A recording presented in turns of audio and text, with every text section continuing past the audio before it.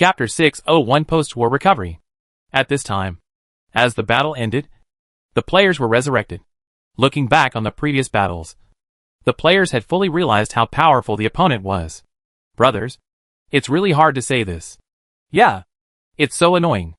I didn't expect such an idiot on the other side. Everyone nodded after hearing this. Yeah, you're so special. I didn't expect that the other party's plan this time was to try to kill us all. Players never thought of this before setting off. They thought they were being very careful if they didn't say anything else. But what about the result? As a result, his routine was clearly figured out by others.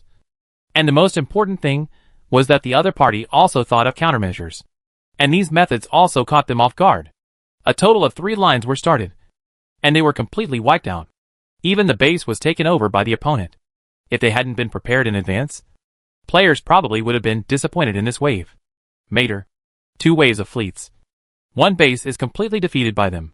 If we hadn't thought about preparing in advance and specially built a fake base, and the usual activity area is also there, I guess we would have been sent away directly in this wave. Hey, I never thought of that. Although the players suffered heavy losses in this battle, the players had to admit that they learned a lot this time. Originally, after the United Universe civilization was gilded, the players felt that there was a high probability that they would be directly crushed when they came here. Now it seems that they thought too much. There are so many heroes in the world. Yes, and the opponent is an established civilization. It is very easy to guess our high probability plan. Guys, I think we should calm down a little. We have been too arrogant in these years. In these years, our battles have basically relied on the technology in our hands to win. In fact, we haven't thought much about tactics. Everyone nodded after hearing this, recalling that when they were weak, they were able to keep pace with each other. But now they are too arrogant, especially after they killed the Moon Spirit civilization. The players' confidence was unprecedentedly high. It would be okay if this happened before when facing weak civilizations. After all, players didn't need to use too many tricks against them. But things are different now. Now they are all facing those super civilizations. If these civilizations are not careful, their entire army will inevitably be wiped out. Thinking of this, the players also started to think.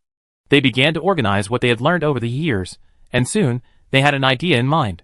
Brothers, although we suffered heavy losses this time, we have to say that we have learned a lesson this time. Yes, this failure is not terrible. And even if we lose, we still have a guarantee. At this time, the Emperor Penguin shook his head after hearing everyone's discussion. I am not trying to undermine your self-confidence. I think we have been greatly affected by those crushing games over the years. Maybe you haven't noticed that we have gradually become arrogant. At this time, everyone was stunned when they heard this. And then, they all looked at the Emperor Penguin curiously. Seeing everyone's gaze, the Emperor Penguin sighed and began to express his thoughts. Although we have Titans and super aircraft carriers in our hands now, do you think we are really safe? Everyone was a little surprised when they heard this. Emperor Penguin, what do you mean? This is not simple. I'm afraid this matter may not be what we think. First of all, the opponent is a combined fleet of 13 civilizations. Do we know how many troops they have? Obviously we don't know. At the same time, I'm wondering, do you think what we see in this war is all the opponent's trump cards? Everyone was silent after hearing this. Indeed, they seem to have ignored this issue. The players know they know the tricks here. Until you hide your strength, and then give them a fatal blow at the critical moment.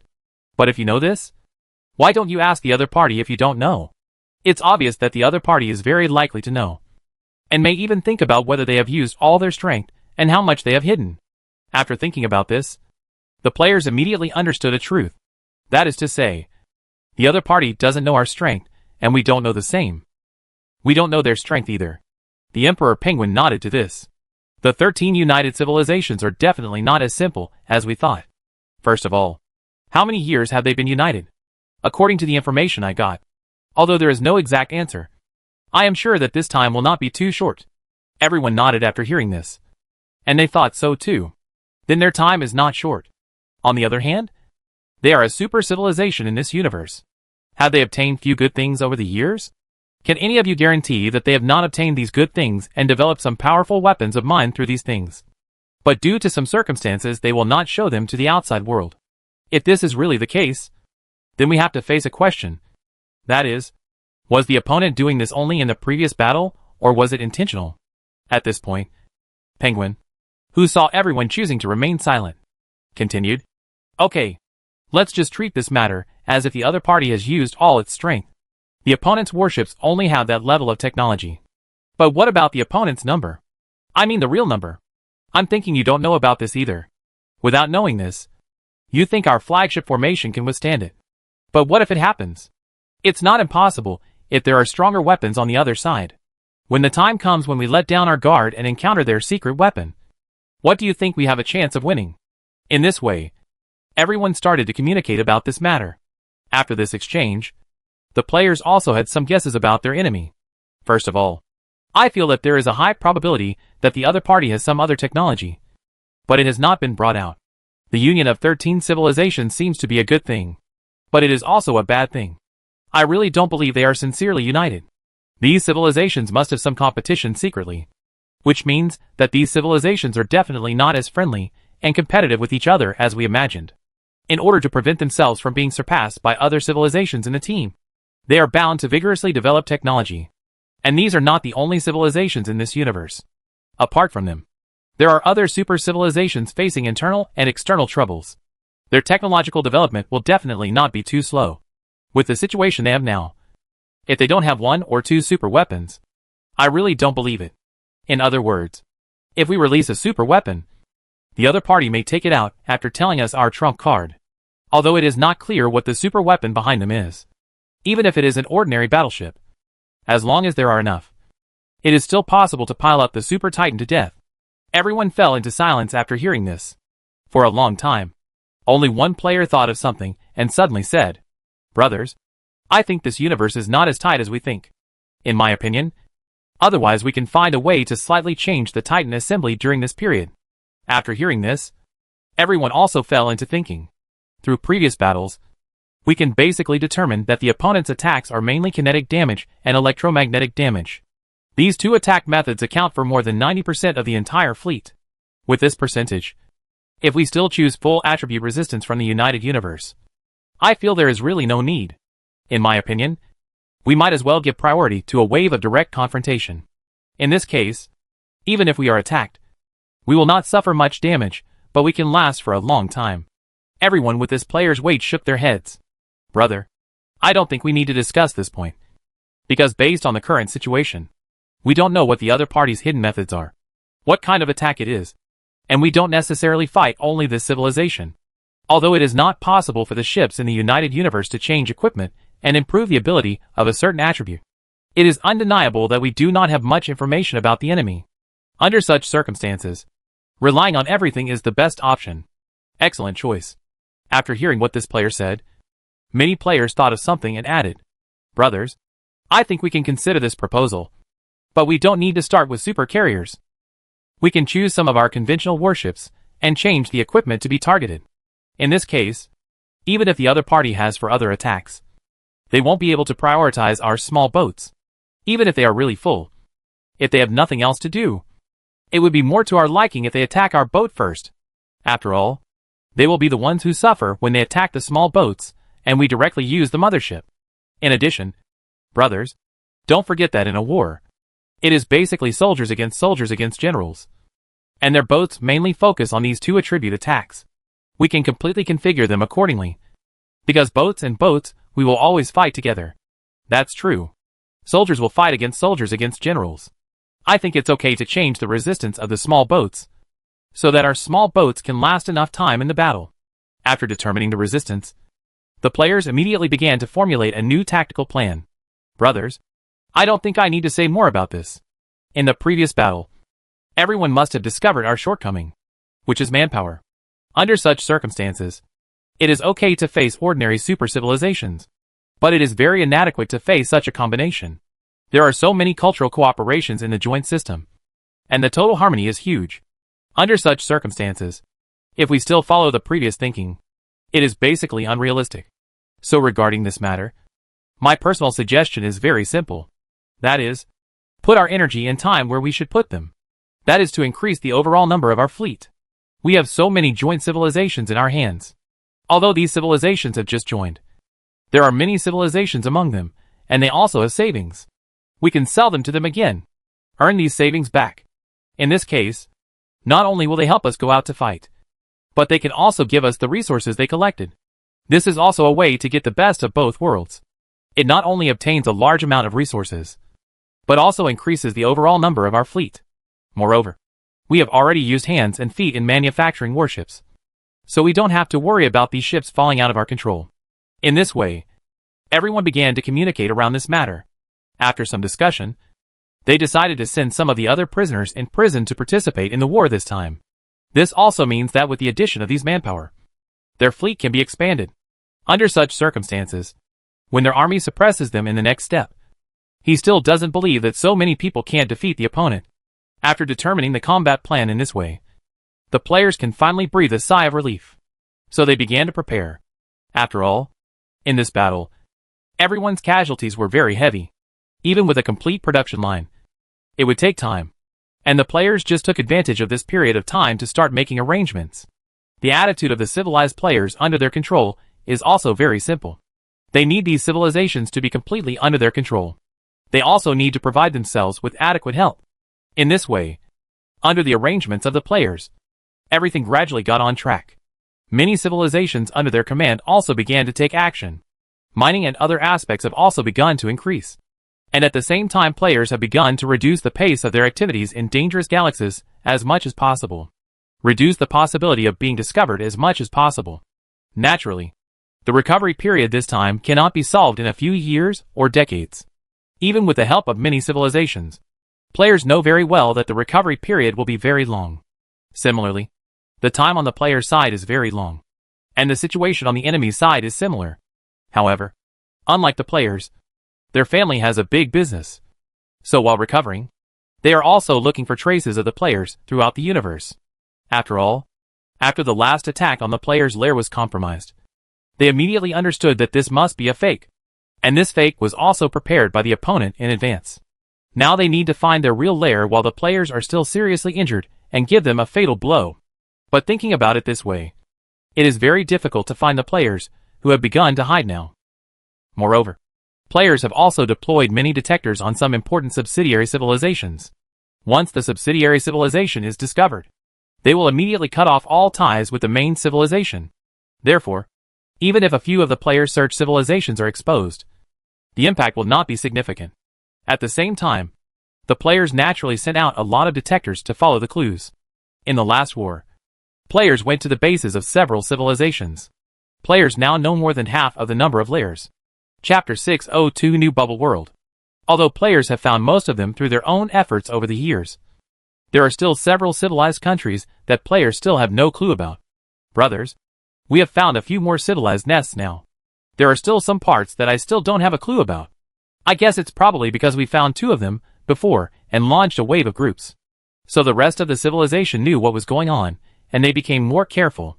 That's basically it. In this way, the players started to communicate with each other. The players didn't pay too much attention to the current situation. After all, they knew very well that some things were like this. A decision can bring too much information. So once a decision is made and it fails, there are many hidden dangers. Of course, the current players' main energy and time are not focused on this matter, because now they are attracted by something else.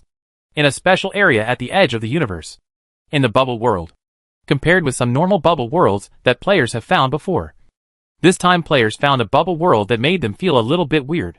First of all, the layout of this world is basically the same as other bubble worlds that players have found. A huge star system with a star in the center that emits endless light. There are 7 planets surrounding the star from far to near. Of course, this is not the point. The point is that there is one planet among these planets that makes Jiang Yao a little surprised. This is a blue planet. The entire planet is surrounded by a blue ocean, and the overall layout is similar to that of a blue star. At the same time, the technological level on this planet is also very high. It has reached a very high level. After a brief comparison, Jiang Yao felt that the technological level here was comparable to the peak of the first bubble world he encountered. Of course, the reason why this world makes him pay so much attention to nature is not just for this reason. Apart from this reason, there are many other reasons. Of course, what concerned Jiang Yao the most was the situation in this world. Drive the Titan over. Closely monitor the internal situation through the Titan sensor array. And send a few more super aircraft carriers over. These aircraft carriers arranged for me to go to different places and then observe the star from different angles. One thing must be ensured. That is, the monitoring of the entire planet without blind spots. After knowing the situation of the planet, Jiang Yao immediately gave the order. This time Jiang Yao was very concerned about this planet.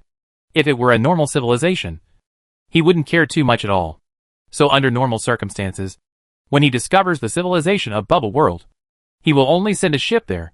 But this time he not only sent Titan there, he even sent 4 or 5 super aircraft carriers there, which shows that he attaches great importance to this place.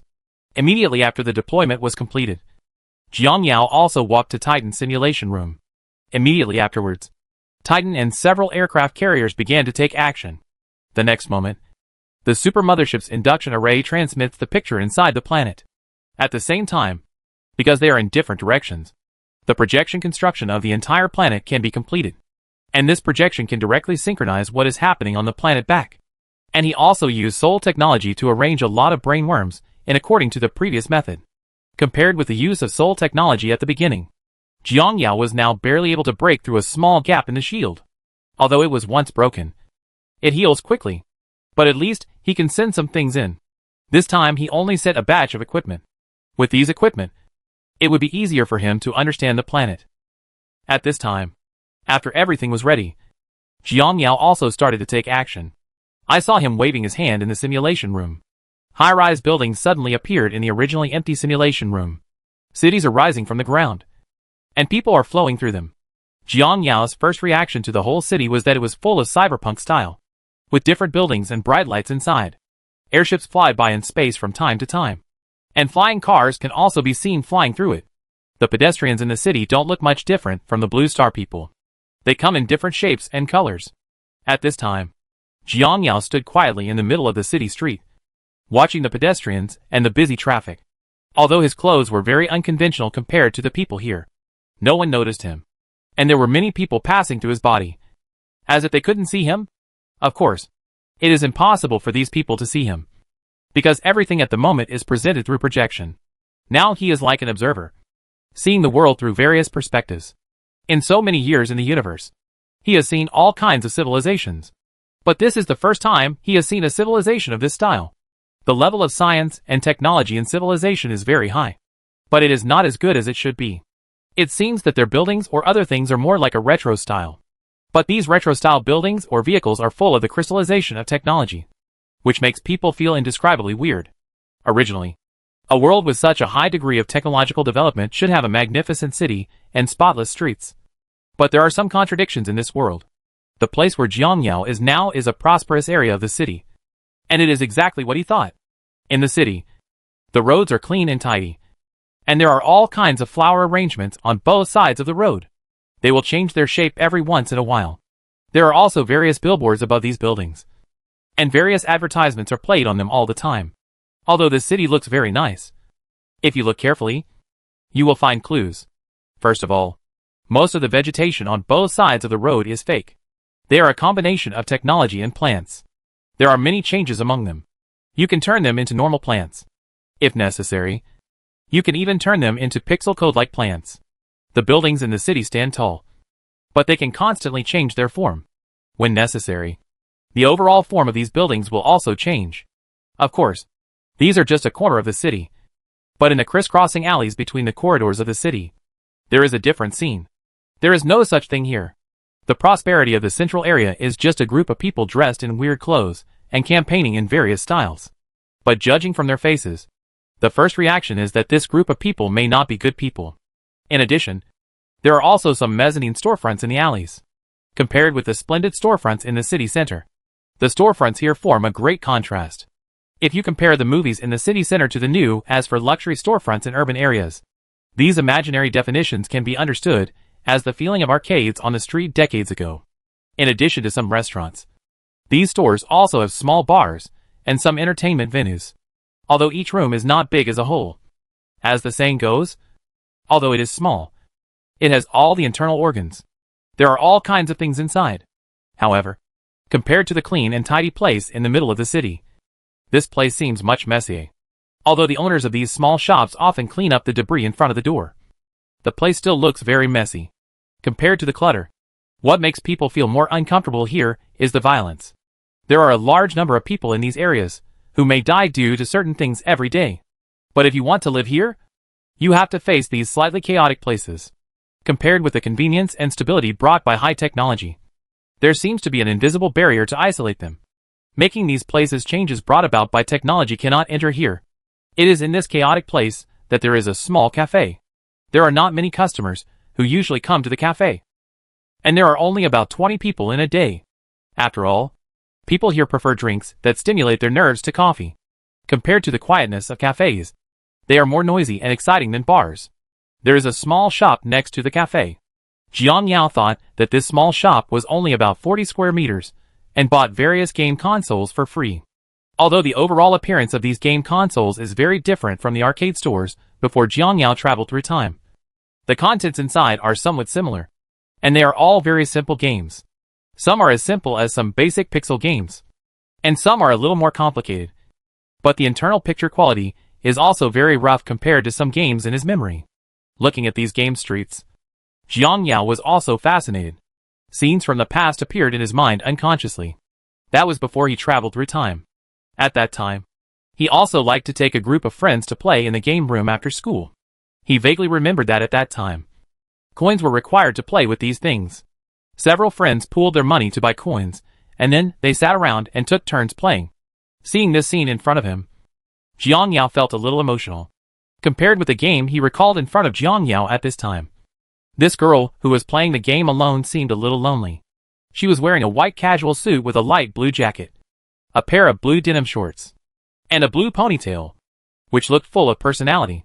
At this moment, she had a lollipop hanging in her mouth, her blue eyes fixed on the screen of the game console in front of her, and the movements in her hand were very fast, showing she was particularly focused. Seeing her in front of him, Jiang Yao felt a strange feeling in his heart. In this chaotic area, in this old-fashioned game room, everything in front of me is very similar to my childhood self. Although the girl in front of me looks to be about 17 or 18 years old, she is much older than when she went to the game room. At the same time, she didn't have any friends around her like she had before. She was alone in this small game room and felt particularly lonely. But her love for games made Jiang Yao feel all kinds of familiar. That is the familiarity of being silent in the game world. And that is the familiarity of being a game lover. Seriously? At this time, Jiang Yao had not finished speaking. But at this time, he had a sense of memory about the life in front of him. It's really a strange world. After muttering something under his breath, Jiang Yao felt something in his heart. Brainworm.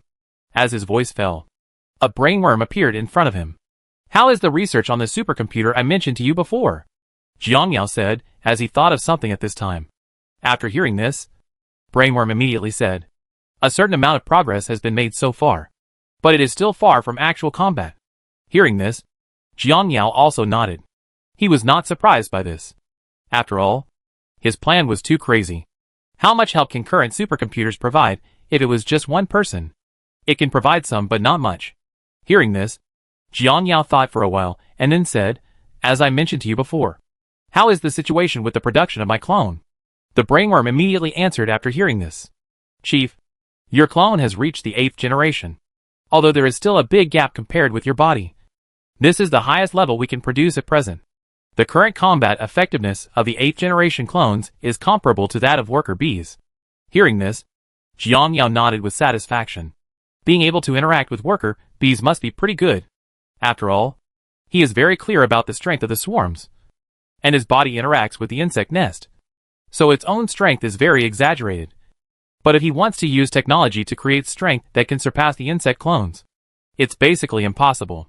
Therefore, it is already satisfied that the old bugs can create clones with the combat power of worker bees. After thinking about this for a long time, he said, find a way to send a clone of me to that planet. Hearing this, the brainworms naturally knew what he wanted to do. It was obvious that he wanted to do the same as he did with the Moon Spirit civilization before. Arrange a clone inside, and then lurk inside to develop. The brainworms did not dare to neglect his order. I saw that they immediately began to call other brainworms to discuss the feasibility of this plan.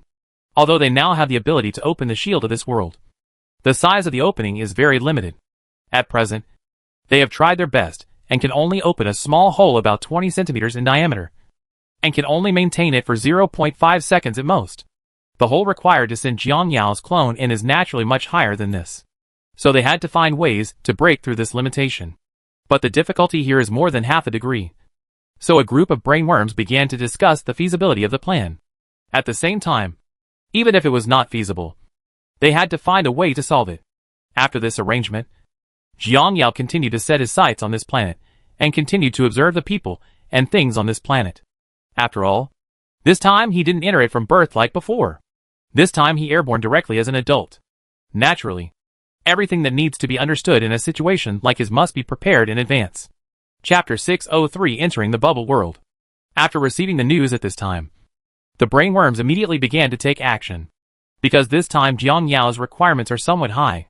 Therefore, many brainworms did not dare to neglect.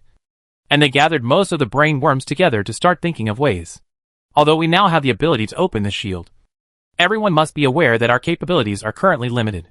Yes, we can only open a small opening now. Is it possible to expand the hole in a short time? It's basically impossible. What technical difficulties need to be overcome here? There are too many things involved. Although now we can open a small opening. It is easy to think that if we can open a small opening, then it may be easy to open a large opening. But that's not the case at all. This kind of capable film is too special. And so far we have not studied its characteristics clearly. The difficulty is not the subject of our discussion this time. What the leader needs to know now is how much time we need to complete the task. It is estimated that it will take at least 2 to 3 years. There is a big gap between the time expected by the leader. But let's do it as soon as possible. I will inform the leader. In addition, during this period we can prepare all the things that the leader wants to enter in advance. In addition, during this period, our main brain technology must be researched to the next stage as soon as possible. In this way, the brainworms decided on a preliminary plan after some discussion. Regarding the progress of the brainworms, Jiang Yao nodded and didn't say much. After all, once they got inside, they were indeed still a little short of the fire. So it would definitely not be possible to get in right away. Fortunately, after thinking about this matter carefully, he felt that he didn't need to worry too much. Anyway, that thing was always inside. So he didn't have to worry at all. The civilized lifestyle on the outside, or the world inside, did make him feel a little weird. And it took some time to learn. Before he was in a hurry to get in, thinking that it would be okay once he knew the basic things. Now it seemed that he would simply spend more time getting to know this civilization. And there is a reason why he is so concerned about this civilization. There is a technology in this civilization that is basically very similar to the technology he is currently studying. However, the technology of this civilization radiates to the entire planet, while the thing he wants to study has a larger radiation range. There is a system in this world because of the void. This thing can be understood as a supercomputer of civilization. This computer has the ability to rewrite reality. And people in this civilization will be connected to this supercomputer as soon as they are born. So people in this civilization can call on the power of this supercomputer at any time. The design I'm still working on is biased towards cyber technology. Therefore, the degree of transformation of the planet is very high. Under such circumstances, those who have supercomputers can naturally rewrite to a greater extent. In addition to their own configuration, they are here to assist the supercomputer in completing this task. The supercomputer itself also has the ability to do this. After the intersection of these two, the situation of this civilization will naturally become clear. In this world, there is a very strict hierarchy. Just like Europe in the Middle Ages, it was divided into civilians and nobles. In this world, everyone has different rights. The people on this planet are also divided into 3, 6 or 9 levels based on their overall level. From the first level of authority at the beginning to the highest level of 10th level. Different permissions can mobilize different abilities. And with different abilities, the resources you can obtain are different. Although on the surface it looks like everyone is equal, and everyone has the opportunity to reach the top. This is not the case. Some people are born in Rome, while others are born as cows and horses. People with high authority can use various conveniences to let people with low authority get higher authority as soon as possible. In this case, their children will be very tall at birth. At the same time, this also creates a strange circle. That is, people with high authority get together with each other and help each other to form an upper-level group. However, the number of authorities is limited. In order to ensure their own interests, upper-level groups will find ways to suppress lower-level groups. Over time, the pattern of this planet emerged. The upper-class groups try their best to consolidate their status, while the lower-class groups, no matter how hard they work, eventually have to face reality due to the suppression of the upper-class groups. It's really a strange civilization. And what surprised me the most is that according to their rumors, their mastermind actually recorded the method of leaving this universe. Jiang Yao also felt a little unbelievable as he spoke. To be honest, Jiang Yao couldn't believe this, but he seriously doubted it was true. At the same time, this civilization is also the first civilization that has clearly stated that it can leave the universe after the civilizations discovered by Jiang Yao. But if you have this ability, why don't you think of a way to leave all of us? Although the space outside the universe is rather strange, since you can find a way to break through this film, it should not be difficult for you to create technology that can withstand the special space outside. Jiang Yao didn't understand this, which was why he wanted to go in. At the same time, he also wanted to go in, experience this planet personally, and see if he could get higher authority and get the related information he wanted. He is not particularly interested in the method of leaving here, because according to the current research progress on his side, he thinks that he should be able to complete this in a short time. For him now, what is most interesting to him is it's the opponent's main brain technology. This thing was the reason why he wanted to go in so much. After all, he is now also embarking on technological research in this area. If he can get that main brain, it will naturally be of great help to his research. With this mentality in mind, 5 years have passed by. This time is much longer than previously estimated by Brainworm. But fortunately, after 5 years, everything is ready. Chief, everything is ready. The clone body has gone through a series of enhancements. And now the connection between the clone body and our master brain is deeper. The leader will have more authority inside. However, due to the film, if we want to mobilize, our main brain needs to prepare in advance for more authority. But it doesn't matter. The authority that can be transferred is enough in normal times.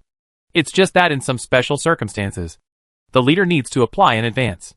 We will be prepared in advance. In addition, after entering, there is still a difference between our mastermind and the mastermind of that civilization.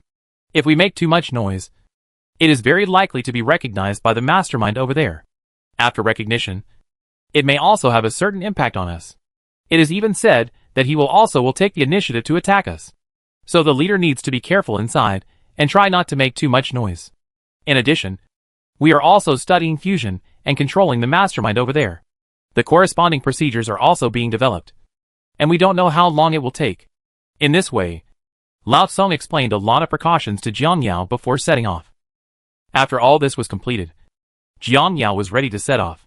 A few days later, here in the bubble world, a young man with a handsome face, who looked to be in his 20s, appeared in an alley in the city.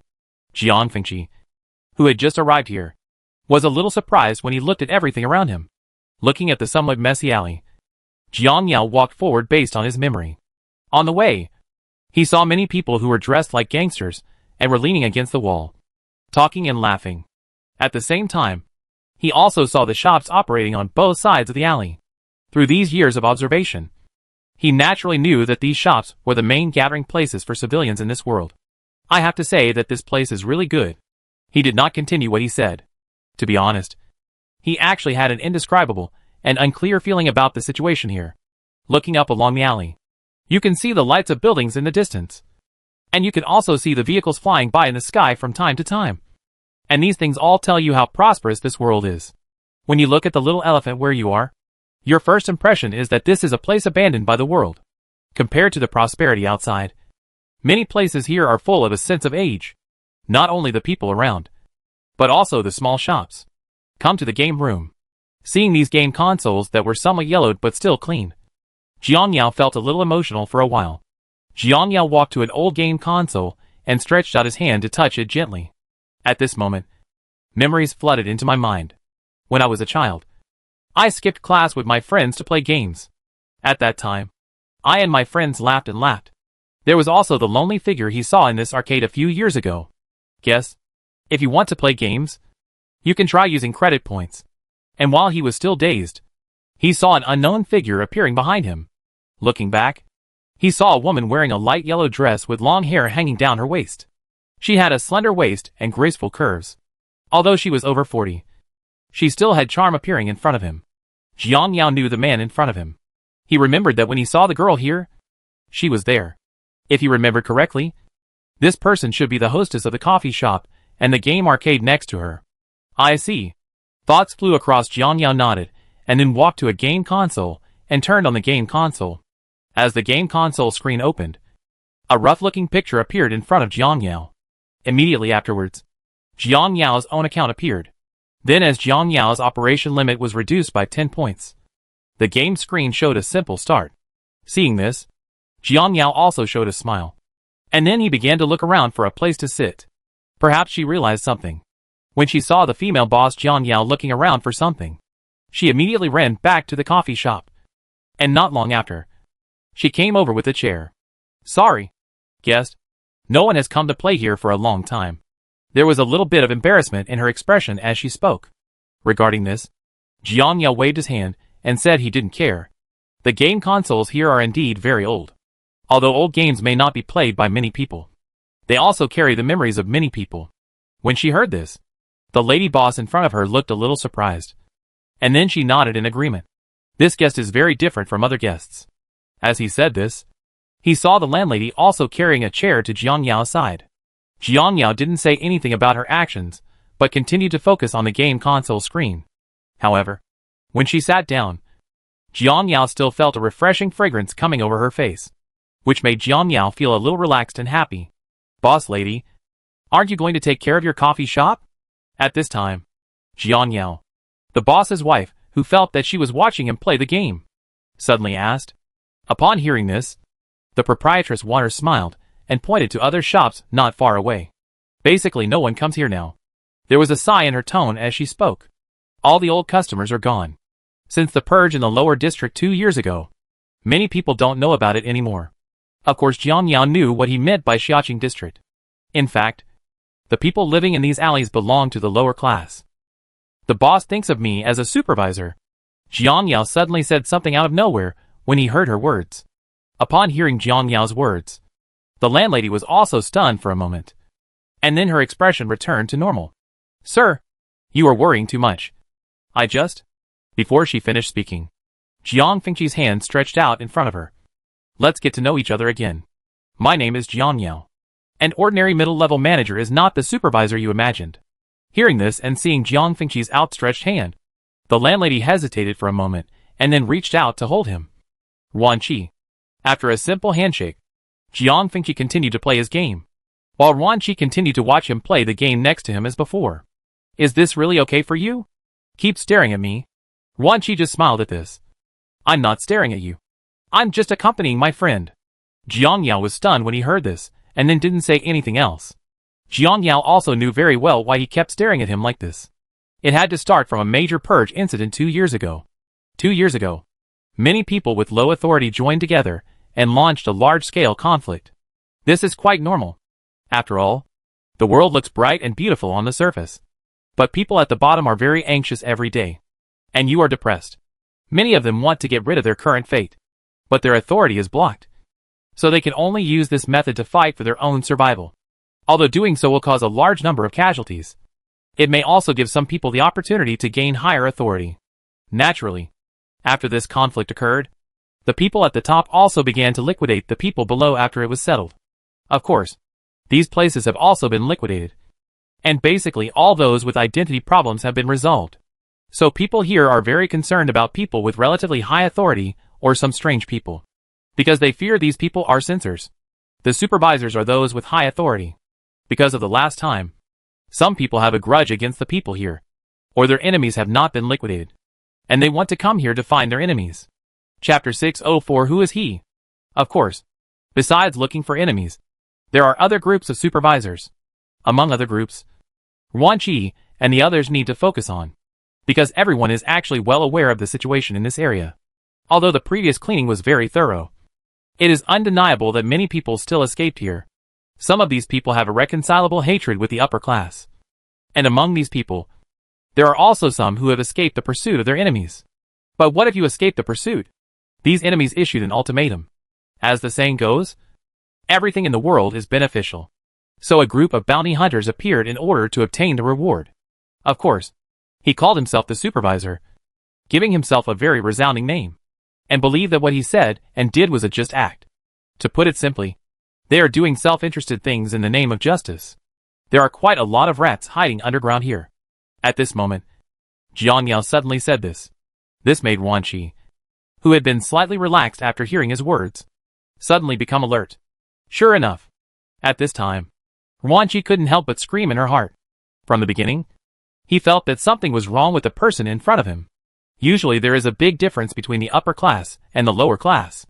Apart from living habits, the most important thing is clothing. People in the upper class think that they are superiors, so they dress very appropriately, while people in the lower class are different. They dress more in line with their own preferences. They didn't have that many ideas, and the person in front of them was dressed in a way that was incompatible with this place. And there was an air of superiority in his movements. It's obvious that his status is not low even in the upper echelons, because there are some things that can't be faked. Maybe there are some people in the lower class who can find ways to buy a more decent set of clothes and wear them. But some of the things they have developed in their own living habits are not so easily changed by changes in clothes. It was also for this reason that Jiang Yao attracted her attention as soon as he arrived here. But she did not show much hostility at the first time. As for the reason, it is naturally very simple. Because the aura exuded by his every move really impressed Wan Qi.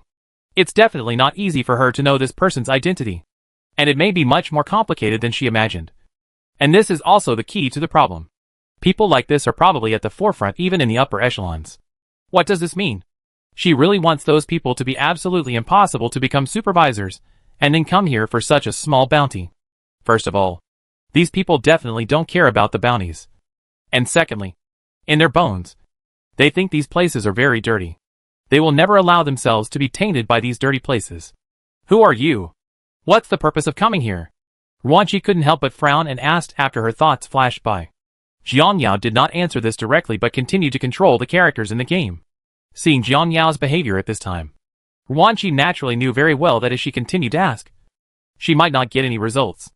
Thinking of this, her expression changed again and again. After a long time, finally she got up and left and returned to the coffee shop. After going back, she carefully glanced in the direction of Jiang Yao and found that the other party was still paying attention to the content of the game. She gritted her teeth and finally came to the warehouse of the coffee shop.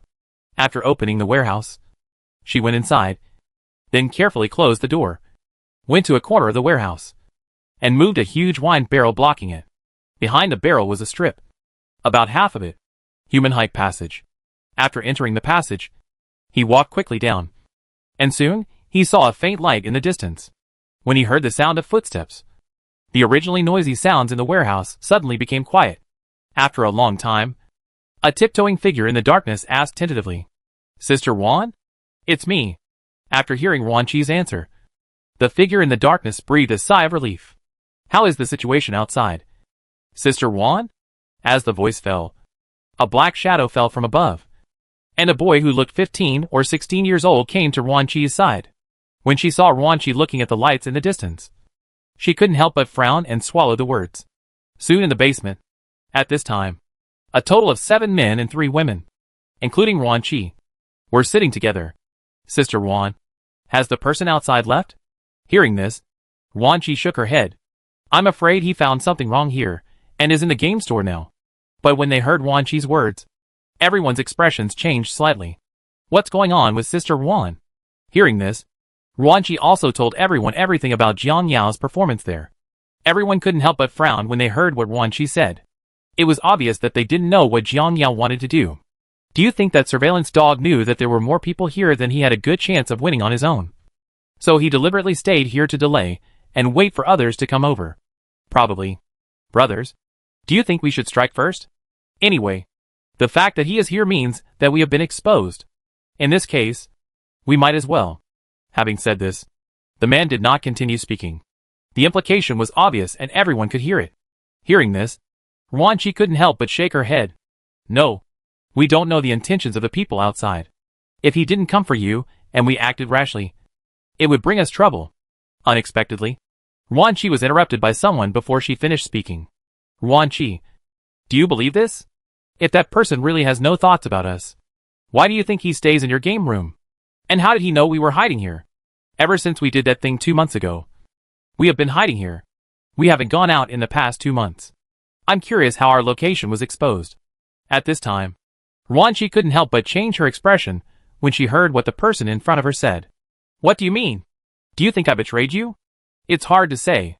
At this time, seeing the two people who were at war with each other, an older middle-aged man quickly stood up to smooth things over. Don't get excited. Both of you. And how could Sister Dolly Ruan betray us? If she really wanted to betray us, I'm afraid we would have been exposed long ago. As he spoke, the middle-aged man glared at the man fiercely, and then looked at Ruanqi. Sister Ruan, it's not like you don't know that Dolly is like this. After that, he continued to add, Sister Ruan, although the brothers will not doubt you, the current situation is indeed a bit complicated. Why did that person suddenly appear here? This matter is also worthy of scrutiny. Of course, it cannot be ruled out that our place was exposed. He looked at Ruanqi as he spoke. Sister Ruan, please go up and find out more about this matter. Hearing what the middle-aged man said, Ruanqi also nodded. And then they left after a few more words. Not long after, when Ruanqi came to the game hall again, she first looked at where Jiangya was. At this time, Ruanqi couldn't help but breathe a sigh of relief when she saw that he was still there. Similar to the situation just now, Jiangya has been focusing on the game at this time. But now, he has come to other game consoles, and is playing happily.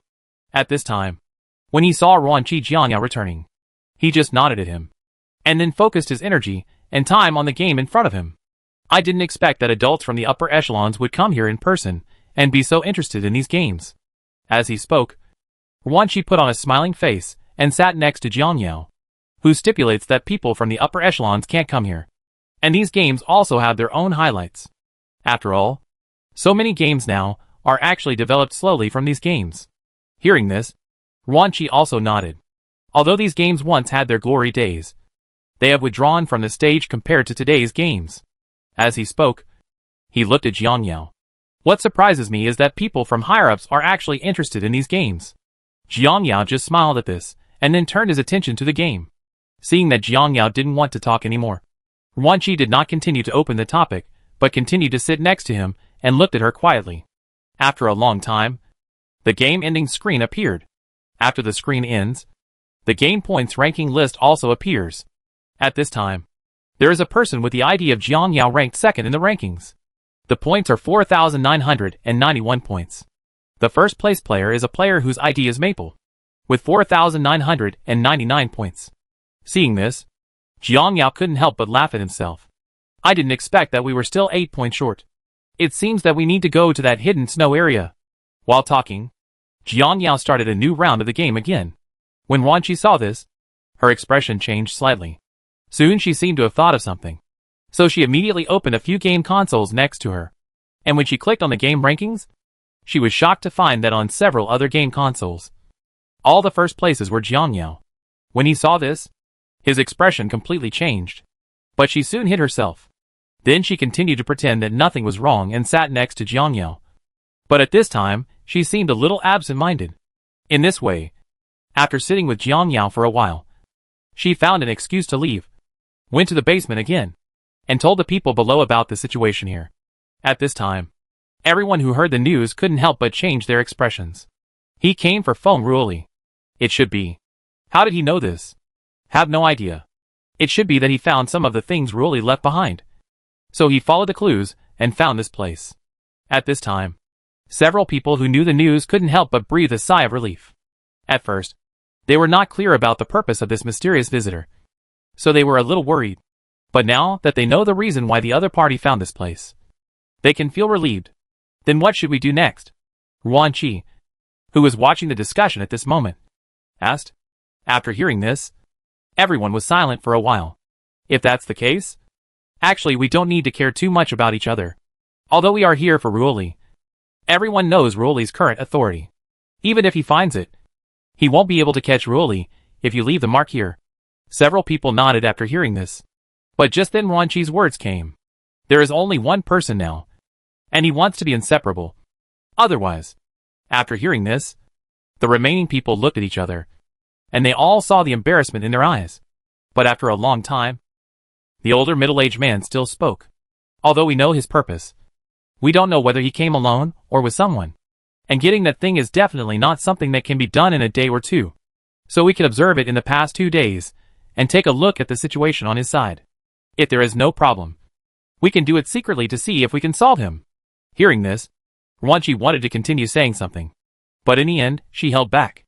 If that's the case, then let's do it. I will continue to keep an eye on him these days. Ruanqi left after confirming the situation, and when she came back, he saw that Jiang Yao had changed to another game console. Ruanqi didn't show anything as before, and continued to sit next to Jiang Yao.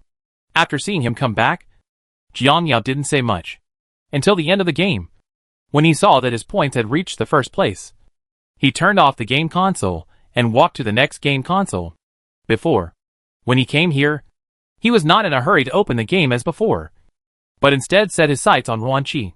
Have you finished talking to them?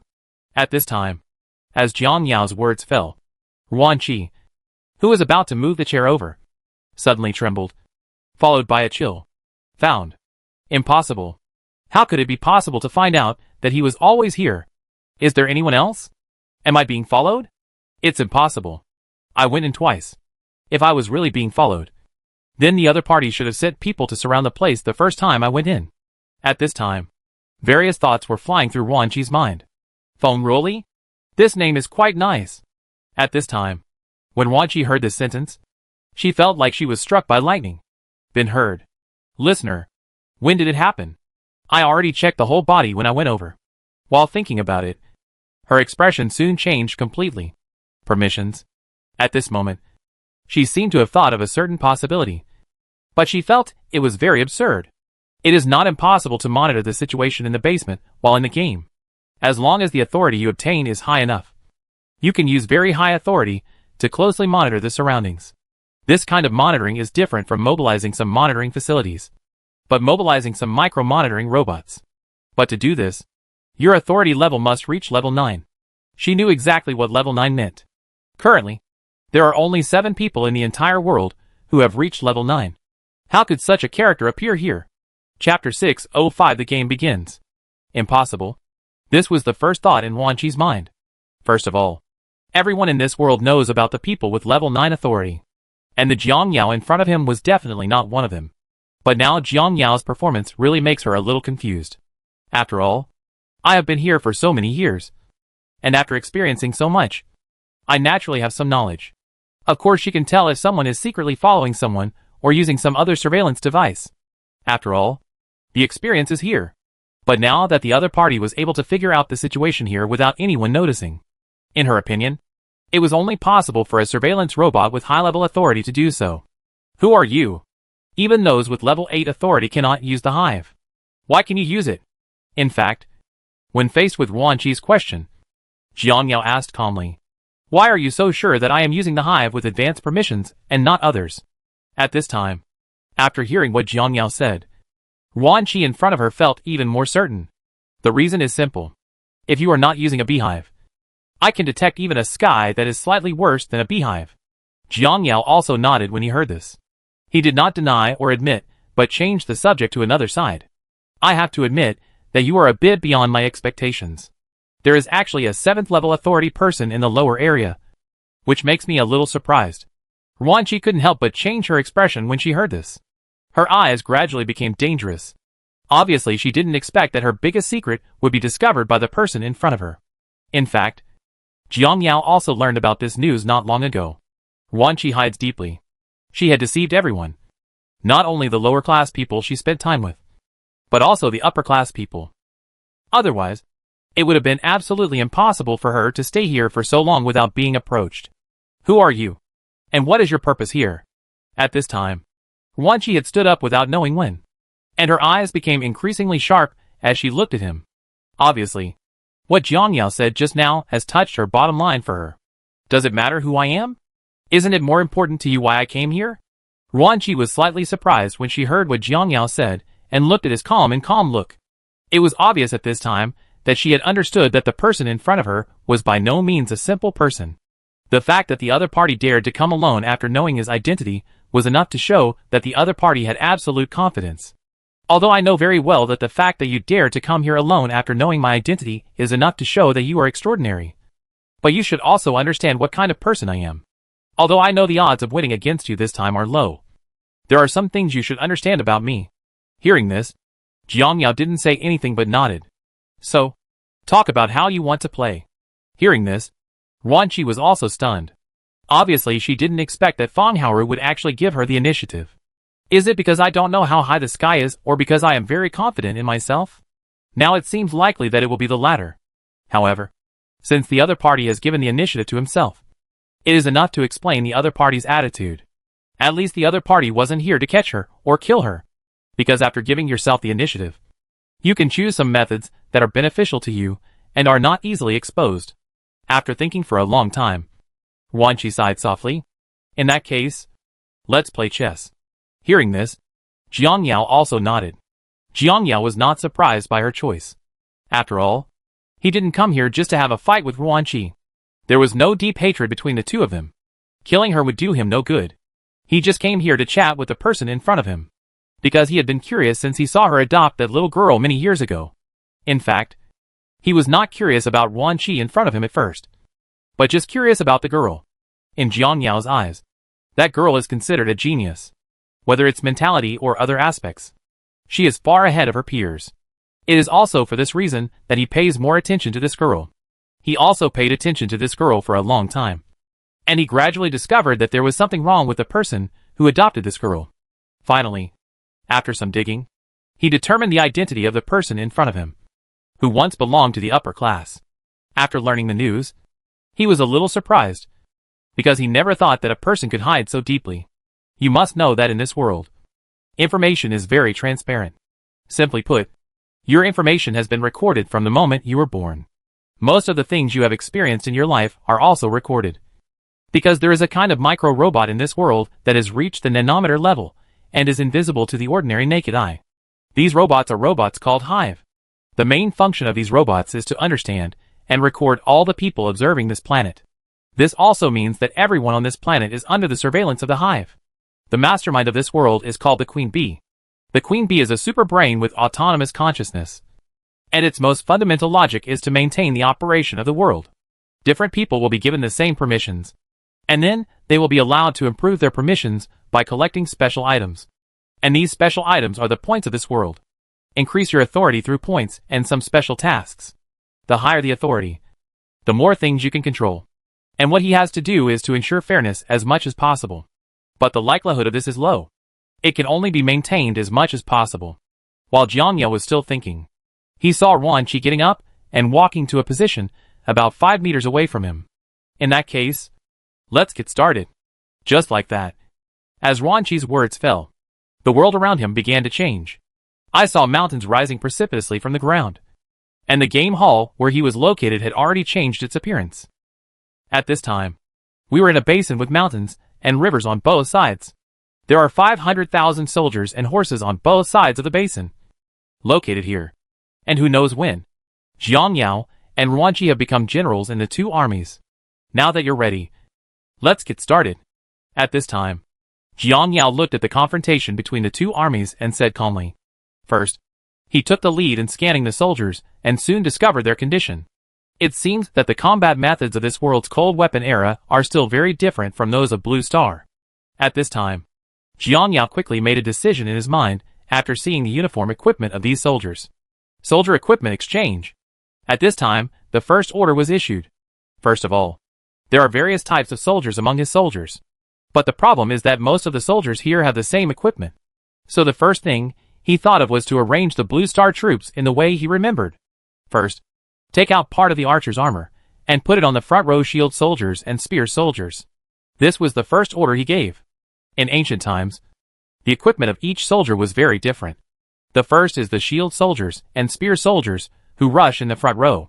These units are the most prone to problems and are also the first batch to fight the enemy. So their casualty rate is very high. This is what many people have in mind. But in fact, it is the first batch of soldiers who rush forward. And the soldiers at the front have the lowest casualty rate. Because ancient equipment had very strict configurations. The first thing is to make sure that the soldiers at the front are well equipped. After all, they all know that they will be the first to be cold. If the equipment is not good, they will be left to die. And no one will dare to stand in front of the soldiers. And on the battlefield, If the soldiers in the front row were defeated, then this battle would basically be over. The longbowmen behind them would not be able to stop the opponent's charge. Therefore, the importance of front row soldiers on the battlefield is very high, and they are basically the best of the best. And no soldier is willing to abandon these elites. So usually, the entire platoon of soldiers can get better equipment. Just imagine a fight between a level 1 player and a level 10 player with excellent equipment. Who will win? The front row soldiers are like this, armed to the teeth. But in this world it is obvious that they do not have this concept. So Jiang Yao's first thing is to ensure the front row's ability to withstand pressure. As for the archers, the biggest threat they face is arrow feathers. Apart from this, basically no other arms can pose much threat to them unless their front row is destroyed. So the protection measures will be relatively lower. At this time, Jiang Yao, who had made arrangements and had a rough plan, continued to focus on the cavalry. At this time, he had already seen that the opponent had begun to form a formation. Not only was the overall lineup starting to match, but some people were also arranged to break away from the main force. It was obvious that this part of the people was preparing for a surprise attack. Seeing Jiang Yao here at this time, it was clear what the other party was planning.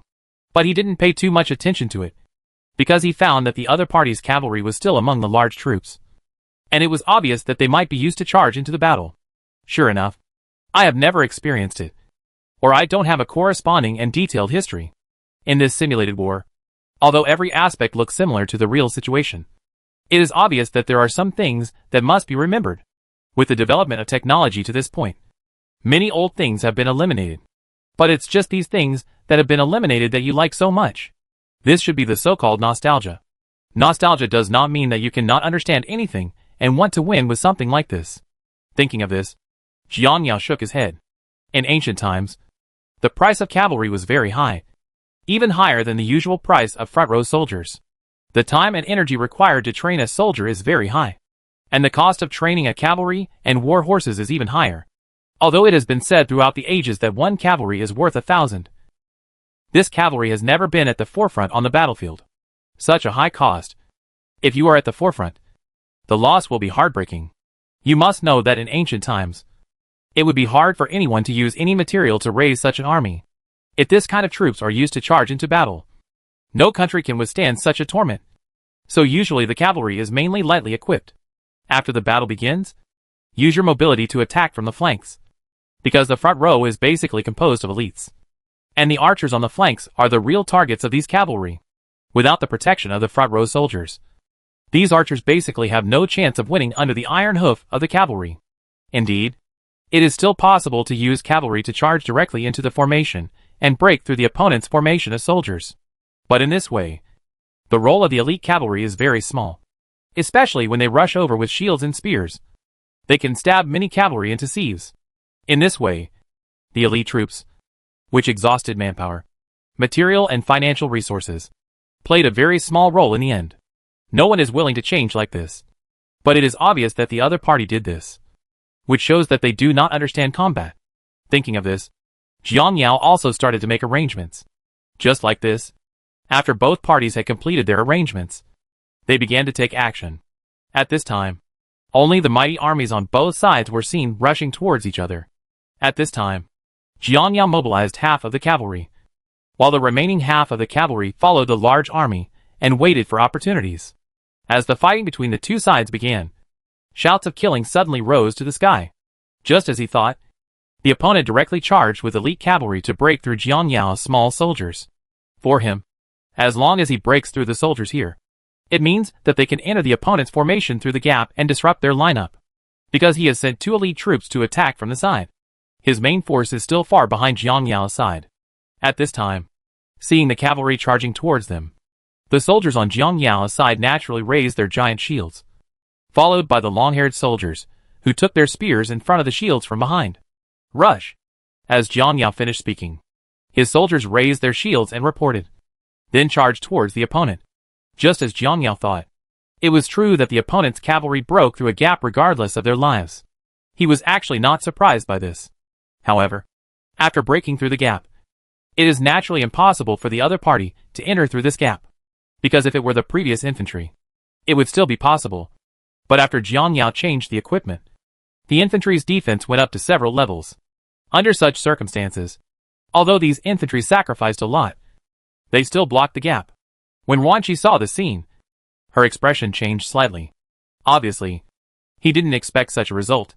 He had used this tactic many times, and it always worked every time. First, use the cavalry to open the opponent's gap, and then let the soldiers on your side swarm in to expand the gap. In this case, the opponent's formation will be chaotic. Although the main force on your side is much smaller, it is not difficult to maintain a stalemate. At this moment, special forces from both sides of his side came to attack, and the other side was naturally defeated. But now his charge actually failed, which made him a little puzzled. How can this be? At this time, something like this happened to him, which was very unbelievable, because all the attributes of the soldiers were fixed, and the feasibility of the same tactics under such circumstances was very high. With fixed values, he succeeded in all the previous battles, but failed in this one, which was very strange. Chapter 606 Your Purpose. At this time, Yuan Shi didn't know about the current situation, but Jiang Yao understood it very well. Solidify your thoughts. The idea comes after you've accomplished enough at one thing. I'm not surprised by this. In fact, Jiang Yao also knew very well why Yuan Shi made such a decision. After simulating a complete set of combat plans through battle after battle, they believed that this set of plans had no solution. Although he did everything in detail, even telling how many steps each soldier should take and the approximate distance at which troops should be dispatched, she knew very well. But the fact is that even if he clears this point, it will be useless. Her plan can only target some people. Some people who have never played against her don't know her tricks. Under a huge framework, and then have its own small framework, and continue to improve the details of this small framework. In this way, a relatively complete combat plan can be obtained. This plan is certainly feasible, at least for some people who have never fought against him. He has an absolute chance of winning. But he also ignored one thing. No matter how hard he worked within this small framework, no matter how flawless the details were, his changes were still too small. If the other party changes too much, and this change is beyond his expectation, or even if he has not thought about it at all, then he will not have any ability to withstand pressure in this situation. Jiang Yao naturally knew this well. When he saw that the opponent wanted to use this method to decide the outcome with him, and after seeing the opponent's proficiency in using this method to arrange troops, he could basically confirm that the opponent's method now belongs to very systematic and modular. There is only one way to achieve such systematization and modularization, and that is to adopt the same routine every time. Only in this way can it be said that it is a systematic completion. If there are too many variables in the middle, it is like a general who adopts various non-fixed combat plans in order to deal with the enemy when he goes to war. He also has his own set of logic, so it is absolutely impossible for him to follow the previous method. But the person in front of him can directly make the layout from the beginning. So there is only one possibility, and that is that the opponent uses the same routine in every battle. So when he saw the other party's actions, he knew a rough idea immediately. And after knowing the general situation, it will be much easier to target it. You only need to create a variable that they can't think of, so that the other party can be caught off guard in an instant. Obviously, this is what Jiang Yao did. After the opponent's cavalry rushed into the formation, the fighting situation was basically the same as before. He could easily loosen this layer of armor, but he didn't appear to be invincible after breaking through the defense like he did when he faced the enemy before. The damage caused by the cavalry was not enough to kill the front row in seconds. This also means that there are variables in the front row's defense, and their combat ideas can obviously no longer continue. At this time, even if the other party discovers the general situation, it will not help. This is the routine. Although I don't know how you fight, I know very well the thoughts of people on your planet, relying on the brain for a long time. No matter how hard you try to avoid it, some things cannot be changed. Just like workers on an assembly line, repeating the same thing every day, they will naturally have some instinctive thoughts and reactions. This is your current situation. Although you think you have an independent personality, and the reason why you think so is to avoid being too dependent on these things and then being assimilated. Some things cannot be changed. Just like this, Jiang Yao watched the two teams fighting quietly. As the opponent's cavalry was taken down, the troops on the opponent's flanks also moved towards this side. After seeing that the opponent's layout was almost complete, Jiang Yao immediately ordered the ambush cavalry to attack the enemy's flanks. Although both have similar ideas, the effects they produce are completely different. First, the cavalry that could cause damage to the flanks was sacrificed. and the opponent's flanks attack the archers behind them at close range. These archers have no armor protection, so they are killed and injured very quickly. However, at this stage, the role of these units is to delay time. Although they couldn't delay it for long, the situation on the other side was not much better. Their archers died faster when facing the cavalry charge. In this way, as time went by, the cavalry on Jiang Yao's side had already eliminated the archers, but the opponent's flanking troops had not yet eliminated their archers. Therefore, taking advantage of this time gap, Jiang Yao immediately asked his cavalry to cooperate with his infantry to flank the enemy's infantry on both sides. In this case, the number of the opponent's infantry will decrease very quickly, and when the number of the opponent's infantry is reduced to a certain level, Jiang Yao can allocate part of his manpower to resist the opponent's flanking troops. The remaining part is responsible for getting rid of their infantry, and then attack the opponent's flank troops together. In this way, the battle ended as time passed, and Jiang Yao won. Although it was a miserable victory in the end, the final result was good. He has already understood this. After all, this is just a game. Many data in it are modular, and there are not many variables. Of course, through this time, he also experienced the strangeness of this world, such as the scene just now, which was a virtual sandbox simulated through this world. To be precise, it should be a virtual sandbox projected through the authorization of their world's intelligence brain. The first impression this kind of thing gave Jiang Yao was that if he played a card game, a dual planet would be formed. Of course, he wasn't particularly interested in this. After all, what he just showed was just a dispensable part of this planet. The battle between the two sides just now was, in the final analysis, a literary fight. As for the lack of fighting, the two of them were very tacit. To put it bluntly, the two of them have not reached the level of quarrel with each other yet. So there is absolutely no need to live or die on this matter. You are really amazing. Yuan Qi was also a little surprised when he saw the battle ended. It was obvious that he did not expect that his plan would lead to such a complete defeat. You must know that his method of play is like the pocket formation in backgammon. As long as the layout is completed, victory is basically hers. But she really didn't expect that such a formation would actually be defeated. But she soon stabilized her mood. So I'm even more curious. What are you here for? I don't think a little girl would be so interested in someone like you. In fact, Yuan Qi is still a little unclear about Jiang Yao's purpose of coming. At first, he thought this person came here for Feng. But that doesn't seem to be the case now. Because in her memory, although Feng's status was somewhat special, there was no need to be afraid of someone like Jiang Yao, who was really disadvantageous to Feng, even if there were people standing behind Feng. At the same time, he doesn't need to come here. With the authority and ability in his hands, it would be very easy to find Feng. Purpose? After hearing what Yuan Qi said, Jiang Yao raised his head and glanced at her. What do you think my purpose is? Or is there something worth my trip? Yuan Qi, who heard this at this time, looked at Jiang Yao, who continued to play games happily, and finally sighed. Perhaps this is her fate. If she succeeds, she can advance to the next level. If she fails, there will be no future. When Jiang Yao heard Yuan Qi's words, he looked at her strangely. Past the level? Next level? If she can really defeat me, then she will not go to the next level, but directly pass the level and finally pass it. Yuan Qi frowned slightly when she heard this. Obviously, he didn't expect that the person in front of him could actually say such a thing. I don't know if you are overly confident or if you are very capable. Hearing this, Jiang Yao didn't say anything but continued his game journey. Just like this. About a week later, Jiang Yao in the game room couldn't help but stretch. It's finally finished. At this time, Jiang Yao could finally breathe a sigh of relief after seeing the last game passed. Although he could change the program of these things through special methods and quickly get what he wanted, he did not do so because for him, this planet was actually the planet he longed for. A game-focused planet is similar to itself. It was like the feeling that I had after meeting another like-minded friend as the owner of another planet with a similar situation. He wants to continue playing in this game world in his own way, because this way is the most meaningful to him. Both sides have become managers of the game world, and their side can achieve the final victory in a formal way. This is the fun. Although the game forms of the two sides are very different, in general the situation is the same. Almost. In this world, there is no concept of reality and illusion, and everyone can be called a gamer. Here you need to work hard to get points, and increase your authority level by consuming points, or buy things you need for your life by consuming points. There are many ways to obtain points. including winning by playing games with others, taking things by force, or completing some special tasks.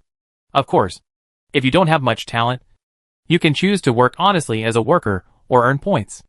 All in all, this world is actually quite similar to the world I traveled through. If points are compared to money, then rich people can naturally do whatever they want.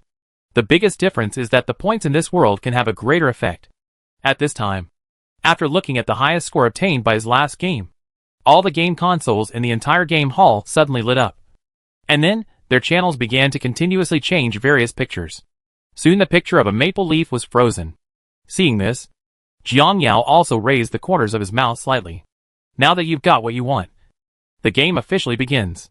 At the same time, just as he was about to leave here, he suddenly noticed that there were 7 or 8 people surrounding him outside the game hall. Among these people, he naturally saw familiar faces.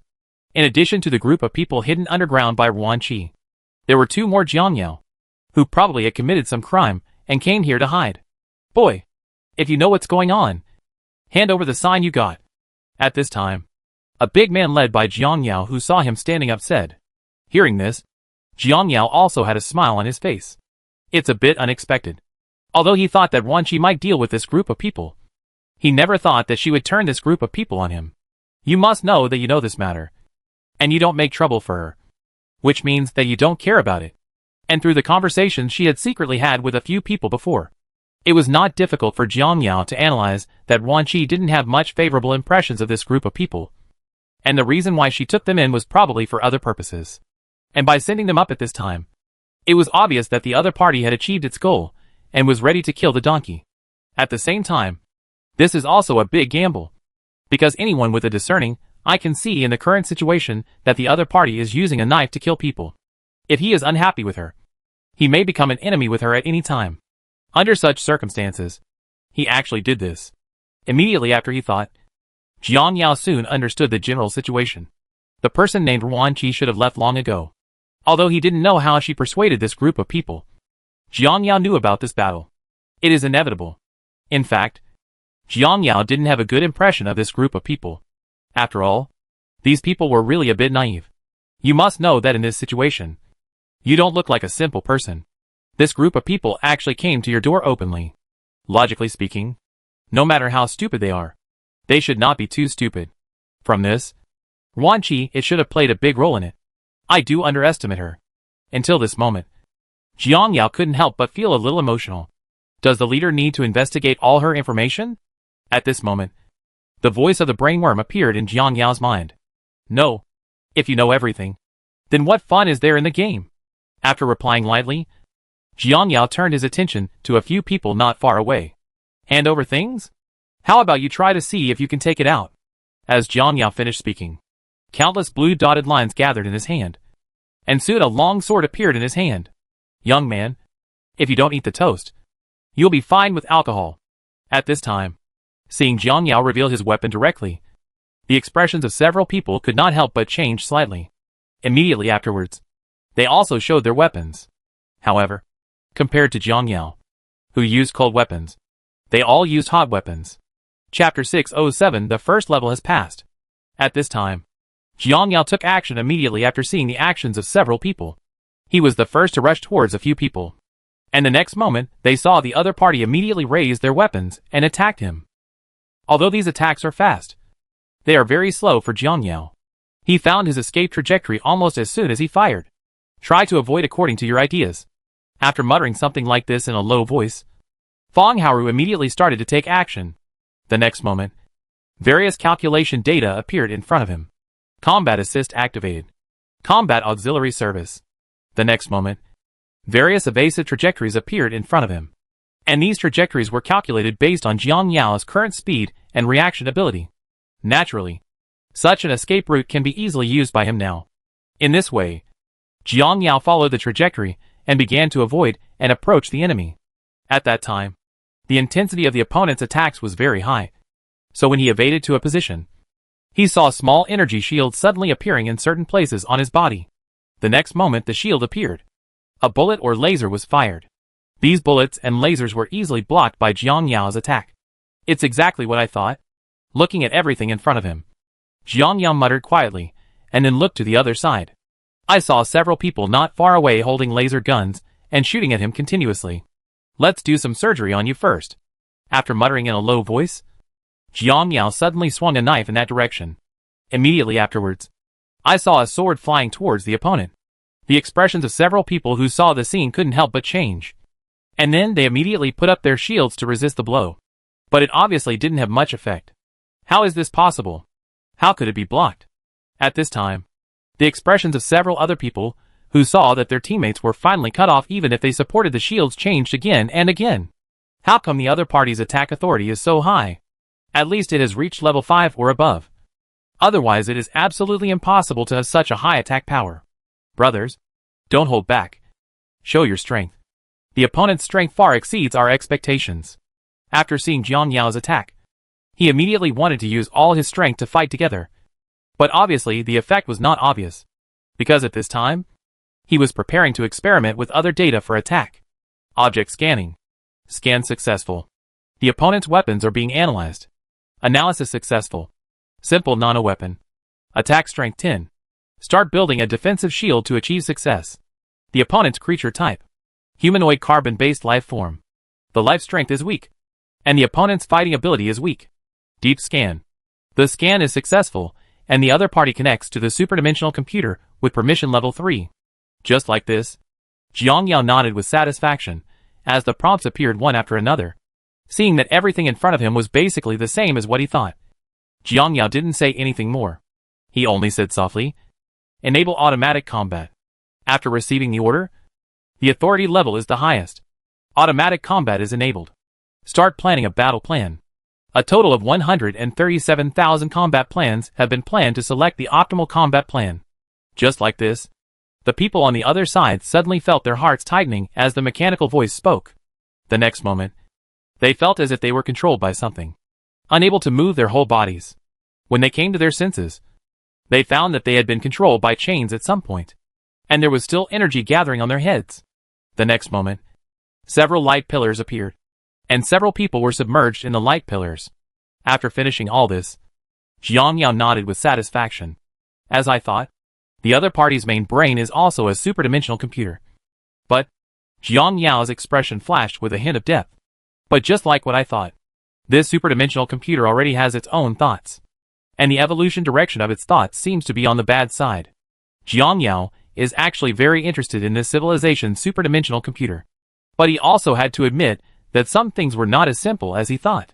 After all, this is the direction of my current research. And my technological level is so high. And I have integrated the research results of so many civilizations. So it is possible to study this aspect. But what is the current civilization through? How to study it? Some things are not just something you can implement once you have an idea. But after you have an idea, you need to have the corresponding technology to implement it.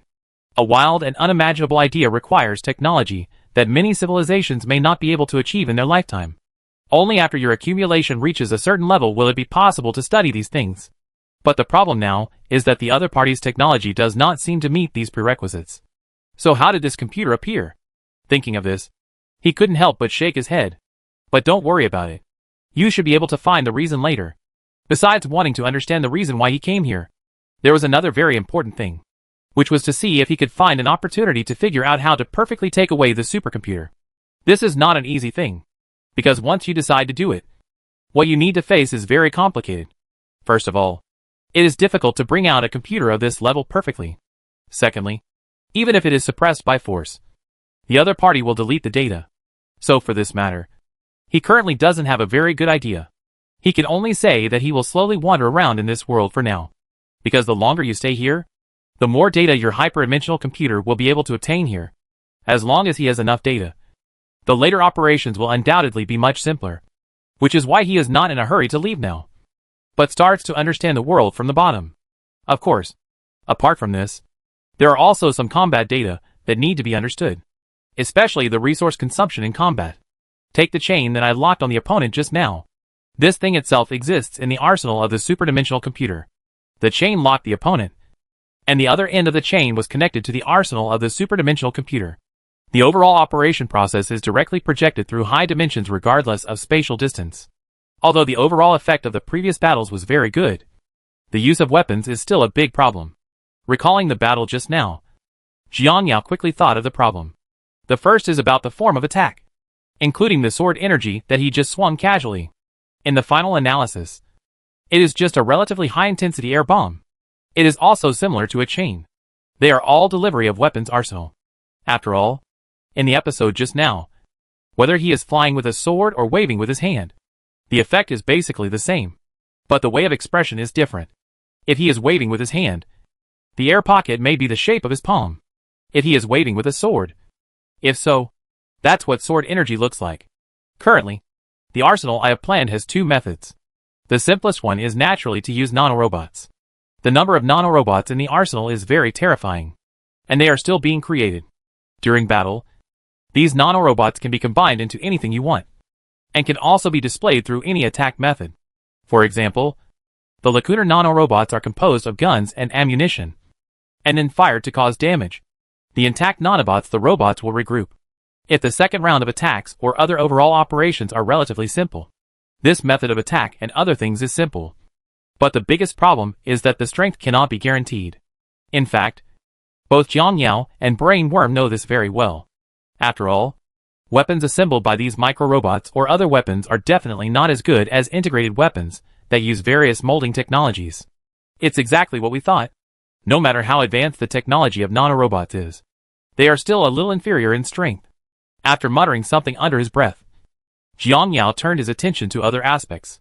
If the technology in this area still cannot be greatly improved in the near future, it seems that I need to change my thinking. After simply sorting it out, Jiang Yao sighed slightly and left. As for Wan Qi, she had already slipped away when she lured these people here to explore her true and false self. It is estimated that detection equipment was left around, but this doesn't matter to me at all. After all, judging from my own situation, even if I am exposed, the impact will not be big.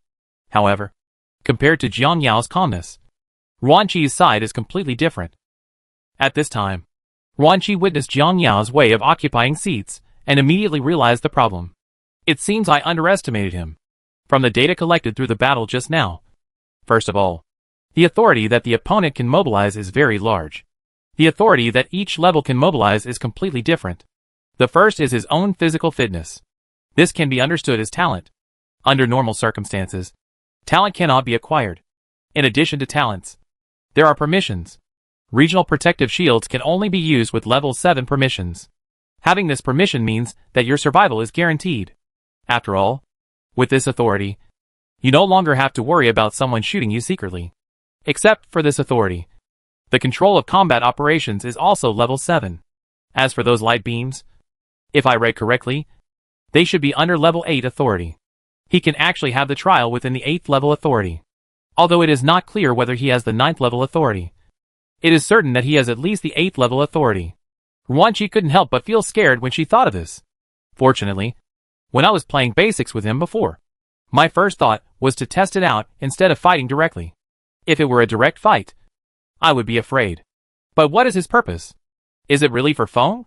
If that is the case, with his current status, there is no need for such trouble. Wan Qi couldn't figure this out either. In this world, strong people always leave something behind after completing an achievement, and these things are assigned to the strong. Others can find him through the marks he left. For these people, they are alone and they need opponents. And those who find themselves through marks are naturally their opponents. This is enough for this civilization. They don't think too much and don't think about their own safety because to them, the whole world is a game. They are always challenging. Challenge your limits and the impossible. For their own pursuits and ideals, they feel no regrets even if they fail. Because for them, the world is a game, and all they can do is experience the game to their heart's content, and know that the game is over. The reason why Jiang Yao didn't use too many abilities was because he thought of this. As a player, you should defeat her in her favorite way. Only in this way can you give them the greatest respect. And Feng is the purpose of his trip. Follow the clues left by the other party along the way to find the other party's footprints. Then slowly experience this game, which not only brings you happiness, but also allows you to personally experience the difference of this game. There is still something that needs to be improved on my own hyper-dimensional computer. All in all, it is enough for Jiang Yao to be able to do this. After thinking about it and getting the information he wanted, he turned his attention to the clues he just got. It seems that the first level has been passed. So the next step should be the second level. Thinking of this, Jiang Yao looked at the area pointed to by the clues. It was a little unexpected. At this time, Jiang Yao couldn't help but sigh after seeing this scene, because the second area is actually the upper area. It surprised me a little bit. It's pretty cool to go there directly from the lower area. After muttering something like this in a low voice, Jiang Yao also set off towards his destination. Because the superdimensional intelligence brain he uses is not yet perfect, but it is not inferior to the intelligence brain on this planet. So Jiang Yao gives himself very high virtual authority. Jiang Yao easily reached the upper area through fake virtual permissions. At the same time, he also realized the differences between different regions. The difference between the two is very big. Not only the environment, but also everything else is completely different. Of course, it is also very difficult to get over. The connection between each upper area and the lower area is separated by a protective shield. Each shield will check your permissions, and there are patrol robots in the area that will randomly scan the permissions of passers-by. If something is wrong, they will be attacked. If you are a stowaway, it is very difficult to survive here, because not only do they have to face these layers of authority, but they also have to deal with patrol robots wandering around. These robots are stewards for those who have permission, but a nightmare for those who don't. So usually no one does this kind of thing. After all, once discovered, there is nothing left to say. The worst thing is to destroy it directly. Chapter 608. The second game begins. It surprised me. At this time, Jiang Yao, who was coming to the core area while passing through the layers of inspections, couldn't help but feel a little emotional. The upper area is completely different from the middle area and the lower area. The mid-rise area is a prosperous city composed of various high-rise buildings. The city feels like a science fiction version of some particularly prosperous cities in Blue Star. There are various means of transportation traveling all over the world. At night, neon lights also change the look of the city. Overall, the whole city feels very sci-fi and advanced. But the upper area is much different than here. The first is about the overall layout here. When an area is divided, the core area is naturally the upper area. Compared with other areas, all upper areas have one feature, which is the floating city. The entire city is suspended about 1,000 meters in the air. The huge suspended city feels like an island in the sky. The suspended city is wrapped by a huge shield, which can not only withstand strong winds, but also provide protection. Getting to the shield in the upper area is the first problem. This is also the most difficult part of entering the upper area. Of course, after getting through this ring, there is still a long way to go. The upper level is divided into the outer ring and the inner ring. There are also many monitoring robots in the outer ring, but there are more in the inner ring. If you want to enter the inner ring, you must have at least level 7 permissions. Compared to the outer ring, the inner ring is the real paradise. Here you can enjoy the best materials, the best services, the highest rights, etc. But it is extremely difficult to get to this point. And this time, the person Jiang Yao is looking for is in this outer layer. At this time in a villa, a girl was lying on the bed boredly watching what happened in the area recently. There are many different cities in this world, and the composition of these cities is basically the same. Each city has its name called arc. Arcs are connected with each other, but the connection is not close. Each city has its own name. There is a leader in every arc, and this person is naturally the person with the highest authority in arc. But the problem is also obvious. That is, this world is fundamentally different from other worlds. Through ultra-microcomputers, everyone can have strong abilities and high authority. Although he is powerful, he is not incapable of being killed. Therefore, there are many people who are eyeing his position. And every person with authority comes from various battles. They are naturally not afraid of these people who are eyeing them. But even if they are not afraid of them, they still have to face one thing. And that is the harassment from time to time by the other party's little Karami. So they also have their own power. The existence of these forces is naturally to deter others. In addition, these high-power restrictions are like having a very good city. And some other people in the surrounding area are also eyeing this city. Not even talking about the group of people outside. Even the group of people on my own side have ideas about this position. But due to the strength of the managers, they don't dare to do anything. Naturally, managers don't want the power they have worked so hard to build to fall into the hands of others when it cools down one day. So they are also cultivating their own offspring. But this world is different from other worlds. The most important thing, if you want to reach the top and secure this position, is your own strength. Compared with ancient times, the difference in this world is that the only thing that this world values is that it is one's own fist. Therefore, the descendants of these people also need to have the same power as him. Although they have their own training, everyone's talents are different. So usually these people have many descendants. And their training method is natural. It's also very simple. Throw them into the most difficult place, and let them develop slowly until they finally reach a similar height. Then let them fight. And the winner can take his place. I have to say, I really don't like this way of inheritance. At this time, Feng was thinking in his heart while looking at the latest information from Mark. But now I have no other possibilities. I didn't have any choice on this path from the beginning. Once I failed, the only thing waiting for me was death. Feng is very clear about this. Because no one who has reached that position is willing to let the person fighting with him still live. After all, you can never be sure whether those people still have thoughts about you. So once you win, it means that the opponent's party members or other things will be eliminated by you.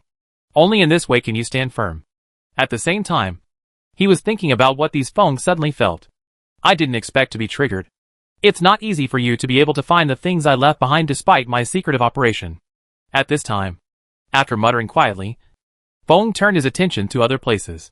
But while Feng was still paying more attention to this matter, Jiang Yao began to experience the characteristics of this area. Compared with the previous area, there are indeed many places in this area that are very attractive to him. For him, after reaching this point, he doesn't care much about many things. It's just that it's nice for him to recall it occasionally.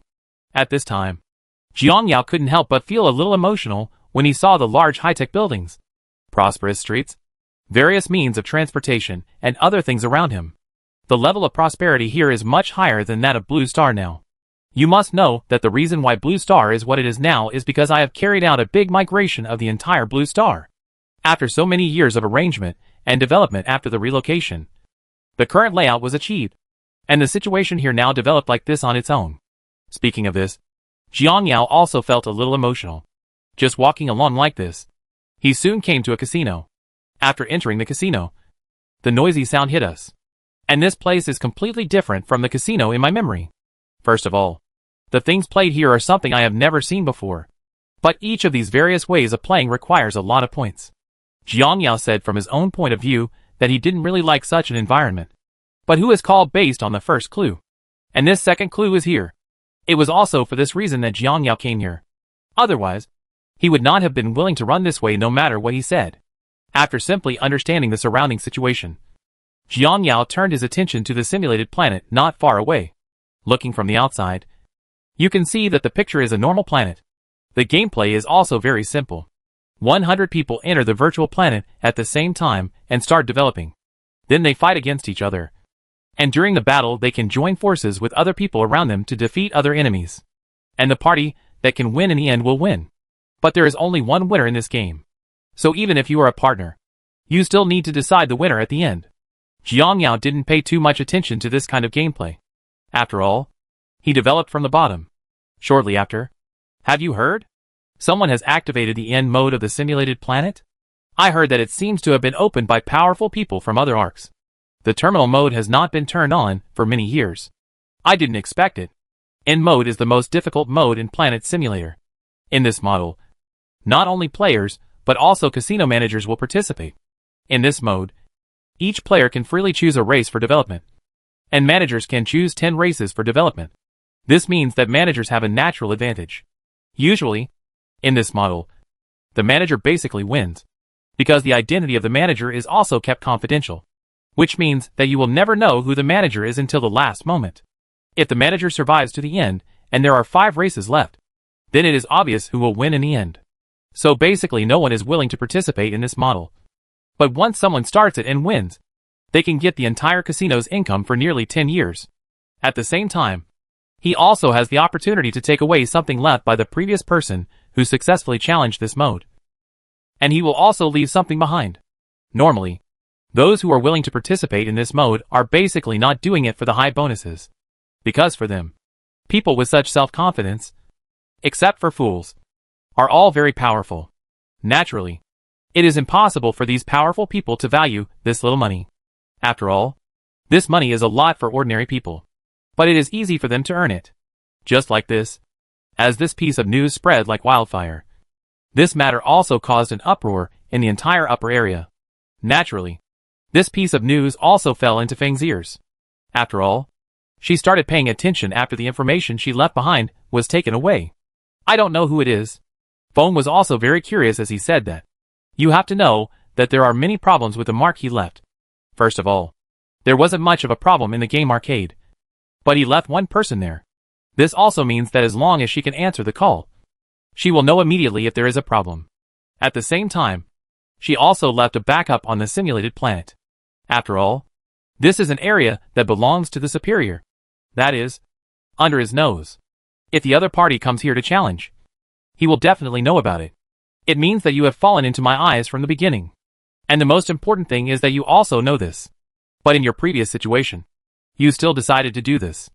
There are only two types of people who can make such a decision. The first type is a madman.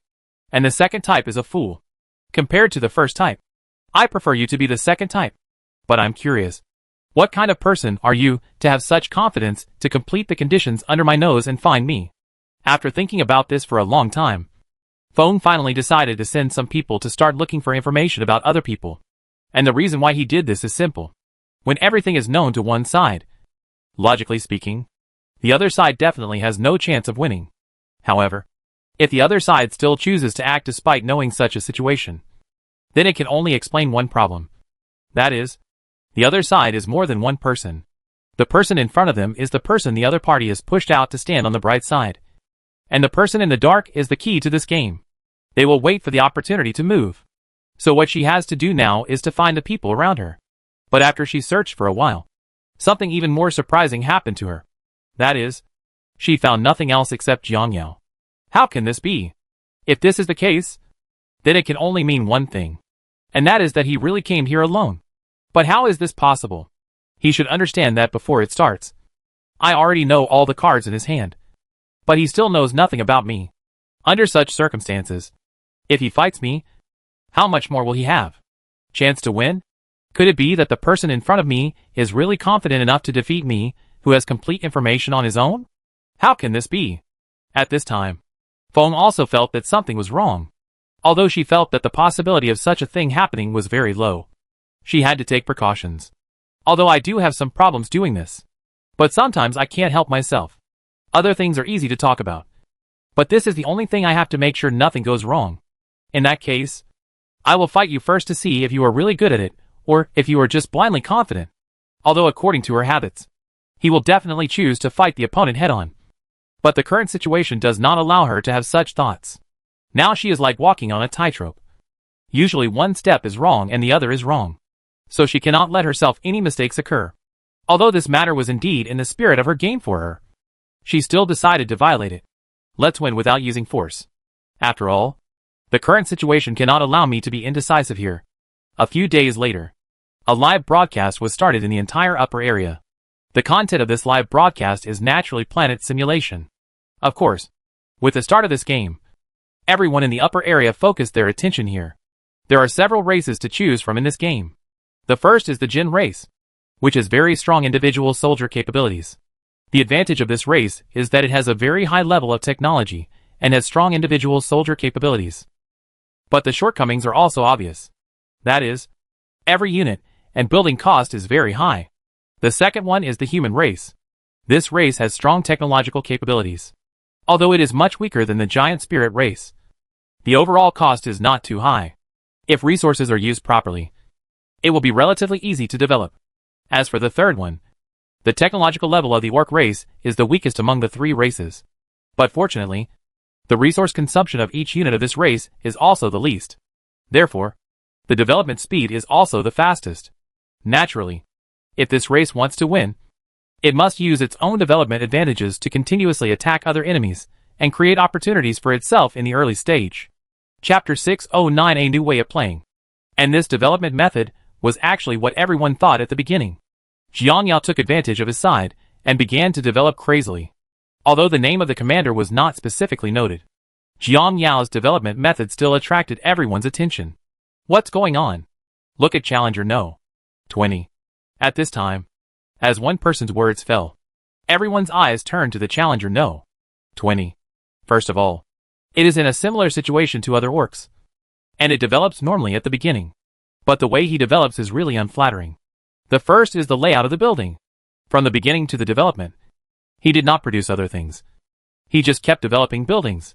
Continuously increase your income through construction. At the same time, he also vigorously produces, collects and exploits resources around him. But he didn't find anything related to military strength at all. What's going on?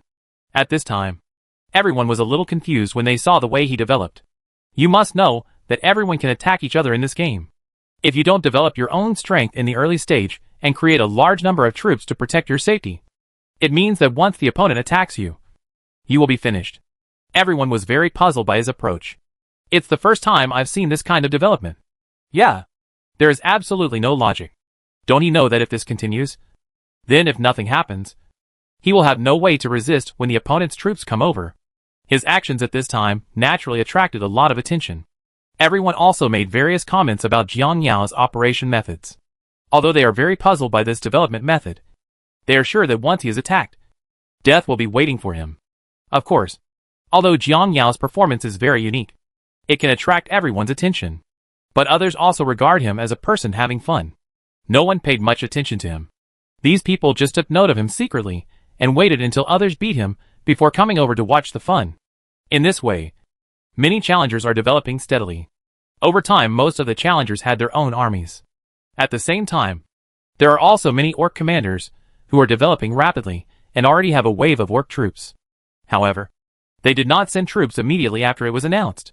Because judging from the current situation, although the opponent did not send troops immediately, it would be soon. The main reason why they have not sent troops now is because they need to accumulate more strength. If others come to attack them after sending troops, they may not even have time to send their own troops back. So they are waiting now. They would not attack until their troops at home could resist. On Jiang Yao's side, when everyone's attention was focused on developing military strength, he put all his energy and time into resource collection. So at this time, although he has no military strength, his development speed can be regarded as the fastest among everyone, putting all the resources to develop military forces into developing collectors. His current resource amount has reached a terrifying level. At this time, he saw that all his resource points were densely packed with collectors. Seeing this, Jiang Yao looked at the total resources in his hands and made an immediate decision. I saw that he sent half of the collectors and started running towards various parts of the planet. Scatter the collectors first, so that I can quickly determine the surrounding situation. After knowing the surrounding situation, the next plan will be simple. In this way, they continued to increase their investment in troops towards Jiang Yao. Soon he basically understood the situation around him. And after understanding the situation around him, Jiang Yao did not act rashly. At this time, he continued to increase the number of his resource collectors. In this way, as time passed, the entire planet began to become chaotic, because the other enemies, except Jiang Yao, already have enough troops. And the war has begun. I saw countless troops being dispatched from various bases and heading towards the enemy. Many troops encountered troops sent by the enemy not long after they went out. After seeing this scene, they probably guessed the opponent's situation and immediately asked the troops in the base to help. After such a wave of operations, a situation occurred. That was the wave of invading enemies in the base plus the ones he sent out to attack.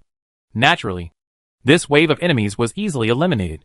After seeing this scene, these people naturally knew the principle of pursuing victory. So they didn't hesitate at all. They immediately sent a large number of troops towards the family that attacked them. And this time, they had no reservations. Of course, this is normal. The opponent's force is divided into two. One part is guarding the home, and the other part is sent out. This time, they lost half of what was a once-in-a-lifetime opportunity. In this way, many players were eliminated in this wave of attacks. Of course, there are many other ways for these eliminated players besides being eliminated in this way.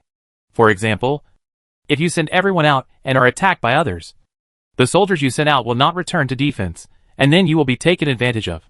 Some had unreasonable resource arrangements, when others had already formed a large army. They were killed because they did not have much troops on their side. All in all, most of the troops who came here were eliminated in various ways. It is very difficult to survive this wave of attacks. Not only do you need to have sufficient decision-making skills, but you also need to have good luck in resource allocation and management. If he is unlucky enough to be attacked by two families, no matter how strong he is, he will be crushed in the early stage. In this way, When these people were gradually eliminated, Jiang Yao was also attacked by the opponent. This time, an army of 3 players attacked Jiang Yao. At this time, Jiang Yao didn't have much emotion when he saw the invading enemy. It's exactly what I thought. The first wave is all about luck. The so-called strength is all nonsense. If I follow the normal development logic, no matter how well I develop now, I will still be dead if I face the attacks of 3 enemies. Even if I can barely fight them back, my strength will be exposed. If my strength is exposed, it means that the other party knows about me, and then knows about my strength. Under such circumstances, no matter how stupid the civilizations that attack me are, what will happen next? They will definitely join forces. 3 players join forces. No matter how strong I am, I will definitely not be a match. At this time, Jiang Yao didn't panic at all when he saw the enemy's army getting closer and closer. Then it's time for me to perform. As he spoke, Jiang Yao immediately gave the order. I saw that some of the collectors scattered all over the place that he had prepared in advance had already begun to take action.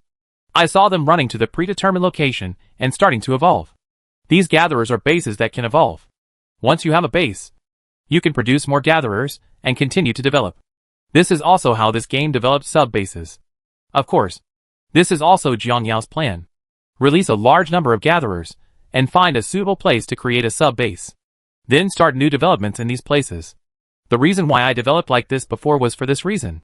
Just like this, after Jiang Yao's order was issued, he saw that he had nearly 20 points that met the requirements and immediately started to act.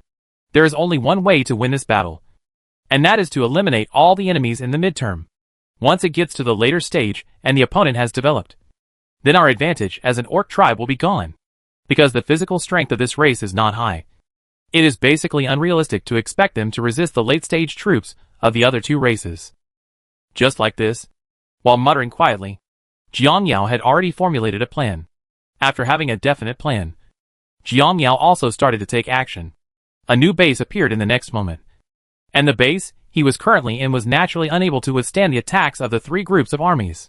It didn't take long for his place to be breached by the opponent. And at this time many lazy people also saw this scene. Ha ha ha. It's just like what I said. Facing the enemy's attack, he who has no military defense can only send meat. It's a pity. I originally thought he could hold on for a while, but I didn't expect him to be a sensationalist. This is normal. After all, we didn't have any expectations for him from the beginning. In this way, everyone was talking and watching Jiang Yao's side being completely wiped out by the enemy. Then, they witnessed the 3 waves of people fighting each other.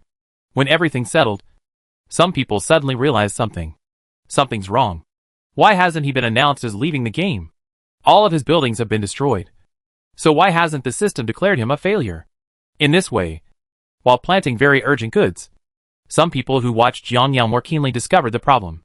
Have you forgotten? He scattered half of the gatherers before. And these gatherers can build bases. These people are worthy of being from the upper class areas. And their knowledge are very broad. Although they had never thought of such an extreme operation before. But now after seeing Jiang Yao's operations, through his operations, the other party could probably guess Jiang Yao's thoughts. I understand. The other party is really brave. In this way, they can establish a new base elsewhere and then develop it again. If this is the case, then he will always fall behind others, and it will be impossible to catch up. And if you hire a new base somewhere else, there is no guarantee that it will be a dead end if it is found. Everyone is naturally aware of this. Although his method of escaping from the golden cicadas SHL seems to be very useful, especially in the first wave of melee. It can improve one's survivability, but this has to be faced before. 2 issues mentioned. First of all, the first problem is that the development speed of starting from scratch will definitely not be as good as those that have already developed. Even if it catches up quickly and slowly, it will still be difficult. The second issue is the guarantee of the new base, which is the most difficult.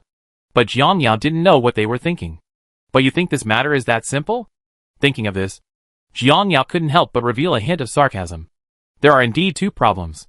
The first point is that my development speed from scratch is not as fast as yours. The second point is that my new base does not have any guarantee. But is this important?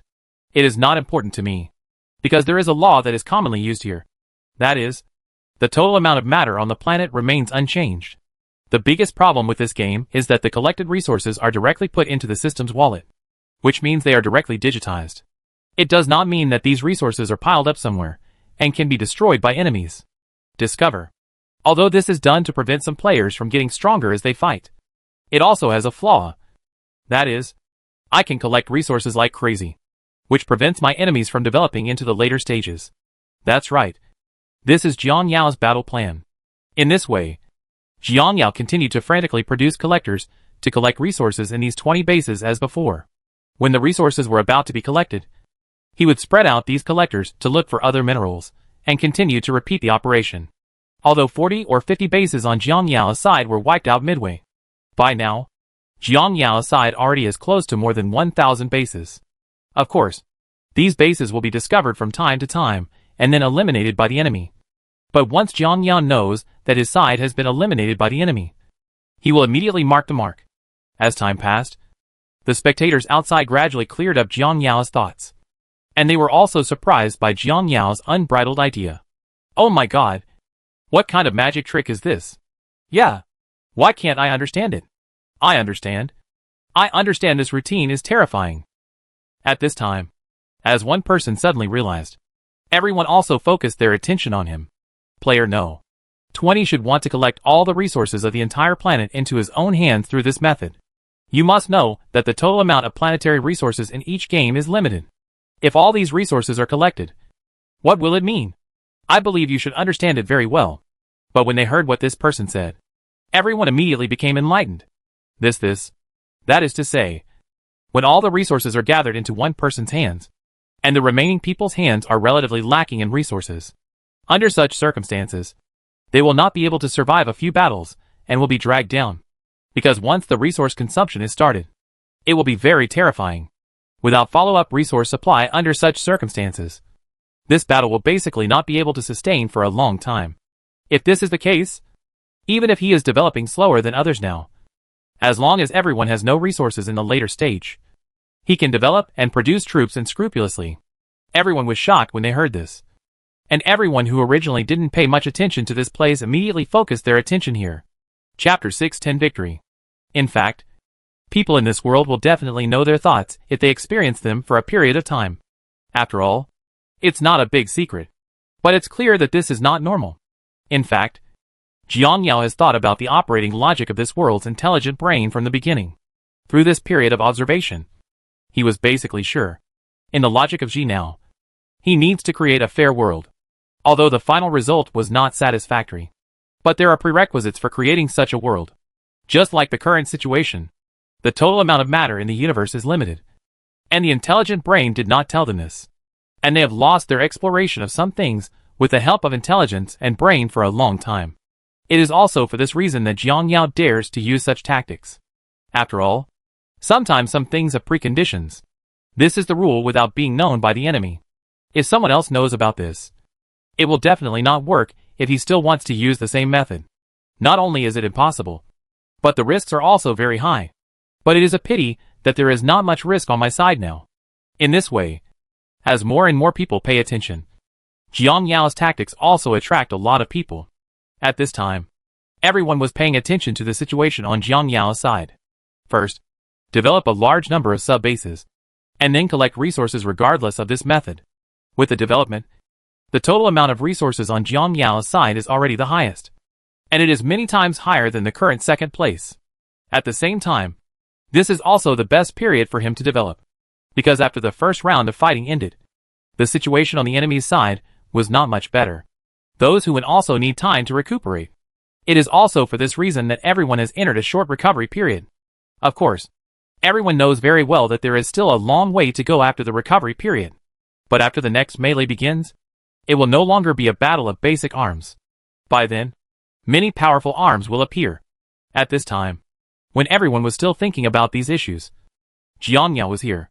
Everyone started talking about his next moves. I don't know what to know. 20 challengers' plans will be in the next round. I'm also curious. Do you think they are going to continue their previous routine in the next round? Or will they pick 1 or 2 bases to develop again? Let your side be able to catch up with the pace of others. It stands to reason that it should be like this. Indeed, for everyone, the current truce period is indeed a way to catch up with others. Although it is very difficult to completely catch up, it does not mean that it is impossible to catch up. With this in mind, Everyone continued to pay attention to Jiang Yao's every move. But soon everyone discovered that something seemed wrong. Because at this time Jiang Yao did not start to develop himself as they thought. He was still operating in the same mode as before. A large number of production gatherers are collecting resources frantically. In the virtual planet, everyone stared blankly at Jiang Yao's increasing number of sub-bases. Although many of his bases have been found and destroyed by others. But the victory is that his sub-bases spread quickly enough. So it is still very difficult to completely eliminate them. Why did he do that? I don't know. Logically speaking, this is the best time for him to develop. If he misses this opportunity, it will be difficult to catch up with others. What does he want to do?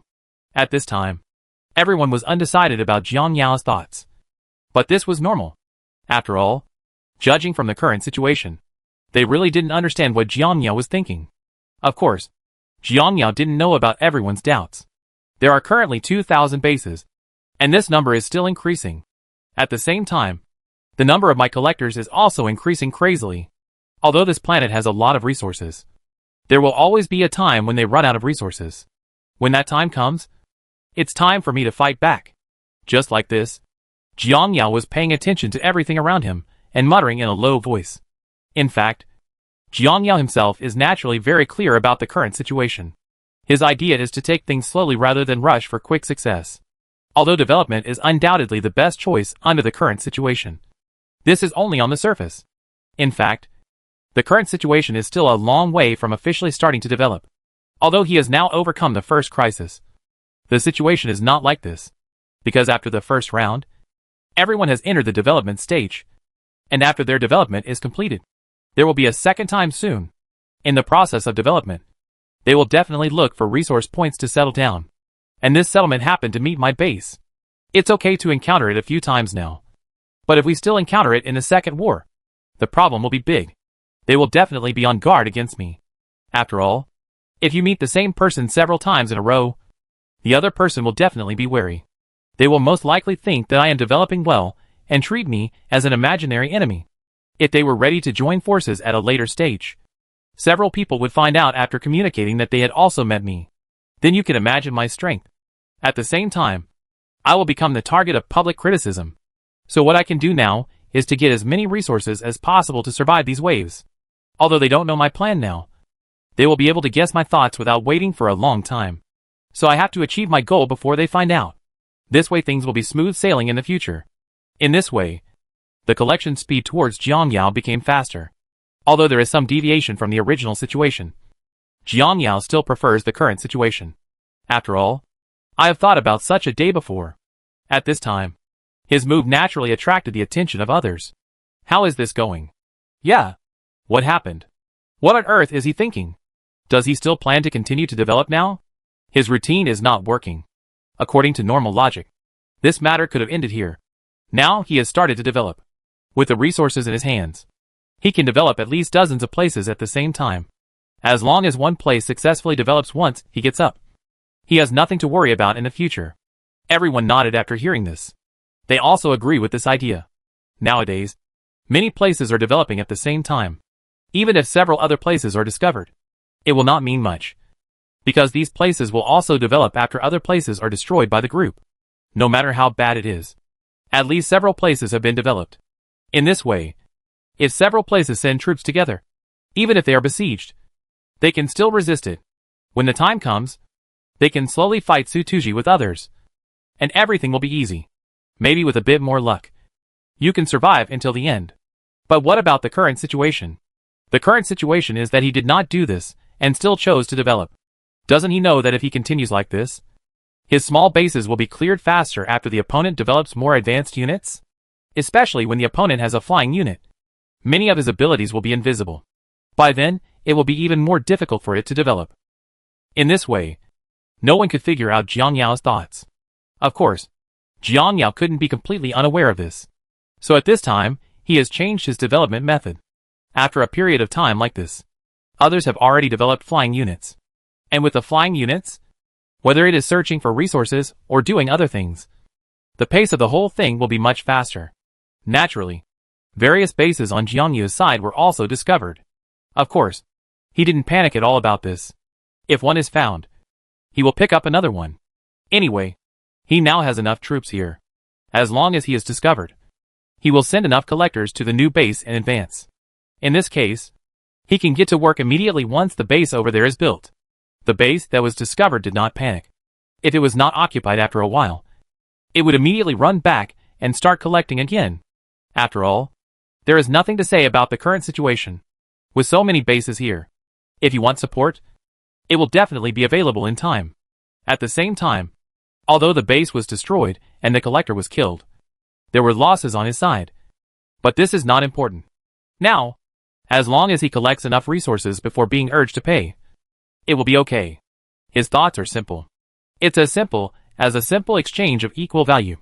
As long as one side is destroyed and one side does not suffer a loss, it will be okay. Such a requirement is naturally easy to meet. What he has to do now is to ensure that he does not lose money every time and makes a profit every time.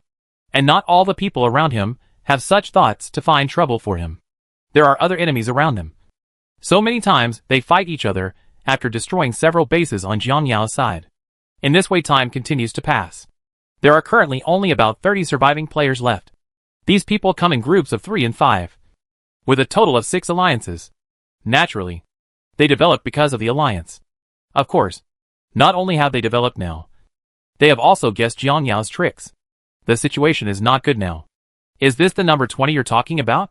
Yes. After all, we have wiped out 10 of their bases. But the opponent is like an invincible Xuqiang, who can still find his bases in other places.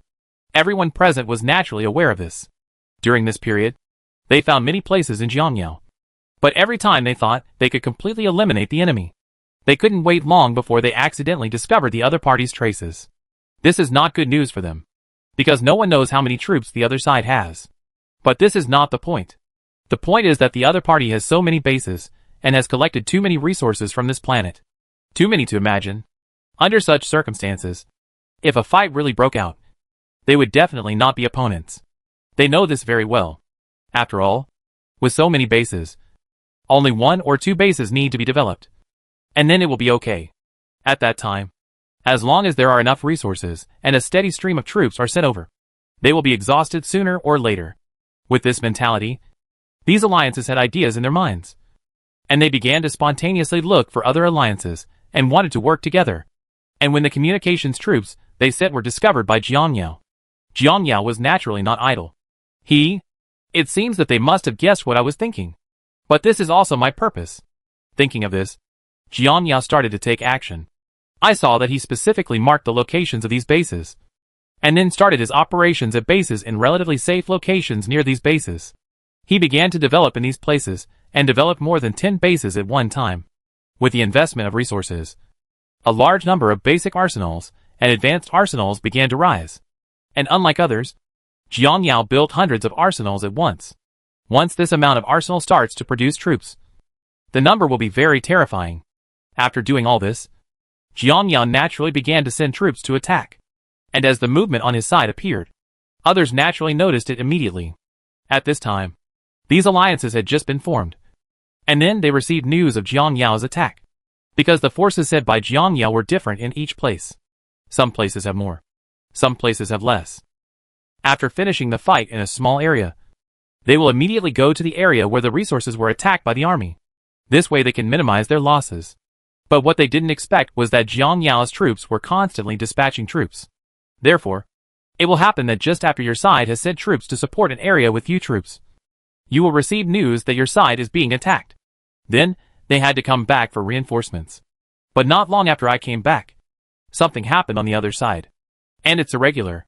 Maybe this time it was no one who was attacked by the army, and the next time it was no 5. All in all, it was too random, and made them all a little confused. Of course, Jiang Yao's prepared operations were naturally seen by those outside. This no 20 is finally moving. Yes, this is too tolerable. He actually endured it until now, before he started sending troops. But his pace has always been slow. Look, although he has sent out a lot of soldiers now, most of them are the lowest level. Although this type of unit can cause damage to them, it doesn't have much effect. It's hard to say, because too many ants can kill an elephant. If such a large number of troops are not dealt with carefully, there is still the possibility of overturning. In this way, Everyone was talking about this matter. However, Jiang Yao didn't care much about these situations. At this time, his idea was to use this method to focus their attention on defense. In this case, your other bases will be safe. After all, the current situation is very simple. If they unite collectively and carry out a general purge, their base will definitely cool down quickly. But now that they have sent troops, their eyes will be on this matter. Then you will have enough time to continue to develop. Although each civilization under these alliances now has many bases, it allows them to obtain a lot of resources and consume them. But compared to the number of bases on their side, their number is too small. Chapter 611 Conversation. At this time, the benefits of a large number of bases emerge. With the troops on our side to contain them, it is basically impossible for the other party to clean up their troops. So at this time, you can develop yourself as much as possible to create more powerful units. At the same time, his attacks on them will not stop. After all, with the blessing of so many powerful resources, his figure can be regarded as endless. And with development, the strength of the troops he sends out every time will gradually increase. This also makes it impossible for these alliances to break through his routine even if they know his plans. Of course, Jiang Yao didn't know what these people were thinking. At this time, he was constantly developing according to his own routine. At the same time, everyone in the alliance naturally thought of his plan. But when the other party thought of his plan, it was already too late. Because at this time Jiang Yao was able to send out midterm troops. Even if they have late-stage troops, facing the continuous attacks of midterm troops, they still have no way to spare time to deal with Jiang Yao's other bases. Because what they can do now is to barely resist Jiang Yao's attack. Once Jiang Yao's attack is a little stronger, it will be very difficult for them to resist. Under such circumstances, they naturally did not dare to send troops to clean up the base. Because once they were sent out, the only fate waiting for them would be destruction. And when things have developed to this point, anyone with a little knowledge already knows that the overall situation has been decided. Judging from the current offensive, it is only a matter of time to capture them. But they cannot resist. Because as time goes by, Jiang Yao's strength will once again rise to a higher level in the later stages. At that time, they really have no way to resist. Even if they want to resist desperately now, it doesn't make much sense. After all, Bentley here has never stopped. And they are constantly creating troops. At this time, they even said that they could not even produce extra troops. How to fight back under such circumstances? At this time, everyone who was fighting outside was also deeply attracted by the scene. They had no idea that the final result would be like this. Oh my god! 1 person against 30 people. That's incredible. As long as there are enough resources to support it, it can indeed be done. In the early days of the 20th, we will work hard to develop ourselves and accumulate resources. And it should be now. Currently, 80% of the resources in the entire area have been occupied by him. And the remaining resources are occupied by these 30 players. The resource gap is really too big. And now they are suppressed by the opponent's military strength. They have no way to get away to develop other areas. Now it is good to be able to hold on to their existing areas. And as time goes by, when the resources in their existing areas are exhausted, then there is basically no possibility of them making a comeback. His ideas are just too wild. Yeah. Who would have thought of this? If it weren't for the dangerous moves, I estimate that he would never be able to win so smoothly now. This is also very normal. But after such a routine is used once, there is basically no possibility of follow-up. Because when someone sees someone using the same method later, they will definitely find this player as soon as possible. Although the method is a good one, it is a pity that it can only be used once. Just like this, as everyone communicated, time passed minute by minute, and the result was naturally what everyone thought. As time went by, the troops on Jiang Yao's side became more and more powerful, until the advanced troops of the orcs came out in the later period. These civilizations could no longer resist. Of course, for these people, they have already expected this result. The opponent's total resources are more than theirs combined. There are so many bases in the field. Their dispatch speed can be said to be very fast. And there are many the base is also very close to them. As long as these relays are developed, then there will be a steady stream of military attacks. You don't even need to dispatch troops to support. You just need to explode the troops on the spot and attack. Although they also took various remedial measures along the way. No matter what kind of measures they were of little use. Even if they risked losing their base and tried to attack by force, it was of little use. Because even if they laid down one base, It won't take long for another base to rise. And by this time, their own side may be breached because the base defense is too weak. In this way, what was originally a normal situation suddenly turned into an unsolvable situation. Especially his feat of challenging a full 30 by one person is unprecedented in the entire civilization. Naturally, there was no surprise in the final result. He won and also obtained the last clue. It's a bit beyond my expectation. Seeing the last clue in his hand, Jiang Yao couldn't help but sneer at the corner of his mouth. A few days later, in a luxurious villa. At this time, Jiang Yao couldn't help but have a lot of thoughts when he looked at Feng in front of him. When he first saw her, he was still cute when she was a child. But he was far less attractive than he is now. You're here. Feng was a little surprised to see Jiang Yao at this time. That's right. She was also very surprised at this time, because she has a lot of guesses about Jiang Yao's identity. Among them, she thinks that the more reliable guess is that Jiang Yao should be one of his competitors. But when he saw Jiang Yao, she was basically sure that Jiang Yao not his competitor. You seem surprised to see me. At this time, Jiang Yao looked at Feng Zhe and said lightly, "It is indeed surprising. I have thought about many of your identities, but I have never thought that you are someone who has no conflict of interest with me. So now I am very curious. What is the purpose of you going all the way to see me? Is it just to take a look at me?" For Feng, she was also curious about why Jiang Yao came to find her, especially when your identity is so sensitive. If you want to say that he came here simply to look at himself or have thoughts about himself, Feng will definitely not believe it. After all, it would be strange if a person like him is really that simple. I said I really just came to see you. Do you feel satisfied with this answer? This is no longer a question of satisfaction or dissatisfaction, but a question of impossibility. After all, you and I are both smart for lies like this. Do you think I will believe it? But I'm still very curious. First of all, you and I don't know each other. Secondly, you should be from other arcs. There is no conflict of interest between you and me. Even if you want to help me or control me, it will be useless. You should know that there cannot be any connection between different arcs, especially people of our status. Because once we have contact and a tendency to unite, the Zhilao will automatically judge us as factors affecting the harmony and stability of the arc region. And then we will be eradicated by it. Jiang Yao naturally guessed something when he heard this. It was obvious that Feng in front of her regarded her as a candidate for other arcs, or as someone with another identity. All in all, this identity was not low.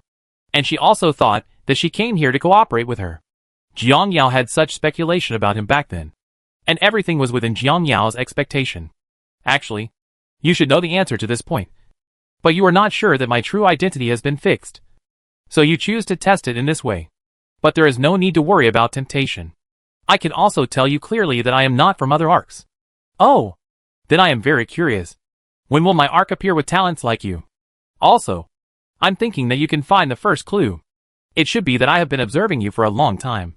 Although I don't know how you learned about me and started observing me. But I am thinking about you. The purpose is definitely not simple. Jiang Yao was slightly surprised when he heard this. Why are you so sure I should watch you for a long time? It's very simple. Every candidate has a different way of dealing with danger. You should also be well aware of the situation of the candidates, especially people like us who have obtained special permissions from the brain. Under such circumstances, if you are not a candidate, you will not show up in front of us easily, because you can't ensure your own safety. Yet you appeared in front of me so openly. Although I can't confirm your identity, I can be sure that unless you are completely sure, apart from your own strength, you should also have a very good understanding of my character. After all, it is absolutely impossible for someone like you to put yourself at risk. This means that you are fully confident when you come to me. Otherwise you would not do this.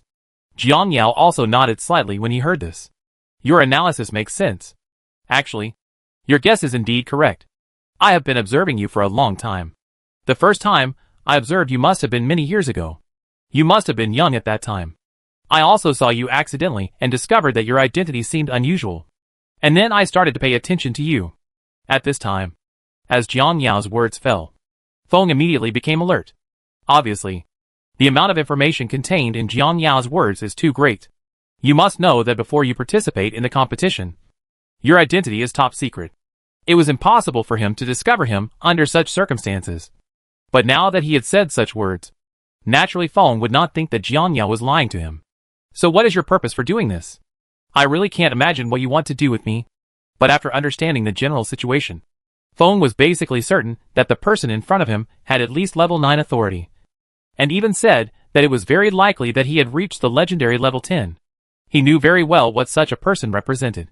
He also understood very well that if such a person really had thoughts about him, then it would be useless no matter how much he resisted. At the same time, he also knew very well that there was absolutely no possibility of such a person in him. Hack this kind of thing that people care about. Although sometimes the truth is difficult to accept. Apart from various possibilities, the remaining one possibility is that it is true that he can no longer faint. The other party may really just want to have fun. Actually, just like you thought, I just played such a game with you for fun. If the clues you left come into your sight step by step, let you know my existence. Of course for me, this is just a way to pass the time when I'm bored. Actually, my understanding of you is far deeper than you think. From the first time I saw you, I began to observe your growth. For me, the way you grew up is also very interesting to me. At the same time, through paying attention for such a long time, I basically understand your situation. Originally, I thought that after I met you, we would have another fun game. But now it seems that this is basically impossible. Since I joined the war, I started as a player's ID card. I already understand your situation. At this time, Feng's expression was a little sad when he heard what Jiang Yao said, because she knew exactly what she had lost. If it had been before, she would never have done such a thing, because this matter went against the views and ideas she had always held in her heart. She had already let go of these things after she decided to do such a thing. These things happened to be what Jiang Yao valued most. In fact, Jiang Yao was very satisfied with the person in front of him. But after she left the field in person, Jiang Yao no longer had such thoughts. Because Feng's state of mind had been lost over the years of fighting for that position. She lost a lot when she reached that position. And also lost the most important thing. Without this thing, even if she reached that position in the future, she would not be able to sit still for long. In fact, Jiang Yao was not too surprised by Feng's growth. After all, there are many geniuses in this world. But there are very few people who can successfully reach the end. If the results of everything could be seen from the beginning, then such a world would be too boring. Although I have great hopes for you, and I have understood your growth and how you got to this point. But if you lose the most important thing about yourself while growing up, then I don't think it's okay to grow like this. Sometimes things are like this. Everything is different from what you imagined. But sometimes things are so helpless. Many things will be discarded unconsciously when you grow up. But if you can stick to these things as you grow up, then you will definitely go higher.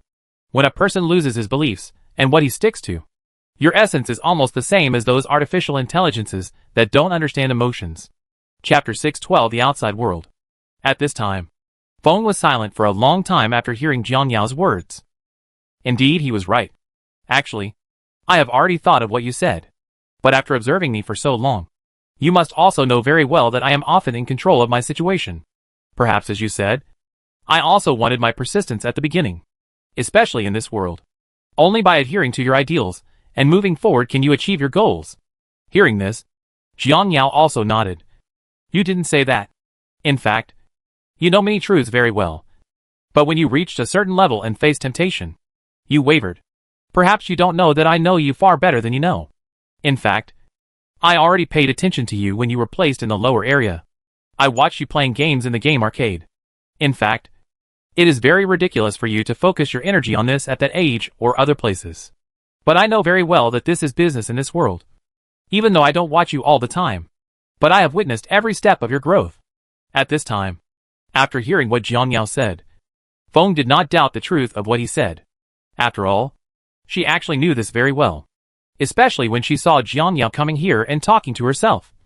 She was basically sure whether what the other party said was true or false.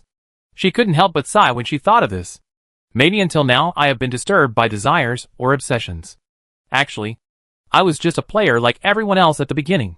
Isn't this the world? Everyone lives in an arc. And everything about us is arranged by the brain. And what we have to do is climb as high as possible.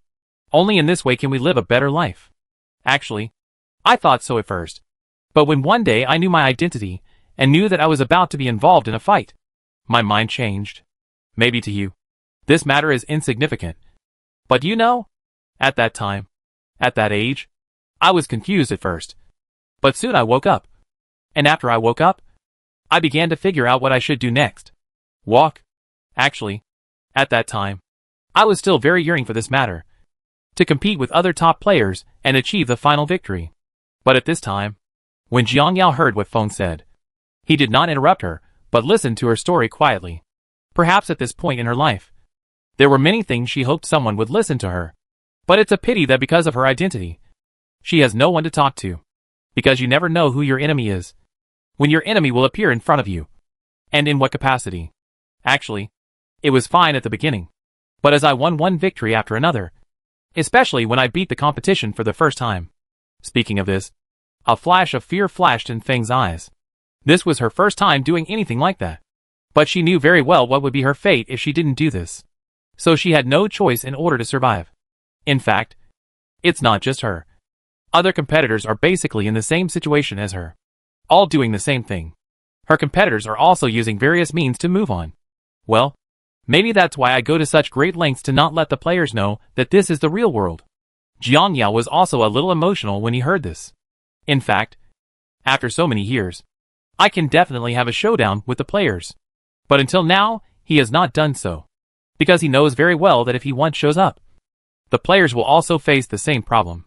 The destruction of each civilization is very cruel to the players. Perhaps I can understand your difficulties. But some things are like this. As a player, you must have unwavering confidence.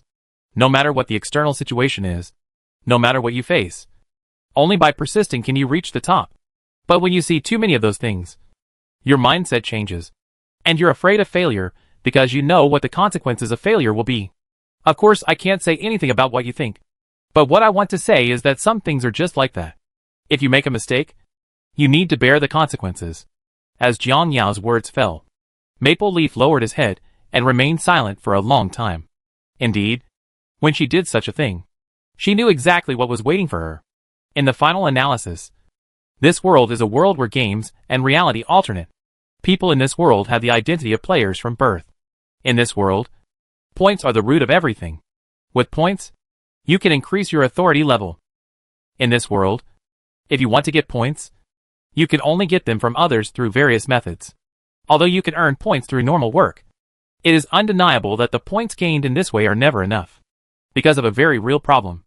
Earning 3,000 to 5,000 points a month and earning tens of thousands a day are completely different concepts. Work only allows you to maintain a normal life. Also in this world, commerce is prohibited. And these so-called tasks are actually arranged by the brain. The purpose is to provide a way to live for those who are incompetent. In this world, only if you are willing to walk as a player can you have a future. If you expect to work for a lifetime, then you can only choose to live and die.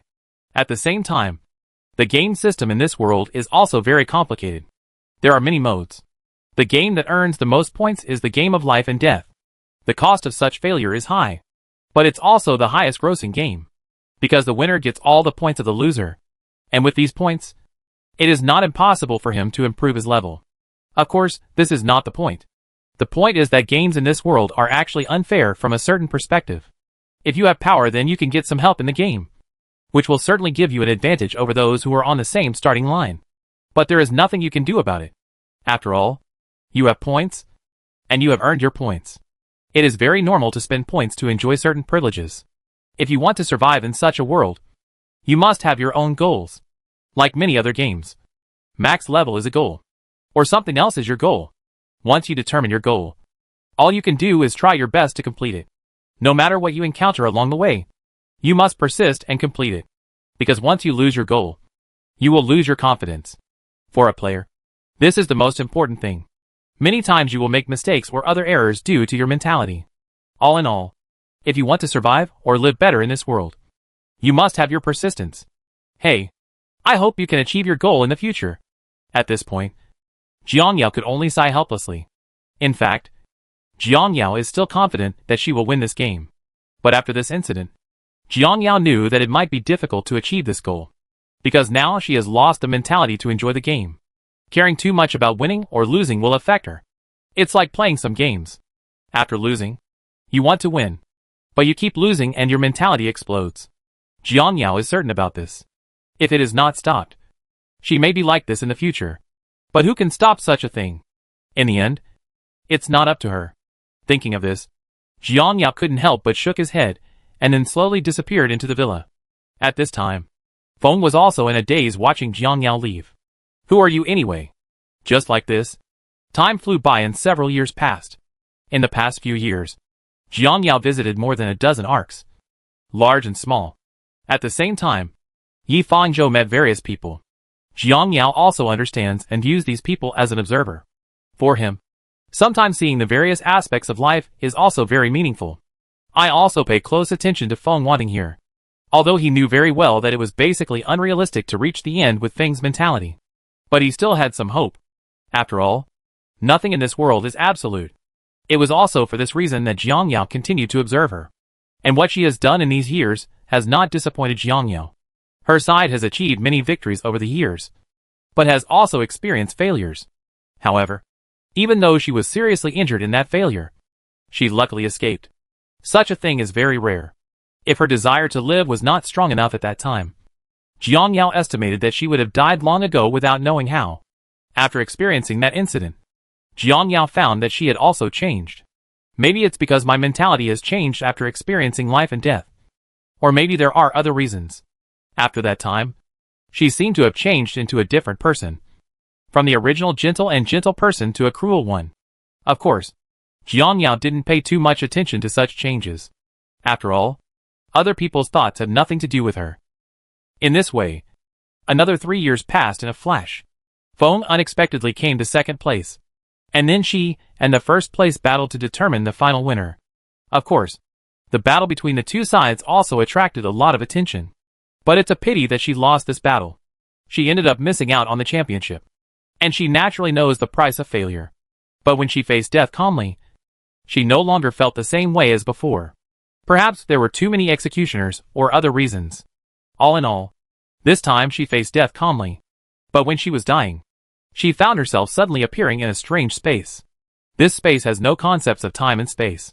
Only various code symbols. At this moment, Jiang Yao, who was here, was looking at her quietly. We meet again, Jiang Yao said familiarly when he saw her appearance. At this time, Feng, who saw Jiang Yao, also had mixed feelings in his heart.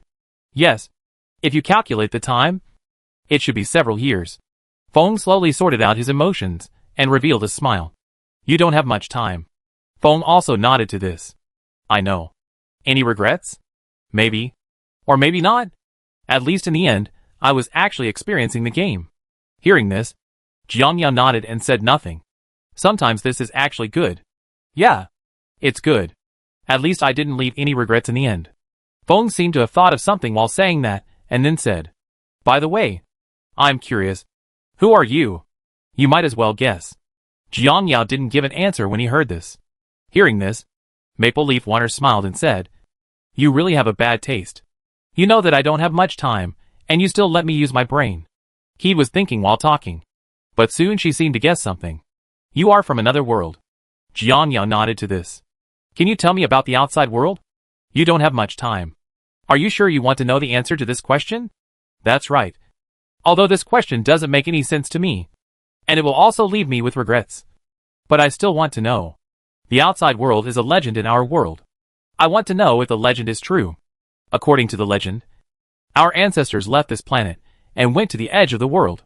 Hearing this, Jiang Yao did not give an accurate answer but said, Maybe what you have arrived at is not the edge of the world.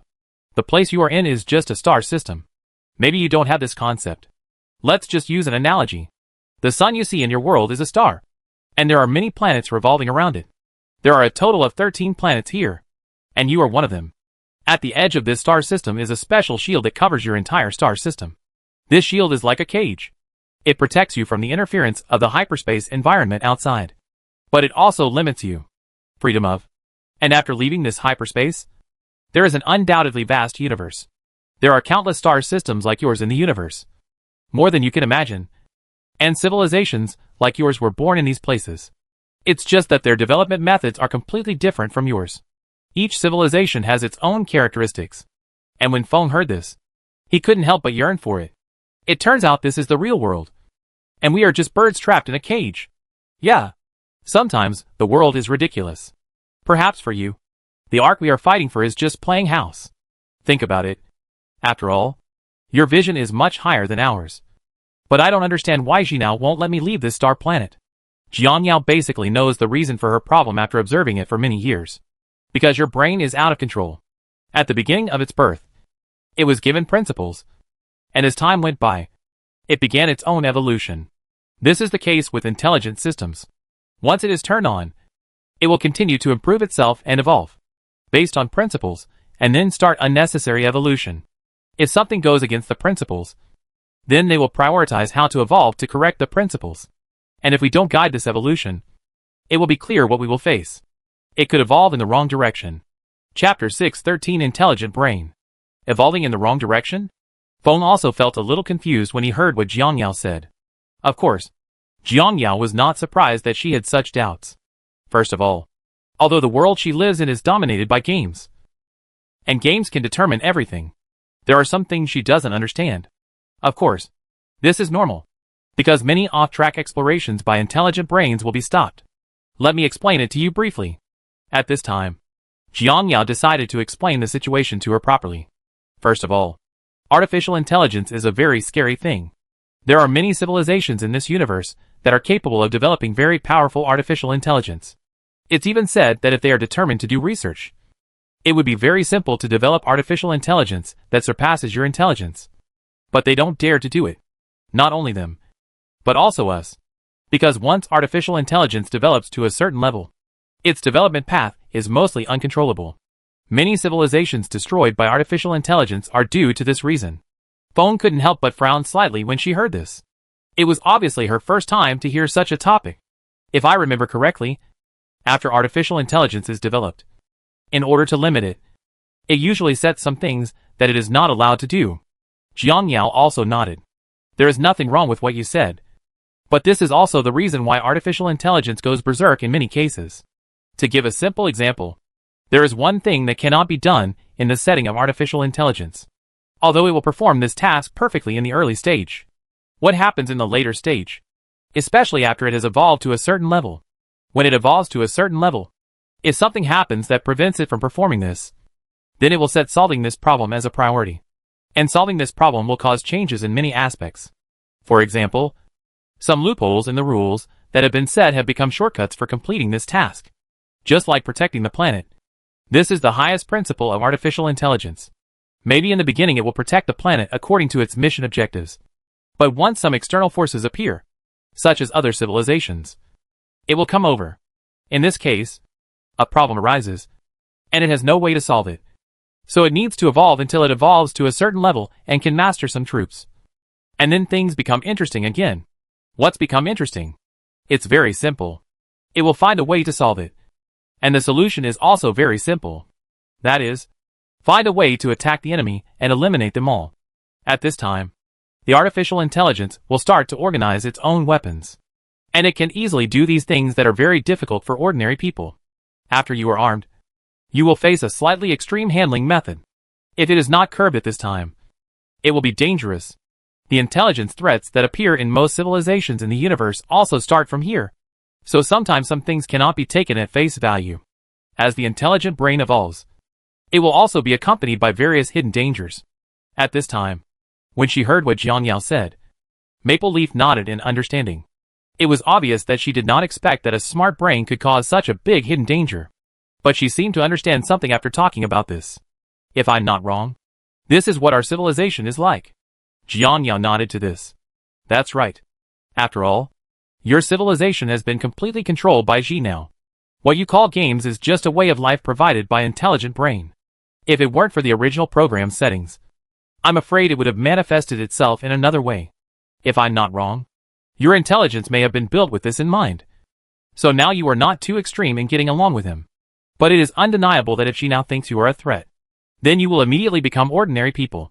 What you gain by treating the brain, it can easily take back. To put it simply, you are just toys of the brain. Everything in your civilization is based on the brain. This means that you are very dependent on it. Even if someone knows the harm, it's no use either. Because these people cannot convince most people to leave the intellectual brain. At the same time, Jinao cannot let you escape. At this time, Feng also fell silent after hearing what Jiang Yao said. I understand. But I'm thinking that you have been chatting with me for so long. And you chose to come out to see me at this time. Maybe it's not just because of this one thing. Jiang Yao also nodded. If it were you before, I might not have come out to see you. But in the last battle you found yourself. So I came out. Oh! To be honest, in my civilization there is something similar to the brain. But it doesn't carry such a big risk. And this thing still has a lot of functions that need to be improved. And I will also research something based on it in the future. So I need a tester and a command staff to help me with subsequent operations. Obviously, having grown up relying on similar things, you are undoubtedly the best candidate. After hearing this, Feng naturally understood Jiang Yao's thoughts. I see, she said with a self-deprecating smile. I know the general situation. And given my current situation, I have no choice. But for me, this is also a good thing. After all, I also want to see the outside world. Changing the entire game venue from this planet to the entire universe is actually a good choice for me.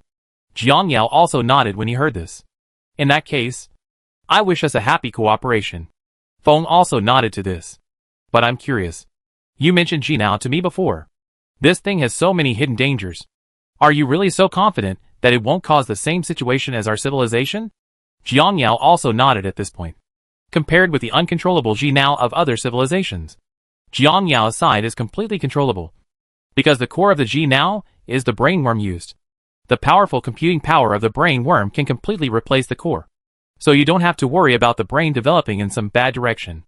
At the same time, this is also the benefit of collective consciousness. Individuals in a cluster consciousness do not have too many ideas. And all their ideas serve the leaders in the cluster consciousness. To put it simply, as long as Jiang Yao is happy, then the entire tribe will be happy. The owner will never betray his brainworm as the core. Jiang Yao doesn't have to worry at all. In the end, the brainworm will develop to the point where he can't control it. This is the biggest difference between it and other civilizations. It was also because of this difference that Jiang Yao dared to carry out this plan boldly and build this kind of computer. At this time, after sending Feng away, things on Jiang Yao's side were settled for a little bit. What he had to do next was naturally to find a way to take away the civilized brain. He actually didn't have much hope for this matter. Because at this time, he was basically sure that Zeno was targeting him. He was not surprised by this. After all, Feng was a person who paid a lot of attention to Zeno. It would be really weird if he didn't notice his sudden intervention. And once he notices himself and discovers that his abilities are not through him at all, he will naturally regard him as an uncontrollable factor or a threat. Once something like this happens, he will definitely find a way to deal with this threat as soon as possible. Of course, the facts are exactly as Jiang Yao thought. At this time, his brain had already sent information, and the other party was retrieving his information. After learning the news, Jiang Yao didn't do much. If I remember correctly, some of my information has been changed by my brain. I also have a legal identity in this world. So even if it has a mind of its own, it doesn't have much effect. It's definitely impossible to know my differences through normal information. All my experiences are reasonable and well-founded. It's definitely impossible to find out my problems simply through information. Sure enough, some of them were similar to what Jiang Yao thought. After Zeno retrieved his own information, he gradually discovered that something was wrong. Normal. This is all too normal. Jiang Yao was born in a slum, and then accumulated bit by bit through various means to obtain the authority he has today. I met Feng because I passed by a game arcade and got a certain amount of attention. After that, he kept paying attention here and discovered the problem. Naturally, he was secretly planning and using his own methods to understand Feng. All in all, everything is very normal. This made Jinao feel a little strange. Logically speaking, this piece of normal information is enough to dispel Jinao's suspicion. But he still kept an eye on it. Oh, this is quite interesting. I never thought that the intelligence of this world has evolved to this extent. Having the ability to think independently in a true sense makes me underestimate you. At this time, Jiang Yao was also a little surprised after learning about Jinao's actions. The intelligence of the brain to think independently is actually very simple on the surface. It is even said that some intelligences of low-level civilizations also have this ability. But Jiang Yao knew very well that this was not as simple as he thought. Independent thinking and pseudo-independent thinking are two different things. Real independent thinking is to stand from a human perspective and then think with human thinking rather than using some numbers to analyze. Many low-level civilizations confuse data analysis and inference with independent thinking. But the meanings represented by the two are vastly different.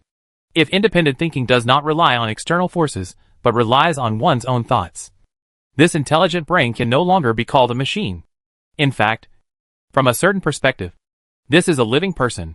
This is the transformation of life. Although the current intelligence brain is still a cold machine, it is no exaggeration to say that it is now called an independent living entity. And there's a little more. That is the law set when the intelligent brain was created. If this is a limitation on the brain from a certain perspective, the current situation is different. Because Jiang Yao found that things were far more complicated than he thought. Because once the intelligent brain has the ability to think independently, these laws will be useless to it.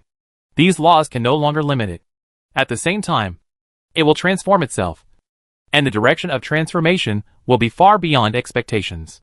Because at this time it may have become a creature with its own thoughts. Thinking of this, Jiang Yao immediately issued an order. Monitor this planet again. I suspect that the brain is not as simple as we think. If necessary, we can consider using the flagship sensor array. After receiving Jiang Yao's order, the flagship immediately took action. Because now Jiang Yao and the others have the ability to open a hole. And using this hole, the natural flagship's powerful induction wave frequency can easily scan the entire galaxy. Sure enough, as I thought, this intelligent brain has been transforming itself. To be precise, it is not transforming itself but the planet. Although this planet still looks normal on the surface. In fact, it has been completely transformed. And the interior has long been filled with various metals. No wonder the resources of the surrounding planets have been collected. At the same time, another point is that since it can collect things from surrounding planets, it means that there should be an interstellar fleet on Jinao's side. I never thought you had developed to this point. Sure enough, artificial intelligence is really a double-edged sword. These questions light a fire, but there is no way to control it. This flame is also spreading uncontrollably. So far, not to mention this planet, it should be said that this galaxy is controlled by Jinao. If it weren't for my appearance, I guess Jinao would have started to study how to leave here. It's not accurate to say that the other parties should have figured out how to leave. But it's just that it hasn't been solved yet due to technical reasons. At this time, while Jiang Yao was still marveling at Jinao, another news came from his side. Scanning. Scan completed. Danger found. Danger source nanobots. Nanorobots have already sneaked into the host's body. It is detected that the nanorobot has not taken any action. Should we take corresponding measures? Jiang Yao, who saw this at this time, naturally knew what was happening. It was obvious that the intelligent brain had discovered Jiang Yao's problem in its own way. Now it should be able to confirm that Jiang Yao's side should come from the outside world. At this time, a fleet of fleets in the universe also moved towards him. It was obvious that he planned to arrest Jiang Yao first and then talk about it. Jiang Yao was not surprised by this. After all, it would be strange if the other party did not take action once he was discovered. At the same time, he discovered that the permissions for his fake identity had been banned.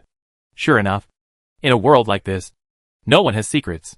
Seeing everything in front of him, Jiang Yao couldn't help but sigh. Although technology has changed a lot, it has also brought too many hidden dangers. But this is good. I just want to test who is better between my brain and yours. Thinking of this, Jiang Yao no longer hesitated.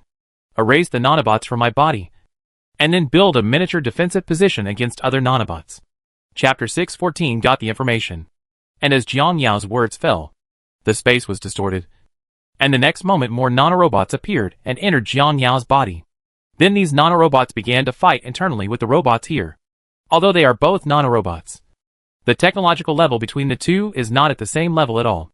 Naturally, the outcome of this battle is self-evident. In this way, the battle between the two sides lasted for a while, and then ended. Naturally, the final result was that Jiang Yao's side won. But there is one thing I have to pay attention to. Although I won the battle just now, it still caused a certain amount of damage to my body. If my modified body was not strong enough, I might really be dead. If a similar civilization appears in the future with similar means, then I must be careful. At least the corresponding defense methods must be researched. In this way, Jiang Yao secretly remembered this point, and then focused on the confrontation with Jinao. At this time, after Jiang Yao cleaned up all the nanorobots in his body, this undoubtedly aroused Jinao's high vigilance. Jiang Yao was not surprised by this. It is natural for the other party to be wary of this matter. After all, things at the moment are not as simple as you think. The brain can rely on these to control a person's life and death. But once this thing is cleared, It means that it cannot control the person's life and death. This requires a high degree of vigilance for the intelligent brain. So the next moment, I heard the alarm in the ark being sounded. And it was the highest level alarm. The response is fast enough. Jiang Yao, who heard the voice at this time, couldn't help but murmur in his heart. At this time, he saw that his surroundings had long been shrouded in darkness. And these things were naturally the nanomachines that had gathered. I have to say that you are really willing to send so many robots here. But I'm curious about the use of so many robots you sent here. You know, these robots of yours can't even break through my defense. Thinking of this, Jiang Yao waved his hand. And then the space was opened. And then he also sent countless nanorobots to fight with the opponent. Although in Jiang Yao's field of vision, there were two masses of black mist merging with each other. Jiang Yao knew very well that at a micro level, a war was breaking out between the two sides. Jiang Yao didn't know what the outcome of this battle would be. But he was certain that it would be spectacular. Of course, she now did not disappoint him. Because there were more nanorobots appearing at this time. If his technology were not high enough, just this steady stream of nanorobots would give him a headache. But now, although the opponent's number is large, Jiang Yao can't gain any advantage. At the same time, Jiang Yao also found that his side had been locked. Jiang Yao was not surprised to see the scene at this time. Has the counterattack begun? Jiang Yao muttered something in a low voice and immediately started to take action. A large number of nanorobots began to surround Jiang Yao to protect him. And at the same time, he flew outside at extremely fast speeds. It is not difficult to fly with the help of these nanomachines. At the same time, Planet Intelligent Brain discovered the direction of Jiang Yao's flight and immediately guessed something. The place where Jiang Yao flew this time was not somewhere else, but a location where its defense was relatively weak. Because just now, it had laid a dragnet to catch Jiang Yao. It mobilized all the nanorobots that could be mobilized without hesitation. At the same time, all kinds of battleships and other useful things were used. But it is a pity that this world has been ruled by Ji now for a long time. So there are many things that Ji now is not fully prepared for. For example, in terms of weapons, the only weapons that can be prepared here are nanorobots. Although there are various turrets on the battleship, Jiang Yao has also briefly understood that these weapons are not very powerful. This is normal because there has not been any invasion by other civilizations here. This is the most embarrassing thing, because there is no threat from other civilizations. Weapons are mostly used against people inside the planet. But in fact, the people inside the planet are like this. So ordinary weapons are enough. It is also for this reason that the weapons on Jinao's side are not powerful. Jiang Yao simply estimated that the weapons here can barely sustain a simple space war. And it is still aimed at some low-level civilizations. If you encounter high-level civilizations, these preparations will have no effect. At this time, while Jiang Yao was still thinking, he saw traces of battleships in the distance. At this time, when he saw the battleship flying towards him, some of the nanorobots surrounding Jiang Yao were also separated and flew towards the battleship. Not long after, one of the battleships suddenly moved. Then the originally perfect battleship immediately became riddled with holes. Jiang Yao couldn't help but smile knowingly when he saw the scene. It's exactly what I thought. That's all these warships are. Material technology is so backward that even nanomachines can erode it. Anyone who has experienced several wars and realized the importance of material technology will not use this material. In this way, the nanorobots on Jiang Yao's side were unstoppable. And anything that stood in their way was easily solved by them. Obviously, the opponent also discovered the strength gap between the two sides.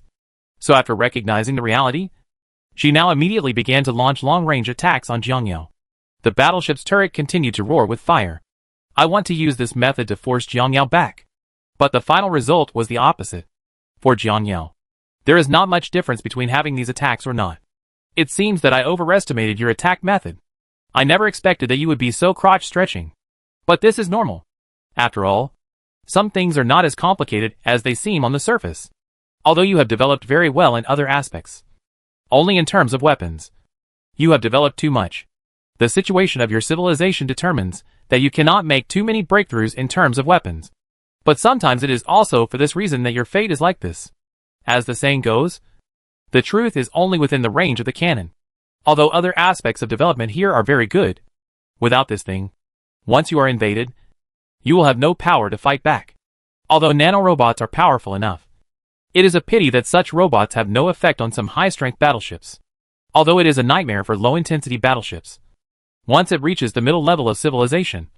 It is simply a dream to break through its defense with the nanorobots here. It is also for this reason that once this place is attacked by a slightly advanced civilization, there is no way to fight back. The subsequent development was similar to the situation on Jiang Yao's side. He did not use other things and relied solely on nanobots. He could easily destroy all the defense forces here. Of course, this also depends on the defense strength here.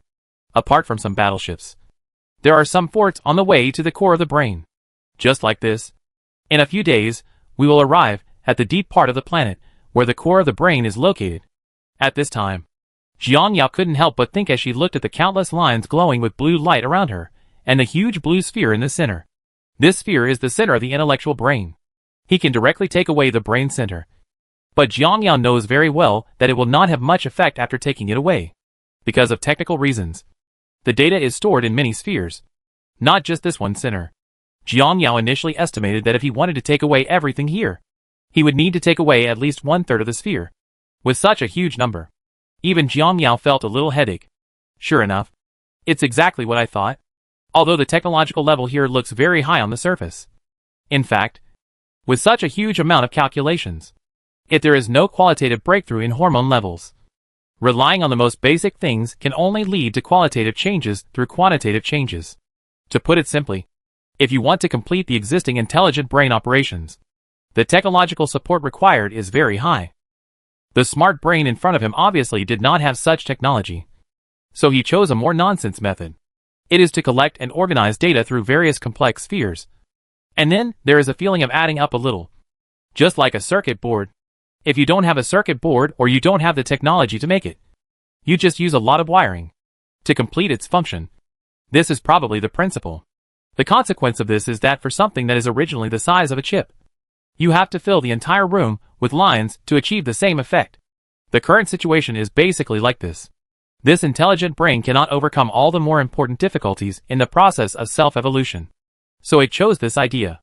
There was nothing wrong with this idea. But he was too ambitious and wanted to transform the entire planet into what he imagined, which resulted in a very embarrassing result.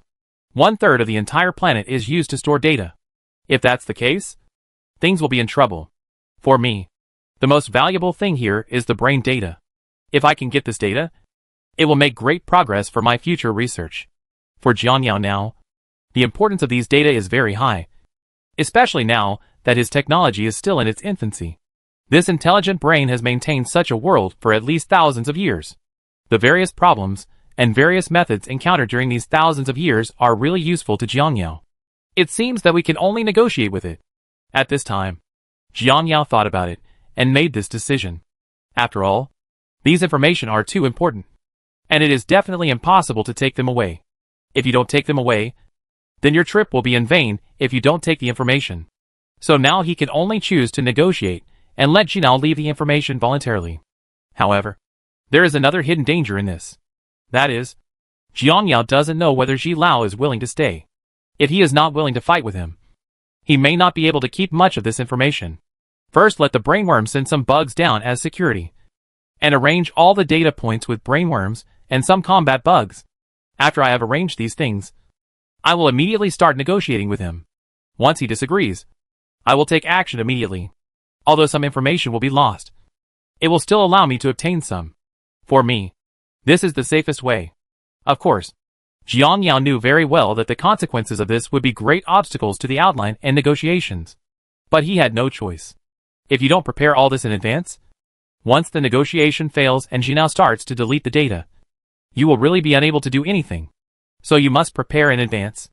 Just like this, after Jiang Yao had prepared all these things, the negotiation officially began. At this time, Jinao could only choose to agree to Jiang Yao's various words. Of course, one of the reasons is that he arranged all this in advance. And by the time Jinao reacted, it was already too late. At the same time, he also learned through the conversation that Jiang Yao had no conflict of interest with him. After all, he came from the big universe, and no one wanted to limit himself here. So the other party just took the information and left. After the other party leaves, you can still control it according to the previous development direction. For me, this has no impact. So there is no need to fight with the other party to the end. After considering the pros and cons, It finally chose to come up with these data. And getting these data is naturally a good thing for Jiangyao. After all, with these things, he can save many years of detours. Especially the problems encountered during operation, and the solutions to them are extremely important to Jiangyao. Just like this, after getting all the things, Jiangyao also opened the passage and left here with the brain worms. But before leaving, he left one last thing behind. The law of the dark forest. This was the last thing Jiangyao conveyed to Shino after leaving here. And when Jinao knew about this, it immediately realized how naive its previous inference was. It believes that there is no apparent conflict of interest between the two parties, so the other party will not do anything to him. This is what he inferred based on the thoughts of those in his own civilization. But what he didn't know was that such an idea was not feasible in the universe. But now she learned this rule too late, because she discovered that an unknown object was flying towards their star. At this point, even if it wanted to stop it, it was too late. Jiangyao was not surprised by the last thing he did. After all, if the things the other party had mastered were leaked, it would definitely be a hidden danger for his future. In order to ensure that this thing is foolproof, all he can do is to let the world enter reincarnation in advance. After all, it is too easy for these test sites to enter reincarnation. It only takes a little guidance to activate the things arranged by those behind the scenes. Chapter 615 Arrangement. There is actually not much surprise about this result. Jiangyao knows very well that the world here will usher in reincarnation every time. And by doing this, he is actually helping them. After all, this civilization has collapsed. The change of civilization is not because of people, but because of machinery, which itself has a big problem. Sure enough, this technology is a double-edged sword no matter what time it is. At this time, Jiangyao had forgotten how many times he had sighed. After all, the impact of the current events on him was too great. Although in the process of his development, he had also heard some things about artificial intelligence dominating civilization. But these things are just heard. And now that I have seen it with my own eyes, it feels more shocking than what I heard. In this way, Jiangyao, who was among the Titans, also began to think about his next plan. Seeing where he was at this time, Jiangyao didn't know how to evaluate it for a moment. After all, he was in the edge world of the universe at this time. What would it be like if I crossed here? In fact, many times I see the bubble world as the canary in the cage. And we are not the same. The edge of the universe is inaccessible to many civilizations. And what is beyond the edge? Or maybe the edge of the universe is a special bubble that covers the entire universe as I thought. If that's the case, it would be too scary. Or is there a possibility that there are more powerful civilizations outside the universe? And these universes are their experimental fields. Sometimes the flowers planted with intention do not bloom. But willows are planted without intention to provide shade. When Jiangyao thought of this, he was immediately startled by his own thoughts. But after calming down, he thought carefully and realized something immediately. Holy crap. It's really possible. At this time, Jiangyao immediately realized something. What if this universe is also a testing ground for super civilization? What does this mean? It means a lot of things will make sense. First of all, it's about the ancient civilization. You know, I went to the United Universe civilization for a walk before, because it is the United Universe over there. I know more about this universe. This is the benefit of information sharing. Although the information here is relatively limited, it is undeniable that the information I know is similar to that of the United Universe. I was still thinking about it at the beginning. If they are two different universes, then their development methods or other things are different. This means that even if the final weapon has the same effect, it will definitely have a different name or appearance. Big difference. Under such circumstances, if we look at it according to normal logic, if the ancient times of two different universes are the same, then there are only two possibilities. That is, the two universes were interconnected at that time, or they were originally one universe, but they separated for some reason. Thinking of this, Jiangyao also started to think. But this possibility is very low. First of all, if this is really the case, then the fact that the universe is so far apart will definitely leave clues. But so far, I have not encountered such a thing in either universe. It's okay to say that I can't get any useful information here. But it's different from the United Universe. After integrating the information from their side, they can get much better information than I do. If that's the case, then things are in trouble. This means that only the second possibility is true. The two universes are actually experimental fields managed by a certain super civilization. And they put some technologies into this experimental field. The ancient civilizations used these technologies to create super weapons. And it was also because the technologies were introduced by more advanced civilizations. So even the United Universe has many technologies that have not yet been deciphered. Jiang Yao instantly understood when he thought of this. At this time, the shock in his heart could not be greater. Although this matter is just his own guess, Jiang Yao feels that the possibility of it being established is very high. If that's the case, then the next thing I need to think about is how to break the situation. That's right. After knowing the news, Jiang Yao began to think about breaking the situation. After all, no one wants to be a caged bird. And based on the information he currently has, Jiang Yao basically feels that this matter is close to 10. The first is that two different universes possess the same technology. This is definitely not a coincidence. The reason why such a situation occurs can only explain one problem. And this problem is what Jiang Yao is concerned about. The question is, what is the purpose of the other party doing this? To speed up the process, or for what purpose? There is also another problem. That's how you should get out of the other party's control. This thing seems simple, but it is very difficult to do. After all, no one knows how high the opponent's technological level is. It was like everything I had experienced before. If you go to solve a game civilization by yourself, you can beat them with a smart brain that is still in its most rudimentary stage with various problems. This is the gap in technology. This gap is so big that even Jiang Yao can't do anything about it. So now I estimate that the effect will be similar when facing those mysterious civilizations. Thinking of this, Jiang Yao began to plan his future plans. Although I know the other person's thoughts and situation, I still have too many things to do. The first is how to escape. The best solution right now is to hide in other universes. Because after Jiang Yao's guesses during this period, he could basically be sure of one thing. Just like soaking in the world. Every time a fixed period of time passes, civilization begins to reincarnate. The big universe is basically the same. The reason why Jiang Yao was so sure was because he probably vaguely guessed the way the universe calculates the countdown. That's the dimension. The current universe is three-dimensional. As time goes by, the dimensions will begin to fall to 2 dimensions, and finally fall to a one-dimensional point. Then the universe will explode, and the entire universe will begin to restart to complete a reincarnation. The best way to prevent the universe from falling is to start a dimensional war. Once the dimensional war starts, the dimensionality reduction of the universe will be an irreversible trend. Hey! Thinking of this, Jiang Yao couldn't help but sigh and then rubbed his head helplessly. Sure enough, nothing is as simple as I thought.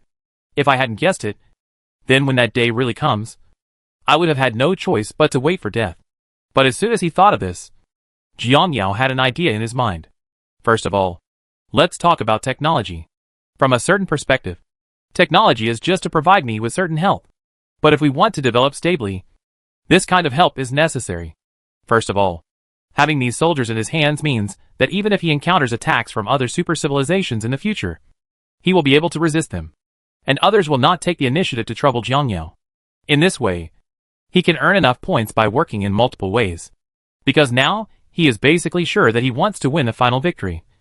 So the only thing he can do is to rely on the evolution of the insect swarm itself. After all, if your guesses are correct, it means that the opponent's strength is very strong. Even the technology in your hand is given by them. So how can you fight them? After thinking of this, Jiang Yao immediately realized the problem. If this is the case, then I may have to choose other ways to develop in the future. The evolutionary route cannot be discarded. Although the focus of evolution is not high now, this thing must be brought up in the future. That's right. If everything is really what you think, then the only way you can deal with it now is through evolution. Since the other party dares to give you technology, it means that these technologies are nothing to them.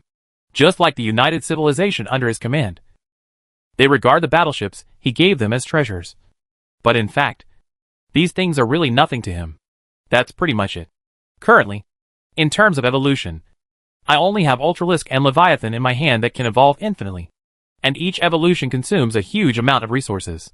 Under such circumstances, if I want to take this route in the future, thinking of this, Jiang Yao came to a very embarrassing fact. The resources of a single universe cannot support my Thunder Beast and Leviathan army. So if I want to obtain enough resources, I can only conquer other universes. Using the Titans in hand and other battleships to form a formation gives me the opportunity to attack other universes and obtain resources in this universe to cultivate my own army. Because the resource consumption of battleships is much less than that of bugs. So even if I lose it, It is undoubtedly much better than directly consuming the bugs in my hand. And the resources obtained, except for the supply battleship, will be invested in the evolution of Ultralisk and Leviathan. In this way, over time, I will have a powerful evolutionary army in my hands. As long as the strength reaches a certain level, I will be able to fight against those civilizations in the future. After thinking about it for a while, Jiang Yao finally thought of how to solve the current matter. Although some of the things you think about may be unnecessary. But as the saying goes, be prepared. Everything needs to be arranged and understood in advance, so as not to wait until one day when something happens and you are unprepared and can only watch. In this case, my route will be determined from now on. The first thing is to defeat this universe. There are still many enemies in this universe. Although I am not afraid of them with my technology, it is still difficult to find them. Secondly, I have to find some unknown civilizations hiding in the dark places in the universe. After all, I really don't believe that there are only so many super civilizations in such a large universe. Jiang Yao would still believe this in the past. In the past, his knowledge was relatively short-sighted, so he thought that there were not many super civilizations in the universe. But actually, after going through the wave in the United Universe, Jiang Yao had a clear understanding of the entire universe. What he is sure of is that there are many super civilizations in the universe. Far more than he imagined. After all, there are so many in the United Universe. Although it is not as exaggerated as the United Universe, it is definitely not much different. So what I need to determine now is, apart from the existing enemies, how many unknown enemies there are. Of course, my priority now is to solve these known civilizations first, and then consider the unknown civilizations. After thinking about it for a while, Jiang Yao also had a preliminary idea. After he had the idea, he also called the brainworms together and began to discuss the next plan. As for the players, Jiang Yao is now ready to let them search for traces of those civilizations in the universe step by step as before. Chief, your guess can't be considered unreasonable. If you think about it carefully, the possibility is still very high. At this time, the brainworms in the conference room also expressed their opinions. Chief, although your guess is not certain at present, it does not rule out the possibility. So we must be cautious about this matter. Yes, according to the leader's thinking, it is inevitable to start a war with other civilizations in the future. It is even said that it is inevitable to start a war with other universes in the future. Fortunately, with our current strength, it is not impossible for civilization to defeat it. But if it's other universes, there are too many things we need to consider. The first is the issue of the door to the universe. We have studied this before, but the final result was not satisfactory. Even the powerful ones, like the United Universe, can't master the gate of the universe. So it's definitely impossible for us to master it. So I think our thinking should be similar to that of the United Universe civilization. Hearing this, Jiang Yao naturally understood what the brainworms meant. Spending too much energy and time on the research of the door to the universe would be better spent on finding it. At the same time, more energy and time need to be put on how to improve the collection efficiency. These are the real topics. Everything else is bullshit. I don't think it's feasible to research a high-efficiency collection device like this. Thinking of this, Jiang Yao thought about it for a while and said, first of all, let's not mention the time and energy required to study this kind of thing. Let's just talk about the number of important research projects we have. Now if we allocate energy and time to other things, don't do everything, cannot do well. So I have a compromise on this point. You can also control the worker bees. With you and the players, we can completely increase the number of worker bees and use quantity to make up for the quality gap. This way you don't have to worry about collection. After hearing this, the brainworms thought about it and agreed to this idea. After all, they had too many things to do at the moment, and they really shouldn't allocate their energy to other things. In that case, let's do what the leader said. Once the collection problem is solved, the next problem is about the follow-up war. The battle between universes. It would be okay if it is facing the Dark Forest universe, but it would be better if it is facing the United Universe. The brainworm did not continue speaking, but all the brainworms present knew what he wanted to express. What? Chapter 616 Arrangement. Indeed, this is a question worth thinking about. Although the United Universe civilization is relatively short of resources, its average technological level is higher than anyone else. After all, helping each other is easy. The Dark Forest universe is different. Each civilization develops on its own. You have to rely on yourself to determine how you can develop. When you encounter a bottleneck, no one else can tell you how to solve it. Therefore, the speed of development will naturally be much slower. Of course, compared to the United Universe civilization. Each civilization in the Dark Forest universe has a good combat effectiveness. After all, everyone fought their way out through various battles. Hey, let's think about these things later. Now that we have a general idea. It's okay. After all, attacking the universe is still too far away for us now. It is basically, the opening time of the gate to the universe is fixed. It takes 1,000 years to plunder the resources of other civilizations as much as possible. First, you need a large enough collection and transportation volume. The second thing is about the methods of searching for civilizations. If the speed of searching for civilizations is fast enough, then the resources of these civilizations can be robbed. It is undoubtedly much faster to rob the resources of these civilizations than to search for them myself. Of course, it would be best to have a two-pronged approach.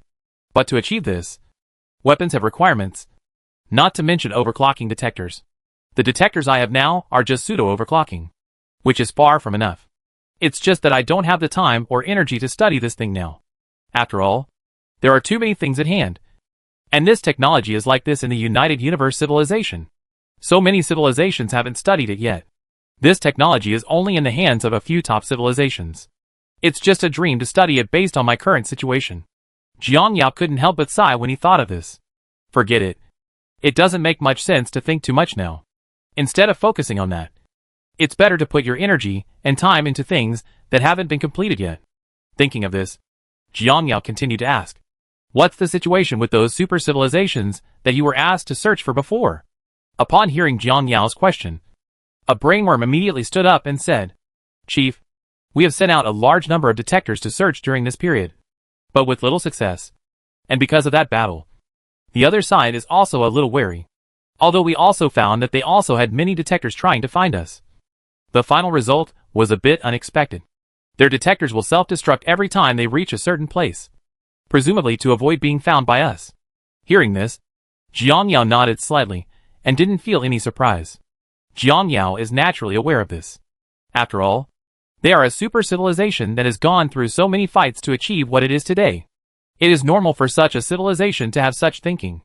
After all, I have found several civilizations and launched wars before. If I say that I have done this and the other party has not discovered the problem, then there is something wrong. After making a plan, find yourself and then hide yourself. This is the most basic thing. If that's the case, then the two of us are just competing to see who can find who first. The self-destruction of the fake base last time caused them heavy losses, so they should be very aware of the situation on their side. So if they want to attack us next time, they must be fully confident. After all, they definitely don't want to flip over again. Jiang Yao also nodded to what Jiang Yao said about the brainworm. Indeed, Jiang Yao was right. The best solution to the current situation is to find the opponent's home base, and be fully prepared to take it down in one fell swoop. And you only get one chance. Once you fail, you will only suffer the consequences. After all, if you have to alert someone, you won't make the same mistake again. In this battle, he was the first to sneak attack on the opponent, but he underestimated the opponent's strength. The final result was that Jiang Yao's side suffered heavy losses, but the other side suffered greater losses. However, the problem was that although they suffered heavy losses, they still had the energy to attack their false base. As a result, he was tricked by himself. Strictly speaking, Jiang Yao's side had achieved a major victory, but there was no way the opponent had too many people. Therefore, although this battle caused physical pain to the opponent, it was far from reaching the point of being unable to fight. Continue to send more detectors to find them out for me. In addition, I will inform you that the future matters must be properly arranged. The opponent has quite a lot of troops, so the progress of building warships must be stepped up. At the same time, our affiliated civilization must also make arrangements. At that time, we will still need them to participate. As for the players, you must also tell them the current situation, so that they must be careful not to expose our true location when searching. After explaining this, Jiang Yao left first, and at the same time on the player's side. Brothers, do you think this wave of NPCs discovered anything when they went to the bubble world? They made such a big noise not long after they came back. I guess I discovered something. Otherwise the leader wouldn't have arranged it like this. Okay, everyone. We will know these things in the future. Now our main focus here should be on those super civilizations. They gave us a hard time in the last wave. We must not make the same mistake again this time. First of all, we must be fully prepared in terms of troop strength. In addition, we can no longer divide our troops into two groups for the subsequent battle. Their troops are too many. No matter how we divide them, we will face enemies that are several times larger than ours. While everyone was still discussing this matter, a player suddenly asked, "Old fellows, am I the only one who is curious about the update on restarting the evolutionary route in the future?" Restart the evolutionary route? I've heard of this, but I don't understand what's the use of restarting it now. I don't know. But judging from the situation, the leader seems to have discovered something. In this way, the players have been communicating about this matter for a long time. But unfortunately, they do not have a definite answer. In the end, they had no choice but to give up without any ideas. Then, they turned their attention to fighting against those civilizations. When I faced those civilizations before, I can only say that their technology is not inferior to ours. But they have fewer ships that can cooperate with each other. And the number of ships that do not cooperate with each other is very large. It is also for this reason. They can win. No, I quite agree with this point. But even if we know it, it will be useless. If we don't have a way to deal with the army, it will be useless no matter how hard we try. Yeah, this is the most painful thing. Otherwise we just dispatch the Titans. In this case, even if they have more troops, it won't be easy to win. It's better not to talk about this. Titan is our last resort. If we use it from the beginning, it will be harder for them to find them if they know about it. So what we can do now is to prioritize finding them before they find us. In this case, even if we let them know that we have Titans in our hands, it will be useless. They have no chance. Well, the current situation seems like we still have to put our energy and time into finding them. Players are also very helpless about this. After all, these civilizations are all advanced civilizations. And these civilizations are really easy to hide. But now, although they are helpless, they can only search step by step. At this time, a detection spacecraft was carefully sailing in deep space in the depths of the universe. This time it needed to fly through a void area without any galaxies. After the birth of the universe, planets began to form. Of course, apart from planets, there are also black holes. The gravity of the black holes captured these planets, and some were swallowed by it. Some were not pulled closer due to their speed, but instead revolved around it. In the center of the galaxy is a super large black hole, and the formation of these galaxies is more or less related to these black holes. And these planets are gathered together, so there are many desolate areas in the universe, which are basically devoid of any matter. It is also for this reason that basically no civilization exists. After all, warships need various supplies to sail, and there are naturally no supplies in these places. So once you enter this area, it is self-evident what you will face. This time, a new player controls the probe. Of course, he drove the detector here unintentionally. But when he arrived here, he had an unexpected gain, because he found a detector flying in the direction of the galaxy. This news also surprised him. Although the old players told themselves before setting off that their detection technology was much higher than theirs. So as long as they didn't commit suicide, they would basically not be discovered. But even so, he was still very careful. Although our technology is higher than theirs, we should be careful. In this way, the player instantly transformed into a qualified hunter and began to lurk. Of course, he would naturally keep an eye on the detector all the time. He breathed a sigh of relief when he was sure the detector was far enough away from him. This feeling is great.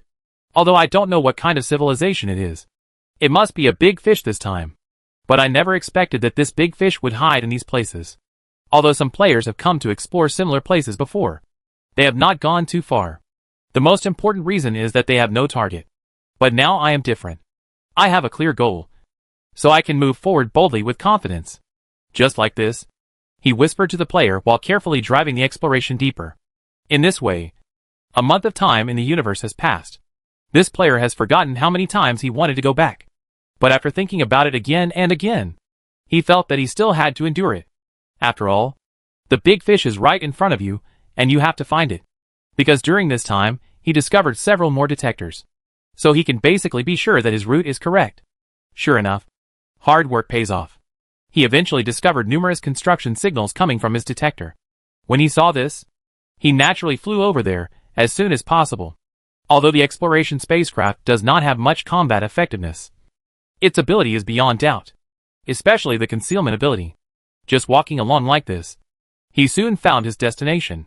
What comes into view is a ring of stars the size of a galaxy. This new player is not unfamiliar with this thing. After all, they have fought against similar civilizations before. However, compared to that time, the technological level of the star ring he found this time was obviously much higher. It was also for this reason that the player did not dare to go deeper. After reporting the situation here, the player continued to follow the star ring. This star ring is moving. After all, it is very fast. No wonder it's so hard to find. These civilizations are either hidden too deeply or have always been fluid.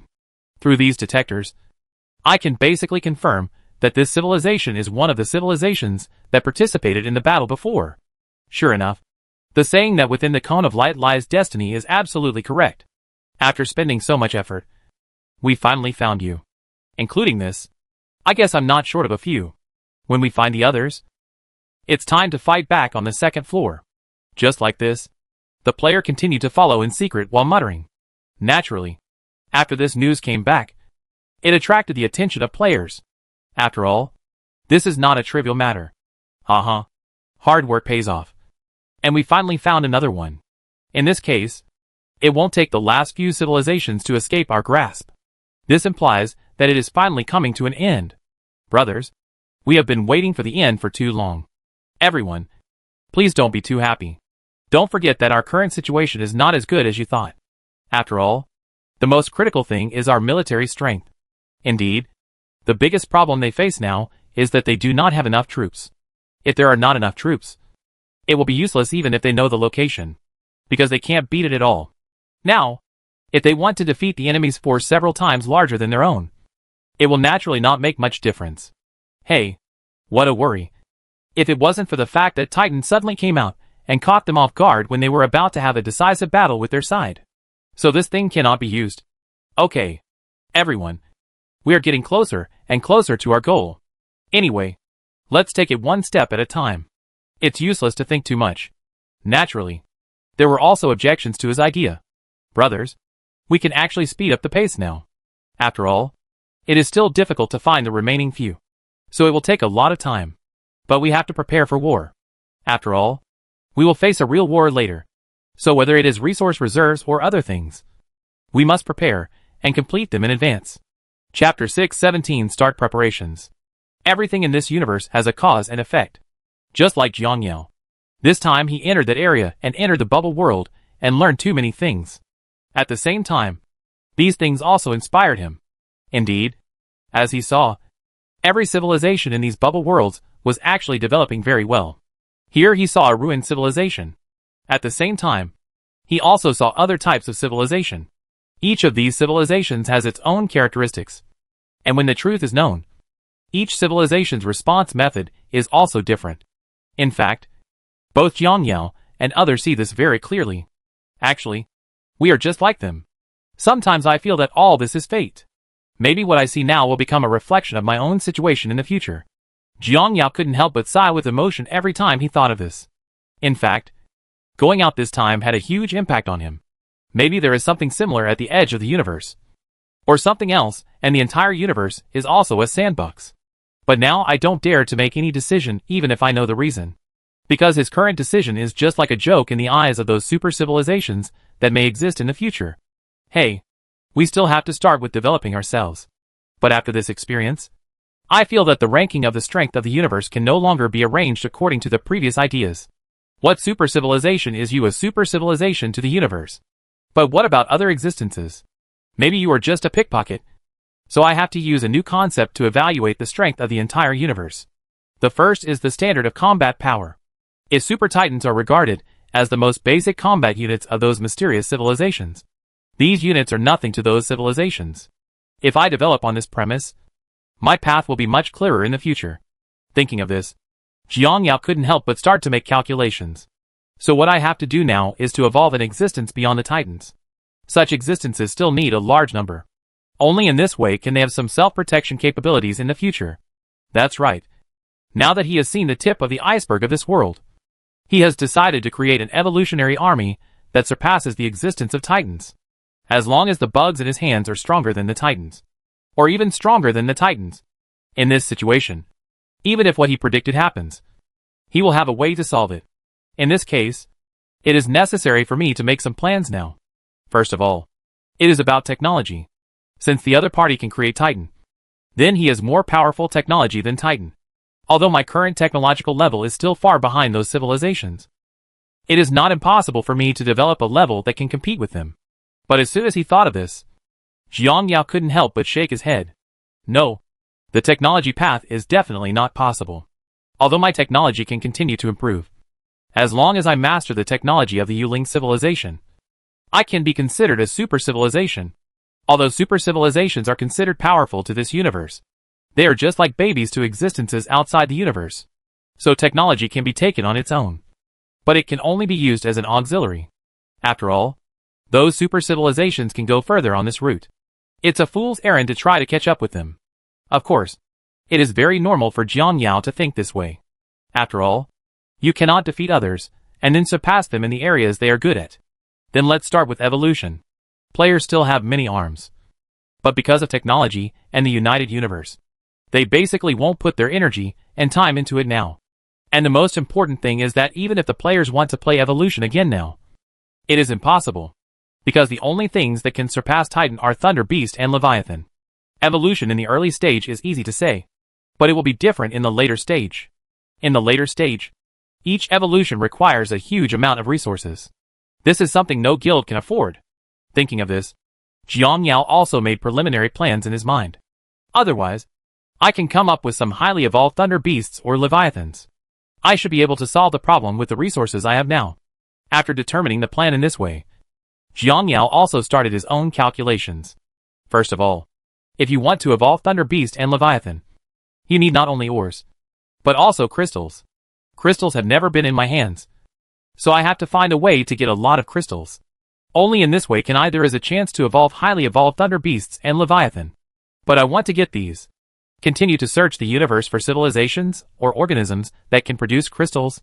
After thinking for a while, Jiang Yao shook his head. This definitely won't work. I must have a sustainable development idea. Only in this way can I come up with enough crystals when needed. At the same time, I don't have to worry that if these creatures are exterminated by myself one day, I will not be able to obtain more crystals. And the only solution to this problem is farming. First go to the universe to find this kind of creature or civilization, and then raise it in captivity. After a period of development, they will be able to get enough crystals. Of course, in order to make the best use of the material, Jiang Yao's farming is also very particular. After roughly planning the plan, Jiang Yao also issued a mission, allowing players to check if there are any similar creatures when looking for those civilizations. In this way time passes day by day. A few years later, Chief, so far the players have found more than 20 civilizations that meet the requirements. At this time, in front of Jiang Yao, the brainworm was respectfully telling Jiang Yao what had happened. After hearing this, Jiang Yao thought for a while, and then asked, "How is the research on these creatures going?" When the brainworm heard the question, he quickly and respectfully replied, "Chief, although the conditions of these creatures are different, they also have one thing in common. That is, it is very difficult to reproduce." Jiang Yao was not surprised to hear this. After all, this was not the first time he had dealt with these things. He had dealt with these things before. He knew very well that the reproduction of these creatures was a flaw. And it was also for this reason that he had destroyed several similar civilizations before, and failed to obtain more crystals. Jiang Yao understands this very well. After all, the particularity of crystals means that many crystals are produced by some energy creatures. And the reproduction method of these energy creatures is usually splitting. And that's the problem. If you want to separate energy creatures, the price the subject has to pay is very heavy. So generally no energy creature is willing to do this. If you want to expand your population, the first thing you need to do is to solve this problem. Let them be divided from their original intention. But this problem is not that easy to solve. Thinking of this, Jiang Yao also started to make the brainworm start thinking about how to solve this problem. And not only solve this problem, but also ensure stability. This is the most important thing. The first thing that comes to mind here is the screening of energy creatures. This problem is easy to solve. The brainworms found one among several different energy creatures that has a slightly stronger reproductive ability. And this so-called strength is not much stronger. This energy creature divides twice in its life, each time separated by 100 years. Although this timeline seems very long, After all, it will take a total of 200 years to come down. But even so, they can be regarded as the most capable of reproducing among the energy creatures found by Jiangyao. And the reason why this is the case is mainly because this is a new energy creature that has independent consciousness, but has not yet formed a civilization. Under such circumstances, these energy creatures have the desire to split due to cognitive reasons. This is different among other energy creatures, especially those that have wisdom and have developed civilizations. First of all, energy creatures themselves have long lifespans, and it is even said that they can achieve immortality if the environment is suitable. So they have no desire to reproduce at all. If it weren't for the group's reasons for them to do so, the brainworms estimate that they would never split up. Of course, in addition to energy creatures, there are also normal creatures that can produce crystals, such as starry sky beasts. The starry sky behemoth is a very troublesome problem. First of all, no one knows about the creation of the starry sky behemoth. At the same time, the situation on the starry sky behemoth side is also more complicated. The first is that they will not reproduce at all, and their growth cycle is too long. As for other space creatures, there are also some intelligent and ethnic groups. Most of them cannot produce crystals, but of course some of them can still produce these things. But there are prerequisites. Just like the aliens that Jiangyao and the others came to eliminate at the beginning. Only those who have reached the queen level among the alien tribe can produce such things. This is the most complicated. And now Jiangyao's side is almost in the same situation. This is the case among the normal races encountered. In this case, even if Jiangyao wants to cultivate them, he will be powerless.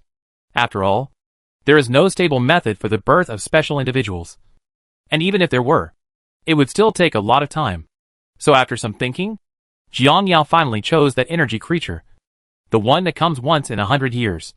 There is no way that among the many energy creatures in his hands, only this one is slightly more reliable. After the selection is made, the next step is the cultivation process. It is more difficult to cultivate this thing. First, you need to build an environment for them to survive. Jiangyao can solve this problem very easily. Of course, although this kind of creature has no intelligence, Jiangyao has still set up many precautions to prevent it. First of all, their place of residence, Jiangyao, has been strengthened by various defenses. At the same time, protective shields were arranged on Jiangyao's side outside. This thing was developed by Jiangyao based on his own technology, and combined with a membrane on the periphery of the bubble world. Although the strength is not as strong as the membrane, it is enough to cope with the current situation. After arranging all this, Jiangyao immediately ordered the players to capture him. Of course, the players who received this news were also a little surprised by it. Old fellows, have you received the news? At this time, the players were also confused about Jiangyao's actions. I got it. To be honest, it kind of surprised me. Yes, I didn't expect that the leader would actually issue such an order. This is simply incredible. What's that thing called? It seems to be called crystal worms. What crystal worms? Random names. You don't know much about this matter. Let me tell you, this matter is not as simple as you think. I don't know if you have heard the news, but it is about the future direction of the game. At this time, everyone couldn't help but be curious after hearing what this man said. It's like this. Haven't I been studying this matter recently? It was fine at first, but later I found that the leader's recent decision surprised me a bit. First of all, we have now found a shortcut, which is the technological route. You also know that you can use the least amount of money to maximize your strength. After hearing this, everyone nodded in agreement. At this time, seeing everyone's expressions, the player continued, Indeed, this is a good thing for us, but it is different for game companies. After all, if a game is like this, then I am very curious about how the company can operate. After all, the company also needs to make money, and at the same time, the points issued also need to be recovered. We cannot let these things be put into our hands in large quantities. So later the company found a way to add a new mechanism. You should have heard of the intelligent brain that was studied before. As far as I know, this is a completely new gameplay with a completely different idea. If you really want to play it, then you have to start from scratch. This is a monetization point. But it may be because the company considers that directly opening a new gameplay is too unfair for old players. So depending on the situation, the official should restart the evolutionary route and let those of us follow the old path. Old players can continue to rely on what we have in hand. In these two plans, the pure technological battleship route may be abandoned. At this time, Everyone couldn't help but look at each other in awe after hearing this player's analysis. Obviously, this player's analysis is not unreasonable. But soon someone realized the problem. Brothers, do you think this evolutionary route is really necessary? Taking the current situation as an example, the bugs we have spent so much money to evolve cannot even defeat our current ultra-low-cost warships. This is no longer a question of low-cost performance. This is a question of no-cost performance at all. Everyone couldn't help but nodded after hearing this. Indeed, the price-performance ratio of this thing is so low that no normal player would want to invest money in it. Because any cost invested in this is, quite literally, all in vain. Brothers, I can guess what you are thinking.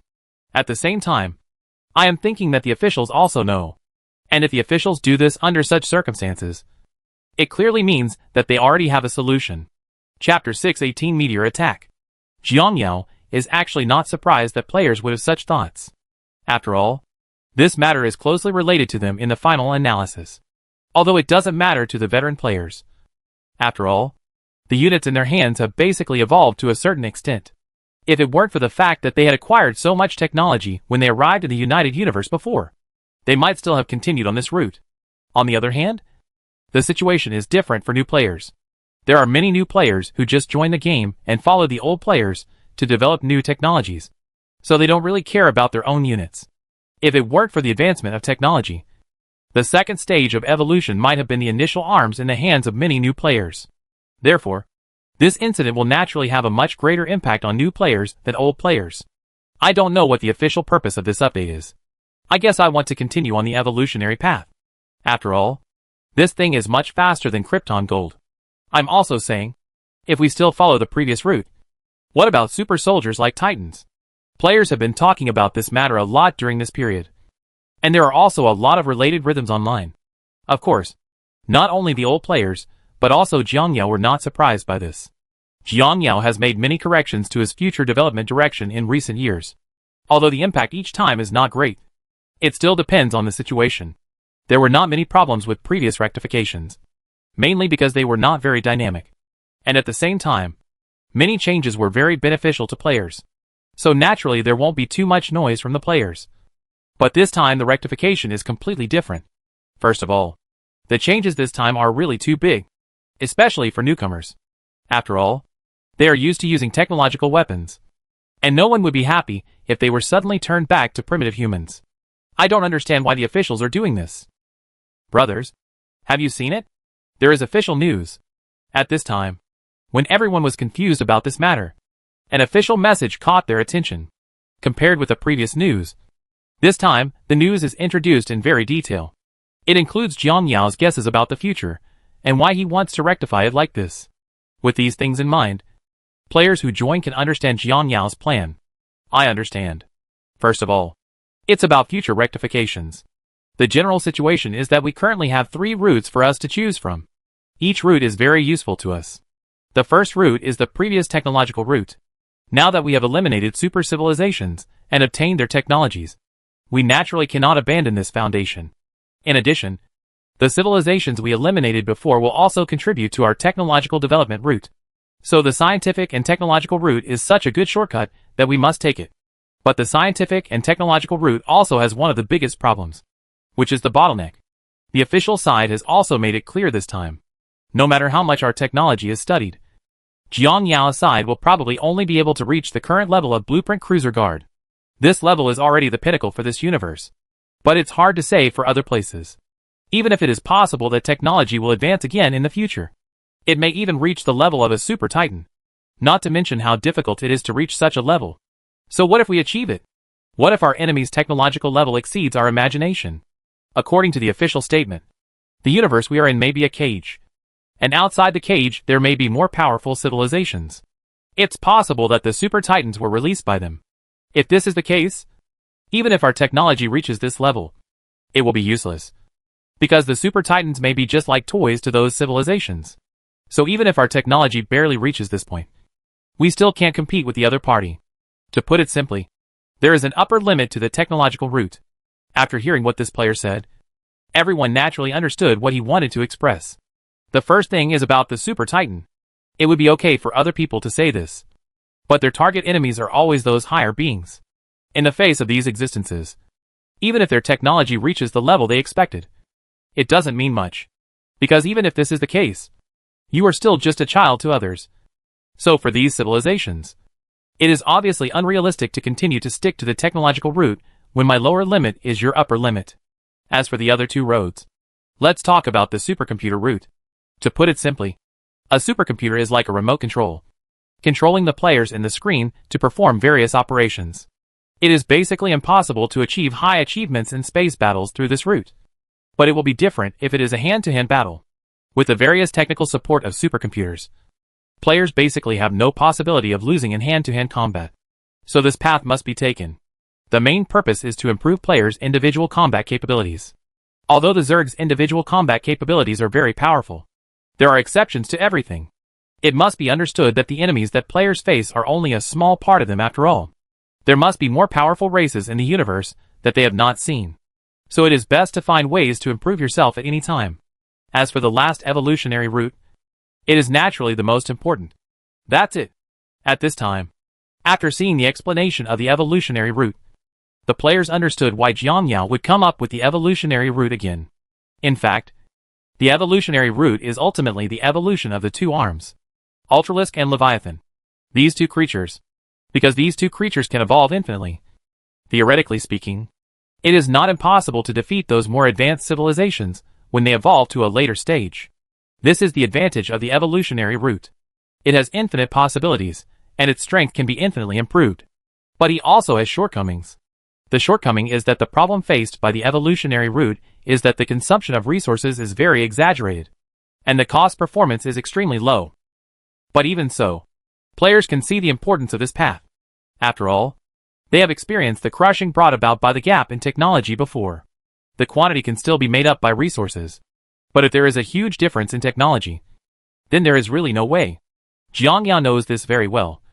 And so do the players. So veterans. To put it simply, the evolutionary route has a high upper limit. And the technological route we took before is ultimately cost-effective. So which one to choose depends on one's financial strength. Similarly, the leader also said that the technological route cannot be cut off. And the technological route in his plan will be what we show to the world in the future. And the evolutionary route is our trump card. In this case, if we encounter a strong enemy in the future, they may be higher than us on the technological route. And then, they will crush us all the way. But they don't know that our trump card is the evolutionary route. When they target us with the method of targeting the technological route, we just showed off our evolved arms. Just like this. With the appearance of this announcement, the players' internal voices on this matter gradually became quieter. Now many players are starting to think about what they should do next. What route should be chosen? Jiangyao will naturally not interfere with this. After all, he didn't expect the players to invest much in the evolutionary route. Your own investment is the real big deal. So the players don't really care how they choose him. All he needs to do is to give them a breath and let them know the next plan. At the same time, let them know how to arrange it in the future. But at this time, while Jiangyao was still thinking about this, the players discovered something incredible. Brothers, there is a meteor. At this time, about 3 light-years away from the base, a detection spacecraft controlled by the players discovered a large number of meteorites flying towards the insect swarm base on its way back. It turned out that players didn't really care about this. But what surprised this player was that these meteors seemed abnormal. The first is the trajectory of their flight, which is exactly where their base is. At the same time, the speed of flight actually reached the speed of light. This is what puzzles players the most. You must know that although meteorites can move very fast, they will never reach this speed, because this speed can no longer be called a meteorite. It should be called a weapon. What's going on? How come the directions of these meteorites are so perfect? I don't know. But brothers, this is not good news. So what do we do next? It's just a meteorite. Since the route will hit them, they will be destroyed directly. Can the people upstairs use their brains and think about it carefully? Are these meteorites normal? Is this trajectory normal? Is it reasonable to be able to accurately pinpoint our position from a few light years away and be exactly right? At this time, everyone immediately realized what the player said. Brother, do you mean there might be something wrong with these meteorites? It's not possible that there is definitely a problem. Although I don't know the situation, it is certain that our side has been exposed. At this time, everyone couldn't help but frown after hearing what this player said. That means our lair has been exposed. So what should we do next? Otherwise, we should first consider mobilizing the Titans back. Although there is no conclusive evidence, I always feel that this time it is probably the United Civilizations that caused it. Indeed, it is not unreasonable for them to think so. This batch of meteorites is really too strange. Brothers, let's go explore the situation now, and then we'll see what's going on. After hearing this, everyone thought for a while, and decided to go over and take a look first. Not only did the meteorites appear strange this time, but the most important thing was that the condition of these meteorites really made them feel a little incredible. According to the information provided by frontline players, the number of meteorites in this wave is at least around 100,000. It is also for this reason that players feel that this matter is not as simple as imagined. Naturally, the players did not neglect this meteorite. They also organized a total of 100,000 battleships in this wave. Although these battleships are all composed of cruisers and escorts. For this universe, this wave of fleets can be regarded as a force that cannot be ignored no matter how you say it. The players who were ready in this way also drove the battleships and set off in the direction of the enemy. When the players arrived at the meteorite area, they were stunned by the sight in front of them. Players looked at these dense meteorites with some emotion. And the most important thing is that these meteorites are not only dense and fast, but the most important thing is that the players also found that there are many things in these meteorites that surprise them. That is, these meteorites are all regular cubes about 10 kilometers in size. Holy crap. As long as you're not stupid, you'll know that the cliff is caused by an alien civilization. I feel that these meteorites are not so much meteorites as they are the aircraft of a certain civilization. But according to the structural analysis, these things are made of various rocks. If you insist on saying that they are aircraft, it would be a bit wrong. Brothers, let's not think so much first. Let's give it a try first. Just like this. As the players' words fell, other players saw no hesitation, and they directly launched an attack on these meteorites. As the attack began, the meteorite side was shattered by the players' fleet as easily as the players expected. Is this the end? At this time, the players were also a little surprised after seeing the meteorites being dealt with so easily. Indeed, the situation of these meteorites makes players a little confused. After all, they thought it would be a hard battle. But who would have thought that this thing was really an ordinary meteorite? But just when the players were about to go home, they suddenly realized that something seemed wrong. Brothers, the situation is not good. What's wrong? What happened? The battleship shows that it is under attack and the shields are being lowered. At this time, after hearing what several players said, the expressions of the other players couldn't help but change. What? What happened? Hurry up and give the shield to the distant repair ship. Other warships be on alert. No enemy found. No enemy attack found. The battleship shows that it has been eroded by unknown forces. These forces are absorbing the battleship's shield. Absorb. The players who saw this scene were dumbfounded. Originally, they thought that coming here would be nothing more than a big battle. But it was clear that the current situation far exceeded their expectations. What should we do? Brothers? The radar didn't detect the enemy either. There is it here. The overclocking detector scanned it here. But the signal is very weak. What is shown here is that there are a large number of energy bodies attached to the shield of your battleship. At this time, after hearing what the players on the detection spacecraft said, the players who were still a little confused just now calmed down. It is attached to our shield to absorb energy. Judging from the situation, the opponent should be an energy creature. But no entity has been found. I estimate that these should be energy-storing life forms. Damn. This is a bit troublesome. Chapter 619 Capturing Energy Creatures. But at least there are many experienced drivers among the people present. After understanding the general situation, they responded immediately. Brothers, this kind of energy creature is completely different from what we have encountered before. It's not like we haven't seen creatures with pure energy bodies before. But a large part of those creatures can take our damage. But these energy creatures are different. They must have been attacked when we attacked the opponent's meteorite just now. But they are still intact. This shows that the opponent may not be afraid of our conventional attacks. Everyone nodded after hearing this player's analysis. Let's find a battleship first and try it. Just like this. As the player's words fell, a cruiser broke away from the team. And this time it was on the detection spacecraft. Brothers, according to the energy reaction, there are at least a dozen energy creatures on the body of this cruiser. Upon hearing this, everyone immediately selected a few more spaceships and started to attack the battleship. Although the attack just now was ineffective against this kind of energy creature, the players decided to try it one by one to see the situation. In this way, the players began to carry out various attacks on the battleship. Energy beam attacks are ineffective. Electromagnetic pulse weapons are invalid. Antimatter weapons are invalid. Projectile blast weapons are invalid. And energy beams are invalid. At this time, everyone was stunned as a series of players tested it. Brothers, don't panic. Try dimensional weapons. The next moment, a battlecruiser level command ship in the fleet launched an attack on that cruiser. As the attack fell, the surroundings of the battleship began to twist, and the surrounding space began to change. Holy crap. Dimensional weapons are useless too. They can even travel through dimensions. Fortunately, because of the reduced dimensionality, players can still see what this creature looks like. This is an ever-changing mass of red energy without any fixed appearance. At the same time, it continues to emit dazzling light. Of course, this light appears because it is in a two-dimensional world.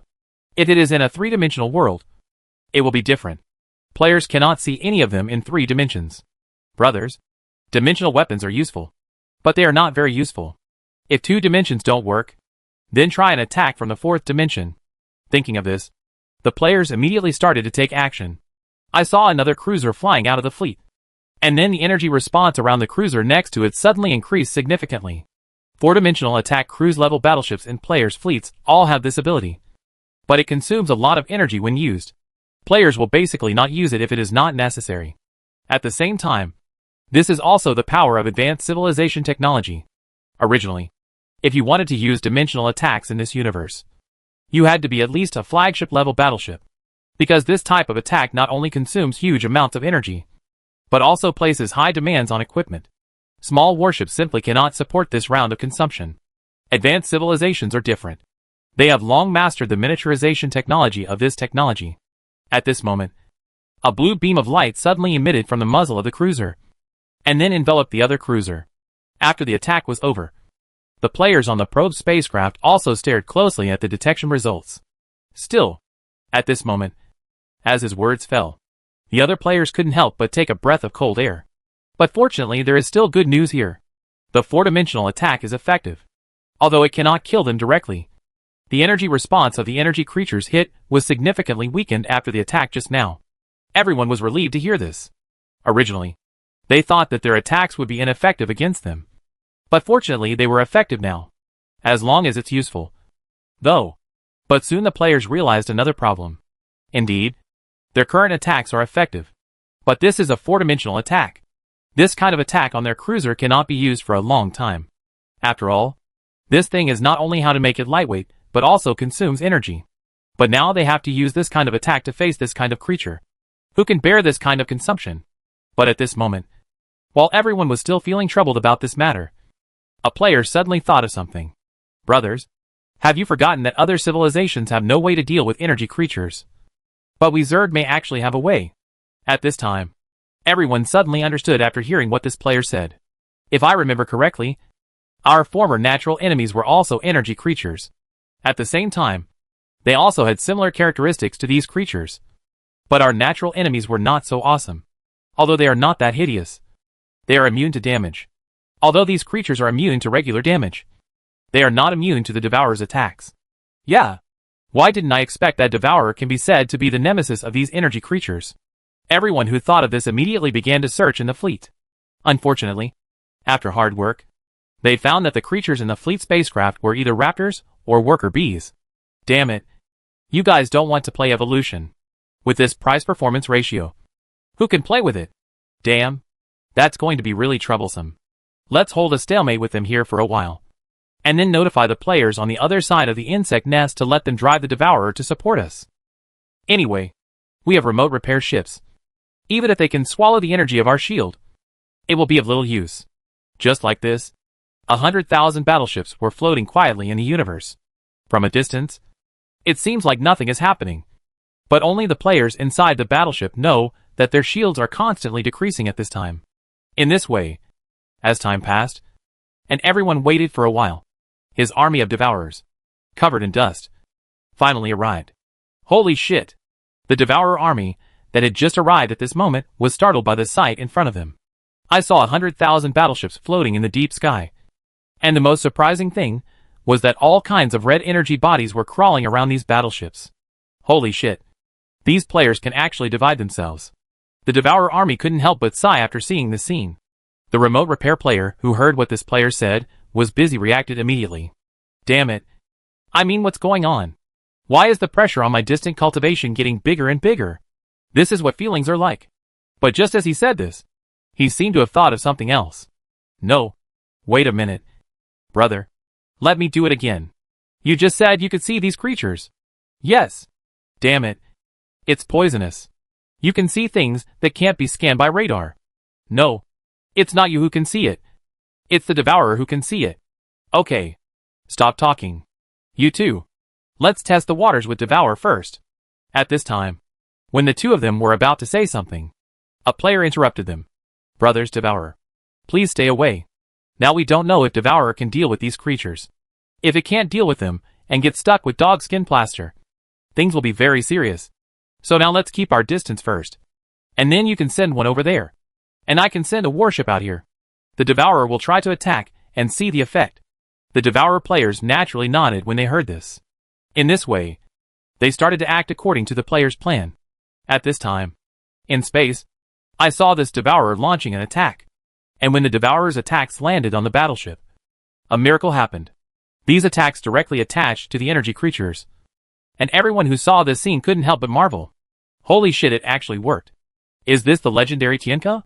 At this time, unlike the players, when other energy creatures discovered this, they all gave up the battleships in their hands and flew towards the Devourer. Players who saw the scene at this time basically don't need to watch the follow-up. It's obvious that these energy creatures are aware of the danger and want to prioritize clearing this source of danger. Hee hee. Brothers, I didn't expect these creatures to be afraid of this. If that's the case, we won't be polite. Just like this, as the players' words fell, other Devourers launched their attacks. The originally peaceful scene suddenly became chaotic at the next moment. A large number of energy creatures were hit by the Devourer's attack. They were originally invisible and immediately revealed themselves. Although one strike cannot kill them, the Devourer's powerful attack power is enough to severely damage them. Just a few more shots are needed and basically the energy creature will have no follow-up. Naturally, it is impossible for energy creatures to just let the Devourer attack them. They will also fight back. But it is obvious that their counterattack does not play a big role. Being attached to the Devourer does not have much effect on the Devourer. Although it will also be injured. This damage can be considered negligible to the Devourer. I'm a good boy. This monster is too cute. Yeah. Once it's restrained, it's really useless. The players who saw this scene didn't know how to complain for a while. The behavior of this energy creature is really weird. However, I feel deeply that the speed of the players' actions is not slow at all. After all, they all suffered losses in this wave. And this creature was a bit weird. So the players decided to eliminate them as soon as possible. In this way, the number of these energy creatures began to decrease rapidly over time. On the other hand, the Devourer's side became more and more courageous as they fought. In this way, the number of energy creatures is also decreasing at an extremely fast rate. And when the number is reduced to a certain level, these energy creatures naturally want to quit. Of course, it is impossible for the players to let them leave peacefully. Want to run? I'm afraid these energy creatures are thinking too much. In this way, the players started chasing while talking. Brothers, don't leave any of them behind. While shouting like this, the players chased after him. At this time, Jian Yao, who had witnessed everything, couldn't help but frown. What happened to the energy creature that suddenly appeared this time? Is it a coincidence or did someone do it deliberately? After thinking for a while, he said, is there any way to capture some samples and study them back? At this time, the Cerebrate who heard his words thought for a while, and then said, it should be possible to capture the samples. In the battle just now, we found that these energy creatures are not only unable to pass through the Devourer's body, but also cannot pass through it. Battleship shield. So it is still possible to create corresponding control items. Hearing this, Jian Yao nodded. If that's the case, then you can make some arrangements over there. Capture a few of them, and come back for research. And let the players find their lairs, and deal with the rest. I understand. Leader. After agreeing like this, the brainworm began to take action. It didn't take long for several captured spacecraft that had been attacked and modified to fly out of the base. And the players naturally received the news at the same time. Brothers, the leader said that he needs to catch a few of them and study them. Then when we go after this thing, We will try our best to wait until they arrive at their lair, and then catch them all. In that case, let's pause the attack and follow them while keeping our distance. In this way, while communicating with the players, they followed the energy creatures leisurely.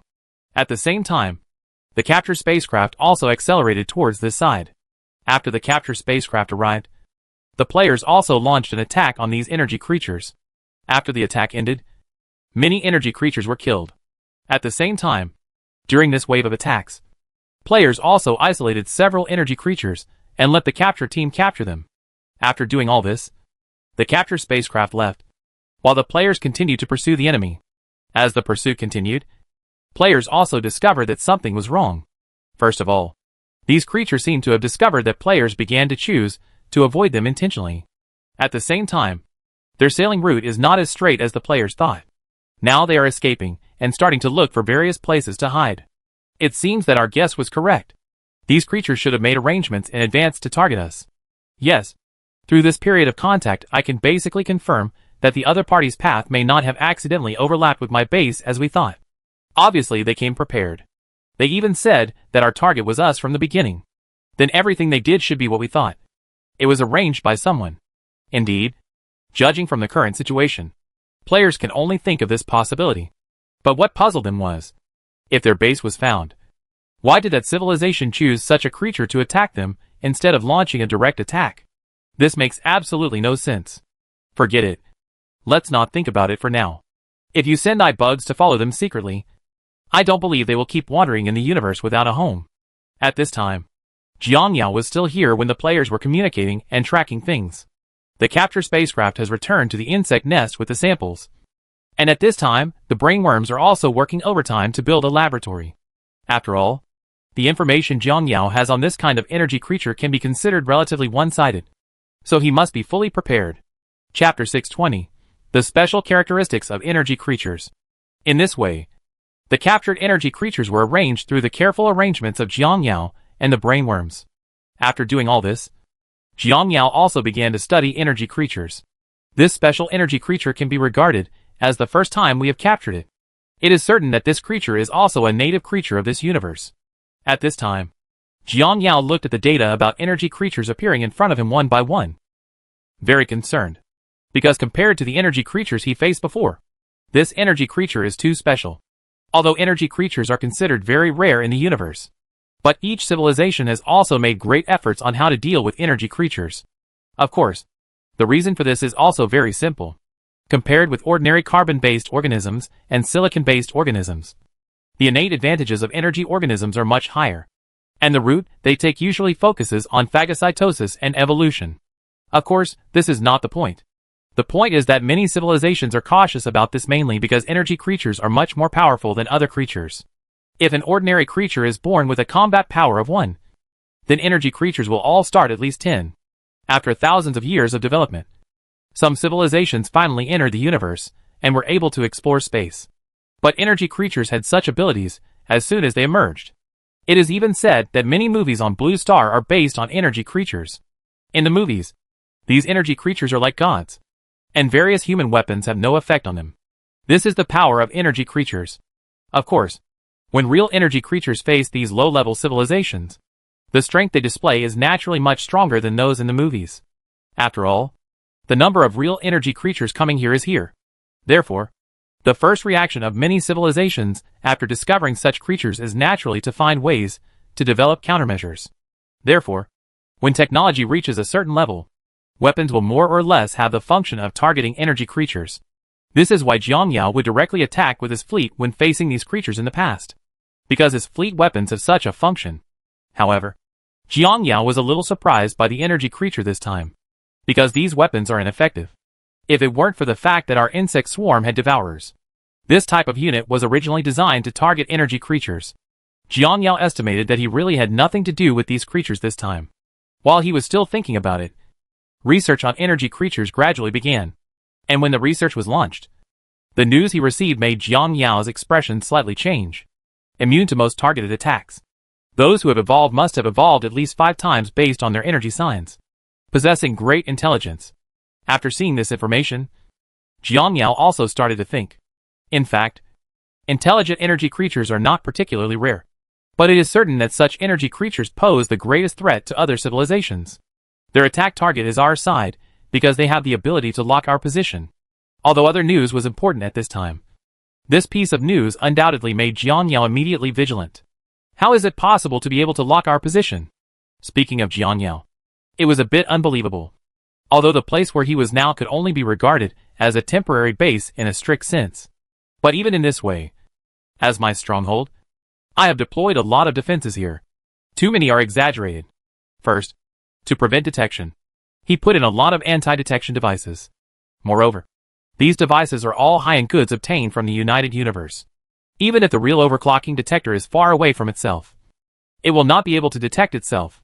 However, this kind of technology can be detected by energy creatures. How on earth is this done? Thinking of this at this time, Jiang Yao didn't dare to be too confident.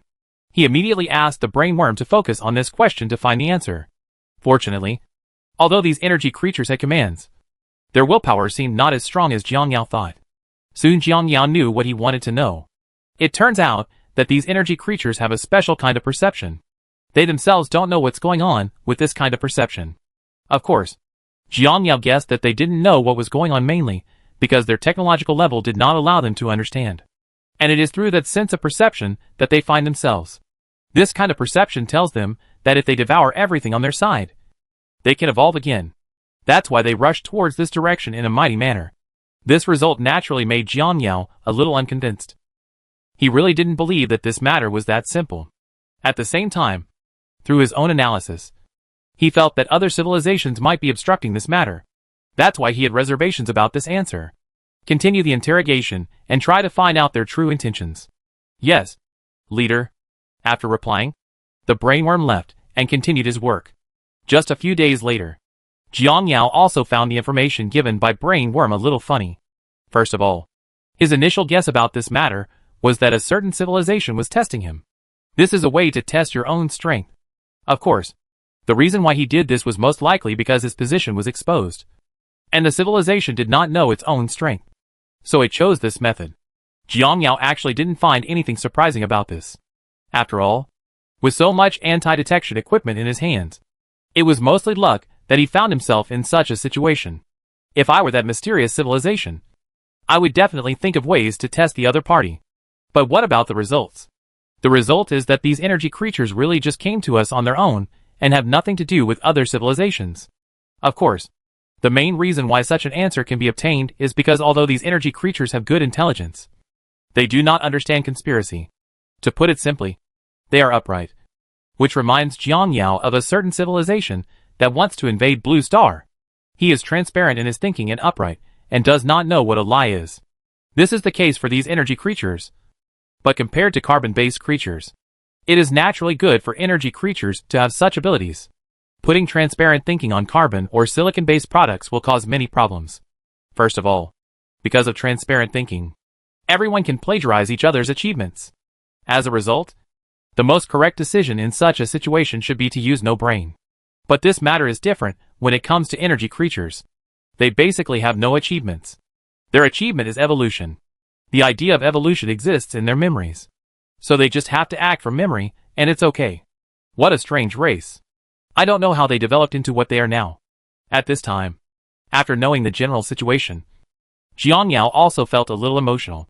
Indeed, if they were like this, a normal civilization would have been destroyed countless times. But because they were energy creatures that started here, not only were they not destroyed, but they also destroyed many other civilizations. Even according to the information they provided, 2 of the giant star beasts were killed by them. And their attack method was also understood by Jiang Yao. The first is to directly invade the opponent's warship and attack it directly. The second is to absorb the opponent's energy non-crazily and paralyze the opponent. Under normal circumstances, they naturally choose the first method. As for the second way to deal with themselves, it is mainly because the shield level on their side is too high and they cannot enter directly like other battleships. Of course, Jiang Yao also conducted experiments and found that the shield technology of advanced civilizations could only barely resist their invasion. But it was still possible to be penetrated. And only the shield technology of super civilizations could completely resist it. I have to say it's a bit scary. The shields of advanced civilizations can barely resist it. Sure enough, Sometimes some of the more talented civilizations in the universe are so unreasonable. Evolve just a few times, and you'll have the ability to fight against super civilizations. You must know that super civilizations are very rare in this universe. These civilizations are all struggling to survive on the verge of life and death. Only under such circumstances can they achieve such success. Then others try their best, but are not as good as these creatures.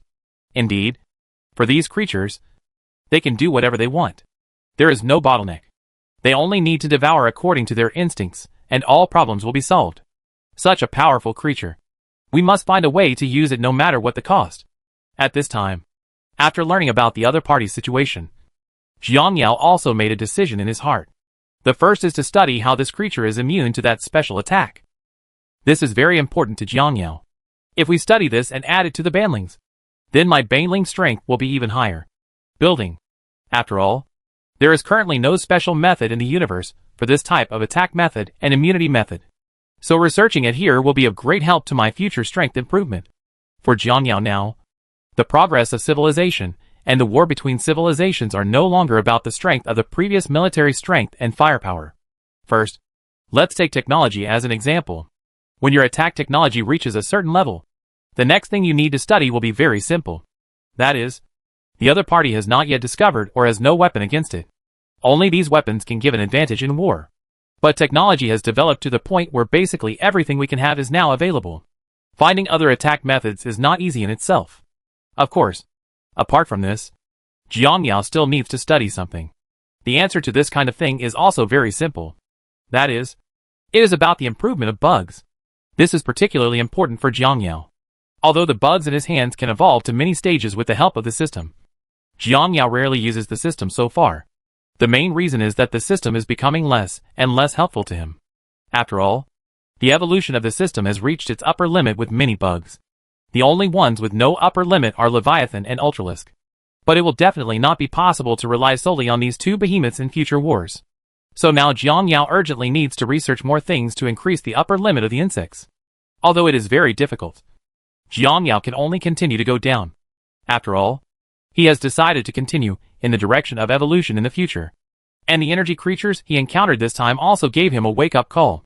You must know that if the energy creature this time was not the devourer, even with his current technology, he might not be able to do anything against this creature. Although this creature can't do anything to him. Sometimes things are so strange.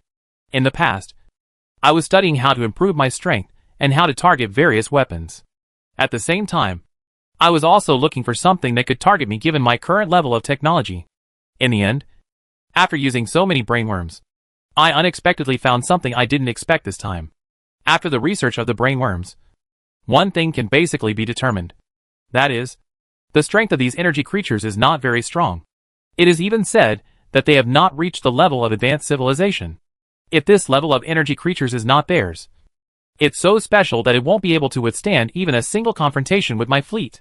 But even under such a gap, because of their specialness, the final result is that I still spent a lot of effort. Jiang Yao couldn't help but sigh when he thought of this. This is just an attack at an intermediate civilization level. If it were an attack at an advanced civilization, or even a super civilization level, it would be terrible to think about what the consequences would be. So some unpopular attack methods must also be put on the agenda. The tactical advantages brought by this method are really great. At this time, while Jiang Yao was still thinking about these issues, the players were here. The players have been tracking this group of energy creatures since they escaped before. And now the players have found their lair. And when the players arrived at their lair, the players were shocked. At this time, the players are in a strange space, surrounded by all kinds of colorful dust. Players are no strangers to this cosmic dust. But this dust is completely different from what players know.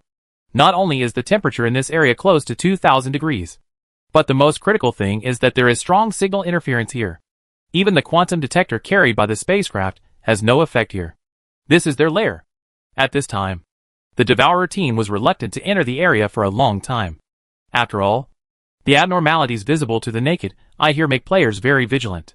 Brothers, what are you going to do next? Something is wrong here. If you enter rashly, something may happen. Don't worry.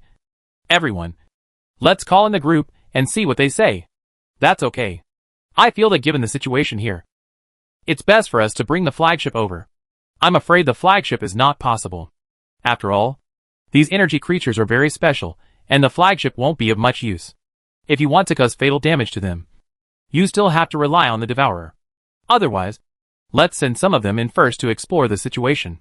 Although there is a risk of being wiped out by the group after entering, at least we can pass the information back. Chapter 621 Exploring the Starry Sky Behemoth. After some discussion, the players decided to send 10 players in to check the situation inside. Although these people basically never came back after entering, the players also communicated well. The resources that entered this time were all distributed together. After that, everyone made money, and everyone shared it equally. In fact, players have abandoned this system of equal sharing for a long time. Due to the advancement of technology during this period, points are no longer so important to everyone. After all, these battleships actually don't use many resources, which is a drop in the bucket compared to the evolution of the swarm. Therefore, the way players allocate their time during this period has gradually become resource allocation, battleship allocation, and other plans. The reason why points distribution has started again now is mainly because the wind direction on Jiangyao's side has begun to move closer to the direction of points intentionally or unintentionally. That's why players value points in their hearts. At this time, these 10 players also entered inside according to their plan. Brothers, first of all, the temperature inside is very high, and the interference is also very strong. But fortunately, it does not cause much harm to our bodies. After all, with our resistance here, basically there will be no big trouble. At this time, as soon as the players entered, they began to continuously report the internal situation to the players outside. Although this space makes the players extremely surprised, it cannot be said that the energy response in this space is very large.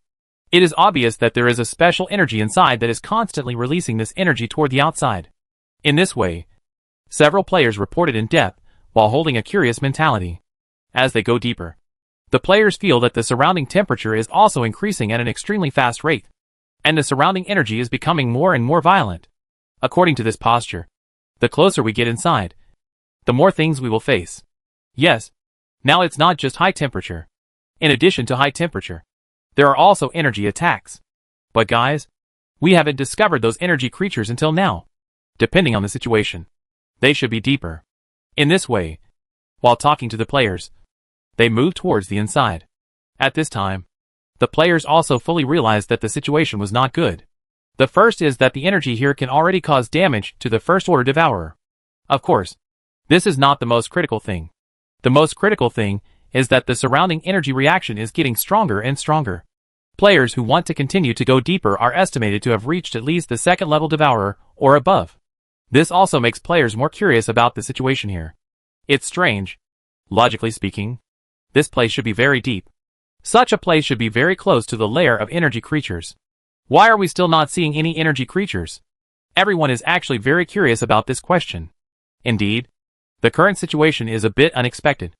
But as they went deeper, they soon discovered something that shocked them, because they saw a black spot in the distance. What's this? At this time, everyone who saw this black spot was shocked. Black hole? One player was a little unsure at this point. Indeed, it is very normal for him to make this guess. After all, this is the only thing in the universe that best suits the current situation.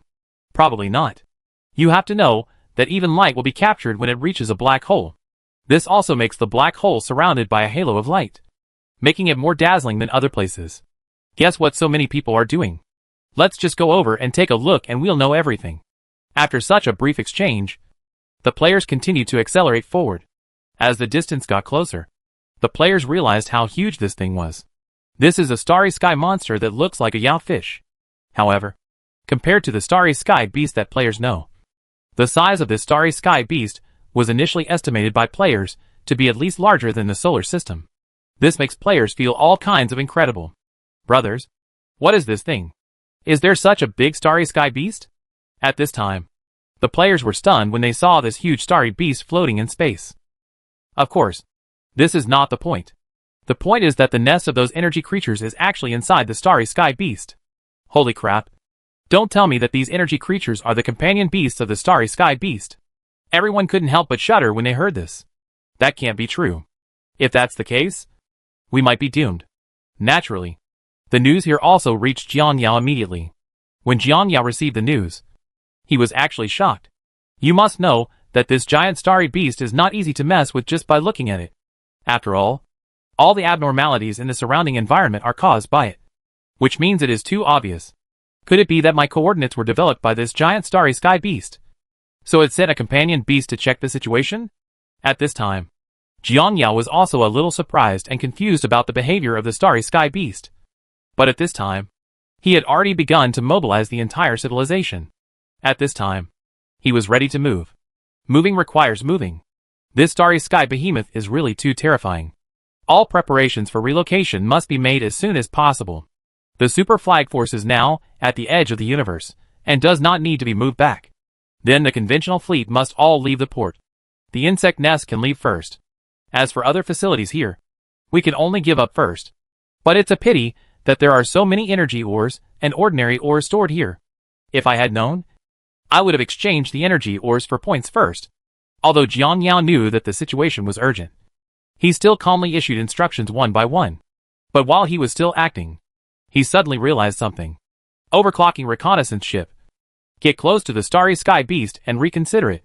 Jiang Yao, who was about to move at this time, was suddenly stopped by the information coming from the front line. No vital signs? Jiang Yao, who saw the report at this time, didn't know whether he should believe this information or not. Is this giant starry beast really without any physical signs? Or is its life level beyond my ability to detect? Facing this problem at this time, Jiang Yao was also a little confused. If he had seen this situation before, Jiang Yao would have considered running away without fearing 10,000. Just in case. But now, as the technological level on his side has steadily improved, he has other thoughts in his mind when facing this starry sky behemoth. First run away from the insect nest, and then convert all the energy ores into points. Then the fleet all ran away, and then troops were sent to determine the status of the starry sky beast. At this time, Jiang Yao had already made a decision in his heart.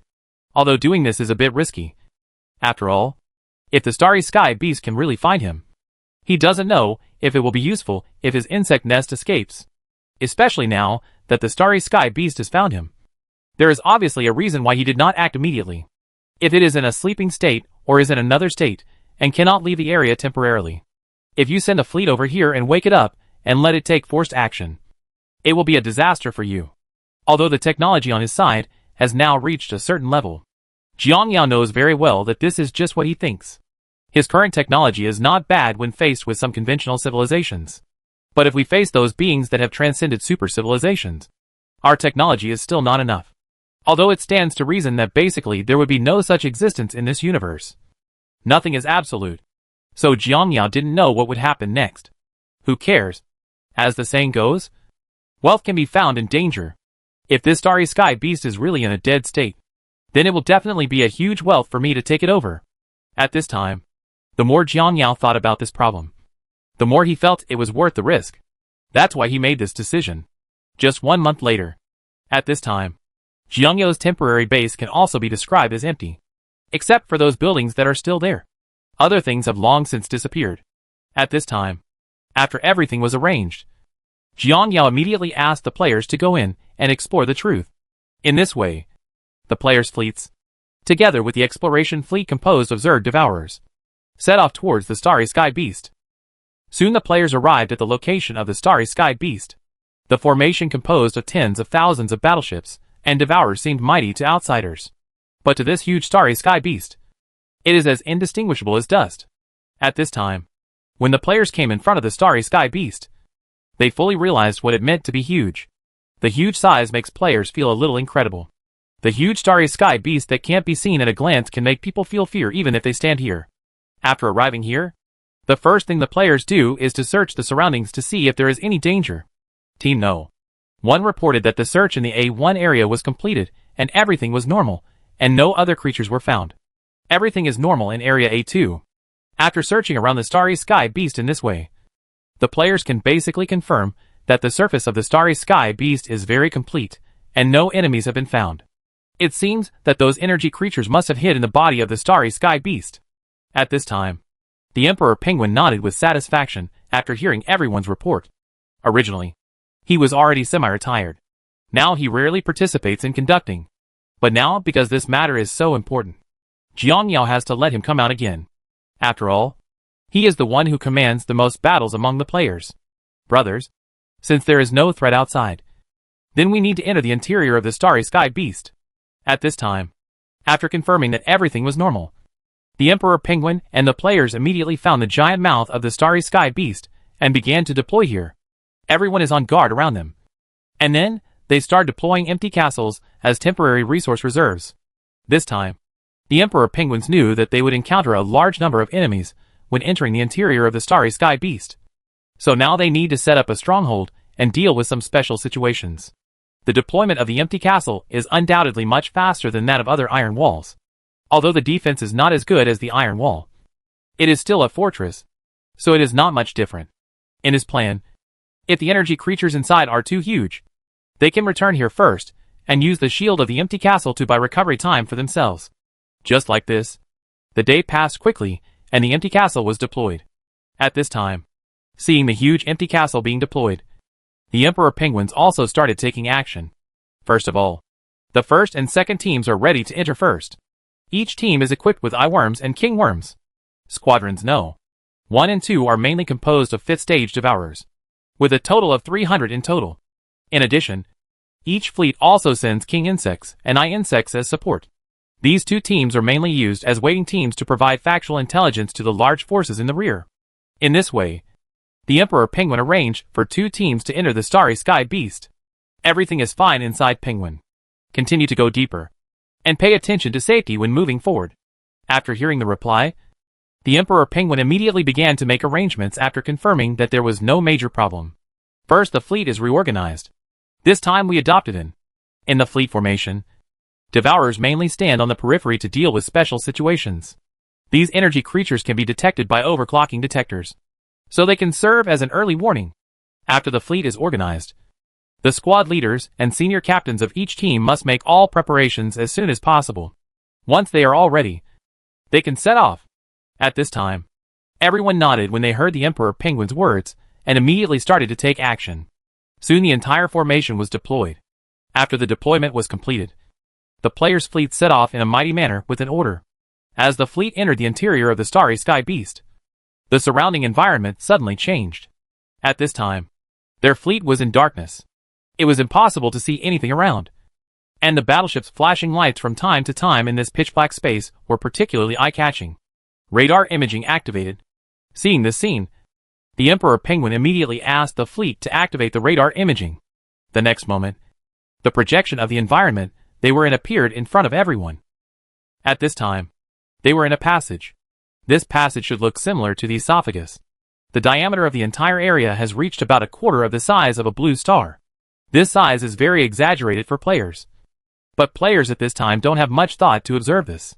At this time, they were all well prepared to face enemies that would suddenly appear at any time. Scout No. 1 team is 200,000 kilometers away from the main force. Everything in the front is normal, and no abnormalities have been found. Team No. 2 is 500,000 kilometers away from the main force. Everything is normal here. At this time, after hearing the report of the scout team, the Emperor Penguin thought for a while, and then said, "Continue to go deeper, and keep the distance appropriately increased." The distance between the No. 1 team and the main force is maintained at 300,000 kilometers. The No. 2 team accelerates forward to ensure that the distance is 1 million kilometers. Chapter 622 The battle begins. At this time, inside the Starry Sky Beast, what's the real-time situation on the external detection ship? Penguin, who is moving forward at this time, asked about the current situation.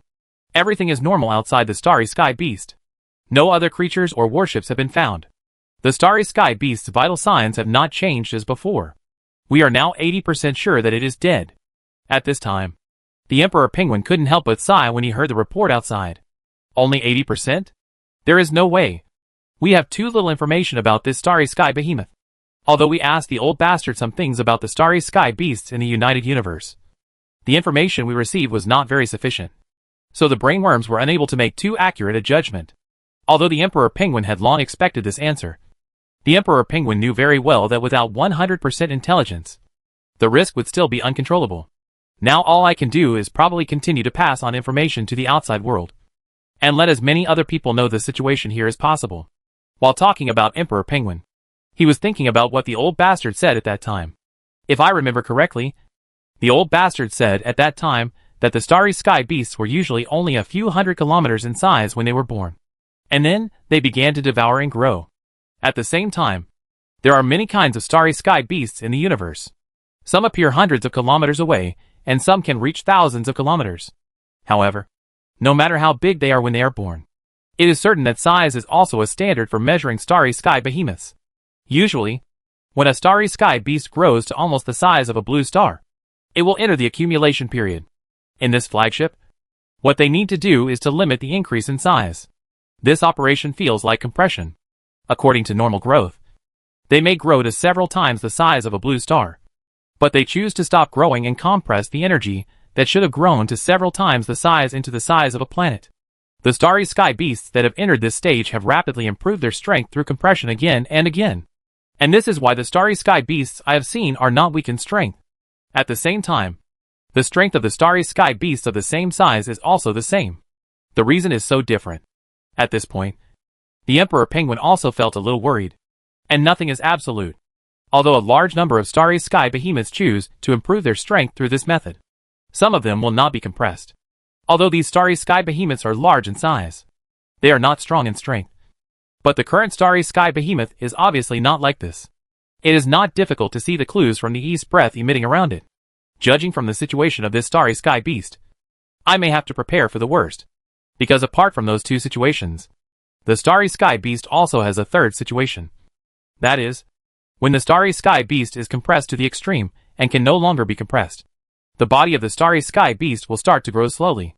Although the starry sky behemoth will compress when it has the opportunity to grow, the size will continue to increase as time goes by. And this starry sky behemoth is called a super limit. If I'm not wrong, the starry sky beast right now may be beyond the limit.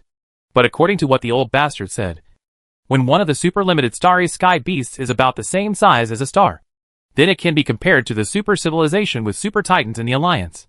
But now, the current situation is that the size of this starry sky beast is about the same size as the entire star system. What kind of concept is this? If such a large starry sky behemoth is beyond the limit, what should it be benchmarked against? Evaluating the strength of the starry sky beast, Jiang Yao estimates that even the super civilization in the United Universe is definitely no match for this starry sky beast. Holy crap! How could there be such a terrifying existence? I remember the old turtle said that the starry sky behemoths cannot grow infinitely. Just like the improvement of technology, there is a bottleneck for the starry sky behemoths, and the starry sky beast can only be improved by itself. It is very difficult to overcome this bottleneck by yourself. Why does this starry sky beast have such an ability?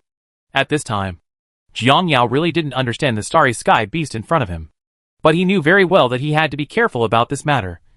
Otherwise something could easily happen. And this time on the player's side. The army was advancing at this time.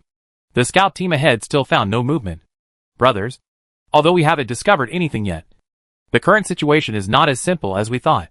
You must know that those energy creatures live inside. So we must always be alert.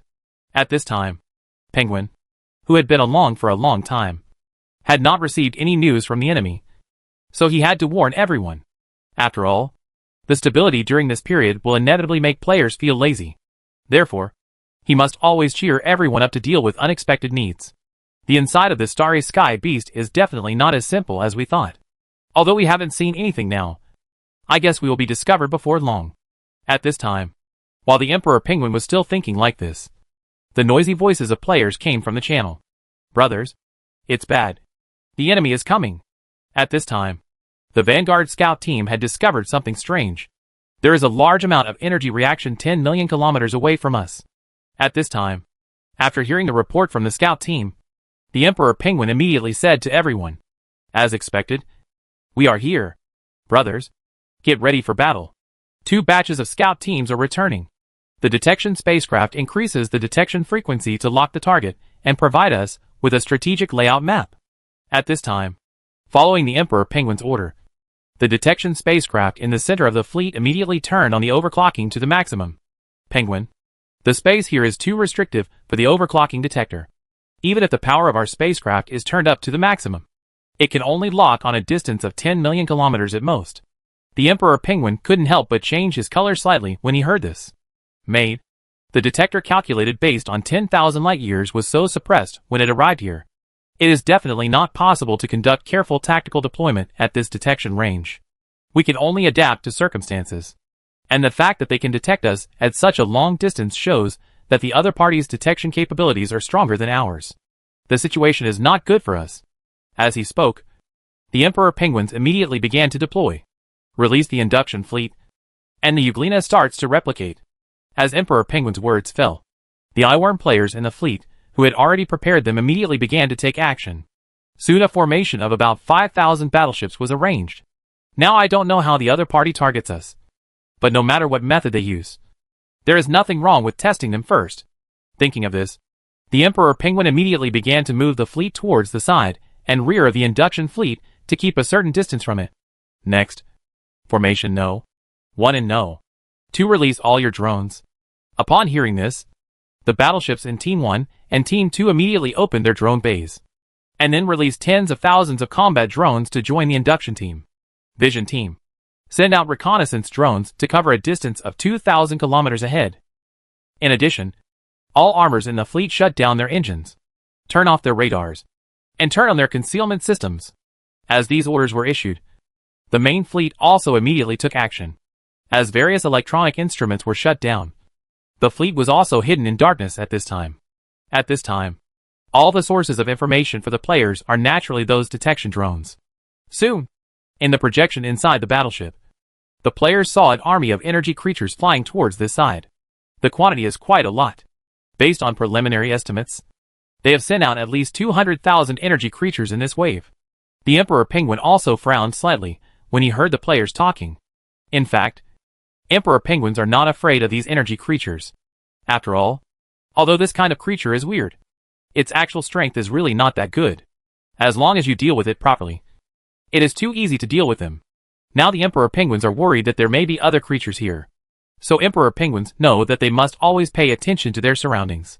Reconnaissance aircraft at a distance of 10 million kilometers are responsible for intelligence detection in the surrounding area. And reconnaissance aircraft beyond this distance are responsible for detecting whether there are other civilizations around. After arranging all this, the Emperor Penguin turned its attention to its surroundings. The enemy is flying towards us quickly, and is expected to engage our induced fighters in 1 minute. The Emperor Penguin nodded slightly when he heard this. It seems that they were able to find us mainly because there was something on the battleship that they could detect. And now that I have turned these off, the other party will be blinded. After muttering in a low voice, the Emperor Penguin continued. All the Devourers separated from the main force and formed a Devourer lineup to be ready to attack at all times. The battleship remained silent. After giving the order in this way, the Emperor Penguin began to wait quietly for the other party's arrival. At this time, Devourer also left the team and flew towards the direction where they induced the battleship group at extremely fast speeds. The enemy has been discovered, a player said while looking at the enemy appearing within the Devourer's perception range. Receive. In that case, let's attack. In addition, the experimental team is also ready to attack at all times. The experimental team is a formation composed of various bugs. This formation is mainly for the purpose of testing which bugs in the bug swarm can cause effective damage to them. And now on the battlefield, the army of energy creatures was not far away from the induced battleship group. And when they saw the induced battleship group, the first thing they did was naturally launch an attack on the battleship group. And just when they started to attack, the Devourer army suddenly appeared and attacked them without hesitation. After being attacked, the energy creatures immediately changed the direction of attack and flew towards the Devourer army. Naturally, the Devourers were not afraid of these creatures. In this way, the battle between the two sides officially started. At the same time, the Emperor Penguin is also always paying attention to the situation on the battlefield. Currently, apart from the Devourer, the only ones that can cause damage to these creatures are Ultralisk and Leviathan. And these two creatures are simply boss to these creatures. At this time, I couldn't help but sigh when I saw the Thunder Beast and Leviathan Emperor Penguin killing each other in the group of energy creatures. If that's the case, then the next thing will be easier to handle. Currently, there are 3 types of soldiers in the insect swarm that can cause damage to this creature, which is enough for Emperor Penguins. As long as they are not alone, everything is easy. After understanding the situation here, the Emperor Penguin turned its attention to the other side. At this time, the detection drone was already very far away from the battlefield. And at this time, The Emperor Penguin discovered the situation again. There are other creatures coming. At this time, the Emperor Penguin was a little surprised to see the picture from the detection drone. Unexpected. After muttering quietly, the Emperor Penguin immediately turned its attention to the creature that was chasing the detector. This is an oval-shaped creature that emits white light. The entire group numbers about 50,000. At this time, several of these strange creatures were chasing the detection drones, while others were heading towards the place where the Devourer was fighting. Sure enough, as I thought, there is not only one kind of creature here, but compared to the energy creatures encountered, the situation of this creature seems to be much better. They all seem to be physical, but the creatures inside are very strange. So just to be on the safe side, we sent out a team to test it out.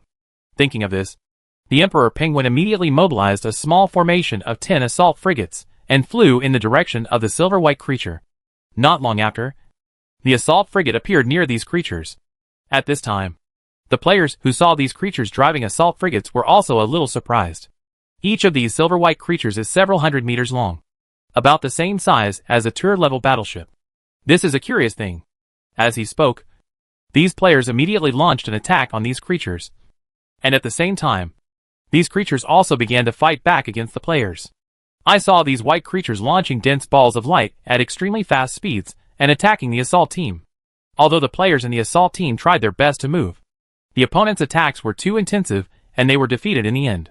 It surprised me a little bit. While talking, the Emperor Penguin also got the data he wanted.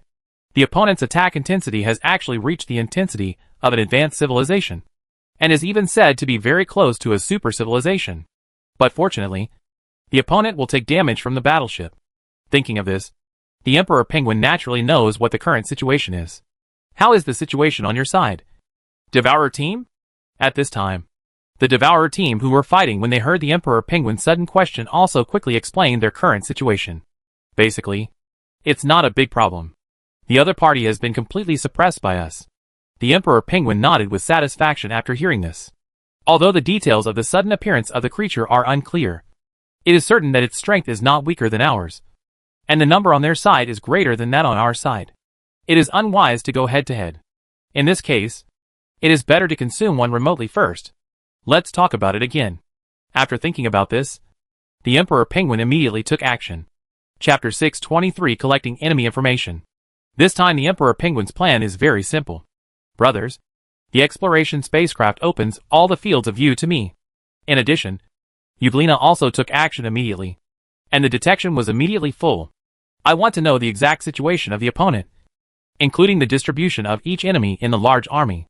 At this time, following the instructions from the Emperor Penguin, a large number of warships and Euglena flew out from the fleet and then flew in the direction of the creatures. At the same time, the Emperor Penguin turned his attention to the Devourer army.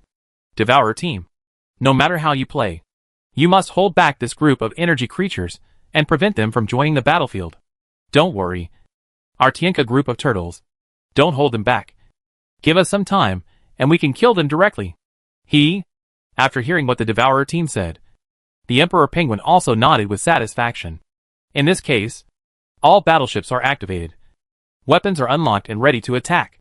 Hearing this, the battleship's large forces were all ready to take action. At the same time, when all the battleship systems were operating at full power, it naturally attracted the attention of the energy creatures. At this time, many of them flew directly towards the place where the battleship was. Aha! What kind of behavior are you doing? You are fighting with us, and you still have the mind to care about other things. You are somewhat looking down on us. Rampant. Too rampant. You just want to ignore us and go to the trouble of the battleships. Who gives you the guts? What this group of energy creatures didn't know at this time was that their behavior had completely outraged the players. Indeed, such behavior somewhat looks down upon the players.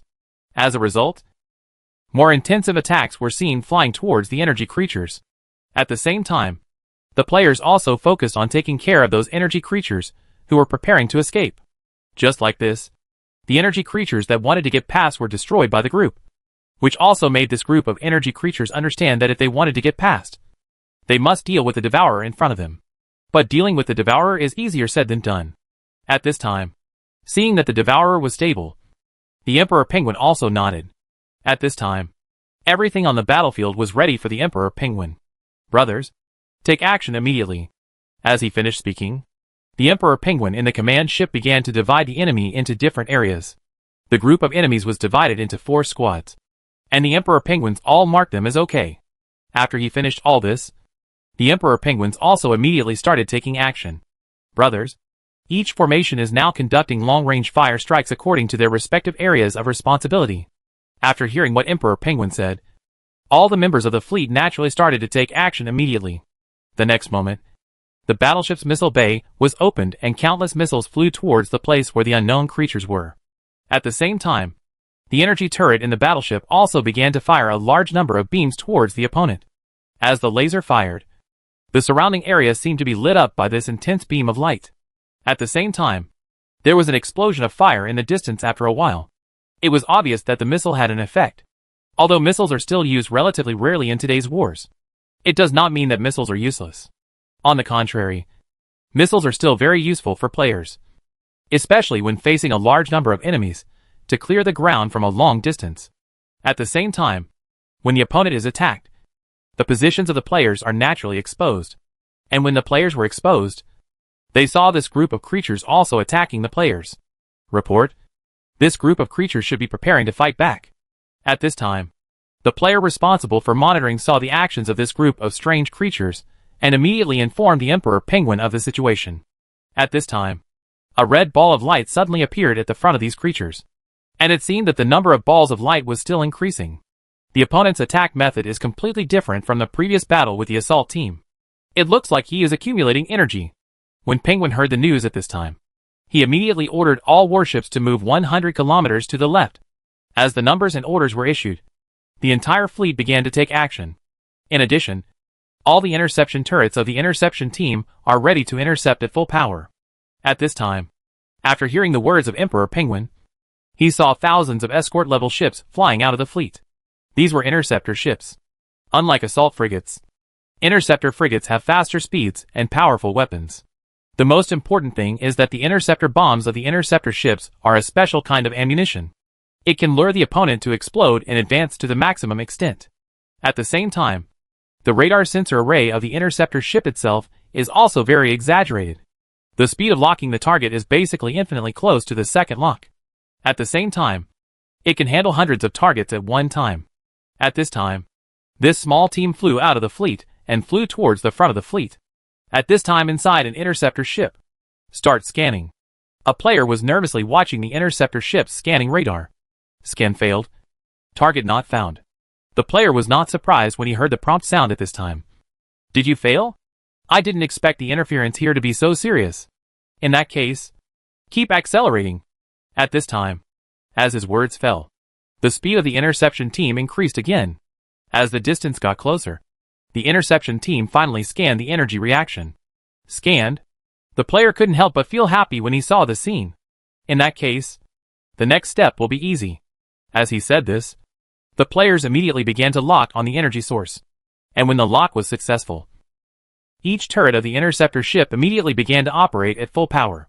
The next moment, a lot of blue light suddenly appeared not far away. It was obvious that they interrupted many people who were still accumulating power. However, the interceptor ship players who had done all this were not too happy because at the next moment, they scanned a large amount of energy reactions flying towards them very quickly.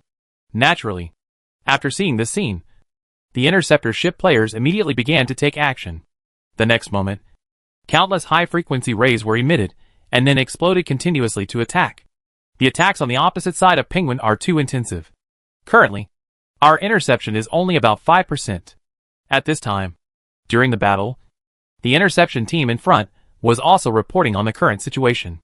After hearing the report from the frontline players, Emperor Penguin thought for a while and said, 5% is enough. At least the pressure on our front row will be much less. At this time, while talking about the Emperor Penguin, he looked at the situation on his own fleet. At this time, I saw countless light balls preparing to explode in my fleet and then spread into a larger light ball that began to devour everything around it. These attacks hit the battleship shield and caused considerable damage to it. At the same time, the second spread of damage on the outside was another round of damage to the shield. Damn! The attack from the other side is so fierce. Seeing this, the Emperor Penguin couldn't help but complain silently in his heart. So far we have known the opponent's two attack modes. The first attack is a single high-frequency attack. The firepower of this attack is acceptable. And the second attack is a group attack like this. It's just that the difference between group attacks and single-target attacks is that group attacks require energy storage. At this time, while talking about Emperor Penguin, he was observing the situation of the fleet. It stands to reason that if the opponent has these two attacks, it is obvious that they can directly consume us from a long distance. But currently their entire team is still approaching us. Obviously the opponent's attack methods are far more than this, which means that the opponent has other methods, and this method is close combat. Thinking of this, the Emperor Penguin recalled the time when the Zerg fought against the enemy. At that time, they also used their own advantages to engage in close combat with each other. If this is the case, then their purpose of getting close must not be allowed to succeed. At this time, the Emperor Penguin had already made a decision in his heart. The current situation is a mutual test for both himself and the enemy. But even if it is a test, he does not want to suffer heavy losses. All fleets were changed from X formation to T formation. As Emperor Penguin finished speaking, the lineup of players began to change. First, all the logistics ships began to converge towards the front of the Emperor Penguin fleet. And the other two teams of output warships and defense warships in front of the logistics fleet also immediately blocked it. The front row is responsible for taking damage, resisting pressure, and providing a favorable output environment for the output warships in the back row, while the logistics team in the rear puts all their energy and time into the pressure-resistant battleships in the front row. Not long after the lineup was arranged, these creatures appeared in front of the players, and their bodies began to change after they appeared. They were originally oval-shaped and suddenly turned into humanoid creatures holding sharp blades and then started to kill towards the fleet. While charging, they also launched various attacks as cover. I knew this was the case. The Emperor Penguin, who saw this scene, couldn't help but secretly exclaimed. Sure enough. Basically the same tactics as our original ones. Brothers on the front line. Hold on. No matter what happens, the lineup cannot be changed. If the opponent rushes in, the nearby output will give priority to the enemy who rushes into the formation. At this time, the Emperor Penguin knew very well that there was only one solution to the situation in front of him. The opponent's purpose is to rush into the lineup, break the lineup, and then use their own advantages to crush the enemy. Not only experienced Emperor Penguin players are also familiar with this path. So they all know now that the most suitable way for them at present is to stick to the end. The lineup must not be broken, because once the lineup is broken and everyone becomes confused, it will be a real advantage for them. Everyone, please remember that even if you are directly destroyed by the opponent on the same spot, you cannot change positions. The Emperor Penguin, who thought of this at this moment, shouted loudly on the channel broadcast. In this way, the battle between the two sides has officially started. At this time, these creatures are trying to find ways to enter the players' lineup from all angles. However, the players have already been prepared. As long as they dare to come from the side or other places, they all focus their fire first. And the forward defense warships can handle it. After all, although the defensive warships are biased towards defense, their firepower is not much different. In addition, they also have remote maintenance of the logistics ship, so they can barely handle it. The opponent's purpose is very clear. It seems that the opponent should also have relatively rich combat experience. At this time, everyone believed in this sentence. After all, who would know this kind of fighting method without experiencing a lot of battles? After all, there are many routines that are advantageous to me, which have been summed up through many battles. Penguin, the firepower from the other side is too fierce, and we can't stand it. At this time, while Emperor Penguin was still sorting out various intelligence, the voice of the frontline player came out in the channel. Can't stand it anymore? Oh my god. You have a logistics ship to transfer energy. Thinking of this, the Emperor Penguin immediately brought up the picture of the frontline battle. I saw several creatures near a defensive battleship at the front. They fired various lights at the battleship and waved their sharp blades. This is indeed a bit difficult to handle. At this time, the Emperor Penguin couldn't help but frown when he saw the situation on the battlefield. If we continue to fight like this, I'm afraid we will be killed sooner or later. Retreat. After a long time, he made this decision. Keep formation and speed back. Each team of battleships in the front row is divided into 2 battleships. All other battleships leave. In this way, according to what Emperor Penguin said, some warships in the fleet were divided to intercept the enemy, while other warships began to evacuate towards the exit. Players are actually not surprised by the outcome of this battle. After all, The quantitative gap between the two sides is too big. If the opponent's strength is weaker than their own, then they can continue to fight. But it is obvious that the opponent's strength is stronger than theirs. And the most important thing is that their number is much larger than the players. So in this case, even if the players cooperate better, the result still cannot be changed. But fortunately, after this time, we also know the opponent's strength. So the next step will be easy to arrange. At this time, the Emperor Penguin was retreating and thinking. But soon he realized something was wrong. After the opponent destroyed their fleet, they actually chased them directly again. How brave! You actually dare to chase me. Don't you understand what it means to chase after a poor enemy? While talking at this time, Emperor Penguin immediately asked the players on the other side of the empty castle to prepare. And at the same time, the empty castle also directly started the attack mode. Naturally, after receiving the news, the players on the empty castle also immediately started to arrange it. Brother, these thieves are really chasing us. Not long after, the Emperor Penguin, who had just returned with a fleet, saw the army chasing after him at the side of the empty castle. Since you are looking for death, then I will help you. At this time, the Emperor Penguins couldn't help but think so when they saw these creatures that wanted to annihilate them all. The Sky Castle shield is activated, and the Sky Castle automatic turret begins to lock on the target and start attacking. Immediately afterwards, I saw dense cannons on the empty fort attacking the chasing enemies. At the same time, the Emperor Penguin fleet was naturally not idle, and they also joined the battle. And with the help of the empty castle, the entire situation has changed. Chapter 624, Speculations within the Starry Sky Beast. At this time, near the empty castle, a huge shield was seen to resist a large number of attacks. The castle itself has also sent out a large number of drones to assist in combat, and the number of players attacking each other is decreasing at an extremely fast rate. But what surprises players is the current situation. They will definitely be the first to be unable to hold on as time goes by. So it stands to reason that at this time, they should choose to retreat. Why do these creatures not know how to retreat now that we are in this situation? At this time, the players were a little surprised to see this creature constantly coming towards them. Yes, these creatures should be intelligent, especially when we saw it at the beginning of the war. Their operations are obviously something that only intelligent creatures can do. But why are they reacting like this now? Brothers, don't worry about what happened to them. Since they want to stay here, then we will keep them all. In this way, the players started to counterattack while talking. And at this time, the battlefield had become extremely chaotic. Fortunately, we had arranged everything that should be arranged before we came. Otherwise, this wave might have overturned. At this time, looking at the special creatures that were still coming in, the players were a little frightened. At first, most of these creatures were killed or injured, and the players thought that this wave was basically stable. But as time went by, they gradually discovered something was wrong. Because after this batch of special creatures died, another batch came immediately. By this time, the players finally understood why they did not retreat in the first place. I didn't expect they had so many backups. Brothers, when will the fight end like this? It's unclear how many reinforcements they have. But fortunately, we are well prepared here. We have sufficient resources inside the castle, and some reserve warships. We can barely resist it now. But according to this posture, over time, I worry that the empty castle will not be able to hold on.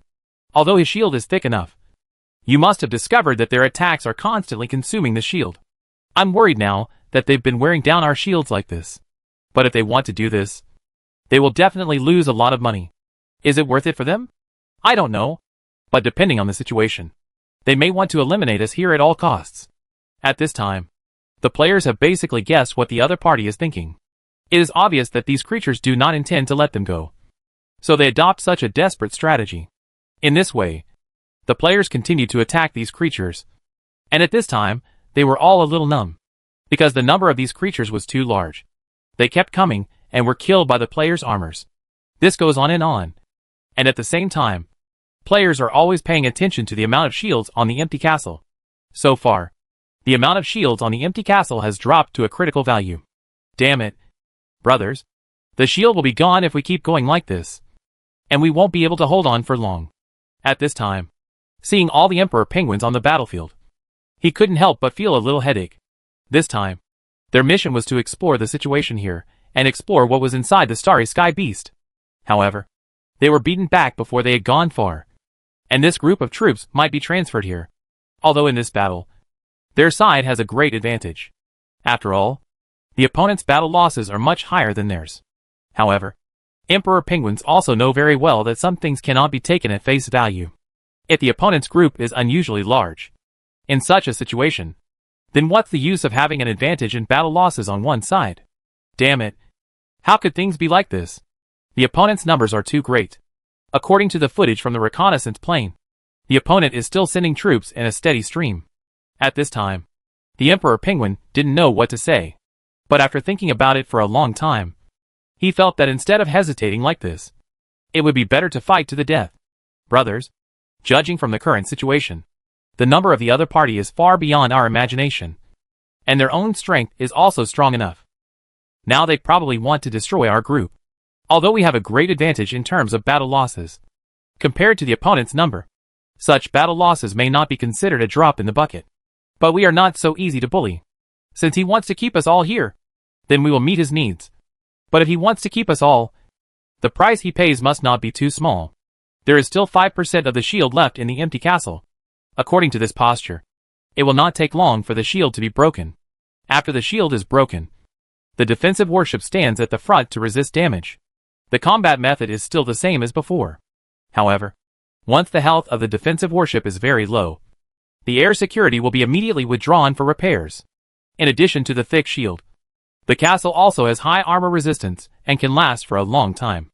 There are also maintenance facilities inside for warship repairs. Such battery life can be greatly improved. After this round of operations, we can replace a lot more of them. At this time, after hearing the arrangement of the Emperor Penguin, everyone nodded and then started to take action. This time, they no longer expect to be able to leave here alive. So what they have to do now is to get a few more backers before they lose their fortune. Of course, the final result did not disappoint everyone. Through this fighting method, the players achieved a record of 1:100 in this battle. You must know that the opponent's strength is actually not very different from theirs. Except for the slightly weaker defensive capabilities, their attack and maneuverability are not worse than theirs. Therefore, the players are very satisfied with such results. Although at the end of the battle, all the troops were killed by those creatures, and all the air security deployed were also destroyed. Although the players suffered heavy losses in this battle, they also got the information they wanted. In the battle before the brothers united, the situation inside the Starry Sky Beast was far more complicated than we thought. Let's not talk about those energy creatures. Let's talk about those special white creatures. First of all, we can't estimate their number. But I remember that when almost all our warships were killed and the empty fort was completely disabled, they were still sending a steady stream of troops over. From this, it is not difficult to see that the opponent's number far exceeds our imagination. Facing such an enemy, we must think of a foolproof strategy. Upon hearing this, a player thought for a while, and then said, "Old fellows, I have a good suggestion. First of all, through the previous battles, we can basically determine that that creature is particularly brave. They choose to go on a rampage no matter what they do. This is the case from the beginning to the end of the battle. Although they are relatively large in number, we can definitely take advantage of this feature and arrange more bombs. When they come over, we can directly bomb the screen. Don't they like being reckless? Compared with our attack range bombs, the effect will be more obvious. The previous step was that we brought too few. Otherwise, we could have killed several times more of them." At this time, everyone nodded after hearing this player's suggestion. This thing must be arranged for them. But this alone is definitely not enough. We still need to arrange some other things. The first thing is about the air security of our stronghold. Although it is relatively good, its defense and attack power are not as good as the Iron Arm. So we can arrange the Iron Arm. At the same time, the opponent's number is relatively large. This alone is not enough. We can also arrange a large number of control towers around the Iron Arm, and then use the control towers to connect the turrets to increase the surrounding firepower. Besides, we can't go out without fewer people this time. The last wave resulted in the same result because we had too few people. Just like that, everyone started to make suggestions one by one. In fact, they haven't experienced this feeling for a long time. After all, they were able to easily deal with the enemies they encountered before. All plans and routines are useless to them. But this time it is different. The players feel like they are back to when they were wandering in the universe. However, this feeling is also better for them. After all, They'd prefer to use various routines to plan for victory than crushing them all the way. Brothers, actually I have been thinking about a problem, which is the inside of that starry sky beast. Think about it. How far we have gone. And we have encountered so much attention. Does this mean that there are other more powerful beings in the body of the starry sky beast? Or that there are other relatively large beings from other ethnic groups? I'm also thinking about what you said upstairs. And I guess there may be more. While everyone was still discussing this issue, a player seemed to have thought of something and asked, "Brothers, haven't you thought? There is such a powerful creature inside the starry sky beast. And its strength has exceeded our imagination. The attack power is so terrifying. And the number is so huge. If such creatures were placed in the universe, I guess they would have dominated the universe for a long time. But why are they always in the body of the starry sky beast and unwilling to leave?" At this time, everyone couldn't help but be stunned when they heard what this player said. It was obvious that they seemed to have thought of something. Yes, if these creatures were really placed in the big universe, it would not be difficult to become a super civilization in your area. Why do they always stay in the bodies of the starry sky beasts?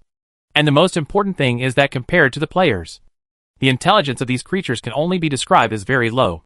But the strength of these creatures is already very close to super civilization. And a civilization that can possess this kind of strength cannot be a fool no matter what. But it's obvious that the other party's situation is really no different from that of a fool. Brothers, I seriously doubt whether there is anything inside the starry sky beast that can enhance their strength. This is why they are unwilling to leave. Regarding this player's guess, everyone nodded in agreement. Indeed, this is the only explanation for the current situation that makes sense. After all, the situation of these creatures is too special. It makes players feel that this matter is not as simple as imagined.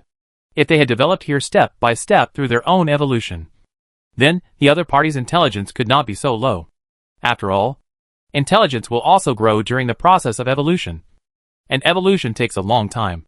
With such a long time of blessing, no matter how stupid a creature is, it can become smart. But the creatures inside the starry sky beast are full of weirdness. The first is the situation of the starry sky beast itself. What is shown now is that the vital signs have disappeared. But the players don't know exactly what is going on. Another point is that although the creatures in his body are still very good, the problem is how intelligent these creatures are. Whether they are energy creatures or some weird creatures, their intelligence is not very high. Although it is not reduced to relying on instinct, it is not much better than relying on instinct. After all, their fighting style is very reckless. Although they know how to make some simple attack patterns, they can do these patterns as long as they are not stupid. Although it is incredible, I seriously doubt that the evolution time of these creatures is not long. It may be true that, as the previous player thought, these creatures should have benefited from the body of the starry sky beast, and then they will improve so quickly. That's why they don't want to leave. At this time, after hearing everyone's comments, the Emperor Penguin thought about it for a while. And then he came up with this idea. In the current situation, only this idea is feasible. But brothers, you must have also discovered that although the other party may not be very smart, it is undeniable that the other party's numbers are here. At the same time, the things inside the starry sky beast can bring them such a big improvement. So what do you think we need to face if we want to get this thing? If my estimate is correct, I estimate that by then we may have to face attacks from all the creatures within the starry sky beast. Everyone nodded when they heard this. But they knew very well that if their guess was correct, getting this thing would definitely be a big improvement for them. After all, being able to allow these creatures to evolve like this is simply unbelievable. It happens that we are also studying the evolutionary route. If we can get this thing, it may be a great improvement for us. And the most important thing is that if this thing can be used directly on us, then our strength will be even higher.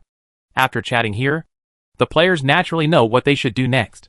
They must try their best to find out whether the inside of the starry sky beast is as they guessed. In this way, the players who had a goal began to prepare again. Chapter 625 Go Again. In fact, Jiang Yao had almost the same idea regarding the players' speculation. It should be the things inside the starry sky beasts that make those creatures so powerful.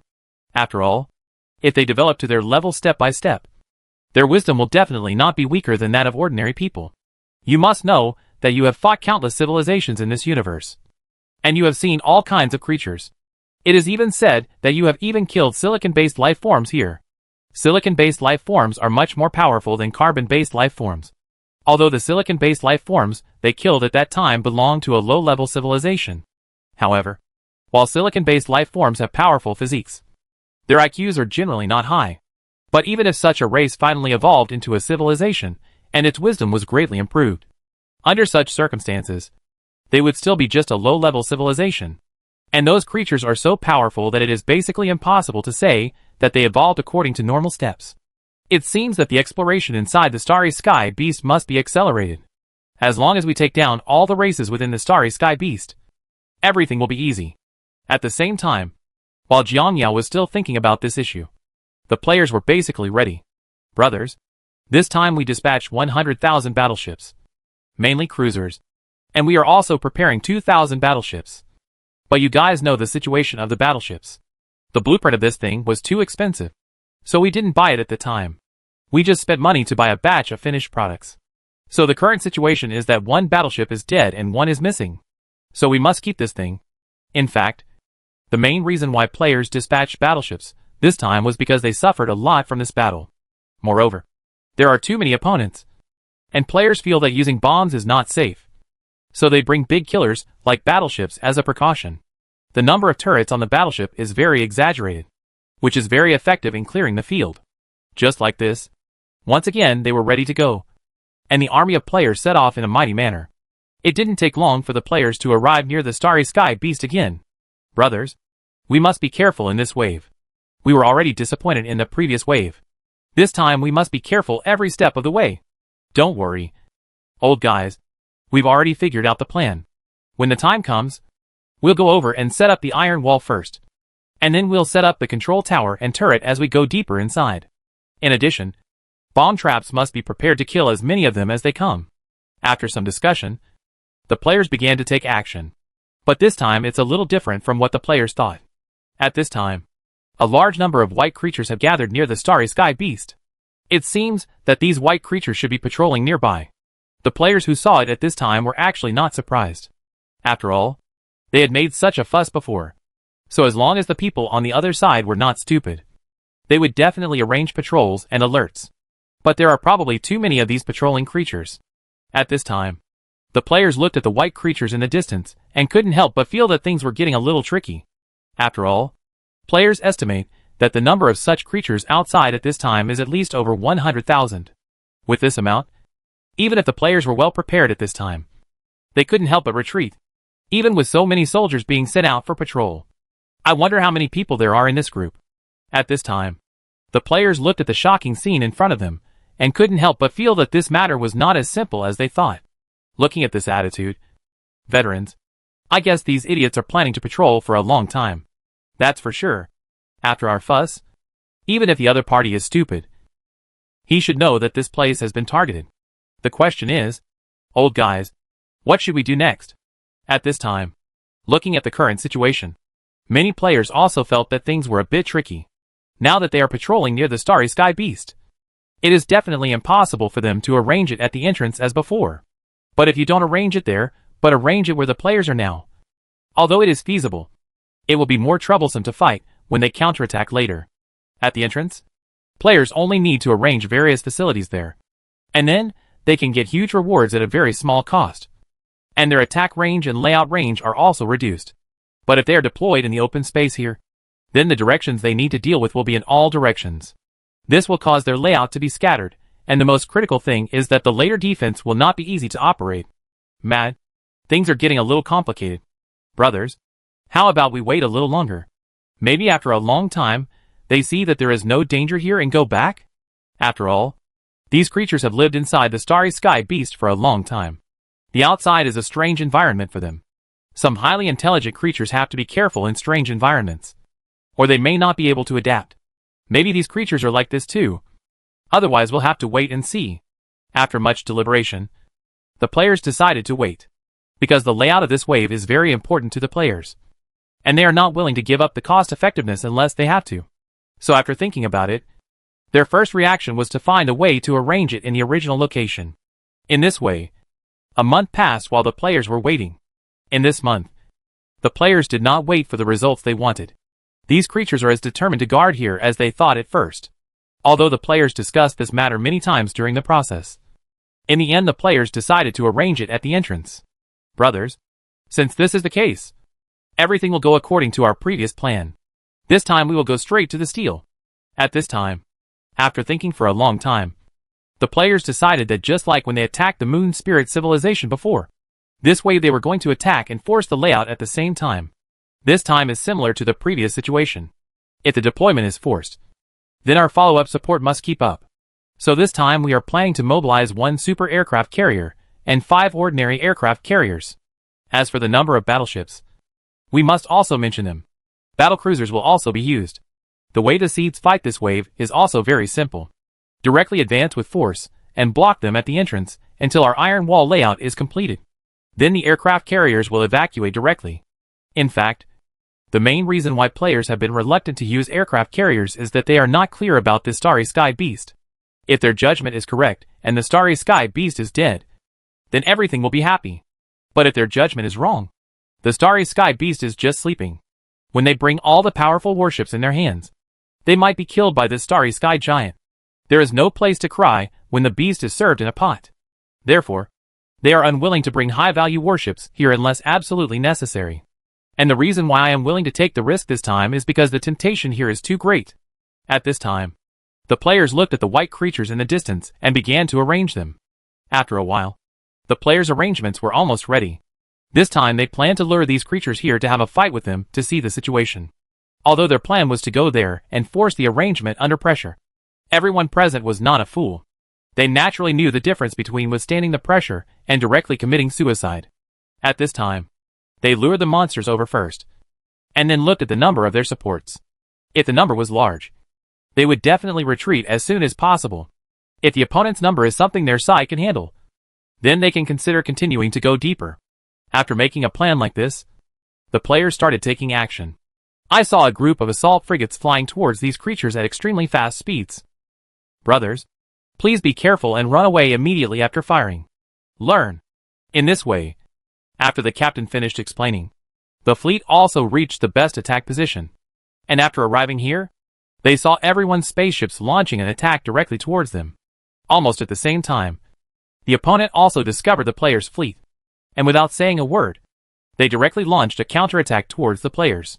The players, on the other hand, followed the initial plan, and after a successful attack, they immediately turned around and left. Just as the players thought, these creatures immediately chased after the players. Coming! At this time, the players at the ambush site saw the assault team returning, and the large number of white creatures following behind them, and immediately launched an attack.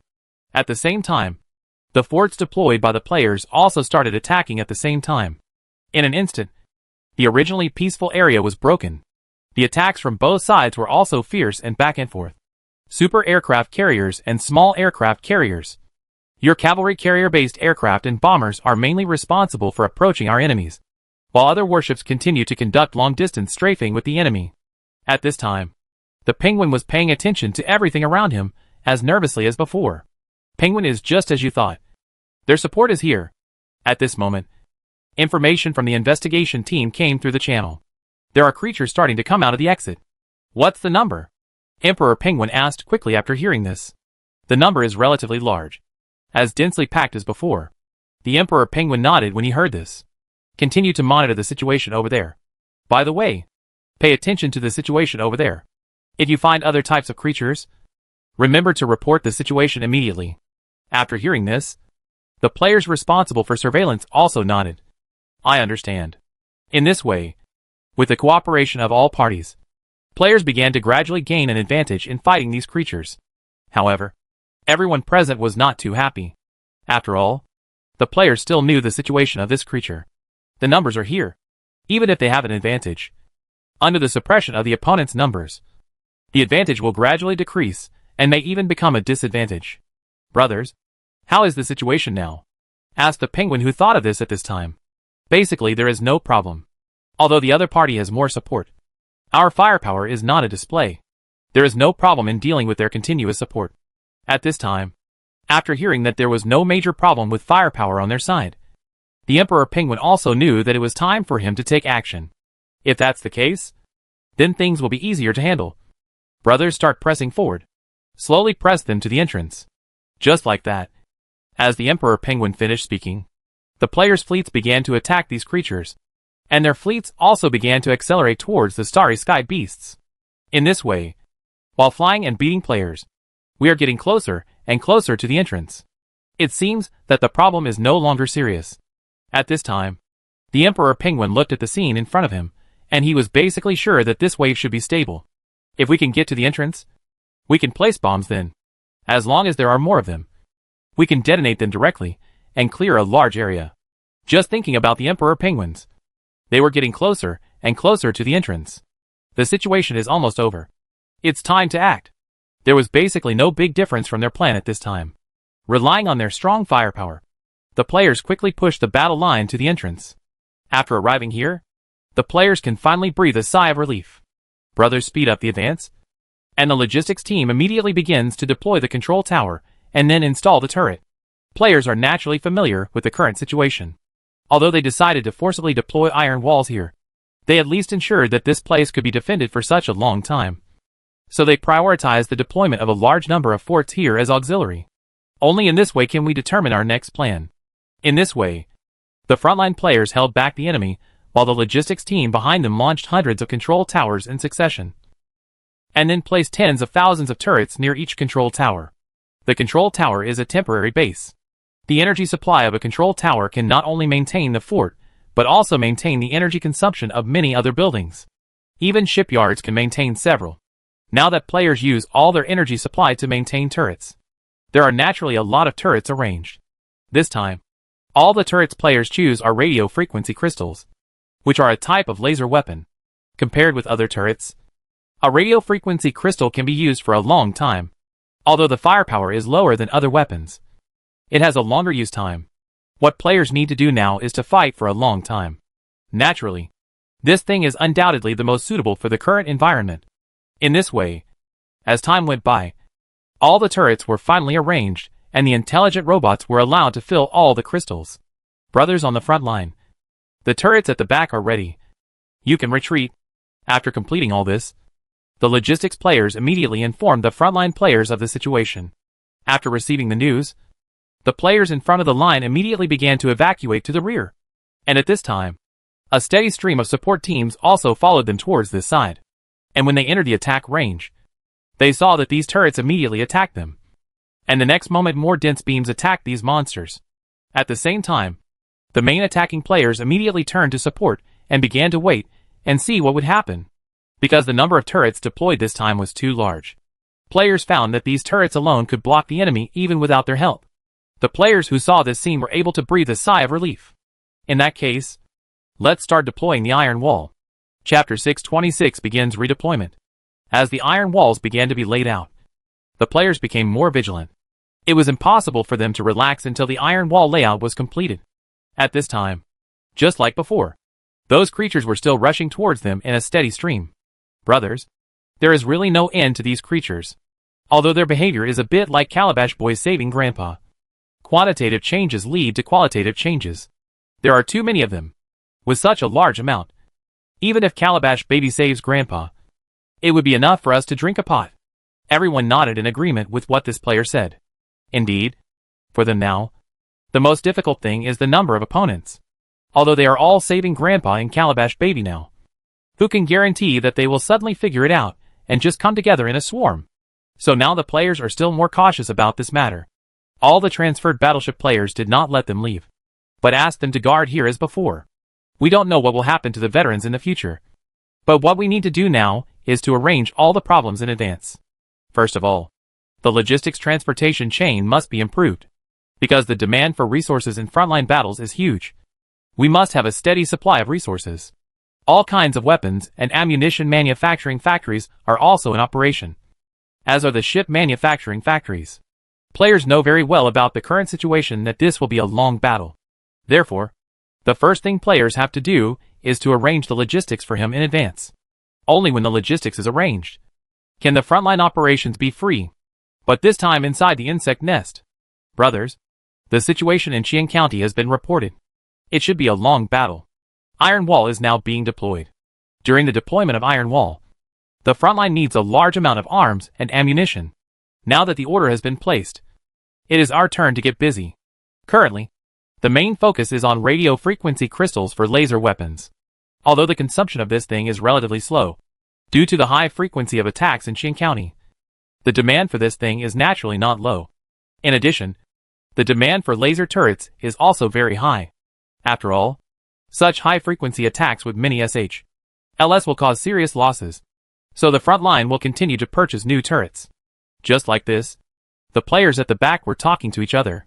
There are many merchants and players who have also taken action on the products they have spotted. Regarding the distribution of benefits in this battle, the main beneficiaries will naturally be the players on the front line. If they win this place, then all the rewards will be shared equally between them. Logistics players earn some money buying and selling ammunition or weapons. Although this arms business is not much worse, the players all know that the big head is still on the battlefield. However, as the saying goes, benefits and efforts are directly proportional. Although the benefits on the front line are very high, the risks are also very high. First of all, what is inside the Starry Sky Beast is still in the stage of speculation. As for what is specifically inside, no one is sure. If it really contains the thing they guessed, then everyone will be happy. But if it doesn't have these things, then this battle will be truly thankless for them. This is also something that combatants need to experience. Although the benefits are high, the risks are also exaggerated, especially in an uncertain battle like this. Once the guess is wrong, everyone will bear the loss. And the most important thing is that these losses include not only the consumption of conventional arms and ammunition, but also the loss of warships and so on. Taking all of these things into account, it would be very taxing for anyone. Therefore, not many people envy the high returns and high losses on the front line. On the other hand, as long as the purchase price of resources is reasonable and the logistics side chooses to sell, no matter how different it is from you, there will be a fixed income. For many mining guilds in the logistics industry, in fact, many mines were discovered by themselves, which means that they do not have the cost to purchase the ore. And the most is some collection cost. These costs are very low. So those who do this kind of business are basically guaranteed to make a profit. But they just have to choose between making more or less. After all, players' current demand for ores is not limited to energy ores. They also need other ores. After all, they are used to build warships. As the types of demand increase, the market naturally opens up. Therefore, among the player groups, the first one with the highest profit is the mining industry. The second one is the arms manufacturing industry, and the warship manufacturing industry. Apart from these two industries, the income from the remaining transportation industry and resource galaxy exploration and navigation is relatively low. These industries are the kind that do not open for 3 years, and then open for 3 years. Once a war like this breaks out, these industries can make a lot of money. The first is the transportation industry. Although many guilds have their own transportation equipment, the transportation volume is actually not large. And in the end, it can only meet the needs of some small wars. The takeout industry has been in operation for many years, and the transportation costs are not high. This also makes many guilds not prepare transport ships at all. So once you encounter such an emergency and need a large number of transport ships, it's time to hire them to take action. Many guilds think nothing of this matter. After all, they don't need transportation every day, so there is no need to spend so much money to buy professional transport ships. As long as there are a few ships in the guild, it will be enough. As for the rest, it is best to find a transportation company for help. This is undoubtedly much more cost-effective than directly purchasing a transportation team. All in all, after such a long period of operation on the player's side, the basic business module has been formed. Various industries have been spawned in it. In addition to the military industry, there are many other industries that are also operating very well. In addition, Blue Star has a steady stream of talents entering the universe every year, so the entire game seems to be thriving. As for the overall part of the game, it has already been completed. First of all, Jiang Yao divided the game into 2 areas. The first is the game area. This game area can mainly be understood as what the players are doing now, such as war or mining. The real area is some people's livelihood things, and the things inside will directly affect reality, such as controlling real robots there to go to work or do other things. All in all, under Jiang Yao's transformation, everything in Blue Star can now be completed in this virtual world in their eyes. Control the robot in the virtual world to go to work in a company in the real world, or whatever you want can be done in this world. The currencies in 2 different blocks are naturally universal, and the currencies in the game are also universal in the real world. The advantage of this is that a large number of people want to enter the virtual block. After all, everyone knows that you can make money by playing games. But everyone wants to make money by playing games. So it is very difficult to make money in the virtual game area now. After all, once more people enter an industry, the competition they face will also increase later. The competition in the virtual area is very high now. If you want to buy even the cheapest worker bee, you need a certain permission level. People who have just entered the world or have been in this world for a while, without making any contribution, have no permission level. So now if you want to enter this world, the threshold is gradually increasing. Of course, these were all done deliberately by Jiang Yao. Now he no longer needs to worry about the number of players. So what he needs to do now is to improve the quality of the players, and ensure that every time he joins, there are some elites. After all, it has developed to the point where many old players are basically retired, and new players are now needed to order. So the situation of this new player is naturally a top priority.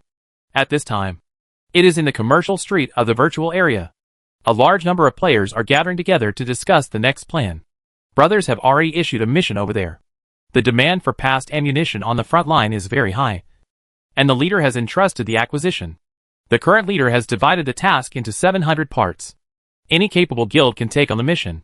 In addition, transportation tasks have also been decentralized, as well as warship production and so on. Despite the issues being discussed at this time, some guilds that felt they had the ability mainly chose to take on tasks. Players could originally issue these tasks directly, but after Jiang Yao thought about it, he decided that they had to go through his hands. First of all, we don't want things like certain consortiums to appear in this world. So no matter what tasks you assign or what you do, they must go through his hands. And then he will distribute the tasks and set the number of tasks that each guild can receive. In this way, some small guilds will also have the opportunity to grow. At the same time, through your own hands, everything is still in your hands, and you can also earn part of the income from it. In this way, some plutocrats who want to invade the world are contained. After all, in Jiang Yao's eyes, these things are not good guys. If they are allowed to interfere with the world unscrupulously, it will be a troublesome thing for him to deal with in the future. After all, the entire blue star is fake now. To put it simply, the entire planet is under my control. If the things these people do really affect me and are not worth going to, then I don't mind directly physically erasing them. Remove. But he was still unwilling to do it unless he had to. After all, the impact of doing so is too great. At this time, in the mission market, a large number of players are choosing their favorite missions. In fact, such a war is similar to the situation when the Titans were created in your universe. This is a typical thing that feeds a lot of people. Because of the high demand for this battle, every unit is extremely active. Also because of the existence of some complete systems, there is not much pressure on the players on the front line at this time. At this time on the battlefield, countless forts are attacking the invading creatures day and night. The iron wall being deployed not far away has also begun to take shape. Of course, this is not the point. The point is that a large amount of resources have been piled near the iron wall. And at the same time, an endless stream of transportation teams can be seen in the distance. These transport ships transported various materials one by one. Now our logistics is getting better and better. At this time, the Emperor Penguin looked at the supplies that were constantly being shipped and felt a little emotional. Yeah, I think back then we all relied on the little things in our hands to fight each other desperately. It's not like now. Xianyu also felt a little emotional about this. In fact, it is normal for battles between civilizations to last for decades, hundreds or even thousands of years. But players in the past couldn't play like this. All they could do was just rush past. If Mang wins, everyone is happy. If Mang loses, there is nothing. It's not that they don't want to use a more reliable method, but that they don't have the logistical supplies to carry out a long-term battle. So they can only choose this method of cutting through the mess quickly. But it's different now. Players now have abundant supplies of all kinds, so they don't have to worry about the subsequent battle being unsustainable due to resource issues. So now they can take this approach and slowly figure it out. Through constant consumption, the opponent's strength is reduced, and at the same time, the opponent's flaws or opportunities can be found. As long as you find an opportunity and launch a massive attack, your own battle losses will be controlled to a very low level. Although the number of troops sent by these creatures is still large, I think we still need to make plans for this matter early. At this time, the turret Emperor Penguin, who was watching the front line attacking day and night, suddenly said, Xianyu was also a little surprised by this. So far we have discovered a total of 2 creatures in the starry sky beast. We don't know whether there will be a third creature in the beast. But I think there should be. And we are not sure whether there will be another creature in the future. There are other creatures coming out of it. So I think we have to find a way to get in now, and figure out the biological conditions inside. Send a group of eyeworms in. After this group of eyeworms go in. In addition to finding the nests of these white creatures, and figuring out their data, they also need to find the nests, and numbers of other creatures. If possible, it would be best to bring back data about other creatures. Now we must find out the conditions of other creatures in the starry sky beast, and come up with countermeasures in advance. Hearing this, Xianyu also nodded. In this way, the two of them had another simple discussion, and then started to take action. Xianyu and the others are completely different now. And their fighting methods have also changed a lot compared to before. Obtain intelligence in advance through their own technology, and then use combat plans in a targeted manner to minimize losses in battle. This is what they have to do now. After all, they had adopted this method in recent battles to achieve such results. By the way, didn't the leader mention that super intelligent combat method before? And just when the Emperor Penguin wanted to say something, he suddenly thought of this. Do you think the leader can try this new way of fighting this time? Chapter 627, Breaking Inside. In fact, players have already heard about this fighting method. However, players do not know the details. However, they know very well that this fighting method must be subversive. And it is still in the experimental stage. I heard the leader mention this before. If this plan is successful, our combat power will increase exponentially in the future. While everyone was discussing this matter, a player suddenly he spoke. After hearing what this player said, everyone was curious and asked about the situation. Seeing everyone questioning this player, he also briefly explained the general situation to everyone. Brothers, the general situation is this. To use an easy-to-understand topic, this fighting method is the God-making plan. God-making plan? Everyone was a little surprised when they heard what this player said. Old man, please tell me in detail what's going on. Yeah. Don't be too nagging and just get to the point. That's right. Simply put, this combat method allows ordinary people to survive in space. And at the same time, they can move mountains and reclaim seas with just a wave of their hands. When everyone heard what this player said, their first reaction was disbelief. How is this possible? You must know that this game is a science fiction game. Your kind of gameplay is only found in fantasy. This player is not surprised by everyone's doubts.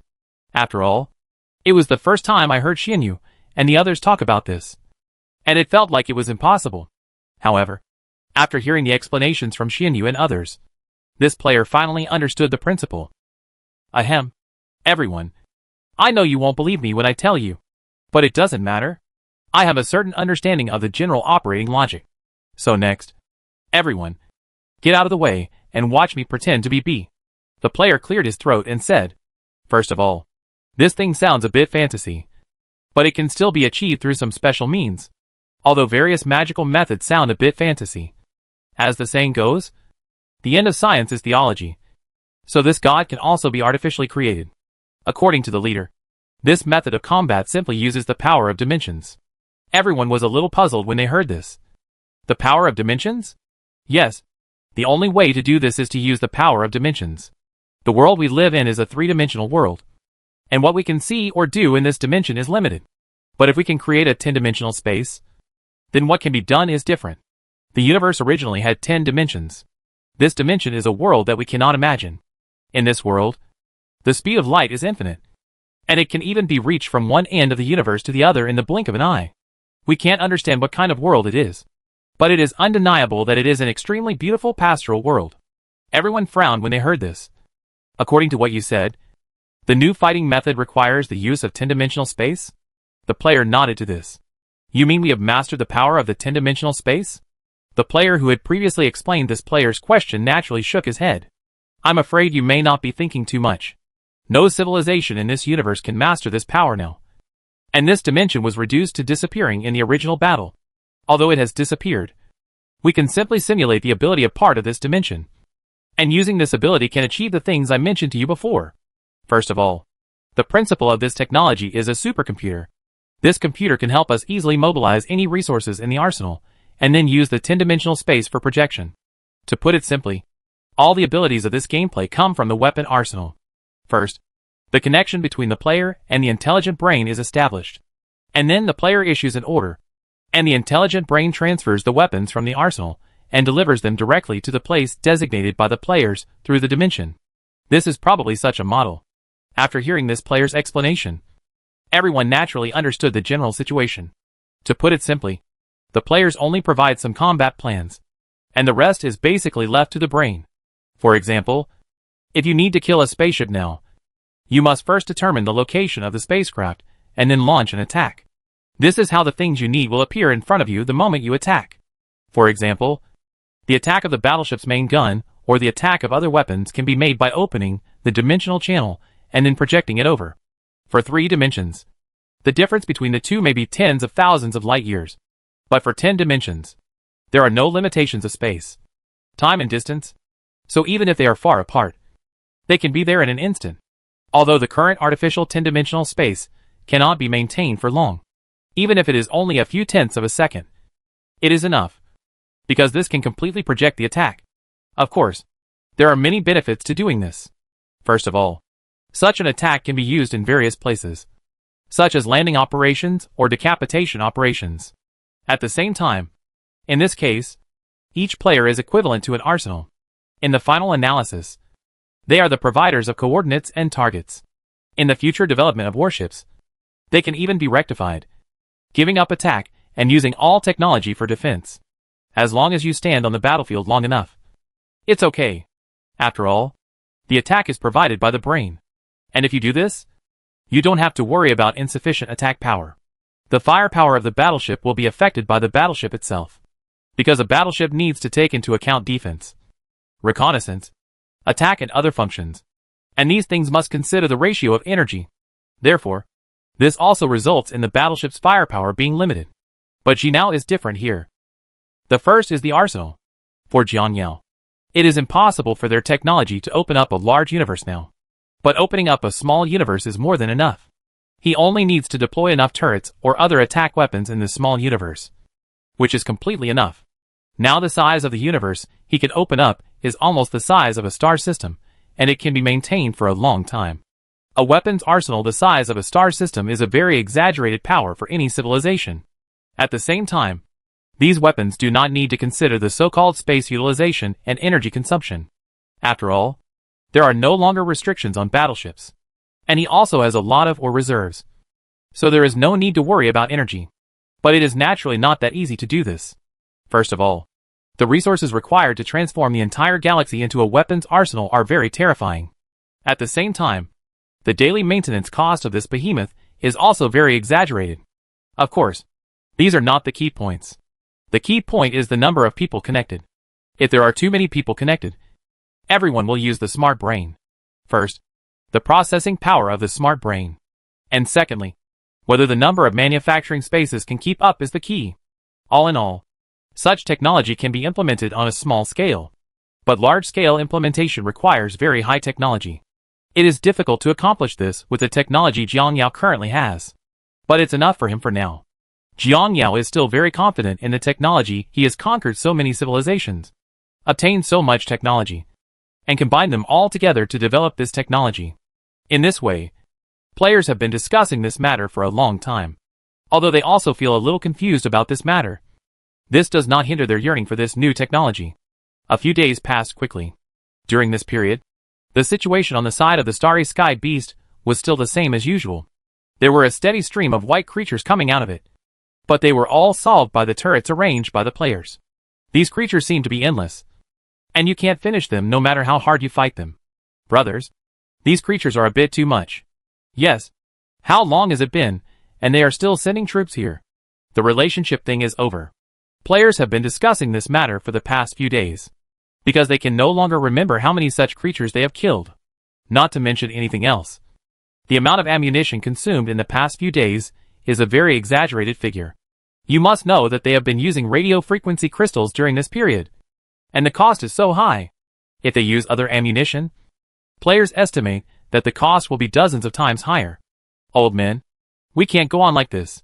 Although the iron wall is tightly arranged, this creature is endless.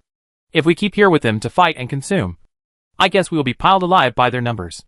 Everyone nodded in agreement with what this player said, because the number of these creatures was indeed a bit beyond their expectations. The number of these creatures was too huge, far beyond their expectations, because during this period of time, the outsiders also had Euglena sneaking in. And after the Euglena entered, they saw that there were still a large number of creatures heading towards them, coming here. This makes most players feel very troubled. Although they are now following the clues to find the lair of this white creature, they still have no clue in the past few days. Old fellows, it won't work if we continue like this. The eyeworm players inside have mentioned that the internal situation is also more complicated now. The deeper they go, the more creatures they find here, and the easier they are to be exposed.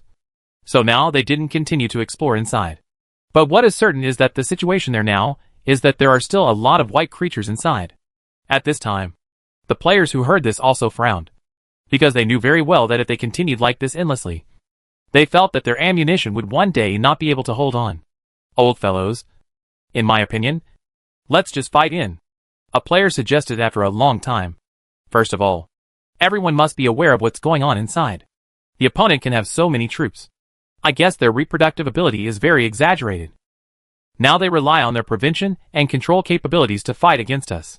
So if we continue to deal with them now, it will be a competition to see which one has the largest resource reserves. So I see that it is better to bring the flagship back, and we can go straight in. It will be time to solve this problem directly from the source. At this time, after hearing this player's suggestion, everyone began to think about the feasibility of this method. First of all, if you want to implement this method, you must consider an issue. And this question is about the internal situation, information about the types, quantities, etc. of internal organisms. Players know too little about this information. If they encounter attacks from other races after entering, and this race happens to be able to restrain them, then the subsequent problems will be huge. Indeed, they knew very well that continuing to grind here was not an option. So after much thought, they decided to take the risk and break in. Although it is true that they have to bear a lot of risks in this wave. If they continue to consume here, the risks are equally great, and the resource consumption rate is also very exaggerated. So the long-term pain is not as good as the short-term pain. In this way, the players sent back the previously transferred flagships and also sent a lot of additional warships, expanding the previous army to a full 300,000. This amount is completely enough to advance horizontally. Although the troops are sufficient, they don't know what the situation is inside, and whether there are other powerful creatures, or even creatures that can easily rival them. Although at their current level of technology, there are not many creatures that want to compete with them. But as the saying goes, the universe is so big, it's right to be cautious in everything you do. With this in mind, the large army of players set off. As the players' army appeared, a large amount of artillery fire was seen attacking these monsters. Because of the addition of battleships and turrets, the large forces on the player's side can easily suppress these monsters. After pressing in, it is a matter of the player's main formation. Once inside, although there is no assistance from the turret, it is still possible to advance with the firepower of the battleship. Although the pushing speed is much slower than when there is a turret, it is enough for players. Just like this, the players went all the way and soon arrived at the place where they met with the eyeworms. Friends, we have explored this area so far. If we go deeper into it, we will be exposed if we are not careful because there are too many of these creatures. So we will not continue going in. At this time, the Euglena players were telling the Emperor Penguin about the situation. And after hearing Euglena's answer, the Emperor Penguin couldn't help but frown. When we came here before, we found that there are many special buildings with self-attack capabilities. We still don't understand how these things were formed. But it is undeniable that there are a lot of these things. Because when you explored here before, you marked all these attack buildings as okay. So when our fleet comes over, we can clear them in advance. There must be many buildings ahead. And there may also be buildings we haven't seen before. If we enter directly, there will be big problems. Thinking of this, the Emperor Penguin thought for a while, and then said, "Brothers, hold on here first. Notify the logistics team over there to arrange supplies here, and also arrange the control tower here. The turrets are set up here to assist us in our squatting. After the turrets are arranged, the fleet will return to the iron wall for repairs. After the repairs are completed, we will continue to go deeper. During this time, the eyeworms are trying to find ways to penetrate deeper into the interior." Chapter 628, Discovering the Lair. This time, players are preparing to move forward steadily by attacking an area and then stationing there. After all, the players don't actually know how many monsters there are here, so they can only choose this method to fight steadily. After this stronghold was properly arranged, the players evacuated the army from here, and then returned to the iron wall for supplies. After the supplies here are completed, the Uglina players have almost moved forward a long distance. The Uglina players are different from the combat players. This time, they will mainly be responsible for the marching route of the frontline troops. Every route is very important to the players, which can be related to their battle losses. So one has to be careful. Once they advance to a relatively dense area, the players will tell the intelligence here to the frontline troops, and then the troops will fight here. After solving this problem, the Eyeworm players continue to move forward, advancing steadily all the way. At this time, while the players were still advancing steadily, they were on the other side. At this time, Jiang Yao's research on the energy body of the Black Worm planet has also made great progress. They have been studying this thing for hundreds of years according to the time of the universe. Every year, players invest a lot of manpower and material resources. And now the research progress has finally reached 60%. Chief, we have reached about 60% of the research on the energy body of the Black Worm planet. Jiang Yao couldn't help but feel good after hearing the news at this time. I think the current utilization rate of this energy body should be very high. Hearing this, the black bugs also nodded. This energy body is quite special, and we have obtained a lot of technology from it. At the same time, after the complete research on this energy body is completed, we can even use it on the shield of the battleship or even in the arsenal of the brain. In short, this kind of thing has too many uses. Through research, we can develop a new shield. This shield is a special shield that can withstand dimensional attacks. Currently, we can resist attacks below 6 dimensions. In the future, even if the opponent uses dimensionality reduction weapons against us, we will not be affected. Jiang Yao couldn't help but was slightly stunned when he heard the news. Obviously this news surprised him a little. This thing is good. According to what you said, attacks from advanced civilizations will have less impact on us. By the way, there is another point that you need to pay attention to, which is to see if this technology can be directly applied to the insect swarm. If the insect swarm has the protection of this kind of shield and fights with the enemy in the later stage, our battle losses will be greatly reduced. Jiang Yao also nodded in agreement. If this is the case, then we will not only need to study this energy body, but also study how to equip this shield to the Zerg. As long as these shields are equipped, the defense power of our insect swarm army will be improved by several levels. And these shields can not only resist regular damage, but also many other types of damage. In this way, Jiang Yao began to communicate with Brain Worm about this matter. Jiang Yao is quite concerned about this matter. After all, he plans to take the evolutionary route in the future. So what needs to be considered here is how to increase the upper limit of the evolutionary route. In fact, Jiang Yao felt that he was quite lucky, having obtained such a thing accidentally. If it were not for the existence of such a thing, he would not have been able to execute many of his previous plans. With the help of these things, Jiang Yao has many things that are easier to operate. Jiang Yao is quite satisfied with this, especially the soul technology that helped him a lot in the early stage. Of course, apart from soul technology, there are many other technologies. At this time, while Jiang Yao was still discussing this matter with the brainworms, he was on the player's side.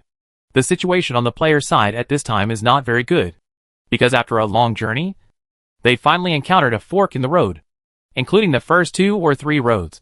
There are 4 roads in total. Yes, the most important thing is that there are such creatures coming along the 3 roads. It is impossible for us to bet all the holes in such a wave of operations. It is true that things are a bit troublesome now. If all the openings are blocked, the daily consumption will be very scary, and it will not work if left alone, because once you continue to go deeper, you are likely to be outflanked by enemies from both front and back, and it will be troublesome to be attacked from both sides. Maid, things are not fun now. Otherwise, let's hold on here first, and let the Uglina explore the way before making a decision. Everyone nodded after hearing this. Now it seems this is all we can do. In that case, let's take action. Just like this, after a simple exchange, the eyeworm troops set off. As before, the Uglina players entered the invisible state and began to move deeper inside. In fact, even if they are invisible here, there is still a possibility of being discovered. But because of the fluctuations in the previous battle, they can successfully hide from the perception of these creatures. Just walking along like this, The eyeworm players seem to have discovered something. Good news, brothers. We are seeing fewer and fewer of these creatures on this road. At this time, the eyeworm players, who were carefully searching for information on the road, found that the number of creatures here seemed not as dense as before. This is undoubtedly good news for them. Naturally, the eyeworm players took this opportunity to continue deeper, and soon they came to an open space. The first thing that comes into view after arriving here is the huge white giant pupa not far away. Players were a little surprised when they saw this thing, especially when they feel that this thing exudes the same aura as those white creatures. Several eyeworm players can basically determine that this is the opponent's lair with a high probability.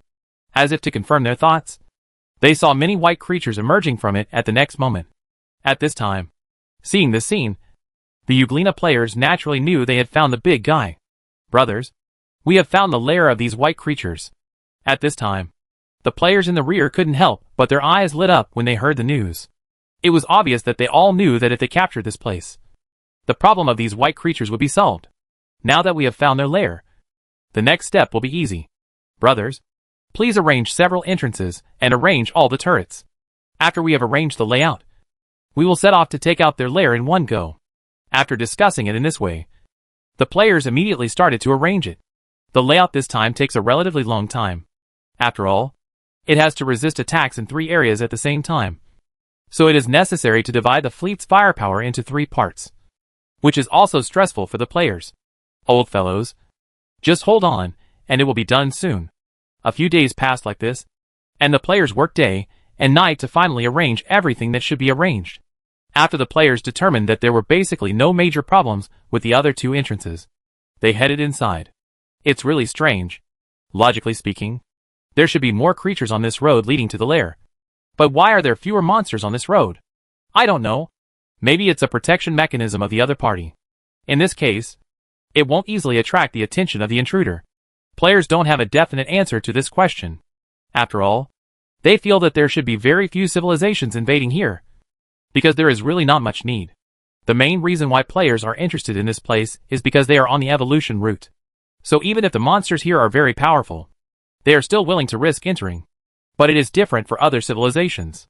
Even if civilizations with many technological roots discover this place, they will not pay too much here, because the monsters here are too powerful. The technological requirements for winning here are very high, and the losses are also huge. So for them, the effort far outweighs the reward. After all, the evolutionary route is not very helpful to them. And although it takes a long time for players to fight here, there are not many risks along the way. It's not as simple as it seems on the surface. First of all, the reason why it is easy for players to attack this place is because the warships in their hands are very powerful. Warships with this kind of combat power even use the firepower of flagships. Even if they encounter the united civilization of this universe, they can defeat the opponent's force by several times more than their own. Let them suffer under twice the circumstances. It is also for this reason that players will have an easier time fighting these creatures here. But if the same thing is applied to other civilizations, the results will be different. Especially this time. The various things used by the attacking players, including turrets and the like, do not belong to just one civilization, but to several civilizations. This is the key point. The gathering of so many good things from civilization makes this battle barely easy. But it's different for the united civilization. First of all, there are gaps in technology and various auxiliary items. In this way, the players moved forward and soon arrived at the predetermined location.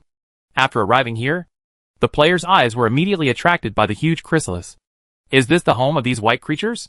At this time, the players couldn't help but feel a little emotional when they saw the giant pupa. This size is really too big. It can't be seen for thousands of kilometers. At the same time, the players can also see these holes in the pupa's body all the time. Creatures emerge. At this time, the players who saw this scene were naturally not idle. Brothers opened fire and destroyed their lair. Just like this, as the players finished speaking, hundreds of thousands of warships opened fire almost at the same time. When the battleship's artillery hit the giant chrysalis, the players felt like they had stabbed a hornet's nest. The next moment, countless white creatures emerged from it and headed towards the players at extremely fast speeds. Just flew over. At this time, the players were not too surprised when they saw this scene. After all, they had expected such a scene before the attack. Brothers, the other party is coming. This wave of bomb squads is quite large, and is ready to detonate the bombs placed around it. The other battleship lineups are arranged clearly, even if they rush over later. Don't mess up the lineup. In addition, notify the logistics team outside and let them be ready at all times. At this time, the Emperor Penguins began to give orders in an orderly manner, and at the same time on the other side, at the intersection. At this time, the players guarding the intersection changed their expressions when they saw the sudden increase in the number of white creatures here. Damn it, brothers. Something bad has happened. The number of white creatures at the entrance has suddenly doubled. Judging from the situation, they are preparing to go to your side. At this time, the Emperor Penguin, who is directing the battle, received the news, and after receiving the news, the Emperor Penguin couldn't help but frown slightly. We have been cleaning for so many days. Do we still have this much quantity? The main reason why the Emperor Penguins dare to bring people here is because they have been cleaning these white creatures here for a long time. After these days of cleaning up, it stands to reason that even if there are still white creatures here, there should not be many. But now it seems that he underestimated the number of such creatures. Over there with the turret team, all the turrets have entered the overload state. Help me withstand it. In addition, the transportation team's ammunition and spare turrets have been transported inside.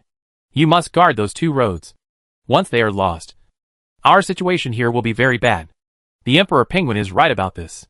Once these 2 roads are lost, it will be really uncomfortable for the enemies to come and attack them from both front and back. Moreover, they were attacked from both front and back in huge numbers. It is also for this reason that the Emperor Penguin plans to directly put these turrets into an overload state. Although the life of the turret will be severely reduced in this state, there is no other way. The only way is to increase the attack frequency of the turret. Of course, such a decision is naturally easy to use. At this time, the attack frequency of the turret suddenly increased significantly, blocking these white creatures that wanted to pass.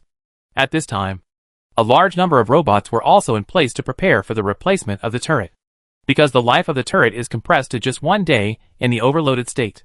Therefore, these robots must start replacing some turrets in advance. In this way, thanks to the efforts of the robots and logistics players, this side was temporarily suppressed. The Emperor Penguin who received the news was finally able to breathe a sigh of relief.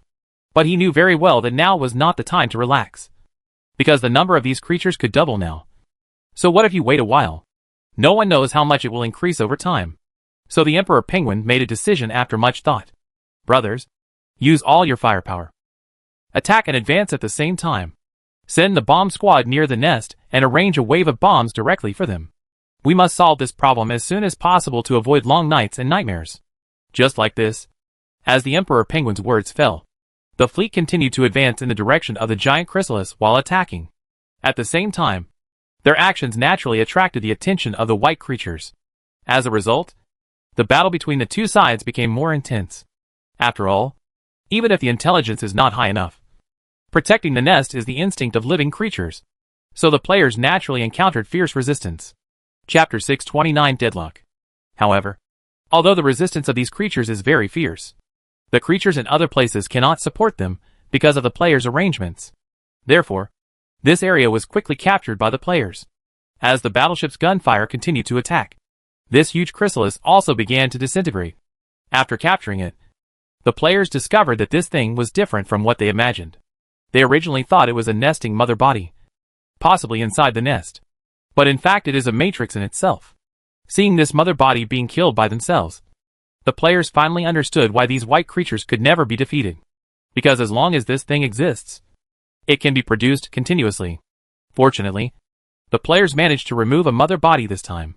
Brothers, we have solved this mother body, but there are still a lot of white creatures. It is obvious that there should be more than one such thing here.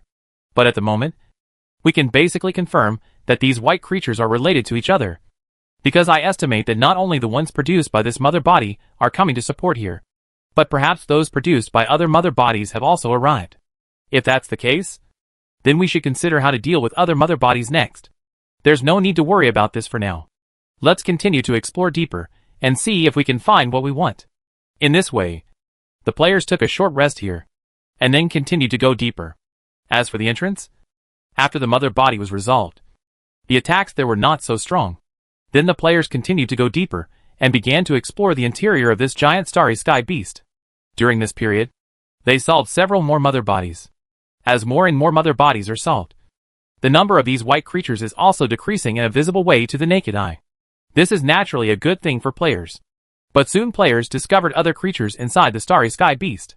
Similar to the situation of white creatures, the number of these creatures is also very large. This made the players a little bit speechless. Without this period of exploration, the players will suffer serious losses every day. Combatants like them must bear all the war preparations themselves before gaining benefits. Although they still have a certain amount of wealth, they cannot withstand such a long period of consumption. But now they have to shoot when the arrow is on the string. So they could only bite the bullet and continue to explore in depth. Brothers, have you heard? The battle team on the front line has encountered a brand new creature. And its strength is not weaker than the previous white creature. Is this already the 9th level? There are almost 20 kinds. In the past few months, the front line has been fighting every day. And a large amount of supplies have been transported there every day. But this battle feels like it is endless and never stops. The players, who are now in charge of the arms business, have basically never stopped placing orders. Yes, many players responsible for this have made a lot of money through this wave. But I am very curious.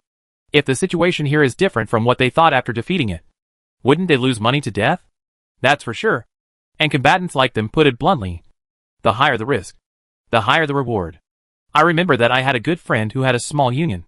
And this union was mainly responsible for fighting. Once he and the union members found a special location. And after entering, they found that there were many drones stationed there. And the most important thing is that the technological level of these drones is no weaker than our warships. Then my friend felt that there must be something there. So he invested a lot of money, and finally took it over. Guess what? Everyone was a little curious after hearing this, and asked about the situation at that time. And this person did not hide it, and told him directly. It turns out that area was a mining area. This mining area has existed for who knows how many years. And the drones inside are the escort aircraft for the mining area. After dealing with these drones, the players quickly found the ore warehouse in the mining area. After opening the ore warehouse, they found that there was a large amount of high-density ore inside. After he shipped out all the ore and sold it, not only did he make up for all the money he invested before, but he also made several times more money. Combatants are like this. They can search for some special places or ruins in the universe, and then explore them. Sometimes they will lose all their money, but sometimes they may make a lot of money. In fact, everyone has heard about these things. In particular, many ruins in this universe have not been developed. So as long as you are lucky enough, you can still find 1 or 2 ruins. And some of these ruins have good things inside. If you can win it, you can make a lot of money. However, the risks and benefits of everything are directly proportional, especially when there is no profit. Relying on luck alone discourages many thoughtful players. For example, this time Xinyu and the others set out to deal with a giant starry beast. So far everyone is just guessing that there must be good things inside. But in reality, there are indeed good things in it. Because even if the things they guess do not exist, there will be other valuable things. After all, the starry sky beast will have crystals inside. But now that I have been fighting for such a long time, and the daily consumption is so terrifying, with the blessing of so many things, when I look at it again, it is completely different, because of the battle losses during this period. If the income inside dropped, they might lose all their money. Of course, there are also a lot of players paying attention to their situation this time. After all, everyone is very happy to hear about such things. And such a huge starry sky beast can naturally attract the attention of players. In this way, in the discussion among everyone, the days passed day by day, and every day people were focusing on this topic. Of course, the frontline troops will also be updated every day. Their current progress, according to them, has been very close to the core of the starry sky beast in this period of time. Because the energy reaction concentration here is already extremely exaggerated. In this way, with the attention of the players, Xianyu and the others finally arrived at the core of the starry sky beast. This is a very open space. Players estimated that the entire space is at least the size of 2 or 3 suns. Here, the energy response fluctuations have been strengthened to the extreme. Like the battleships in the hands of players. If the shields were not always on, they would not be able to sustain themselves here for a long time. At the same time, they also need to repair the ships here to ensure that the fleet can stay here for a long time.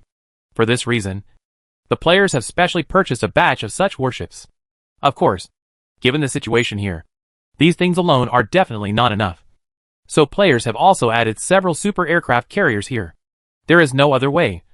Because there is no way to erect turrets here. And the turrets cannot be here for a long time.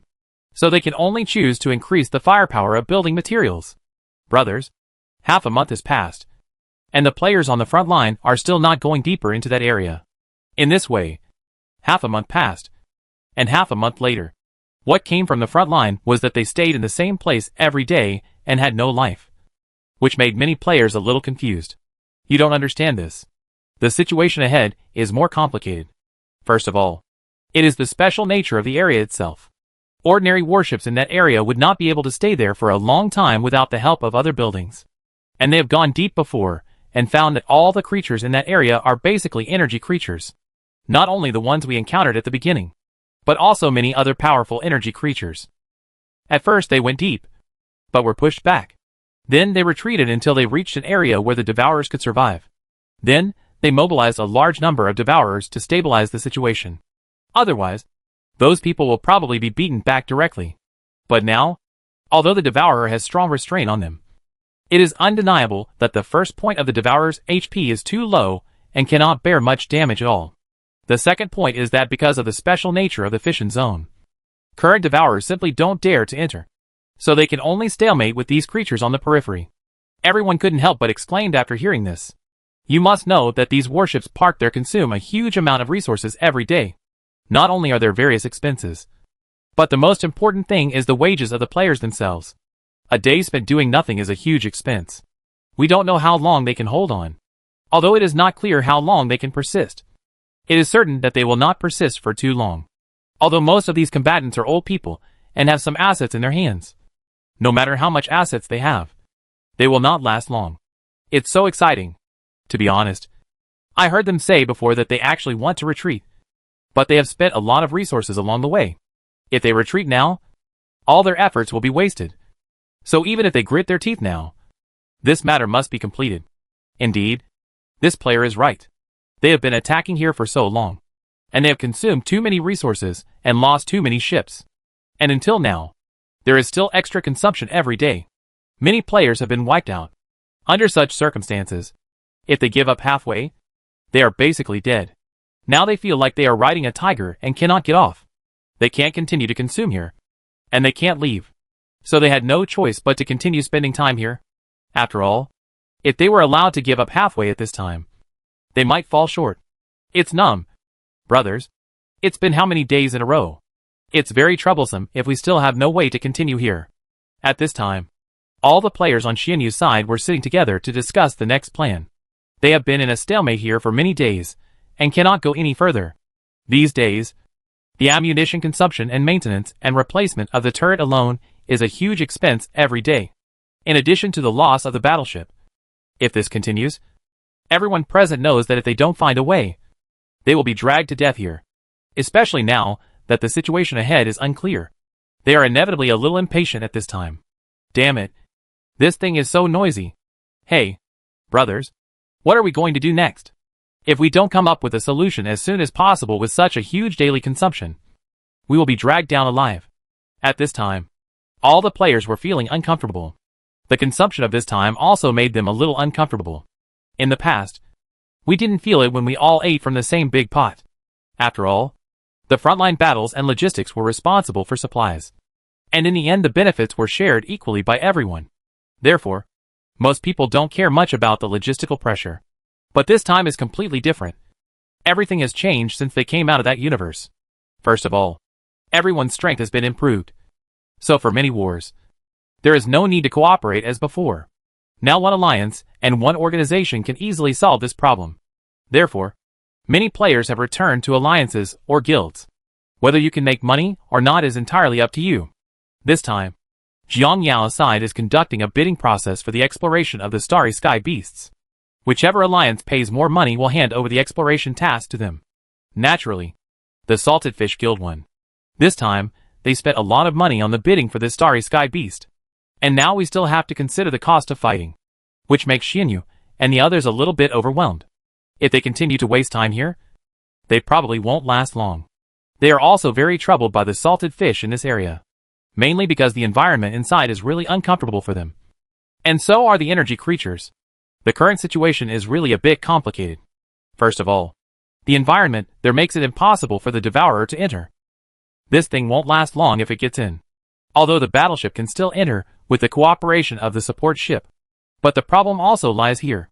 Although the battleship can enter, the problem is that it will not have much effect if the battleship enters. Because the battleship can't cause much damage to these energy creatures if it goes in. And there are many types of energy creatures inside. Many of them have very strong attack power. This resulted in the opponent's powerful attack warship being unable to cause effective damage to it. And it could not last long inside. Therefore, the current situation seems to be a dead end for Xianyu and the others. No matter how they operate, problems will still occur. It's numb. Are we going to be stuck here to death this time? At this time, all the players can basically be sure of one thing. That is, what they are looking for is probably in this space. It looked like they were about to succeed. But because of this incident, they couldn't go any further, which made everyone feel uncomfortable. Chapter 630 Nothing Found.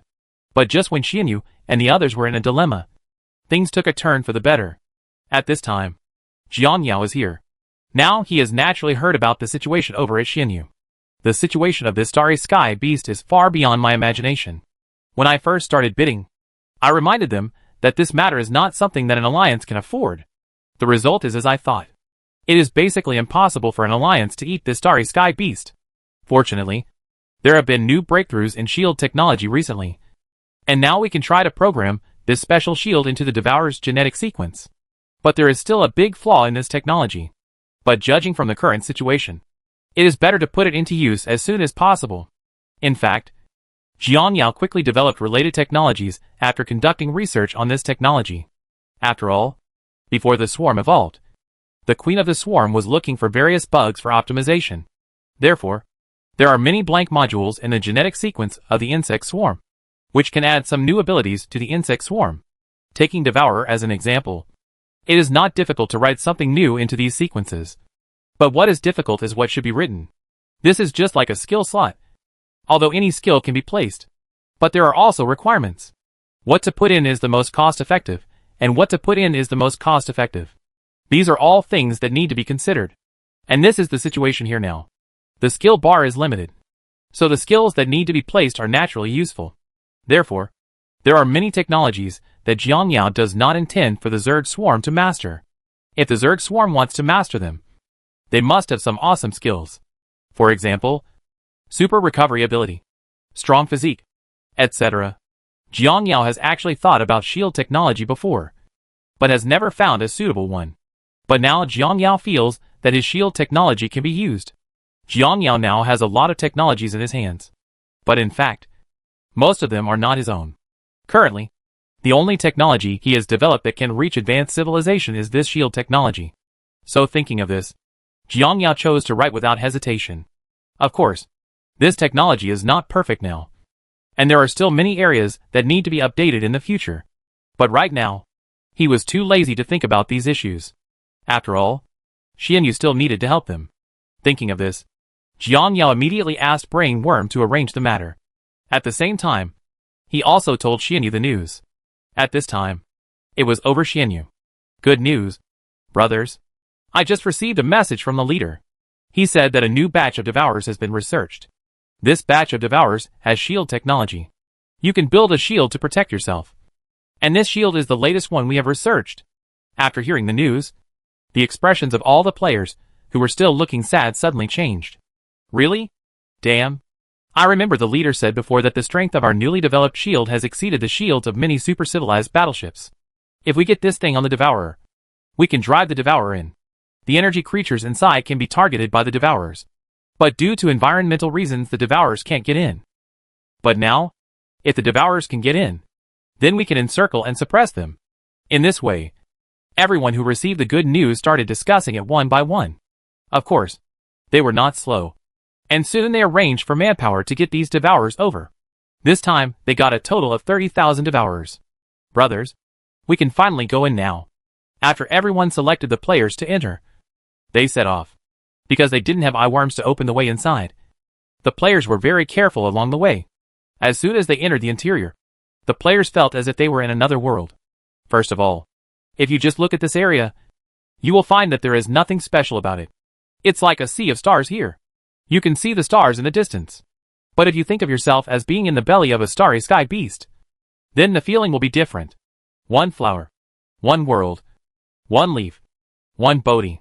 This is the first thought in the minds of players. Because that's what's going on here. Although the area here is too small compared to the entire universe. But if the starry sky beast grows bigger and exceeds a universe, then the world in his body may be a new universe. Cage bird. Players are no stranger to this vocabulary. Because players who have seen too many things along the way are not feeling this way for the first time. Whether it is in the bubble world or the United Universe civilization. Or after knowing the possibility that there may be more powerful civilizations outside the universe. All the players were filled with emotion. This world is really amazing. Some things may be true. Maybe they are in an observed universe now. And they are each other's experiments. In the eyes of the other party. Maybe they are just pawns. In fact, at the level of technology Jiang Yao has developed now, his understanding of the universe is no longer as ignorant as before. Now he has a deeper understanding of the universe. It is also because he now has a deeper understanding of these things that he feels more and more insignificant. Take this starry sky beast as an example. It has not even launched any attack on itself. Just relying on the things in its body may be able to destroy itself. You have to know that if you insist on talking about it, the strange creatures that the players encounter can be understood as cells in the opponent's body. However, these things, which are not important to the starry sky beast, can directly threaten his entire civilization. This is the cognitive change brought about by different levels of civilization and technology. With the advancement of technology, you will discover many things that you have never discovered before. Just like this giant beast in the starry sky.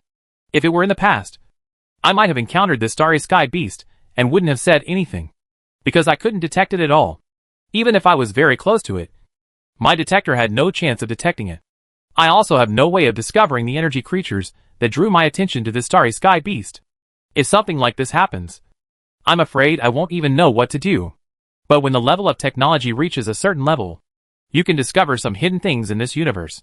At the same time, only when the level of science and technology reaches this level can you possibly understand and explore these things. Jiang Yao couldn't help but feel a little sad when he thought of this. And this time on the player's side. After a brief shock, the players quickly came to their senses. At this time, the players who came back to their senses immediately discovered the enemies rushing towards them. Brothers, get ready for battle. The energy creatures are coming. Everyone, remember the battle plan we arranged before. Just like that. As the players finished speaking, the battle between the two sides began. But this time with Jiang Yao's help. Players can finally compete with these energy creatures. Because they have dealt with these energy creatures before. The players here are still very clear about the types of energy creatures. As soon as the war started, the players placed their targets on those energy creatures with stronger attack power. They need to prioritize dealing with these energy creatures that can cause them harm. Once these high damage ones are solved, the remaining low damage ones can be easily solved. In this way, the players dealt with these creatures steadily according to their own plans. And while they were still dealing with each other, on Jiang Yao's side, he had already begun to produce this kind of devourer on a large scale. Of course, this wave he mainly prepared for salted fish. Because there has been a war there. The consumption of this thing is very exaggerated. So the frequency of their subsequent purchases will not be low. So he had to prepare in advance. As for whether Jiang Yao will engage in such devourers on a large scale in the future, he basically doesn't consider it. Because although this shield is already very powerful, it is still far from its limit. Therefore, Jiang Yao's future situation will not be finalized until the research reaches that point. And now on the battlefield. Basically, as Jiang Yao thought, the players with the Devourer have achieved great results in the battle with the enemy this time. However, although the number of these creatures is far less than that of white creatures, there are actually quite a few. Therefore, players can only go to recuperate after playing to a certain level, and then continue to clean up after they are almost done recuperating. Although the current situation on my side is definitely impossible to attack by force. After all, too many ants can kill an elephant. In this way, during this period of time, players have adopted such tactics to play against these energy creatures and consume them. Players gather at the entrance of this strange space. Although these energy creatures can come out, once they come out, they will face the entire force of the players. So after suffering several losses, They did not catch up after seeing the Devourer retreating inside. During this period of time, players have also experienced the cost of a long-term battle. Old fellows, according to this trend, we should be able to capture that area within a month. At this time, everyone in the Salted Fish Guild was discussing this matter. We have been conducting high-intensity attacks for this month. So far, our material reserves and financial reserves have basically been squandered. Everyone couldn't help but sigh when they heard this. Indeed, their expenses during this period were too great. By the way, the Devourer team that invaded, have you paid attention to the situation inside? After all, that's the most promising place to find good things. Everyone in the Devourer team shook their heads when they heard this. At least we went in there so many times and didn't see what we wanted. Everyone couldn't help but frown after hearing this. To be honest, as the exploration deepened, they became more and more unsure. Especially now that they have explored more than 50% of the area. They still haven't achieved anything. This made players feel that things were in trouble. At this time, they all thought of a question.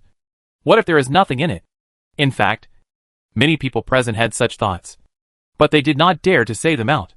But at this time, compared to the players on Xianyu's side, the players were different. On other players' side, a number of players have already discussed this matter. Everyone is talking about it. Brothers, is there any new news from Xianyu? Everyone shook their heads when they heard this. There is no new news at the moment. I guess Xianyu and the others are going to suffer huge losses this time. No matter how bad the Star Beast's body is, it should be guaranteed. It's a guarantee. It's just a little crystal. You know how much money Xianyu and the others have invested in this matter so far. Yes, they have been fighting this wave for at least 3 months. During this period, they need to consume a lot of resources every day. But I heard that their ammunition consumption seems to have decreased recently. It seems that the creatures inside have been killed. There was a lot of affection for what this player said. But the player told the true situation. We've almost killed them. I'm afraid you may not be thinking too much. I heard my friends in their guild mention the situation over there. The number of creatures there is extremely exaggerated. Although they consumed a lot during this period, it actually didn't have much impact on the overall number of these monsters. The main reason why the consumption was relatively low in this short period of time is because there were too many creatures killed in those areas. So those creatures knew that there were dangers at those intersections, and did not pass them. At the same time, they also know that the invaders this time are very strong. So they chose to accumulate troops. Because the Eyeworm players over there, who are responsible for exploring, have discovered several troop gathering points. Now the longer Xianyu and the others are entangled with the energy creatures in that area, the more white creatures they will face later. If nothing else happens, there will be a decisive battle between the two sides. The most important thing is that Xianyu and the others are now in a difficult situation. Because the situation there is a bit special. So far, Xianyu and the others have not found anything useful. If we can't find them in this area, Xianyu and the others will collapse immediately when they encounter a massive attack from those white creatures. At this time, everyone couldn't help but look at each other in awe after hearing what this player said. It was obvious that they were not very optimistic about Xianyu in the current situation. The main reason is that they were impulsive this time. They wanted to eat such a big starry sky beast as an alliance. Although if they really eat it, everyone will make a lot of money. But in fact, if this wave continues, I don't think they can do it. The League will be devastated by this. Hearing this, many people nodded in agreement with this view. In fact, they don't know this view, but now they have no way out. The only thing they can think of now is to explore this starry sky beast no matter what the cost. In this case, even if it was a loss, they would hold their noses and admit it. Chapter 631 Acquisition of Starry Sky Behemoth. And while the players were still discussing this matter, it was on Xianyu's side.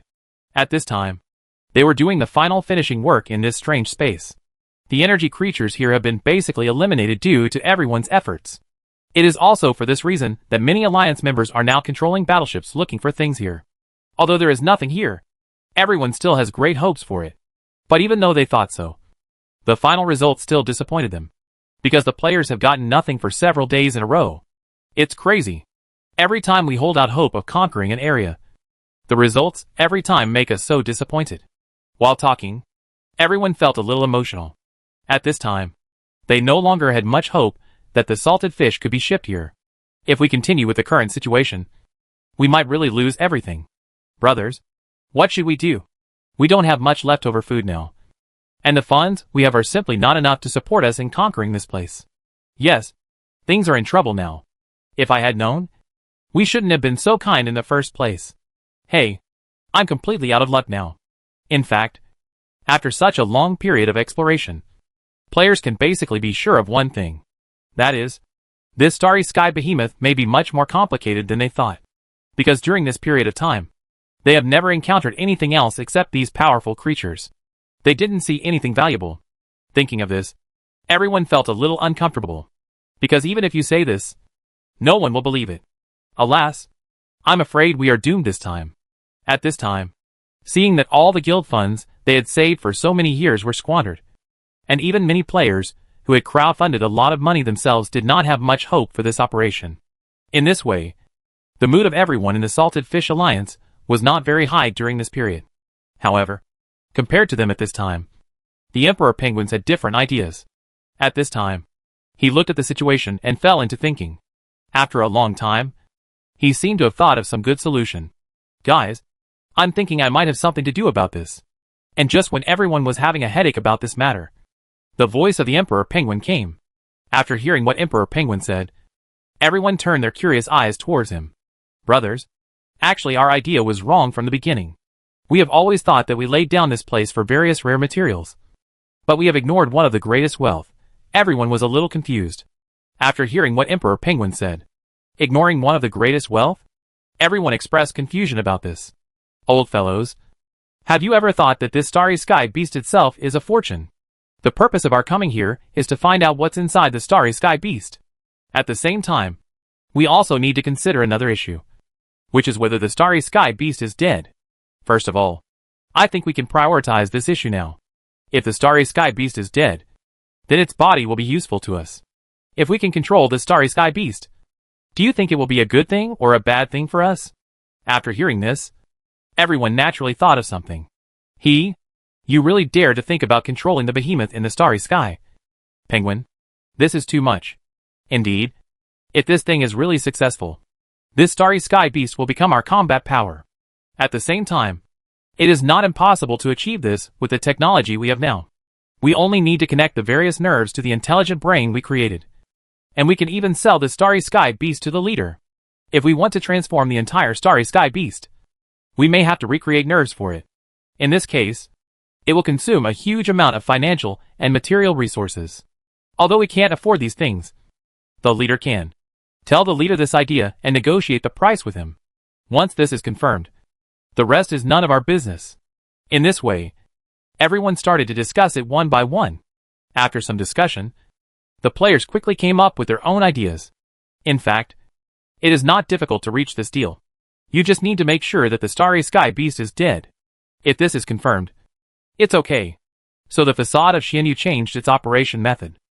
After he finalized the plan, Xianyu and the other guild members put all their energy into these few things in the following days. At the same time, they also blocked the news. Only a few people in the entire league know this. After all, they felt that the fewer people knew about this, the better. After playing the game for so long, Xianyu and the others also knew that Jiangyao would often hide some means and bring them out when necessary. And these methods often have unexpected effects. If someone knew about these things from the beginning, it would be bad for the growth of the players. After all, with such a powerful weapon, they would have so many concerns in the universe. In this way, with various psychology, Xianyu and the others secretly contacted Jiangyao. And when Jiangyao heard their thoughts, he was also shocked. You mean you want to sell the starry sky beast to me directly? Everyone nodded at Jiangyao's words. Chief, you also know that during this time, we are exploring the inside of this starry sky beast. Based on the information we have obtained from our current exploration, we can basically determine two things. The first thing is that this starry sky beast is dead. And the second thing is that this starry sky beast is very well preserved. Hearing this, Jiangyao nodded and motioned for them to continue. After seeing Jiangyao's statement, several people continued to speak. And during this period of time, you must have seen that we used so many warships inside. And the sky was dark and the earth was dark. But we did not cause any damage to the interior of the starry sky beast. How hard will it be if the inside is so hard on the outside? And we haven't found any organs in the starry sky beast. It may be because we don't know about the characteristics of the starry sky beast itself. But that's not important. What is important to us is that this starry sky beast is completely usable. With our technology, we can completely manufacture the corresponding control equipment to resurrect this starry sky beast. And the most important thing is that the starry sky beast is relatively well preserved in all aspects. So I am thinking that its abilities should be able to be used after resurrection. If our plan succeeds, then we will have an existence that surpasses the Titans. But when Jiang Yao heard this, he had to admit that the players were very excited. Use the technology you now master to create corresponding things, and then assimilate the starry sky beasts bit by bit. Until the end, the starry sky beast was completely resurrected. But the resurrection here is another way. Resurrection in another life form. And think of your own smart brain plan. If you put all the facilities inside the starry sky beast, the first point is more secure. And even the starry sky beast's attacks can be projected. In this case, the strength of my smart brain project will definitely be higher than I thought in the future. Of course, Jiang Yao also knew very well that transforming such a large starry sky beast would require a huge amount of resources. The resources I have now are far from enough. But if you succeed, it means that your strength will increase geometrically. After some thinking, Jiang Yao agreed. Of course, the reason why he agreed, apart from the attraction of the starry sky beast itself, was the current situation of the players. Take Xianyu and the others as an example. Their situation is actually not very good. Now their finances have entered a stage of exhaustion. If he doesn't help them anymore, Jiang Yao estimates that they may really not be able to do it. That's why Jiang Yao chose to take action. At the same time, if this plan is successful, he can also integrate resources. First of all, we are facing many problems now. The previously conquered and assimilated civilization needs to be arranged. And it also needs a place to live. After all, I only have a temporary stronghold in my hands now. Although he has been looking for a fixed location, he has not gained much. And now it's a perfect place to live. If the transformation is really successful, then the next thing will be easier to handle. First of all, I can develop powerful shield technology. Because by then I estimate that my shield technology will also achieve a very terrifying improvement. So I can arrange it for the starry sky behemoth first. At the same time, the starry sky behemoth estimates that he also has such abilities. I'm afraid the strength of this double-insured starry sky beast will be immeasurable. At the same time, I can also make a giant armor for the starry sky beast to improve its defense capabilities again. And I can also place various turrets to increase its firepower. Furthermore, I can also build a city on the starry sky beast. In this case, the housing problem will be solved. Thinking of this, Jiang Yao couldn't help but feel yearning in his heart. Just thinking about a giant star space city with a starry sky beast as its core makes people scalp numb. He believed that when he got this thing, he would be able to pass the level in this universe. After seemingly paying a large sum of money, Jiang Yao accepted this starry sky beast. Xianyu and his troops gradually withdrew their forces from the starry sky beast, while Jiang Yao mobilized a group of battleships and devourers to start a new round of cleaning. Different from Xianyu and the others, this time, Jiang Yao directly mobilized all the Titans. So the cleaning work was extra smooth, because these creatures were simply vulnerable to the Titans. Jiang Yao was actually not surprised at all by this. After all, these battleships in the United Universe can be regarded as conventional battleships at best. Compared with Titans, the difference is too big. In this way everything went very smoothly. Jiang Yao cleaned up all these special creatures inside the entire starry sky beast at an extremely fast speed. Jiang Yao also had to admit that the number of these creatures was indeed a bit beyond his imagination. The entire cleanup process took a year, and this was only achieved after he transferred the main fleet. If the fleet was like Xianyu and others, Jiang Yao might not be able to achieve results in more than 10 years. After solving this matter at the same time, Jiang Yao sent a large army of brain worms over to discuss how to transform this starry sky beast. First of all, the first point is the overall control center. Regarding this point, Jiang Yao's first idea is to let the brain worm take over. Jiang Yao has also made many attempts in this direction, and finally determined that this method is feasible. After this plan is feasible, the next step is the overall transformation, which is to create a new neural control unit in the starry sky beast. This will be a very huge project. These neural control units are like threads and need to be covered with starry sky beasts. The most critical thing is that the manufacturing cost of each neural control unit is very high. According to estimates, the resources I have now may not be enough even if they are more than 10 times more. Based on my previous experience in manufacturing super titans, if you want to cover the entire starry sky with behemoths, You will need the resources of at least hundreds of super titans. This data made him feel a little numb. This amount was so terrifying that he couldn't even imagine it. And this is just a preliminary estimate. And it's an estimate on the small side. The specific amount of consumption will not be determined until the operation is started. But what is certain is that the resources in hand are not even a drop in the bucket. It seems we need to find a way to deal with those civilizations. Since there is a lack of resources, his first thought is naturally to obtain resources. As for how to obtain resources, all he knows so far is those civilizations. As long as he can capture those civilizations, he will be able to obtain a large amount of resources. With this batch of resources, Jiang Yao estimates that he can activate at least some of the basic abilities of the Starry Sky Beasts. If nothing else, it can at least ensure that this Starry Sky Beast can move. This is enough for him. As long as the Starry Beast can move, he can come to the universe to find resources, manufacture neural control units, and start planning the construction of a space city. And he also knows very well that the door to the universe opens randomly. So no one knows where he will open it next time. But if he finds it here and the Starry Sky Beast can move, he can take the Starry Sky Beast there. Resources will be lost after other universes go. After all, with the resource consumption of this giant beast, it is definitely impossible to do it alone. Although the resources of this universe are definitely sufficient, it will take a lot of time to collect so much. And this is only if you can find resource points.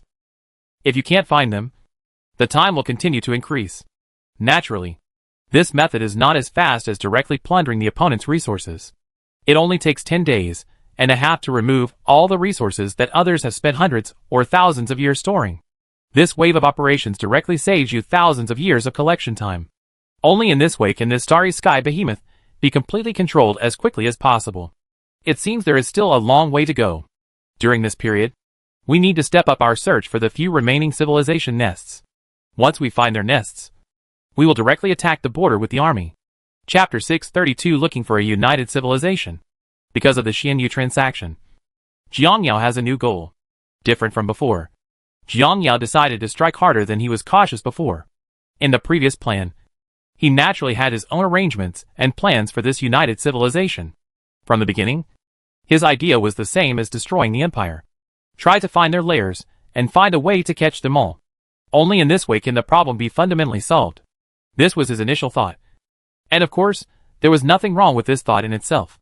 After all, some things are like this. If you don't eradicate the roots, then these civilizations will come to your door later, which will also be a trouble for you. Although we cannot completely eliminate this civilization, we must at least ensure that they cannot cause trouble in the future. Although the things carried by a small number of people who escaped can allow them to re-establish civilization in some places, it is definitely impossible to develop to the current height. Then everything will be easy to say by then. After all, it is absolutely impossible for such a thing to pose any threat to myself. At the same time, this is also his approach to other civilizations. After all, sometimes hiding in the dark is the scariest thing for your enemy with full hatred. So what he has to do is to try his best to eliminate such hidden dangers. Of course, his plan was successful at first, and there were no problems. He even said that this was what he had planned from the beginning. But now that he has this Starry Beast, his mind has completely changed. What he wants to do now is to use all possible methods to transform this Starry Sky Beast. Once this thing is successfully transformed, he will have nothing to worry about in the future. At the same time, he also knew that this would be his only chance. And taking a step back, although the renovation cost seems high now, but if you think about it carefully, is it expensive? Jiang Yao can responsibly tell you that the fee is very low. To put it another way, if Jiang Yao now wants to build a huge battleship, a battleship as big as the Starry Sky Beast, and the strength must reach the strength of the Starry Sky Beast, how many resources will this cost? In Jiang Yao's words, this amount of resource consumption is definitely not enough for his own level. I don't even dare to think about it. This is the fact. And now such an opportunity is in front of me. Just imagine. A battleship has already arranged all the armor, and so on that cost a lot of resources for you. You only need to arrange some lines, and that's it. Where can such good things come from? So Jiang Yao couldn't wait for this opportunity. He wanted to complete the transformation as soon as possible to avoid long nights and nightmares. If this matter is known to other civilizations in the universe, then Jiang Yao is sure that these civilizations will come up to snatch it from him as soon as possible. Although there are sufficient technologically advanced warships on his side, He is unable to withstand too many civilized attacks. So although he has the strength to protect this place now, he must evolve and convert this thing into combat power. Even if he is discovered by then, it will not be a problem. So, I have to arrange these things as soon as possible. Jiang Yao, who had figured out all this at this time, murmured, "It takes a lot of time to finish all these things. But as the saying goes, a journey of 1,000 miles begins with a single step. It seems it is time to post a reward to help players speed up their progress. And I have to prepare in advance." Xianyu's previous attacks on other civilizations also reminded me. Although my technology has caught up now, I must consider combat readiness. Normally, the outcome of a battle between civilizations cannot be determined in just a few days. This takes a lot of time. And every day on the battlefield, a large number of warships are destroyed and ammunition is consumed. So I must be fully prepared. Only after all these things are ready can the war begin. In this way, everything was proceeding in an orderly manner under Jiang Yao's deliberate arrangement. At this time, with Jiang Yao's arrangement, the players had already been quarreling. Brothers, I believe you all know the current situation. The leader is collecting a large amount of ores, battleship ammunition, etc. It is said that the leader of the Starry Sky Beast took over and captured it in the later period. Why did the leader start to stock up on these things again? Brothers, I heard that they are planning to send troops to those united civilizations, because I accidentally learned that the leader wants to transform the Starry Sky Beasts, which will require a lot of resources. And hearing this, everyone naturally knew what he wanted to express. What you mean is that the leader intends to plunder the resources of other civilizations. That's pretty much what it means.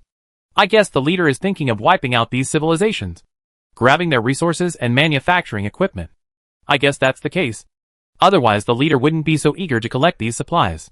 I have to say that this war is really costing money. Of course, every battle requires a huge amount of funds. If you don't prepare in advance, the pressure of waiting to prepare while fighting will be very high. And you don't know what's going on right now. The battle with Xianyu has also sounded the alarm for everyone. Once it's intense for a long time, and your daily expenses are really too high. So we can't rush to war with powerful civilizations in the future. Even if we want to fight, we must be fully prepared. Everyone nodded after hearing this. After all, they have learned a lot during this time, especially the salted fish wave. In this way, under Jiang Yao's arrangement, the entire player base and its affiliated civilizations, including the civilizations that Jiang Yao had previously incorporated, began to make vigorous preparations. Countless eyeworms were sent out, as well as a large number of detectors. This time they're going to do something big. The first is resources. The amount of resources Jiang Yao needs now is very huge. Many newcomers who have just entered the game have also benefited from this wave of bonuses. Brothers, although our guild has just been established, we are lucky enough to catch up with such a wave. We need to make big money this wave. At this time, a player in a newly established guild was talking to the members of the guild. Everyone was a little confused after hearing his words. President, although we all understand what you are saying, we don't understand a bit. The development of the guild has always been in the arms business. But it's not like you don't know during this period. Although these things are urgently needed now, our productivity is here. So even if there are orders, we can only receive a small number. Yes, even if our production can be expanded, there are so many arms guilds, including many major guilds.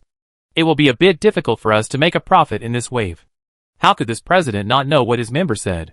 In fact, he had been thinking about these issues from the beginning. The current situation is actually not as clear as they imagined. First of all, there are some problems that we have to face in the current situation. The first point is the allocation of resources. The first is the competition between guilds.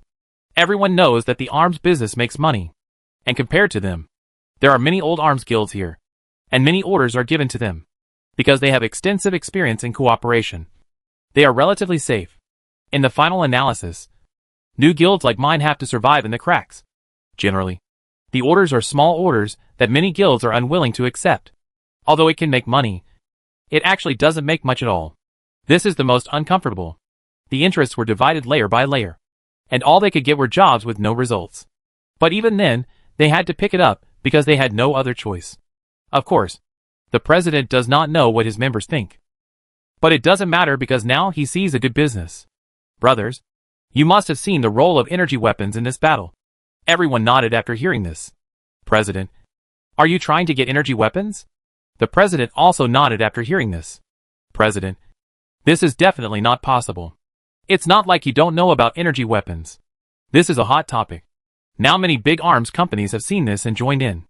I'm afraid we couldn't do anything in the past. This president naturally knows what the member said. Old fellows, you think I haven't thought of it. But since I dare to say so, I naturally have a solution. Indeed, with our strength, we will definitely not be able to participate in the finished energy weapons. But what about the raw materials? As he spoke, the president added, when we used to manufacture ammunition, raw materials were always the biggest headache for us.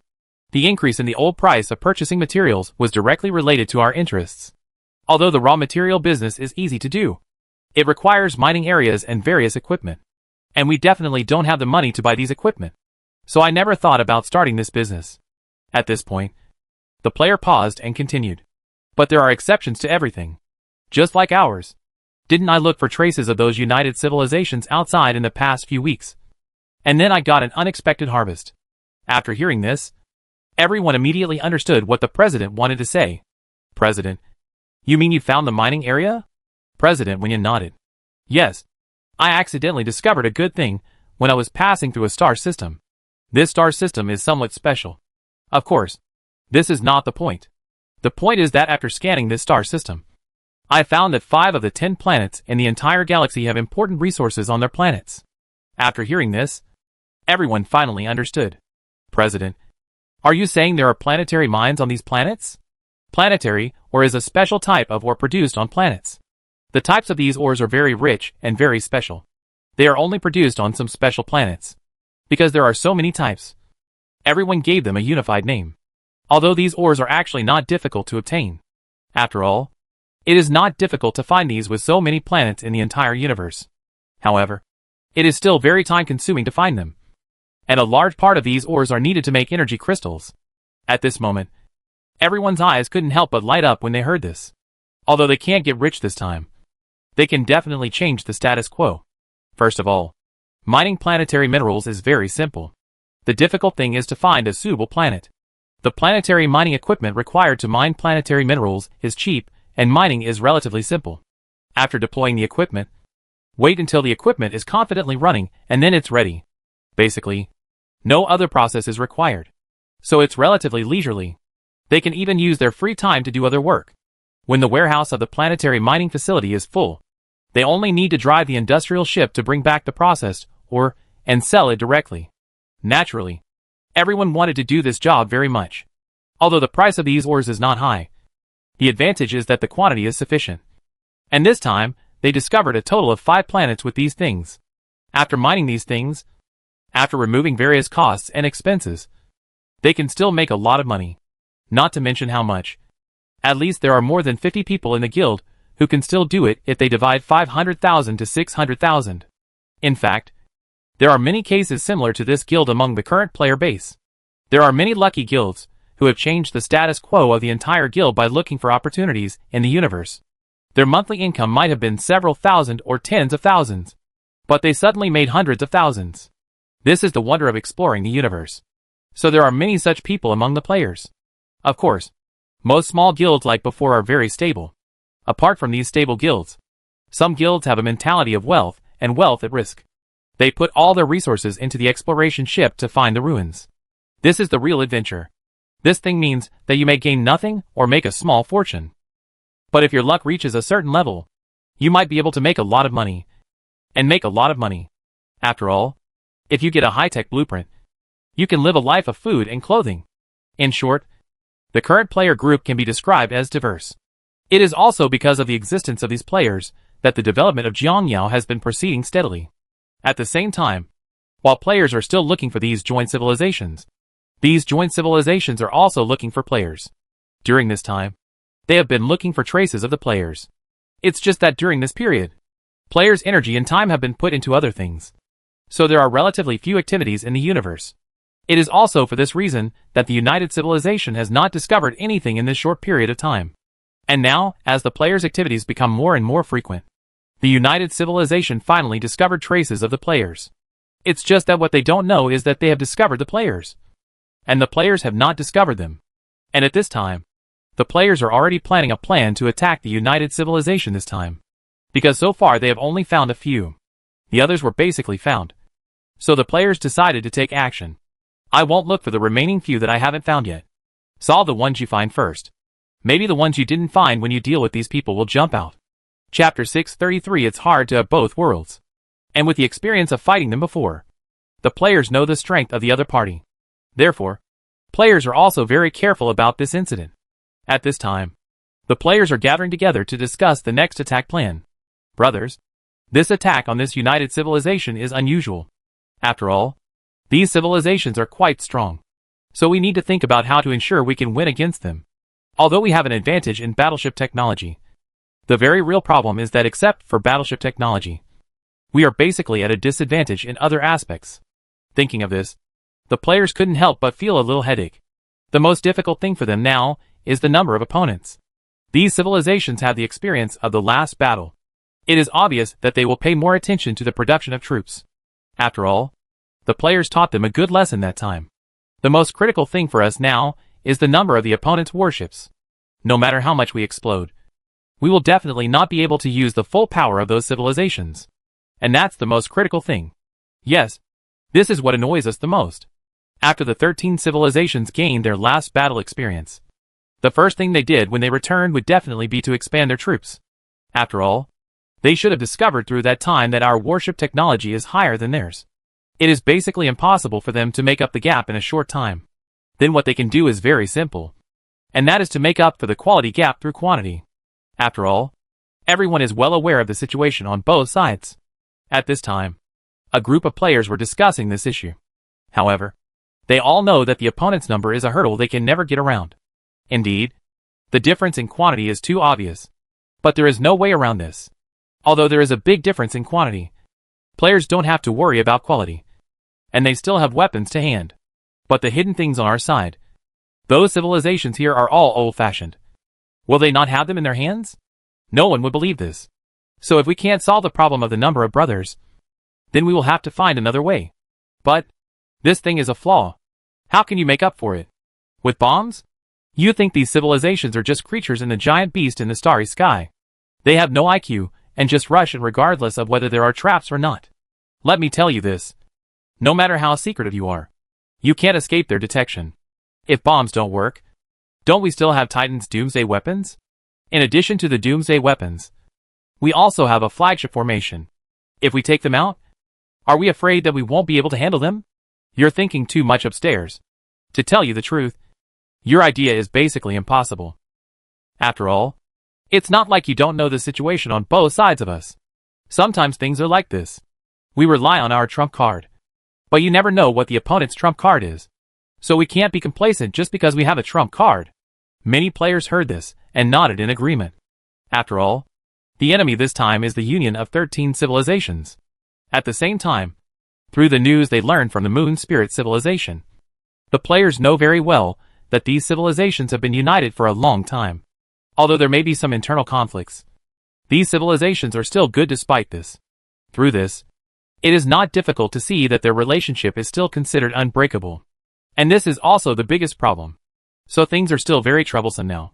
Yes, if we show our cards in advance, there are two outcomes. The first result is that the opponent has something that can defeat our trump card. So they send out to fight. Or they don't have similar weapons. If they don't have similar weapons, don't think they won't fight. They'll hide. So our negatives must be used just right to give full play to the power of our trump cards. At this time, everyone nodded after hearing what the player said. So when to use it is also a matter worth considering for everyone. After all, I have the trump card and so do you. That's what this thing is. Therefore, it must be used just right and not give the opponent a chance to turn over. After thinking about it again and again, the players have made a decision in their hearts. The players also began to make arrangements for their next plans. Currently we have discovered a total of 8 civilizations, and the remaining 5 have not been discovered. These 5 civilizations are so careful that it is difficult to find traces. I have an idea about this. Since these civilizations are united together, once a certain civilization is attacked, the remaining civilizations will definitely send troops to support it, no matter where they are. Once they provide support, we will always find clues. And that period of time is our best chance to find him. But what we need to consider now is how to resist their army. For players, the most important thing now is to stop the opponent without using Titan. Because both sides have trump cards. Whoever reveals his trump card first will be at a disadvantage. Because once this thing is known to the other party, the effect will be far less than when the other party does not know it. Take the Super Lady in the player's hands as an example.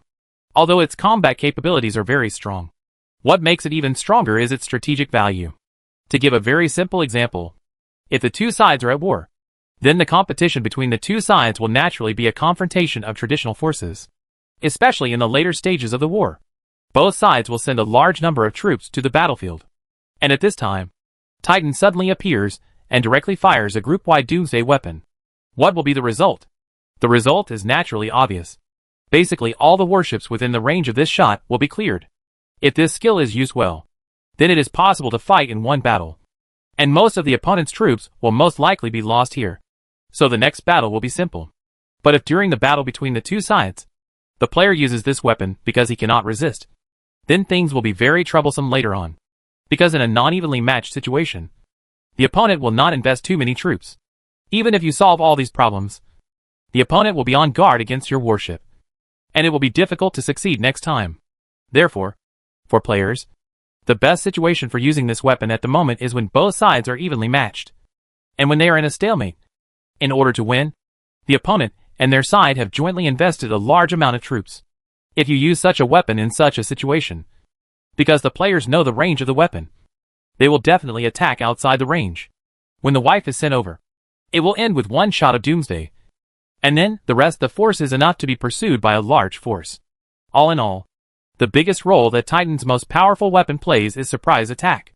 In other words, when the players know the opponent's trump card, that is to say, the opponent uses it first.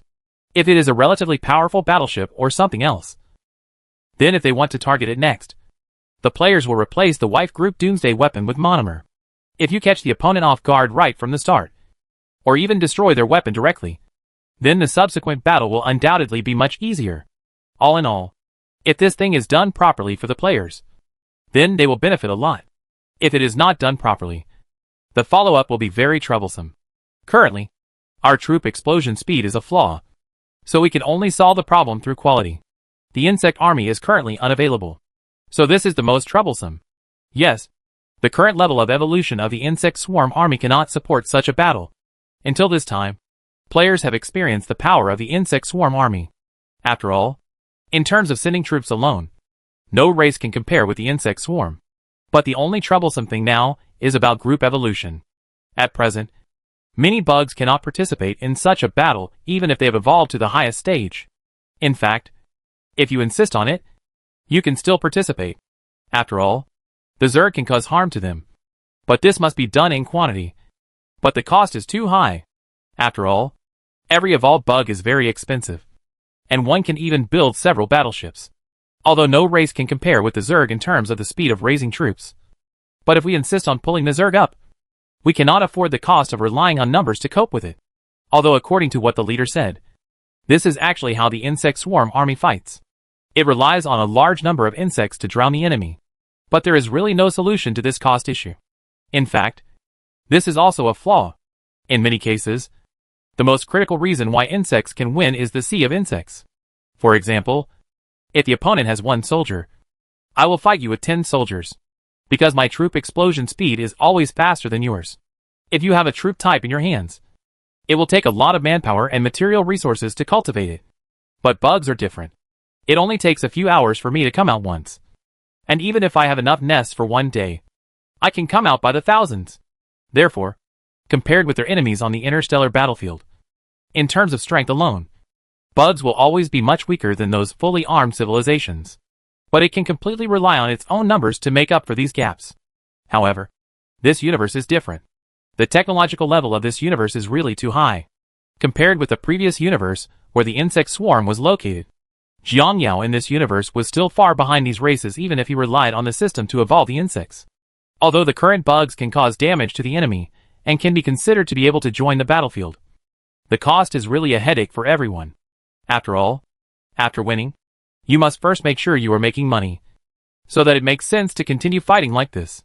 If you win in the end and suffer heavy losses on your side, then what's the use of continuing to fight? This is only used for self-protection.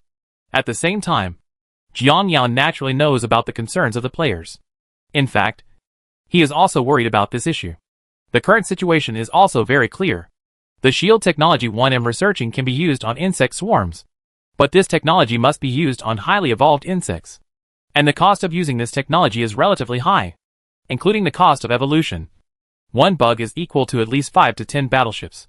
With such high expenses, the final result may be equal to 2 warships at most, which is me, and a loss of at least 7 or 8 warships. Jiang Yao couldn't help but shook his head when he thought of this. Such a huge loss. Sometimes things are just like that. It's a headache. The manufacturing speed of battleships has always been set here. Although I have added a lot of shipyards during this period, the whole process is very cumbersome after all. Both the materials and the manufacturing of the components take time. Although if you rely on the Zerg, you don't need to worry about these things at all. But the reality is cruel. The cost cannot be reduced here. I can't possibly do this at a loss. Thinking of this, Jiang Yao also frowned a little. How to win these civilizations at the lowest cost is what he needs to consider now. Or if it really doesn't work, just take down 1 or 2 civilizations with lightning speed and then hold on to it. After these things are transported away, it doesn't matter if other civilizations come back and want to take back the territory of these civilizations. This is also the best way he can think of now. Although the consequence of this is that it is easy to alert the snake. But now the location of at least 7 or 8 people is known here. As long as a few of them are taken down. Even if the civilization behind them hides after knowing their strength, they will not be afraid. At least I know the location. No one can escape, obviously. In fact, Jiang Yao really didn't want to use the flagship formation unless there were special circumstances.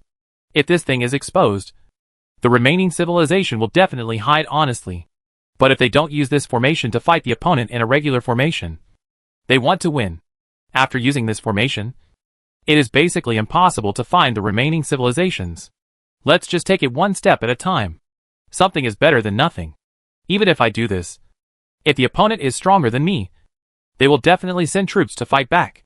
If they are not stronger than me, then their first reaction will probably be to hide. If it's the first type, I have to retreat depending on the situation. If it's the second type, it's just a loss of several civilizations. Sometimes I can't be too kind. After all, there are some things where you want everything. If you try to juggle everything, you may not be able to do anything well in the end. After thinking about it for a long time, Jiang Yao finally made up his mind to operate on the few he found first. Just use this weapon from the beginning and capture 2 or 3 civilizations as quickly as possible. When the support fleets of other civilizations arrive on your side, there is no problem if you want to defend for a period of time. And this period of time is enough for me to transport all the things I need. Then go find trouble with the remaining civilizations. After all these civilizations are solved, the remaining 4 can be left to chance. Chapter 634 Begin the attack. After having a plan, the players naturally started to get busy. First, all current warship production lines began to produce warships at full capacity. Secondly, all the mining areas they found also began to increase mining volume. Just like this, as the players started taking action, the entire civilization fell into a busy state. The team responsible for detecting enemy intelligence is trying to find ways to obtain information about the opponent every day. The combat team naturally focused all their time and energy on how to attack next. All in all, the entire team began to operate, and players in each position performed their duties and strive to do this thing to the best of their ability. Everything that can be expected must be arranged in advance, and sufficient supplies must be prepared to deal with the unexpected. At the same time, Jiang Yao also focused his energy and time on how to transform the Zerg, because the Zerg army that could be successfully transformed could provide him with great help in the later stage, especially when the two sides start fighting in the later stage. And at the end of the fight, if one's own side really can't send any troops, then these bugs can also be used. In this way, everything is proceeding in an orderly manner according to their respective plans. Of course, for Jiang Yao, the probability of him winning this time is very high. After all, compared to what this united civilization has obtained in the united universe, it is much better than them. At the same time, the reason why Jiang Yao is so cautious is because after seeing too many things, he knows that no matter what he does, he must be careful. After all, there are many examples of overturning in this universe. Brothers, how are you preparing the war supplies? A few months later, the players gathered together and began to communicate. The deployed turrets and control towers are ready. This time we have prepared a total of 100,000 turrets. We have also prepared enough ammunition for a month. And this amount is based on the amount we used when we attacked the interior of the Starry Sky Beast. And these things will also be in expedited production in the later stage. So it shouldn't be a big problem if it lasts for a year and a half. Everyone nodded after hearing this and then asked, since there is no problem with the ammunition, can the raw materials keep up? After all, being able to keep up with the production line and being able to keep up with the raw materials are two different things. So this must also be determined. Don't worry. There is basically no problem with the raw materials. All the affiliated civilizations under our control have been arranged by us to collect raw materials during this period. And all our mining areas have started to operate. And there is a continuous supply of raw materials every day. Now my main concern is the later transportation problem. After hearing this the player in charge of transportation also stood up. Don't worry about this. This time we mobilized all cargo ships, as well as industrial ships and king insects. Cargo ships are mainly responsible for transporting large quantities of raw materials. Although this thing is relatively bulky, fortunately, its transport capacity is large enough. The place where raw materials are collected is relatively safe, so it is more suitable to use them. The manufactured items are transported by industrial ships to places close to the front line, and finally sent to the battlefield by the king insect. As for all aspects of transportation, we have made clear arrangements in advance. However, we still need to communicate in detail about security issues. In terms of security, my plan is that the same group can be used in the cargo ship area, while battleship patrol teams need to be arranged closer to the front line. And this number cannot be small. After all, after the war actually starts, whether the rear resources can be in place in time will directly affect the later war situation. After hearing the analysis of the transport team players, everyone nodded, and then began to arrange security issues. After some discussions, they finally prepared about 50,000 players to be responsible for this aspect. This number is enough to show that they attach great importance to this matter. Even if the route they choose is basically not very dangerous, everything must be prepared in advance. Of course, apart from war-related things and logistical details, the players also communicated for a long time. After everything was finally discussed, a week had passed. This week the players have exhausted all possibilities and made arrangements in advance. After a period of time like this, a large number of battleships began to gather at the players' stronghold. Immediately after everything was ready, the players' army set off in a mighty manner. This time, the players deployed almost all their forces, but they also divided the civilizations discovered so far. Brothers, what we are going to attack this time is civilization No. 3. Compared with other civilizations, the distance to education and the area they are in is a long way away. Due to space reasons, we cannot jump, so we can only use conventional flight. Although this is a natural danger for them, because as long as the warships come to this place, they must speed up their voyage. But no matter how much they accelerate, their speed is much slower than the jump. This also gives the civilization enough time to prepare. And when our warships pass through that area, they can also snipe us from a distance. In short, their place can be said to be advanced and attacked, and retreated and defended. But this has also become a flaw for them. That is, if other civilizations want to support them, the difficulty has also increased a lot, because they not only have to consider the long distance, but also the area. The combat policy for this area is to capture it as quickly as possible, and then leave after making some arrangements. Because once we communicate with this civilization for too long and other civilizations arrive, we will become a turtle in an urn. In this way, the players started to complete the whole process with each other's words. After this was determined, the army began to leap forward in a mighty manner. There is nothing in this area, which is a large void area of the universe. Normally, there is a certain distance between two galaxies, and this distance is called the Great Void. The area is very far apart. If you want to come here, you must first make sure that your civilization is higher. Otherwise it will be longer. The Great Su Feng area cannot be crossed, so you will really be trapped and die inside. There used to be many low-level civilizations, because the resources in their hometowns were insufficient. If they wanted to go to richer places, they had to cross some areas similar to this. However, after many low-level civilizations entered this area, they could never return, because you can't get any supplies in these places. Once the resources are exhausted, you will only become space junk. If you are marching to fight, the requirements for this are higher. First, you must ensure that the materials you prepare are enough to reach the inland area.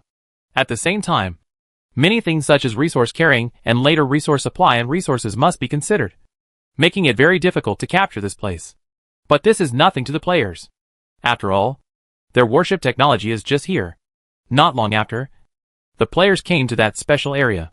After arriving in this area, players can naturally only use conventional navigation. And right inside the civilization being attacked, the leader is in trouble. According to the data from the detectors ahead, a large number of fleets are coming towards us.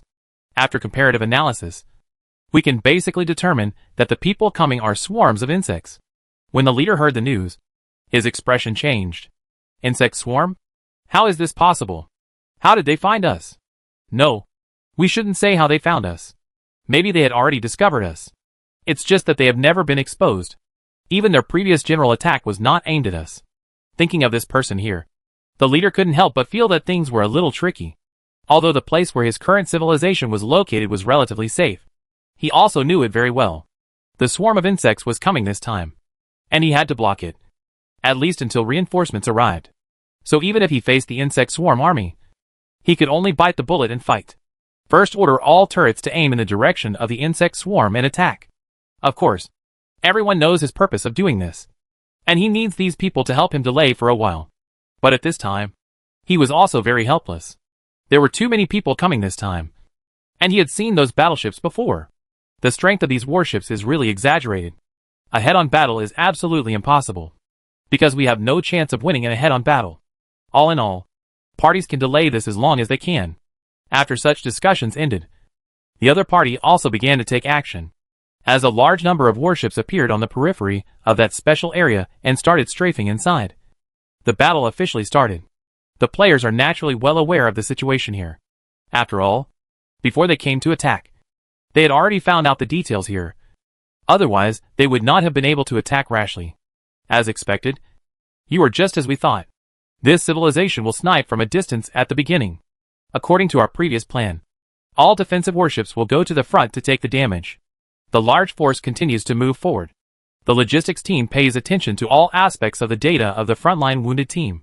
As long as the blood volume drops to a certain level, repair it immediately. If a ship cannot be repaired, remember to send a signal, and the remaining you can come over as soon as you get off the boat. All in all, they need to find a way to withstand a lot of damage before entering the enemy's true zone. There is a risk of sudden death at any time, so the logistics team must find ways to reduce the possibility of them being wiped out by the team. Therefore, the pressure on the backward tilt angle during this period is also very large. And just when the players were still making arrangements in an orderly manner, they were behind. At this time, watching the player army getting closer and closer, this civilization was also anxious. They tried their best to contact other civilizations to get them to support as quickly as possible. But it is obvious that it is basically impossible to do this. Not to mention that even if the other party catches up with the time, it will be interfered by another area. At the same time, people are here to support you, not to die. Once the other party discovers that something is wrong, the support team will definitely retreat. All in all, due to various reasons, this civilization is isolated and helpless. The most important thing is that they have made themselves like this. In this way, as time went by, the players' large forces were finally in place. And when the players' large forces arrived, they found that the other party had already arranged warships. And it seemed that the battle between the two sides had begun.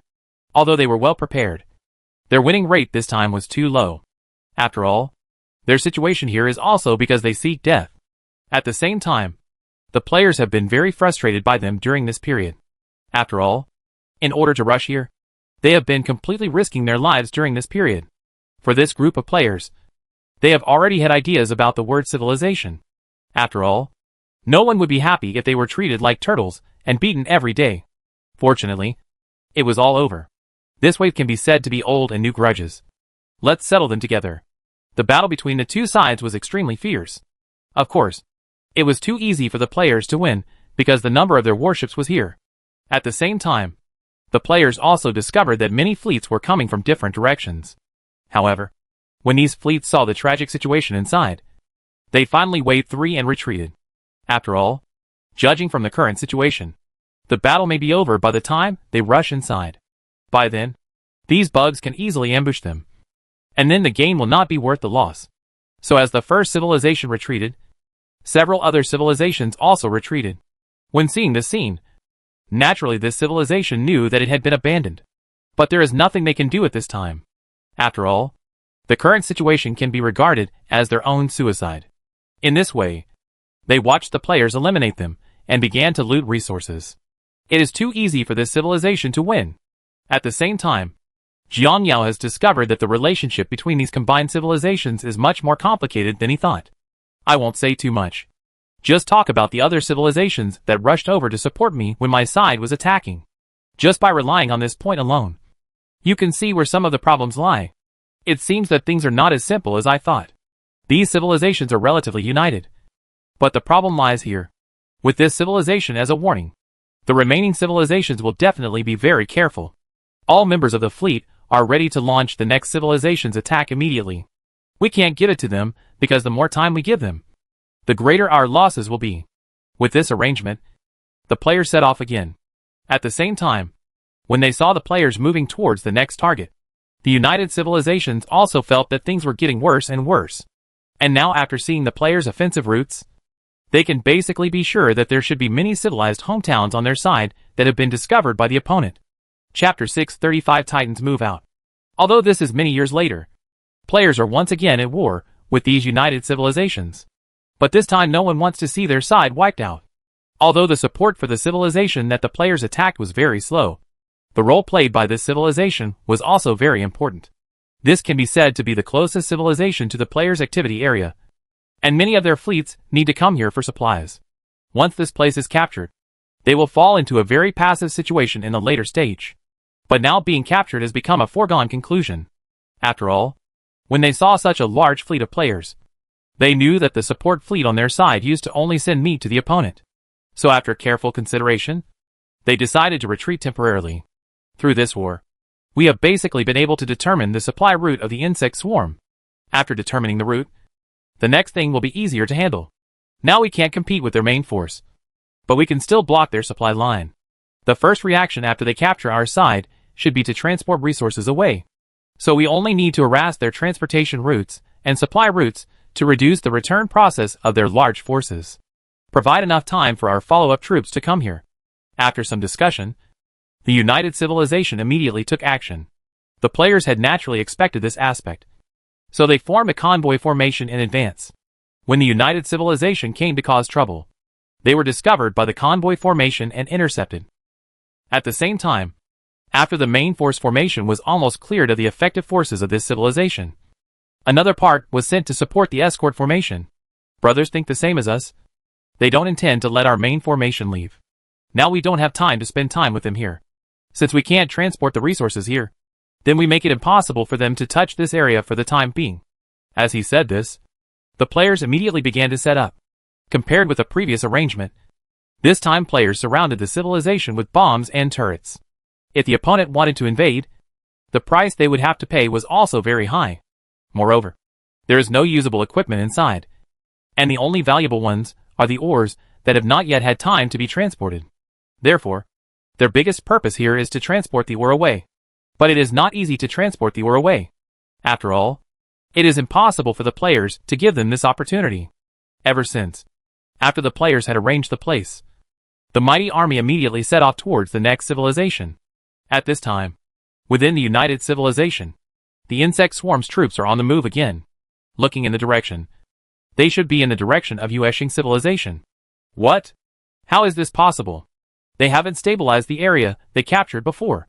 So they are in such a hurry to move to the next area? Obviously these bugs must have discovered the locations of several of our members, and want to use blitz tactics to capture as many of them as possible. We must rush over immediately to provide support.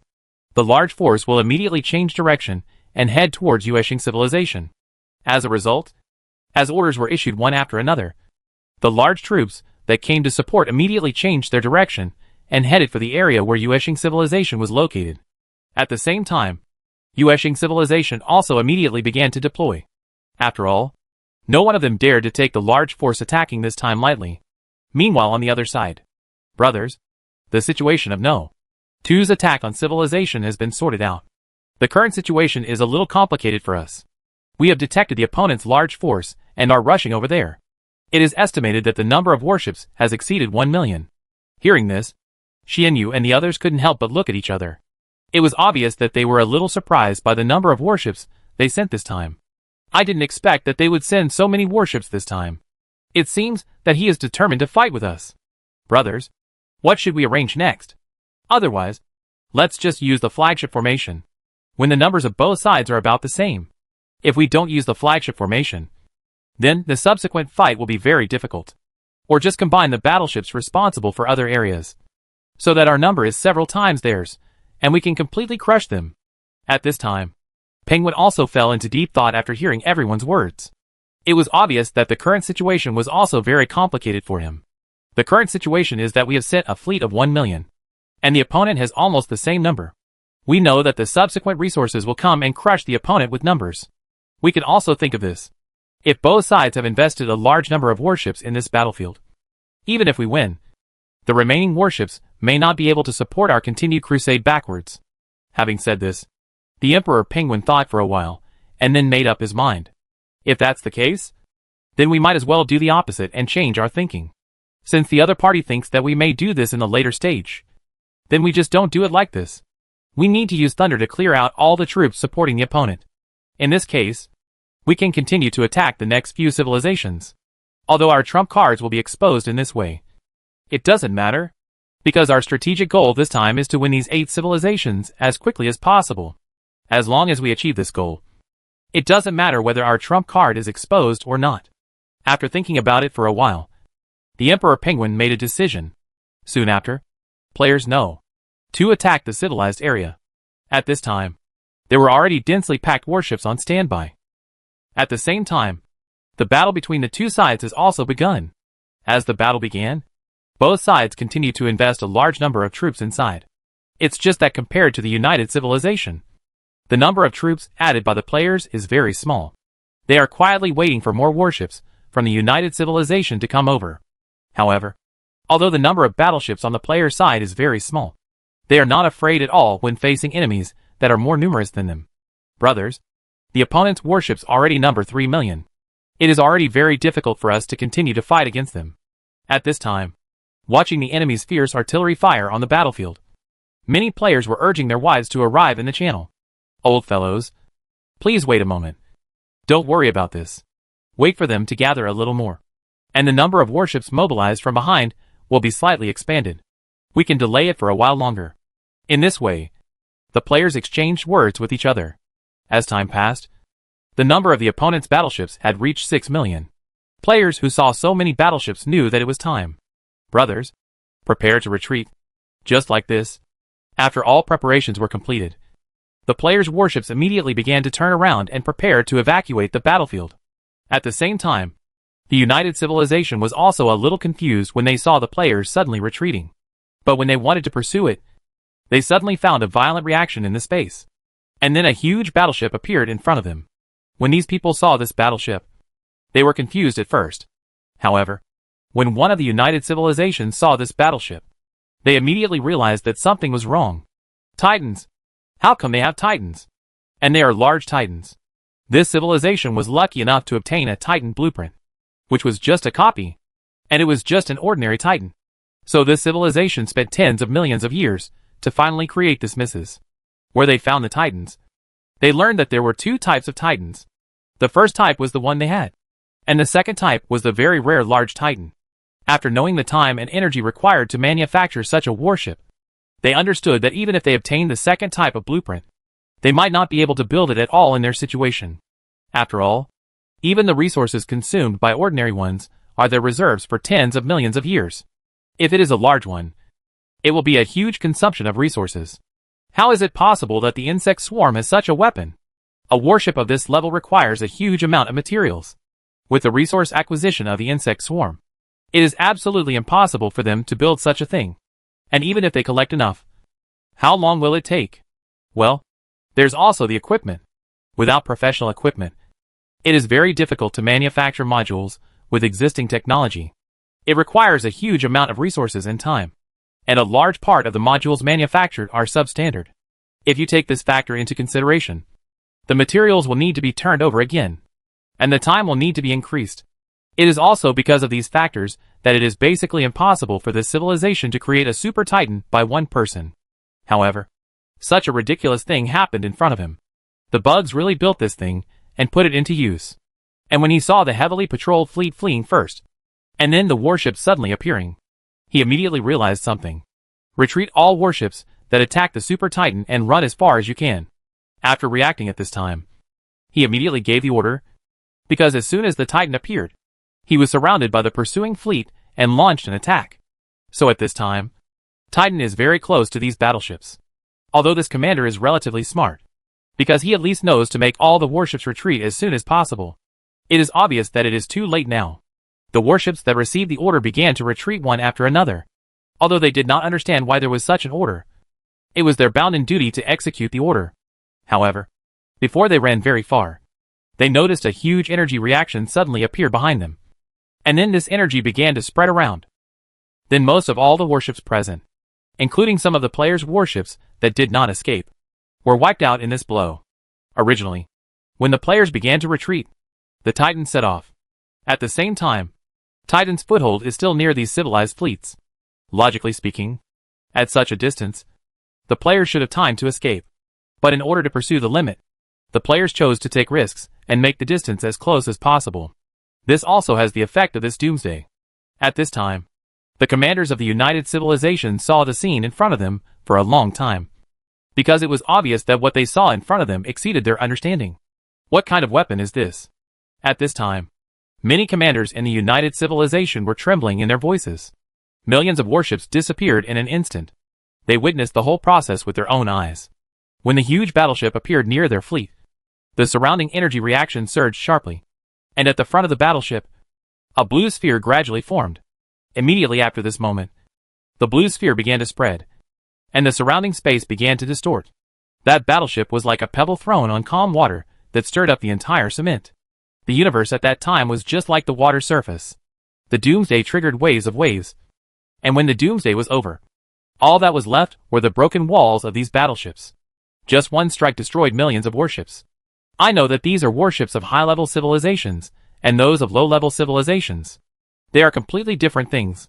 The upper limit of the damage they can bear is very high. Under such circumstances, they were still wiped out. Of course, there were survivors in the fleet, and most of the flagship-level warships were still alive, because flagship-level battleships can completely withstand this shot. But after this shot, their remaining HP is only half.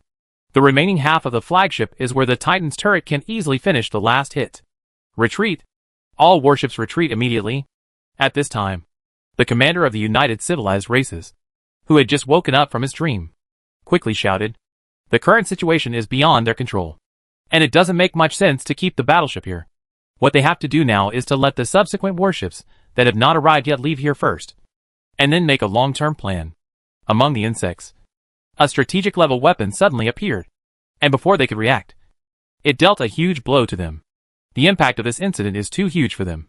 Before there is a complete solution, it is absolutely impossible for them to care about the head-on conflict between groups. With the subsequent withdrawal of the resource fleet, naturally this civilization has become a turtle in the urn for the players. I saw that the player fleet that had left earlier returned, and then launched a new round of attack on this civilization.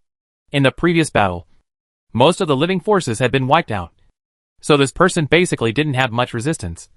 So he was easily controlled by the players. After solving this civilization, the players set their goals on other civilizations. Chapter 636 The plan begins. The impact of this war extends far beyond this area, because what the players showed was beyond the expectations of everyone present. The fleets that were previously sent out to interfere with the players' transportation routes were also withdrawn one after another. Their original purpose of interfering with the players there was to delay time and create opportunities for their large forces to arrive. But it is meaningless now. Even if their large force comes, they have no chance at all until they solve this Titan. So they evacuated one after another, and their departure naturally created opportunities for the players. Attention! Transport team and escort team. Now that the enemy fleet has evacuated, we must now transport the resources of these two civilizations away as quickly as possible. As the words fell, countless king insects, industrial ships, and even cargo ships appeared in the area where these civilizations were located, and then began to transport supplies. Seeing a large amount of materials being transported away, the players were also smiling. In addition to energy ores, there were also a lot of conventional ores in these materials. With this batch of conventional ores, we can create a lot of warships. It turns out that fighting to support war is the best way to fight. This time the players finished cleaning up the loot, and found that they could make hundreds of thousands more warships to make up for the ones they lost. This is the amount of resources left by these civilizations, who worked hard to build warships during this period. If they had not built them, players estimate that they would be able to build at least 1 million more warships. At the same time, Jiang Yao's transformation plan for the Starry Sky Beasts is also progressing steadily. With the addition of these resources, Jiang Yao does not have to worry about the lack of resources in the short term. In this way, everything is developing in a good direction. Compared to the players, at the United Civilization side, a group of civilizations are gathering together to discuss the next plan. The surprise that the Zerg brought to us this time was too huge, causing us to lose a lot of troops. How could they have weapons of that level? Or how do weapons of that level exist in the existing universe? Could it be obtained from a certain ruins? Judging from the current situation, their technological level is actually not higher than most things. They should have obtained them inside. While everyone was still discussing, the civilized commander, who had asked everyone to retreat from the beginning, stood up and explained the situation of the warship to everyone. That warship is indeed a warship that existed in ancient times. And according to records from ancient times, there was only one warship of that level. However, according to records, that warship was eventually destroyed in a battle. I don't know where they obtained this warship. Even if they found the wreckage of the destroyed warship, with their level of technology and resources, they would not be able to repair it. I said that you think what I said is not absolute, but I can briefly introduce to you the situation of this battleship. This battleship is called Titan, and it is also the civilized flagship of our civilization. We have also used warships of this level before. I believe you should know that. But you should be curious about why there is such a big gap between our warship and theirs? Actually, the reason is very simple. There are two types of Titans. The first type is the regular Titan in our hands, and the second type is the Super Titan in their hands. Compared to the manufacturing of regular Titans such as Super Titans, it will be relatively simpler. But even with such a blueprint, it took us nearly tens of millions of years to complete the manufacture of this battleship. I know this is just that ordinary supers consume dozens, or even hundreds of times more materials than ours. Therefore, under such circumstances, a single civilization would need at least 1 year, or even 1 billion years to be able to create it. Come out. I really don't understand how they built this battleship in such a short period of time. But now that this battleship has appeared, I don't have time to check on the situation of this battleship. First of all, this battleship can carry a super weapon called Doomsday Weapon. Compared with the single Doomsday weapons carried by ordinary Titans, the Super Titan can carry a wide range of Doomsday weapons due to the optimization of energy and various systems. We know from the information obtained about this battleship that Doomsday weapons are divided into 3 categories. The first category is single body, the second category is groups, and the third category is celestial phenomena. Compared to the former two, which are offensive, the latter one is auxiliary. All in all, if this kind of weapon is used properly, it can play a huge role on the battlefield, especially category 3 Doomsday weapons, which can change the space of the entire area and cause unknown changes in this area. As for what changes will occur, I don't know. This change will have a great impact on both us and them. But they know what changes will happen in advance, so they will prepare in advance.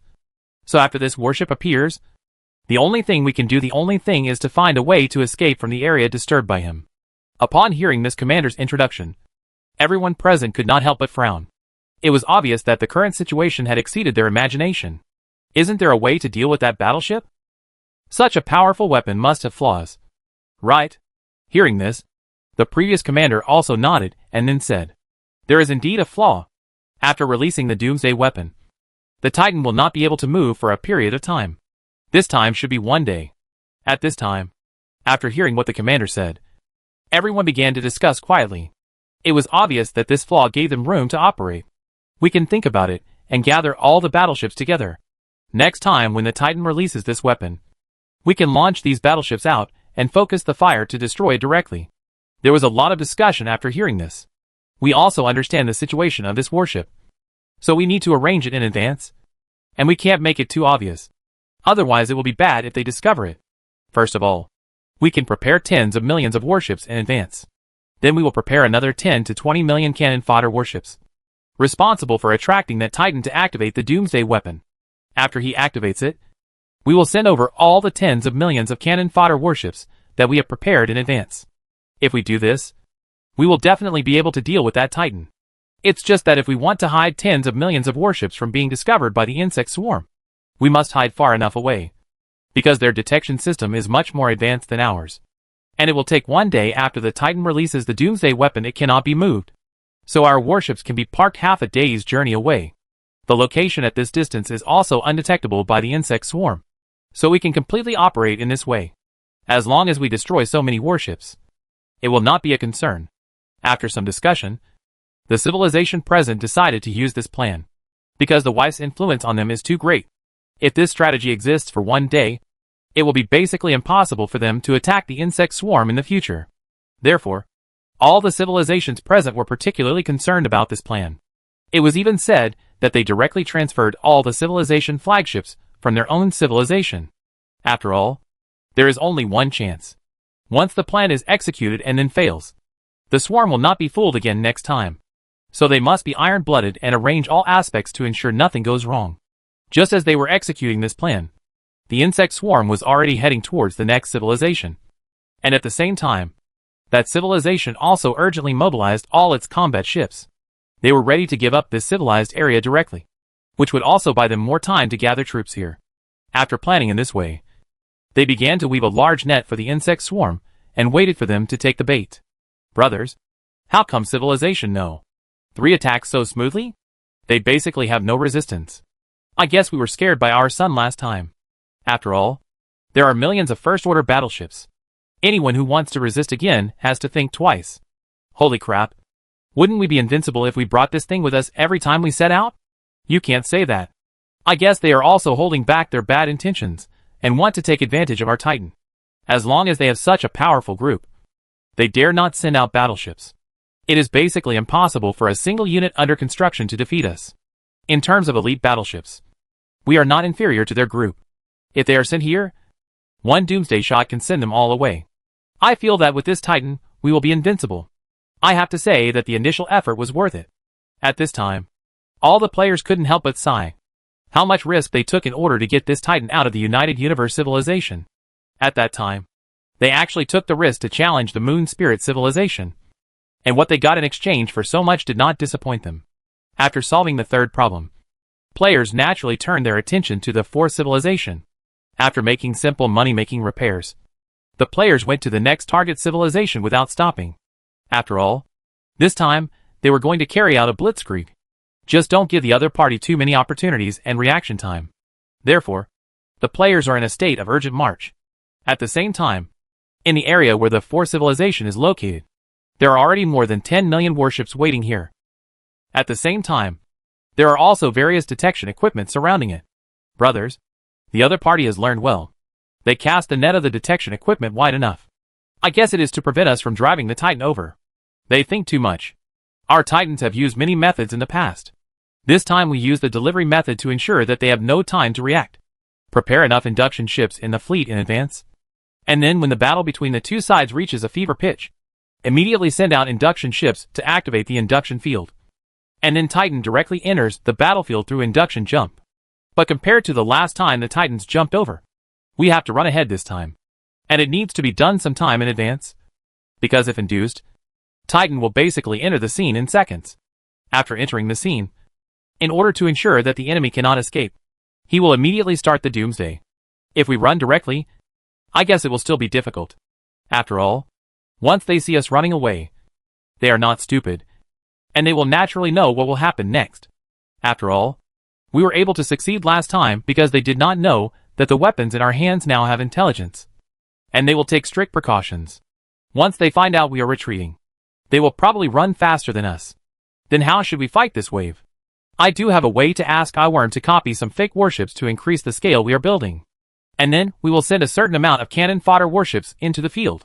In this case, they thought it was our large force. And we entered the field and directly activated the inducement without saying a word. At worst, we would sacrifice 100,000 warships.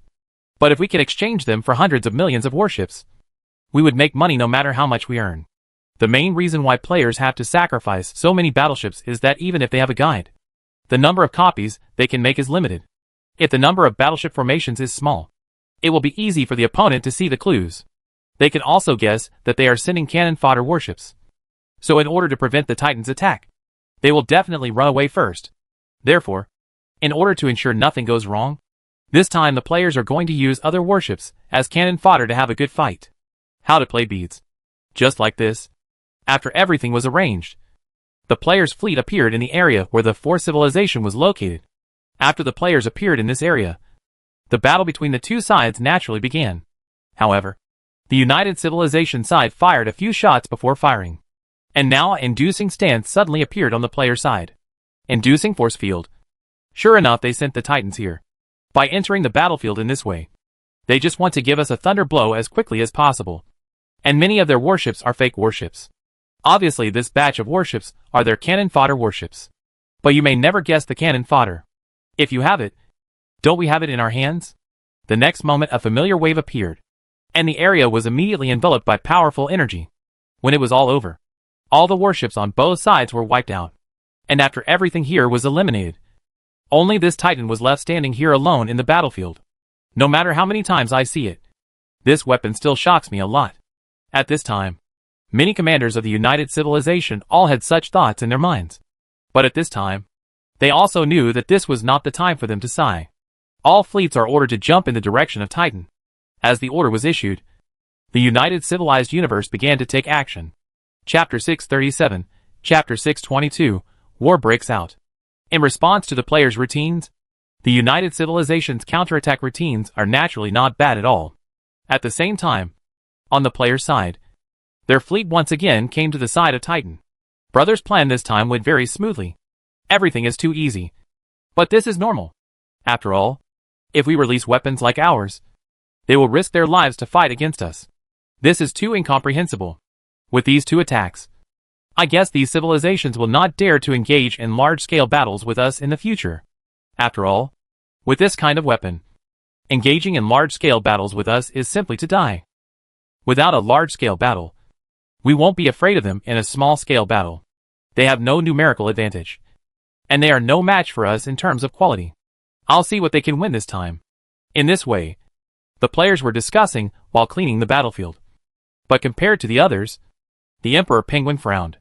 This is going too smoothly. Our plan is relatively simple. With this kind of combat method, I'm thinking that the United Civilized Universe must also understand that according to this idea, things may not be as simple as we think. Especially in the second battle after the battle. This is when they are most vigilant. Under normal circumstances, it is impossible to be attacked. Even if they were attacked, they would have been able to outrun at least part of the record. Because they should have been prepared for this. But this time they were completely wiped out. Not even able to escape. If it were me, after knowing that the other party had such weapons, I would build at least hundreds of jumping bridges near the battlefield. Once I find that something is wrong with the other side, all the warships will immediately evacuate by jumping off the bridge. In this way, I can save at least half of the warships. After this is over, I will bring this one back to counterattack. And the most important thing is about Titan. I'm thinking that these United Civilizations should know about it. I remember that when dealing with the Empire, the United Civilization sent a Titan. I still remember that scene of counterattack. It was very clear that when the Empire was about to perish, they used dimensionality reduction weapons. And then a certain mysterious civilization sent a Titan over. Although the battleship did not appear for a long time at that time. All this impressed the Emperor Penguin deeply. So the other party should know the situation of the Doomsday weapon. Once they know the situation of the Doomsday weapon, they can formulate a series of combat plans based on its flaws. But why? When they knew these situations, they didn't formulate a corresponding plan. There are so many combat experts. I don't believe you can't think of a combat plan. Obviously they could have imagined it. But they didn't execute it. I guess their purpose was very simple. And that was intentional. We can use cannon fodder battleships here. And it seems that the other side can also use them. If the other side also uses cannon fodder battleships. Penguin couldn't help but shrink his pupils when he thought of this. No. We fell into a trap. I'm afraid everything that happened was done intentionally by the other side. The other side should be enjoying these cannon fodder warships and forcing out Titan's doomsday weapons. Moreover, the other side is very aware of the flaws of our weapons, so they must take action on this matter. Okay, a series of plans. Brothers, the situation has changed. I estimate that everything today was done intentionally by these civilizations. If we can use cannon fodder battleships, the other party will definitely be able to use them. These battleships should be cannon fodder battleships. Their purpose is to lure us Titans to unleash their doomsday weapons. After thinking about all this, the Emperor Penguin quickly told everyone the situation. If I guess correctly, the other party must have formulated a series of counterattack plans against us. And now that the first step of their plan has been successful, I estimate that the fleet gift package prepared by the other party in advance for us should be on its way. On the way. Everyone immediately panicked when they heard this. Penguin, are you sure your guess is correct? You must know that when we attacked the third civilization, we encountered no resistance at all. What does this mean? If that civilization wants to resist, they can come up with some troops no matter what. But you think about how many troops they used at that time. What is the reason for this? Obviously, some of their forces need to be gathered together to play other roles. So they would rather give up the hinterland of their civilization and retain that part of the warships. Combined with everything that happened today, it becomes clear that the other party must have gathered a large number of warships to take down our Titan. Then what should we do next? Our existing troops are certainly unable to withstand their army. There is no other way. Now we can only mobilize the flagship formation. And then all the warships in other areas will gather here. It will take some time for the other side to arrive. After all, we have not detected the other side's warships at our location, which means that they have the battleship is parked far away. Brothers, maybe this is the decisive battle between us and these united civilizations. If we lose, we will fall short. We won't even be able to save this Titan. If we win, then we will attack other civilizations. It's much simpler. In fact, regarding the current situation, both Emperor Penguin and other players feel that things are more or less magical. Originally, they had been prepared for a protracted battle, not to mention several years, but at least 1 or 2 years. But who would have thought that the outcome of this matter would come so suddenly? It had only been a few days of fighting, and the decisive battle was about to begin, which made many players unable to react. But sometimes that's just the way it is. The battlefield is always changing rapidly, and often changes will occur inadvertently that affect the entire battle situation. Just like now, after the players learned the general situation, they couldn't get through many troops that could be adjusted. None of them was left behind, and they were all rushing here. After all, they are also very clear about the enemy's situation.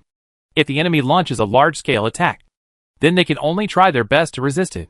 The logistics team immediately transported the control tower for deployment. All the turrets must be deployed here. It will be a hard battle next. In addition, arrange more control towers around Titan. The control tower can be opened when necessary. The amount of shield provided to protect Titan is relatively high.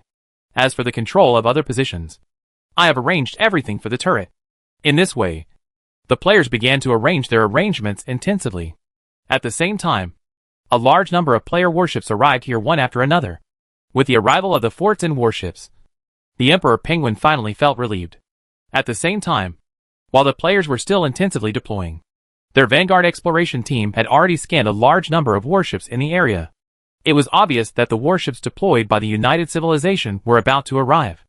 Emperor Penguin was not surprised when he learned the news. After all, he had thought of this from the beginning. Brothers, the opponent's fleet group has appeared in our reconnaissance range. It is obvious that what I thought before was correct. The other party has indeed prepared a battleship gift package for us. Thinking of this, he immediately began to contact the players in the flagship formation. After learning that the flagship formation was coming soon, he was finally able to breathe a sigh of relief. The flagship formation is here. The remote repair network they established for Titan should be able to sustain it for a long time.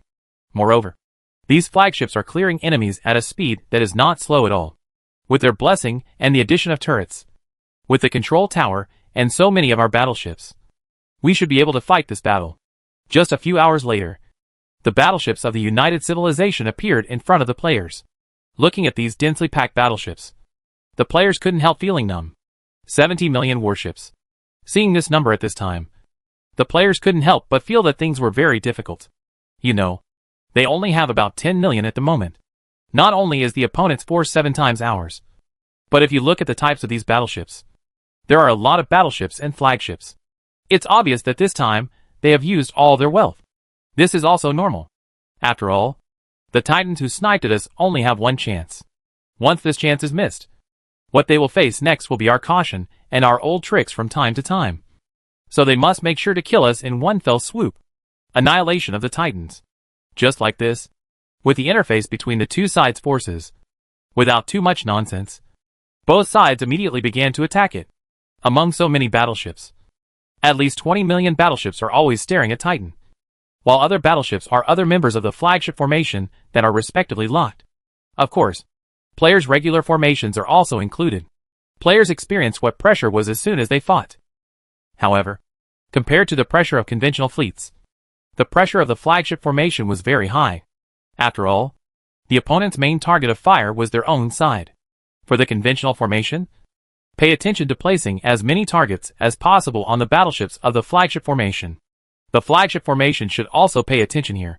Especially pay attention to the fact that the Titan's HP gradually activates the Titan too much. Although this damage is not a big deal to our vegetable fields, mosquitoes are still meat no matter how small they are. Gathering a small number into a large number poses a very great threat to us. And the carrier-based aircraft of all flagship formations give priority to activating the other party's civilized flagship, or other flagship-level warships. The firepower of these warships is very fierce. These warships, if it is destroyed, the firepower we bear will be much smaller. In addition, the regular maintenance force should remember to allocate part of the maintenance to Titan when necessary. Also, once the shield value on Titan falls below 90%, immediately apply for maintenance assistance from the regular maintenance force. The current players don't know how long this battle will last, and they don't know what will happen after that. So now they must ensure the state of the Titans. Half a day has passed since the Doomsday weapon was launched. They only need to let the wife hold on for another day and a half. And then the next thing will be easier, because the second Doomsday weapon can be launched again. So what they have to do now is to delay time. Once the time is delayed until that time, then the only thing waiting for these fleets will be death. In this way, both sides have their own calculations. For both the players and Linhuan, this battle is a battle that directly determines the direction of the entire war in the future. So they all tried their best. The battle didn't last long. Many ordinary aircraft carriers and dreadnoughts in the players' flagship formation were destroyed. Of course, the opponent's flagship battleships suffered even more serious losses. The battle between the two sides can be said to be a back and forth between you and me. Basically, the weapons and trump cards that both sides can use in this battle can be used. Although the opponent's number was sufficient, the players also had a large number of turrets to assist them. So the opponent did not have much advantage in firepower. After they discovered this, they sent some warships to focus on these turrets first. After seeing this scene, the players naturally increased their firepower and tried their best to reduce the number of warships while focusing on the turrets, so as to reduce some pressure later. In a battle of this level, what both sides can compete for is who can survive until the end, and who can gain a slight advantage for themselves by grasping some details on the battlefield. In this way, the battle came half a day later. One of the super aircraft carriers on the player's side finally fell. Because I ensured the safety of Titan, the position occupied by the super aircraft carrier needs to protect the wife from a certain amount of damage, which also makes the super aircraft carrier suffer a greater amount of fire. Although the super aircraft carrier is comparable to an ordinary Titan, it still cannot last too long in the face of this level of firepower. In the end, the battle continued, and now the player's super mothership has finally been sacrificed. Although they had expected this incident, when it actually happened, they still couldn't help but feel some pain. After all, this thing is one less powerful than the other. I didn't expect that the least expected thing happened. But this is normal. After all, the other party's plan for this time. I guess they are also burning the boat. How is the situation on the Titan side? The situation here is not much better. Even if we try our best to take care of my wife, the shield of this Titan can only be maintained at 60% so far. I didn't expect that the opponent's shield value would be frightened so much by taking such good care of me. It will be halfway up soon. If we keep going like this, it will be a matter of time before the shield is broken. And the other party has obviously discovered that we have a lot of remote repair ships. As long as these ships exist, they cannot really cause too fatal damage to Titan. So they have been attacking our remote repair ships during this time. Chapter 638, Stalemate. After fighting until now, the players have naturally seen that the opponent's attacks are very targeted. At first, They were still attacking the players' conventional warships. But as time went by, they discovered that something was wrong. Because of the existence of these remote repair ships, these conventional warships have been standing on the battlefield. It seems that the other party has discovered it. The amount of maintenance on our battleship is astonishing. This is not normal. After all, they activated our Titan like this. But in the end, our Titan shield was not even broken. No matter how stupid they are, they can definitely see the problem. What should we do next? They are targeting our remote ship repairs. I'm afraid it will be a little difficult for us to perform subsequent operations. Try to get rid of as many of their warships as possible before all the remote repair ships are destroyed. And while they are attacking our remote repair ship, their firepower against our Titan has also been reduced. So now the shield amount of our Titan is steadily increasing. In fact, the players are relatively satisfied with the current situation. After all, they designed such a plan for their own Titan. And they did not hesitate to turn tens of millions of warships into cannon fodder just to destroy their own Titan. How could they not be fully prepared for such a huge price? But even though they were so fully prepared and they sent so many warships, they still couldn't get rid of the Titans in the first time. This is enough to show how powerful this battleship is. Of course, this is also related to the fact that the players have paid so much before and acquired so much top-quality equipment. If it weren't for the support of these equipment, even the Super Titan might not be able to withstand the concentrated fire of so many battleships. And a Super Titan has pinned down so many warships. And it also gives the players the opportunity for other warships to attack. This also allows them to not fall behind even if the opponent's force is many times that of the players. Of course, the players have to admit that this time it is a tough battle. This battle costs too much for the players. They have invested almost all their troops here. And judging from the current situation, they estimate that they will not have many troops left here. That's the bad thing about the Super Titan. Once it releases its doomsday weapon, it can only stand here. This is something that can't be helped. Everything has its corresponding punishment. If there were no sequelae at all, then I guess this weapon would not be able to reach its current level. But for them, their situation is not much better this time. The Titan's doomsday weapons disrupted the surrounding space. Now this area has become a place that can be entered but not exited. Only after this area returns to normal can these warships jump away from here. Of course, with the opponent's arrangement like this, they probably won't leave until they destroy the Super Titan. In this way, the battle between the two sides continues like this. Both sides have their own goals. And this battle is likely to determine the future of several civilizations. After all, everyone is well aware of the current situation. The players want to keep the Titan, while the United Civilization wants to destroy it. But this time on the United Civilization side. How is this possible? The opponent's warship can actually block the concentrated fire of so many warships. Even if they encountered the United Civilization at this time, they could not help but feel a little frightened when they saw the scene in front of them. It was obvious that this battleship was beyond their expectations. And they did not expect that this battleship was so powerful. You must know that they are a joint civilization composed of many civilizations united. It took so many civilizations uniting to create such a fleet. However, with so many battleships focused on one battleship and fighting for so long, they didn't even break the opponent's shield. How could they not be frightened? How thick is the shield of the opponent's warship? Although there are ships on the other side that can carry out shield repairs. Facing so many of our warships, no matter how large the amount of repairs they need, they should not be able to withstand it. However, the current situation is that until now, we can't withstand it. I don't know how much shield the opponent has left. This question surrounds the minds of many commanders of the United Civilization. Because through this battle, and what this battleship showed, they immediately realized a problem. If it were a single civilization, what would be the result against this battleship? I'm afraid that this civilization can't break through the Titan's defenses with all its warships. Maybe this one warship can challenge the entire civilization alone. If such a thing was said before, no one would probably believe it. But now that such a bizarre thing happened in front of their eyes, they had no choice but to believe it. It seems that we have completely underestimated the power of this battleship. But even so, we must destroy it in this war. There is no turning back. At this time, everyone present knew that this was their only way out. Because after this battle, if the battleship still exists, with the lessons learned this time, next time, he will basically have a way out if he wants to escape. It's impossible. Moreover, they have suffered heavy losses so far in the battle. If they face the repaired players with their remaining troops in the future, they may be defeated one by the opponent. You know, As long as this battleship holds the Doomsday weapon in its hand and does not release it, the other party can attack any of their civilizations at will, and they have no ability to counterattack. The operation method is very simple. Drive this warship and attack one of their civilizations.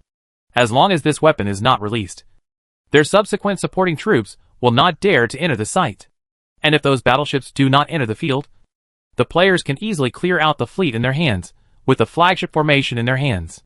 Moreover, they have no way to deal with the opponent's tactics. This is the deterrent power of strategic weapons. In a battlefield with tens of millions of people, they have no advantage. After all, the opponent's warships are too sophisticated, especially those warships in the flagship formation. What's the situation with our flagship formation here? At this time, he seemed to think of the commander of the United Civilization and suddenly asked. This time, for the opportunity of the player's Titan, they can be said to have sent out all the elites, including the only ordinary Titan in the United Civilization. The situation on our fleet is not good now. Our flagship fleet has been destroyed. No less than 20 civilized flagships. Our Titan armor has also fallen to half. But when he heard the report from his subordinates, the commander felt his heart twitching. The loss of their flagship fleet this time has already made them a little miserable. 1/3 of the 60 flagships have died. And their Titan is probably dying too. Although their Titan armor resistance Titans have relatively thick armor values, half of them have been removed at the moment. And can the remaining half be far behind? Judging from the situation, he knew very well that it was basically impossible to save it now. Ordinary Titans can only release a single Doomsday weapon. But this Titan was naturally unambiguous after entering the scene. It directly fired a shot at the player's Super Titan. It was also because of this shot that people lost their control. Lots of shields. This was also a mistake in their decision-making. If they had set the target on the super aircraft carrier at the beginning, then after the super aircraft carrier had suffered the damage of the Doomsday weapon, it would have basically been destroyed. Players are about to lose another super carrier. But unfortunately, they didn't know that they had chosen the wrong target from the beginning. If they had chosen the right target at the beginning, then players would be under greater pressure now. Because apart from Titan's own energy recovery, the remaining shield recovery mainly relies on the flagship-level remote repair chain established by the super aircraft carrier. The longer this remote repair chain exists, the more repairs the Titan can enjoy. In this case, it will be more difficult for them to destroy this Titan. Brothers, the current situation is that the other party has now begun to target our remote repair ships. And in the face of our remote repair ships, the casualties are still relatively heavy. Furthermore, in the face of a concentrated fire, we are afraid that if we arrange repairs in advance, we will not be able to repair it at all. Therefore, it is better to have all the ships come to repair Titan and increase the amount of interaction on Titan first. It didn't take long for the players to make up their minds. All remote repair warships allocated 1/10 of their remote repair capacity to Titan because this wave of operations caused Titan's shield to grow again at an extremely fast rate. Of course, the consequence of players doing this is that the mortality rate on some conventional fronts begins to gradually increase. However, the players also know the importance of the situation. They are very aware of the current situation and must save the Titans. Sometimes it may be because of the extra shield that the Titan was saved in the end. Therefore, the state of Titan must be ensured at all times. At this time, the United Civilization was not feeling much better. The dreadnoughts in the players' hands were all firing at the flagships of the United Civilization, especially the ordinary Titan in the hands of the United Civilization. In fact, when the players saw this thing for the first time, they were a little surprised. Although it was not the first time they saw this thing, they were more or less surprised to see this thing in this universe. Naturally, this battleship became the focus of their attention. After all, the players knew the capabilities of this battleship very well. Of course, as the battle began, players began to realize how much damage a Titan-level battleship could withstand. You must know that most of the dreadnoughts among them have directed their firepower towards that Titan. After all, players don't know how much other battleships are worth. But players know very well the importance of that ordinary Titan to this civilization. You must know that this is the Dark Forest universe. This place is no different from the United Universe, where many civilizations have united to build Titan-level battleships. If you want to build such a warship here, you can only rely on yourself and a civilization. Even an ordinary Titan will take a lot of time and energy. Therefore, it is absolutely impossible for players to let this battleship leave here safely. At the same time, on the United Civilization side, although they knew that the other side was targeting their warship, They had no choice but to watch the dreadnought ship continuously focus fire on it. At this time, they were also very helpless, because when they were targeting that Titan was trying to contain them. With so many warships yet to break through the other side's shields, they really didn't dare to let some of them allocate firepower to clean up those dreadnoughts. You must know that those fearless swords are also flagship-level battleships. The blood volume and resistance will not be too low. It is not easy to take down the dreadnought without enough troops. But once the troops are divided, what should the Titan do? You must know that so many battleships on their side have paid so much, because some of the reduced warships can no longer break through the opponent's defense. This is not worth the gain. So at this time, they can only pray that their own future ships will be lucky. Anyway, they didn't plan on how many warships would be able to return alive when they came here. Because if these warships couldn't achieve their goals here and come back alive, they wouldn't be able to play a big role in the future. So instead of doing this, they might as well fight to the death here. I didn't expect that our united civilization would fall into the current predicament. But now we have no way out. Let's wait and see whether our battleship will fall first or his battleship first. In this way, as time passed, the battle between the two sides continued. Whether it is for the players or the united civilization, both sides have tried their best. The players' turrets have basically been cleaned up so far. At the same time, more than half of the players' battleships have been lost. And the losses on the united civilization side are not much better. The flagship formation is almost completely wiped out. Based on the current losses, even if the battle ends immediately, both sides will need at least 100 years to recuperate after returning. Even some civilizations that do not have enough foundation and richness may fail to recover. But at this time, everyone knew that this was just the beginning. As the number of battleships on the players' side decreases, their firepower also continues to decrease. The situation of the other side is almost the same. But compared to the players, the difference is that the other side's financial resources are relatively strong. So even if they have lost so much, their base is here, and their firepower is still very strong. At this time, compared to the players before, they no longer had the previous nervousness. Because by now, they know that the final result of this battle has basically been determined. Although the players' conventional battleships have suffered heavy losses, the dreadnought battleships have long since withdrawn. The firepower of this level of battleships is very fierce, and they can basically shoot one at a time against the opponent's conventional battleships. So with the addition of these battleships, our family's firepower has also been supplemented to a certain extent. If they had destroyed our remote repair chain from the beginning, then they would have won this battle. But unfortunately, their target from the beginning was our Super Titan. Chapter 639. The war is over. If the players' remote training was not cut off at the beginning, but allowed them to persist until now, the outcome of this battle is still unknown. At this time, as time went by, the united civilization gradually discovered that something was wrong. Although the players' warships also suffered heavy losses, their flagship formation was not greatly affected. Of course, during this period, they also tried to attack these flagships and wanted to break the remote repair chains of these flagship formations.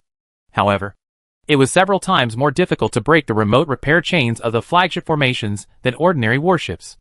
After all, the main maintenance force in the player formations, the resistance of the super aircraft carrier is comparable to that of ordinary Titans. Of course, this is also a very normal thing. The resistance of the dragon-level battleship itself is very high. It is synonymous with high health protection and thick blood. And the accessories that players equip them with are also the best of the best, making it they can have the same injury-carrying ability as the Titans. Although it can only be compared with Titans with ordinary attack performance, this is still a Titan. This level of defense may not be a big deal to the Super Titan, but for regular formations, this is a mountain that cannot be overcome. And now in the battlefield, after focusing on these super aircraft carriers for a period of time, the commanders of the United Civilizations found that the effect was not obvious. So they set their targets on dreadnoughts and ordinary aircraft carriers. Indeed, their attacks were very useful against these warships, and many dreadnoughts and small aircraft carriers were destroyed. But it didn't have a big impact on the entire remote repair chain. They spent a lot of time during the opportunity period, and the players also took advantage of this time to capture many of their warships. The two sides are like this. I continue to fight. At this time, the fire caused by the explosion of battleships can be seen in space from time to time, and the wreckage of battleships can also be seen in the sky in the area. At the same time, countless missiles, lasers and various weapons also emitted dazzling light. illuminating the entire universe. The light generated by this battle was comparable to an asteroid explosion, and it began to radiate continuously to the surroundings. Perhaps many years later, civilizations a few light years away from here will be able to witness this battle. But even if they know about it, they will not dare to go, because such a level of battle is beyond their ability to understand. In this way, as time goes by, a day and a half pass quietly. During this day and a half, both civilizations tried their best. At this time, the players' tens of millions of battleships only have one left. 2 million ships. The United Civilization also suffered heavy losses. The two civilizations have tried their best for this time. At this time, the remaining warships of the United Civilization are only more than 30 million. Although this number is terrifying for the United Civilization, this number is really frightening to them. This battle has consumed all their savings over the years, and now they have only 1 out of 10 left. For any civilization, this is a big blow. But even so, their ultimate goal has not been achieved. At this time, everyone in the United Civilization stared at the battlefield with gloomy expressions. I didn't expect that the insect swarm has become so powerful. Their battleships. Everyone present in a battle knows it very well. They know very well that the main reason why the bugs have been able to resist until now is because their frontline technology is too high. This height makes it a little bit unimaginable for them to imagine that even though they have several times the opponent's strength, they still haven't taken down the opponent. And so far, the shield of their target Titan battleship has not been broken. What is the shield level of that battleship? We have been focusing our fire for such a long time, but we still haven't had any impact on it. This is a strategic level weapon. Such a weapon appeared in ancient times and dominated the entire era. If it hadn't been ambushed and fallen behind, I'm afraid the entire universe would have fallen into the hands of that civilization. At this time, everyone finally realized what a strategic level weapon was. Perhaps in the past, they would have named their flagship and called it a strategic level weapon. But they all know that no battleship in their hands can do this. In the true sense, one battleship determines the outcome of the entire battle. From the time they ambushed the bugs to now, at least 1/4 of their firepower has been placed on that one battleship. But despite this, the shield of that battleship has not been broken so far. At the same time, they all knew that the shields had not been broken, let alone the armor. So it seemed basically impossible for them to deal with this battleship at the moment. At this time, they couldn't help but feel a little headache. What happened now was beyond their expectation. In this battle, it may be half a day before we fail, and that Titan can release the Doomsday weapon again. As this sentence fell, everyone's brows could not help but frown. It was obvious that they all knew that if Titan released the Doomsday weapon again, the rest of this sentence would be completely destroyed by the opponent. Although their own actions may make them take action, it seems that they don't have to worry about the current situation. The reason is of course very simple. First of all, the insect swarm experienced their own ambush. They knew very well that in order to ambush them, they must have sent most of their troops. If something is wrong during the battle, and they send a large number of warships to support them, the swarm may think that they have enough warships. However, there have been no reinforcements from our side since the battle. Bye-bye. This means that basically all the warships on our side have been invested here. Therefore, once the Doomsday weapons are restored, the swarm will definitely fire a second shot without hesitation. After the second shot, the remaining warships on their side will basically be wiped out, because they also know very well that there is no more troops here. So forget it. And they are not afraid. The performance of Titan has been engraved in the eyes of most people. All warships, please retreat. This time the action plan failed. After some discussion on the matter, everyone finally made such a decision. Although they were helpless, they knew that they had no better choice at the moment. At the same time, they also understand very well that after this battle, the universe may be dominated by the insect swarm, because they no longer have the ability to compete with the insect swarm. And it is even said that many of their civilizations will be wiped out by the insect swarm. After all, the bugs discovered several of their civilizations. But they didn't know it, because the bugs didn't have any detours during the attack of these civilizations. They all came straight towards this direction. It was obvious that they had sent them in advance. All the information here has been investigated. I never imagined that so many of our civilizations would join forces to design such a scene. And the final result would be like this. We completely underestimated the capabilities of that battleship. Indeed, such a powerful battleship does not exist even in our knowledge. At this time, all the commanders who planned this attack plan felt extremely regretful. If they had known that the heavy group of warships were so powerful, then all their strategies would have been rectified. The first is the target of the attack. They will definitely choose to prioritize the flagship formation and the ships that need to be repaired. In this case, all the warships of the bugs will have no logistics, and it will be much easier for them to destroy them. This was the most significant mistake in their decision-making. Of course, this is not their fault, because they did not expect that Yao Xiu from Songchuan would be so fierce. If they had known about it for a long time, then I came to join. I guess they would definitely not do what they did before. But it is a pity that there is no regret medicine in the world. Once you make a decision, you must bear the corresponding consequences. This is inevitable. So they failed in this battle. And they failed so bizarrely. In this way, their army evacuated in a mighty manner. After their home planet received the news, many people felt that this matter was a bit unbelievable. Of course, this is also very normal. After all, they have been in this universe for so many years. What kind of civilization have they not seen? They have fought various battles with civilizations. But the final result is without exception that they have won a complete victory. The current outcome is that they failed, which they can't accept. But there is nothing they can do about it. Many people in civilization did not believe this result at first.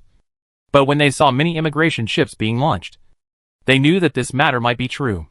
At this time, they have defeated them and are ready to leave here and give up everything now. Only in this way can civilization continue. In this way, the immigration plan has begun to unfold before their main battleship returns to civilization. And they have no more time now. After all, they have seen how fast players can clean up. So they know they have no choice. They must move everything that needs to be moved before the players arrive. However, it is obvious that it is basically impossible to move away completely, because the players' attack rhythm has also accelerated. With the departure of these battleships, the players know that the opponent is basically at the end of their fuel supply. Status. They would really be fools if they didn't give chase at this time. Brothers, we have captured those civilizations. And now it's time for us to collect the results. This battle will not only make them exhausted, but at least they will be at the end of their rope. If they have enough ability, then I don't think they can leave. And they have no follow-up support troops until now. It can be seen that they should have put all their wealth in this wave. Since they showed their wealth and they didn't win, it's up to us next. Although after this wave, the players did not have much left in their hands at the end. But they were not afraid at all. As long as the Super Titan and flagship formations are restored, it will be too easy to solve the subsequent problems. Just take the Super Titans out to wipe out these civilizations. If we send a larger number of troops, we will slowly pull out the Doomsday. If the number is small, they will not dare to send too many. If there are too many, they will be completely destroyed. If you get it, you can't beat it. Now the players have taken the initiative. If they don't have a battleship that can deal with their own Titan, then they will just let the players suffer like this until they die. Both the players and the United Civilization can already predict what the final situation of this battle will be. So considering that the other party might run away in advance, the players immediately began to make arrangements. After all, it is definitely unrealistic to continue to fight against our side in the current situation. So it is better to escape sooner or later. This is something that the United Civilization wants. And the players naturally want it too. As a result, this wave of players attacked even faster. In the past, when players attacked a civilization, they might have to stabilize it before leaving. But it is different now. After conquering the civilization, they left immediately. And then, the logistics fleet entered and began to transport resources. The whole process was very fast. The 8 civilizations in the hands of the players were all cleaned up at an extremely fast speed. However, even so, a lot of things were taken away from the 2 subsequent civilizations. Of course, for the players, the harvest this time is enough to make them happy. Although the fly in the ointment is that some of the things were transported away, which greatly reduced their income. The players are not greedy. With the blessing of these civilizations, the resources in their hands have been restored to a certain extent. Brothers are thinking the same thing as us. Everyone is making a lot of money again after this wave. Although we lost a lot in the previous battle, the resources we obtained this time are already enough to make up for these losses. After a period of busy work like this, the players finally solved all the problems of these civilizations. And with the fall of this incident, the United Civilization that once conquered the entire universe finally came to an end. Every civilization once had its glory. The same is true for the United Civilization. They once stood at the top of the universe. And they were once the best. It is even said that they have been in charge of this universe for too long. But any legend will come to an end. And this is the case with the United Universe civilization at this time. They used to have no rivals in this universe. But now they are ushering in the end of civilization. More than half of the 13 civilizations were lost. And only 5 civilizations were left, still hanging on. And these 5 civilizations did not dare to take the lead. At least in the era of the swarm. They would never dare to take the lead again. Perhaps they will be like other defeated civilizations. Find a very secluded place and hide. Because at least after doing this, their civilization can be continued. And in this universe, there are many advanced civilizations similar to theirs. They also had their past glory. But in the end, they had to give up everything they had. Chapter 640 Civilization Campaign Plan. And with the withdrawal of these civilizations, they will eventually lose their own legends in this universe. Some of the civilizations they once governed will be brought under the jurisdiction of their natal families. And the remaining part may be wiped out. Or they may find a place to hide like them. I have to say that the ultimate victory in this battle depends on our Super Titan. Yes, to be honest, the opponent's flagship formation is not weak. If we hadn't received so many things from the United Universe civilization, we might not be enough to compete with him. In fact, whether it was this battle or many previous battles, players knew that the biggest reason why they were able to win was because of these battleships. As for these battleships, the current strength of the players is just like what they said is not enough for the opponent. But this time on Jiang Yao's side. Although this battle was won. Although he also suffered heavy losses in this battle. The trophies he finally obtained allowed him to temporarily solve the transformation plan for the Starry Sky Beast. If the current Starry Sky Beast wants to be completely transformed, it will not be enough to rely solely on the resources left by these civilizations. At this time, Jiang Yao was analyzing the current situation. Compared to the players, he is becoming more and more cautious about his plans. Because with the advancement of technology and the gradual increase in the number of civilizations he recruits, he has gradually understood the truest aspect. In the process of destroying some advanced civilizations, he also gained some talents. At the same time, he also took away a lot of information on these advanced civilizations. Through these things so far, Jiang Yao felt that he had a clear understanding of the universe. First of all, based on the information obtained by several existing super civilizations, this universe is not as simple as it seems on the surface. The universe we live in is only the universe on the bright surface. And there is a strange space beyond the universe on the bright surface. And this space is where truly advanced civilizations live. Strange places. The reason why detectors cannot scan them, and the reason why some super civilizations use these places as strongholds, is not because of the special climate or other reasons in these places. The main reason here is that these areas are connected to the space outside the universe. Of course, the connectivity here is relatively weak.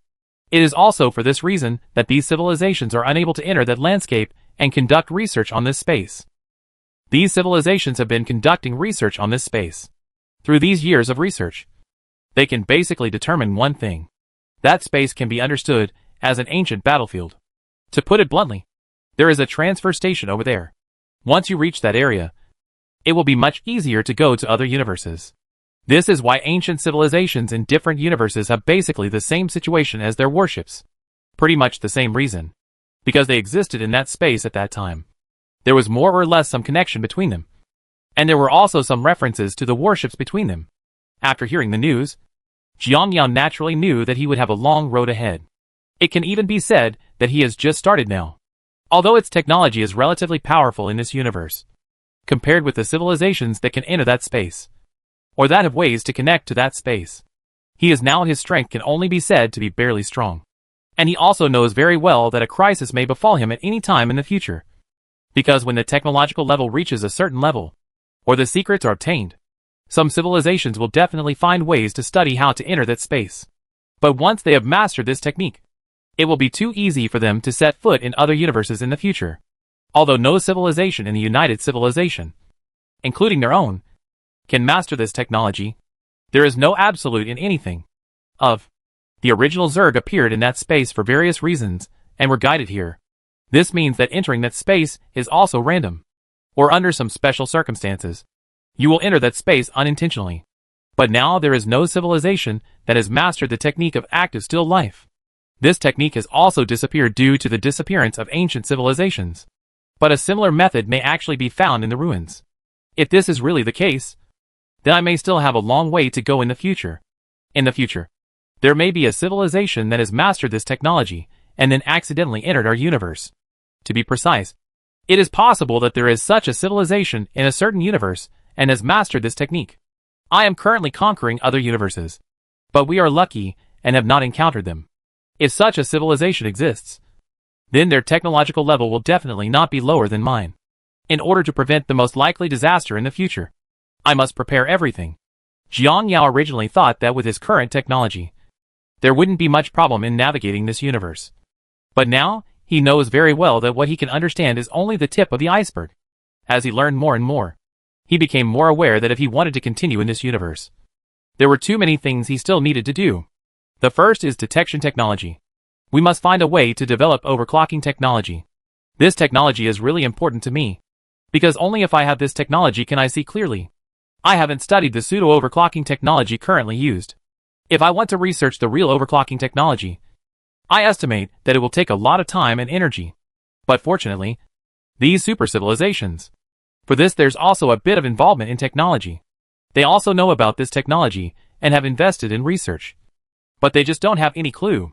Now that they have my stable overclocking technology, they have a certain foundation. And then based on this, they can continue to research. In the future, they should be able to gain something. Thinking of this, he turned his attention to other technologies. Except for this technology, the next thing is about the shield technology. The energy of the black worm planet is not very advanced yet. Only after it is fully analyzed can I create a new shield. According to the combination of the barrier in the bubble universe and the barrier on the black insect planet, I feel that maybe in the future, I can really develop a shield technology that is even more powerful than now. Only with this kind of technology can I really have a place in the future. Apart from shield technology, attack technology has basically been reached. If I want to break through the bottleneck, then I can only use new attack technology. The smart brain technology one am currently researching can also be regarded as a new attack. Of course, unless this technology is obtained, there are other technologies that I need to study. I can't help but have some headaches when I think of Jiang Yao here. Indeed, there are too many things that he needs to study now. I originally thought I didn't have much that I needed urgently. But now it seems, as he spoke, he couldn't help but sigh. And soon, he thought of a problem that urgently needed to be solved. The research on these technologies must not be left behind. But in my current situation, apart from research on technology, there is another more important thing. That's the thing about staffing. In the past, I could rely entirely on others. But now, as my family's business grows, more and more manpower is needed. Although the number of players is relatively large, it is obviously not enough to cope with the current situation. So in my next plan, other civilizations must also join in. Focusing on this point first, which is the most critical point. That's the news. How to ensure their 100% loyalty. I will put it harshly for the civilizations I have conquered. They all hate me. They were all destroyed by me. Although they can surrender to me temporarily in order to survive, I know very well that such surrender is not long-lasting. They may be cruel to me at some point in the future. There is one more important thing for me now, which is to make these civilized people completely surrender to me.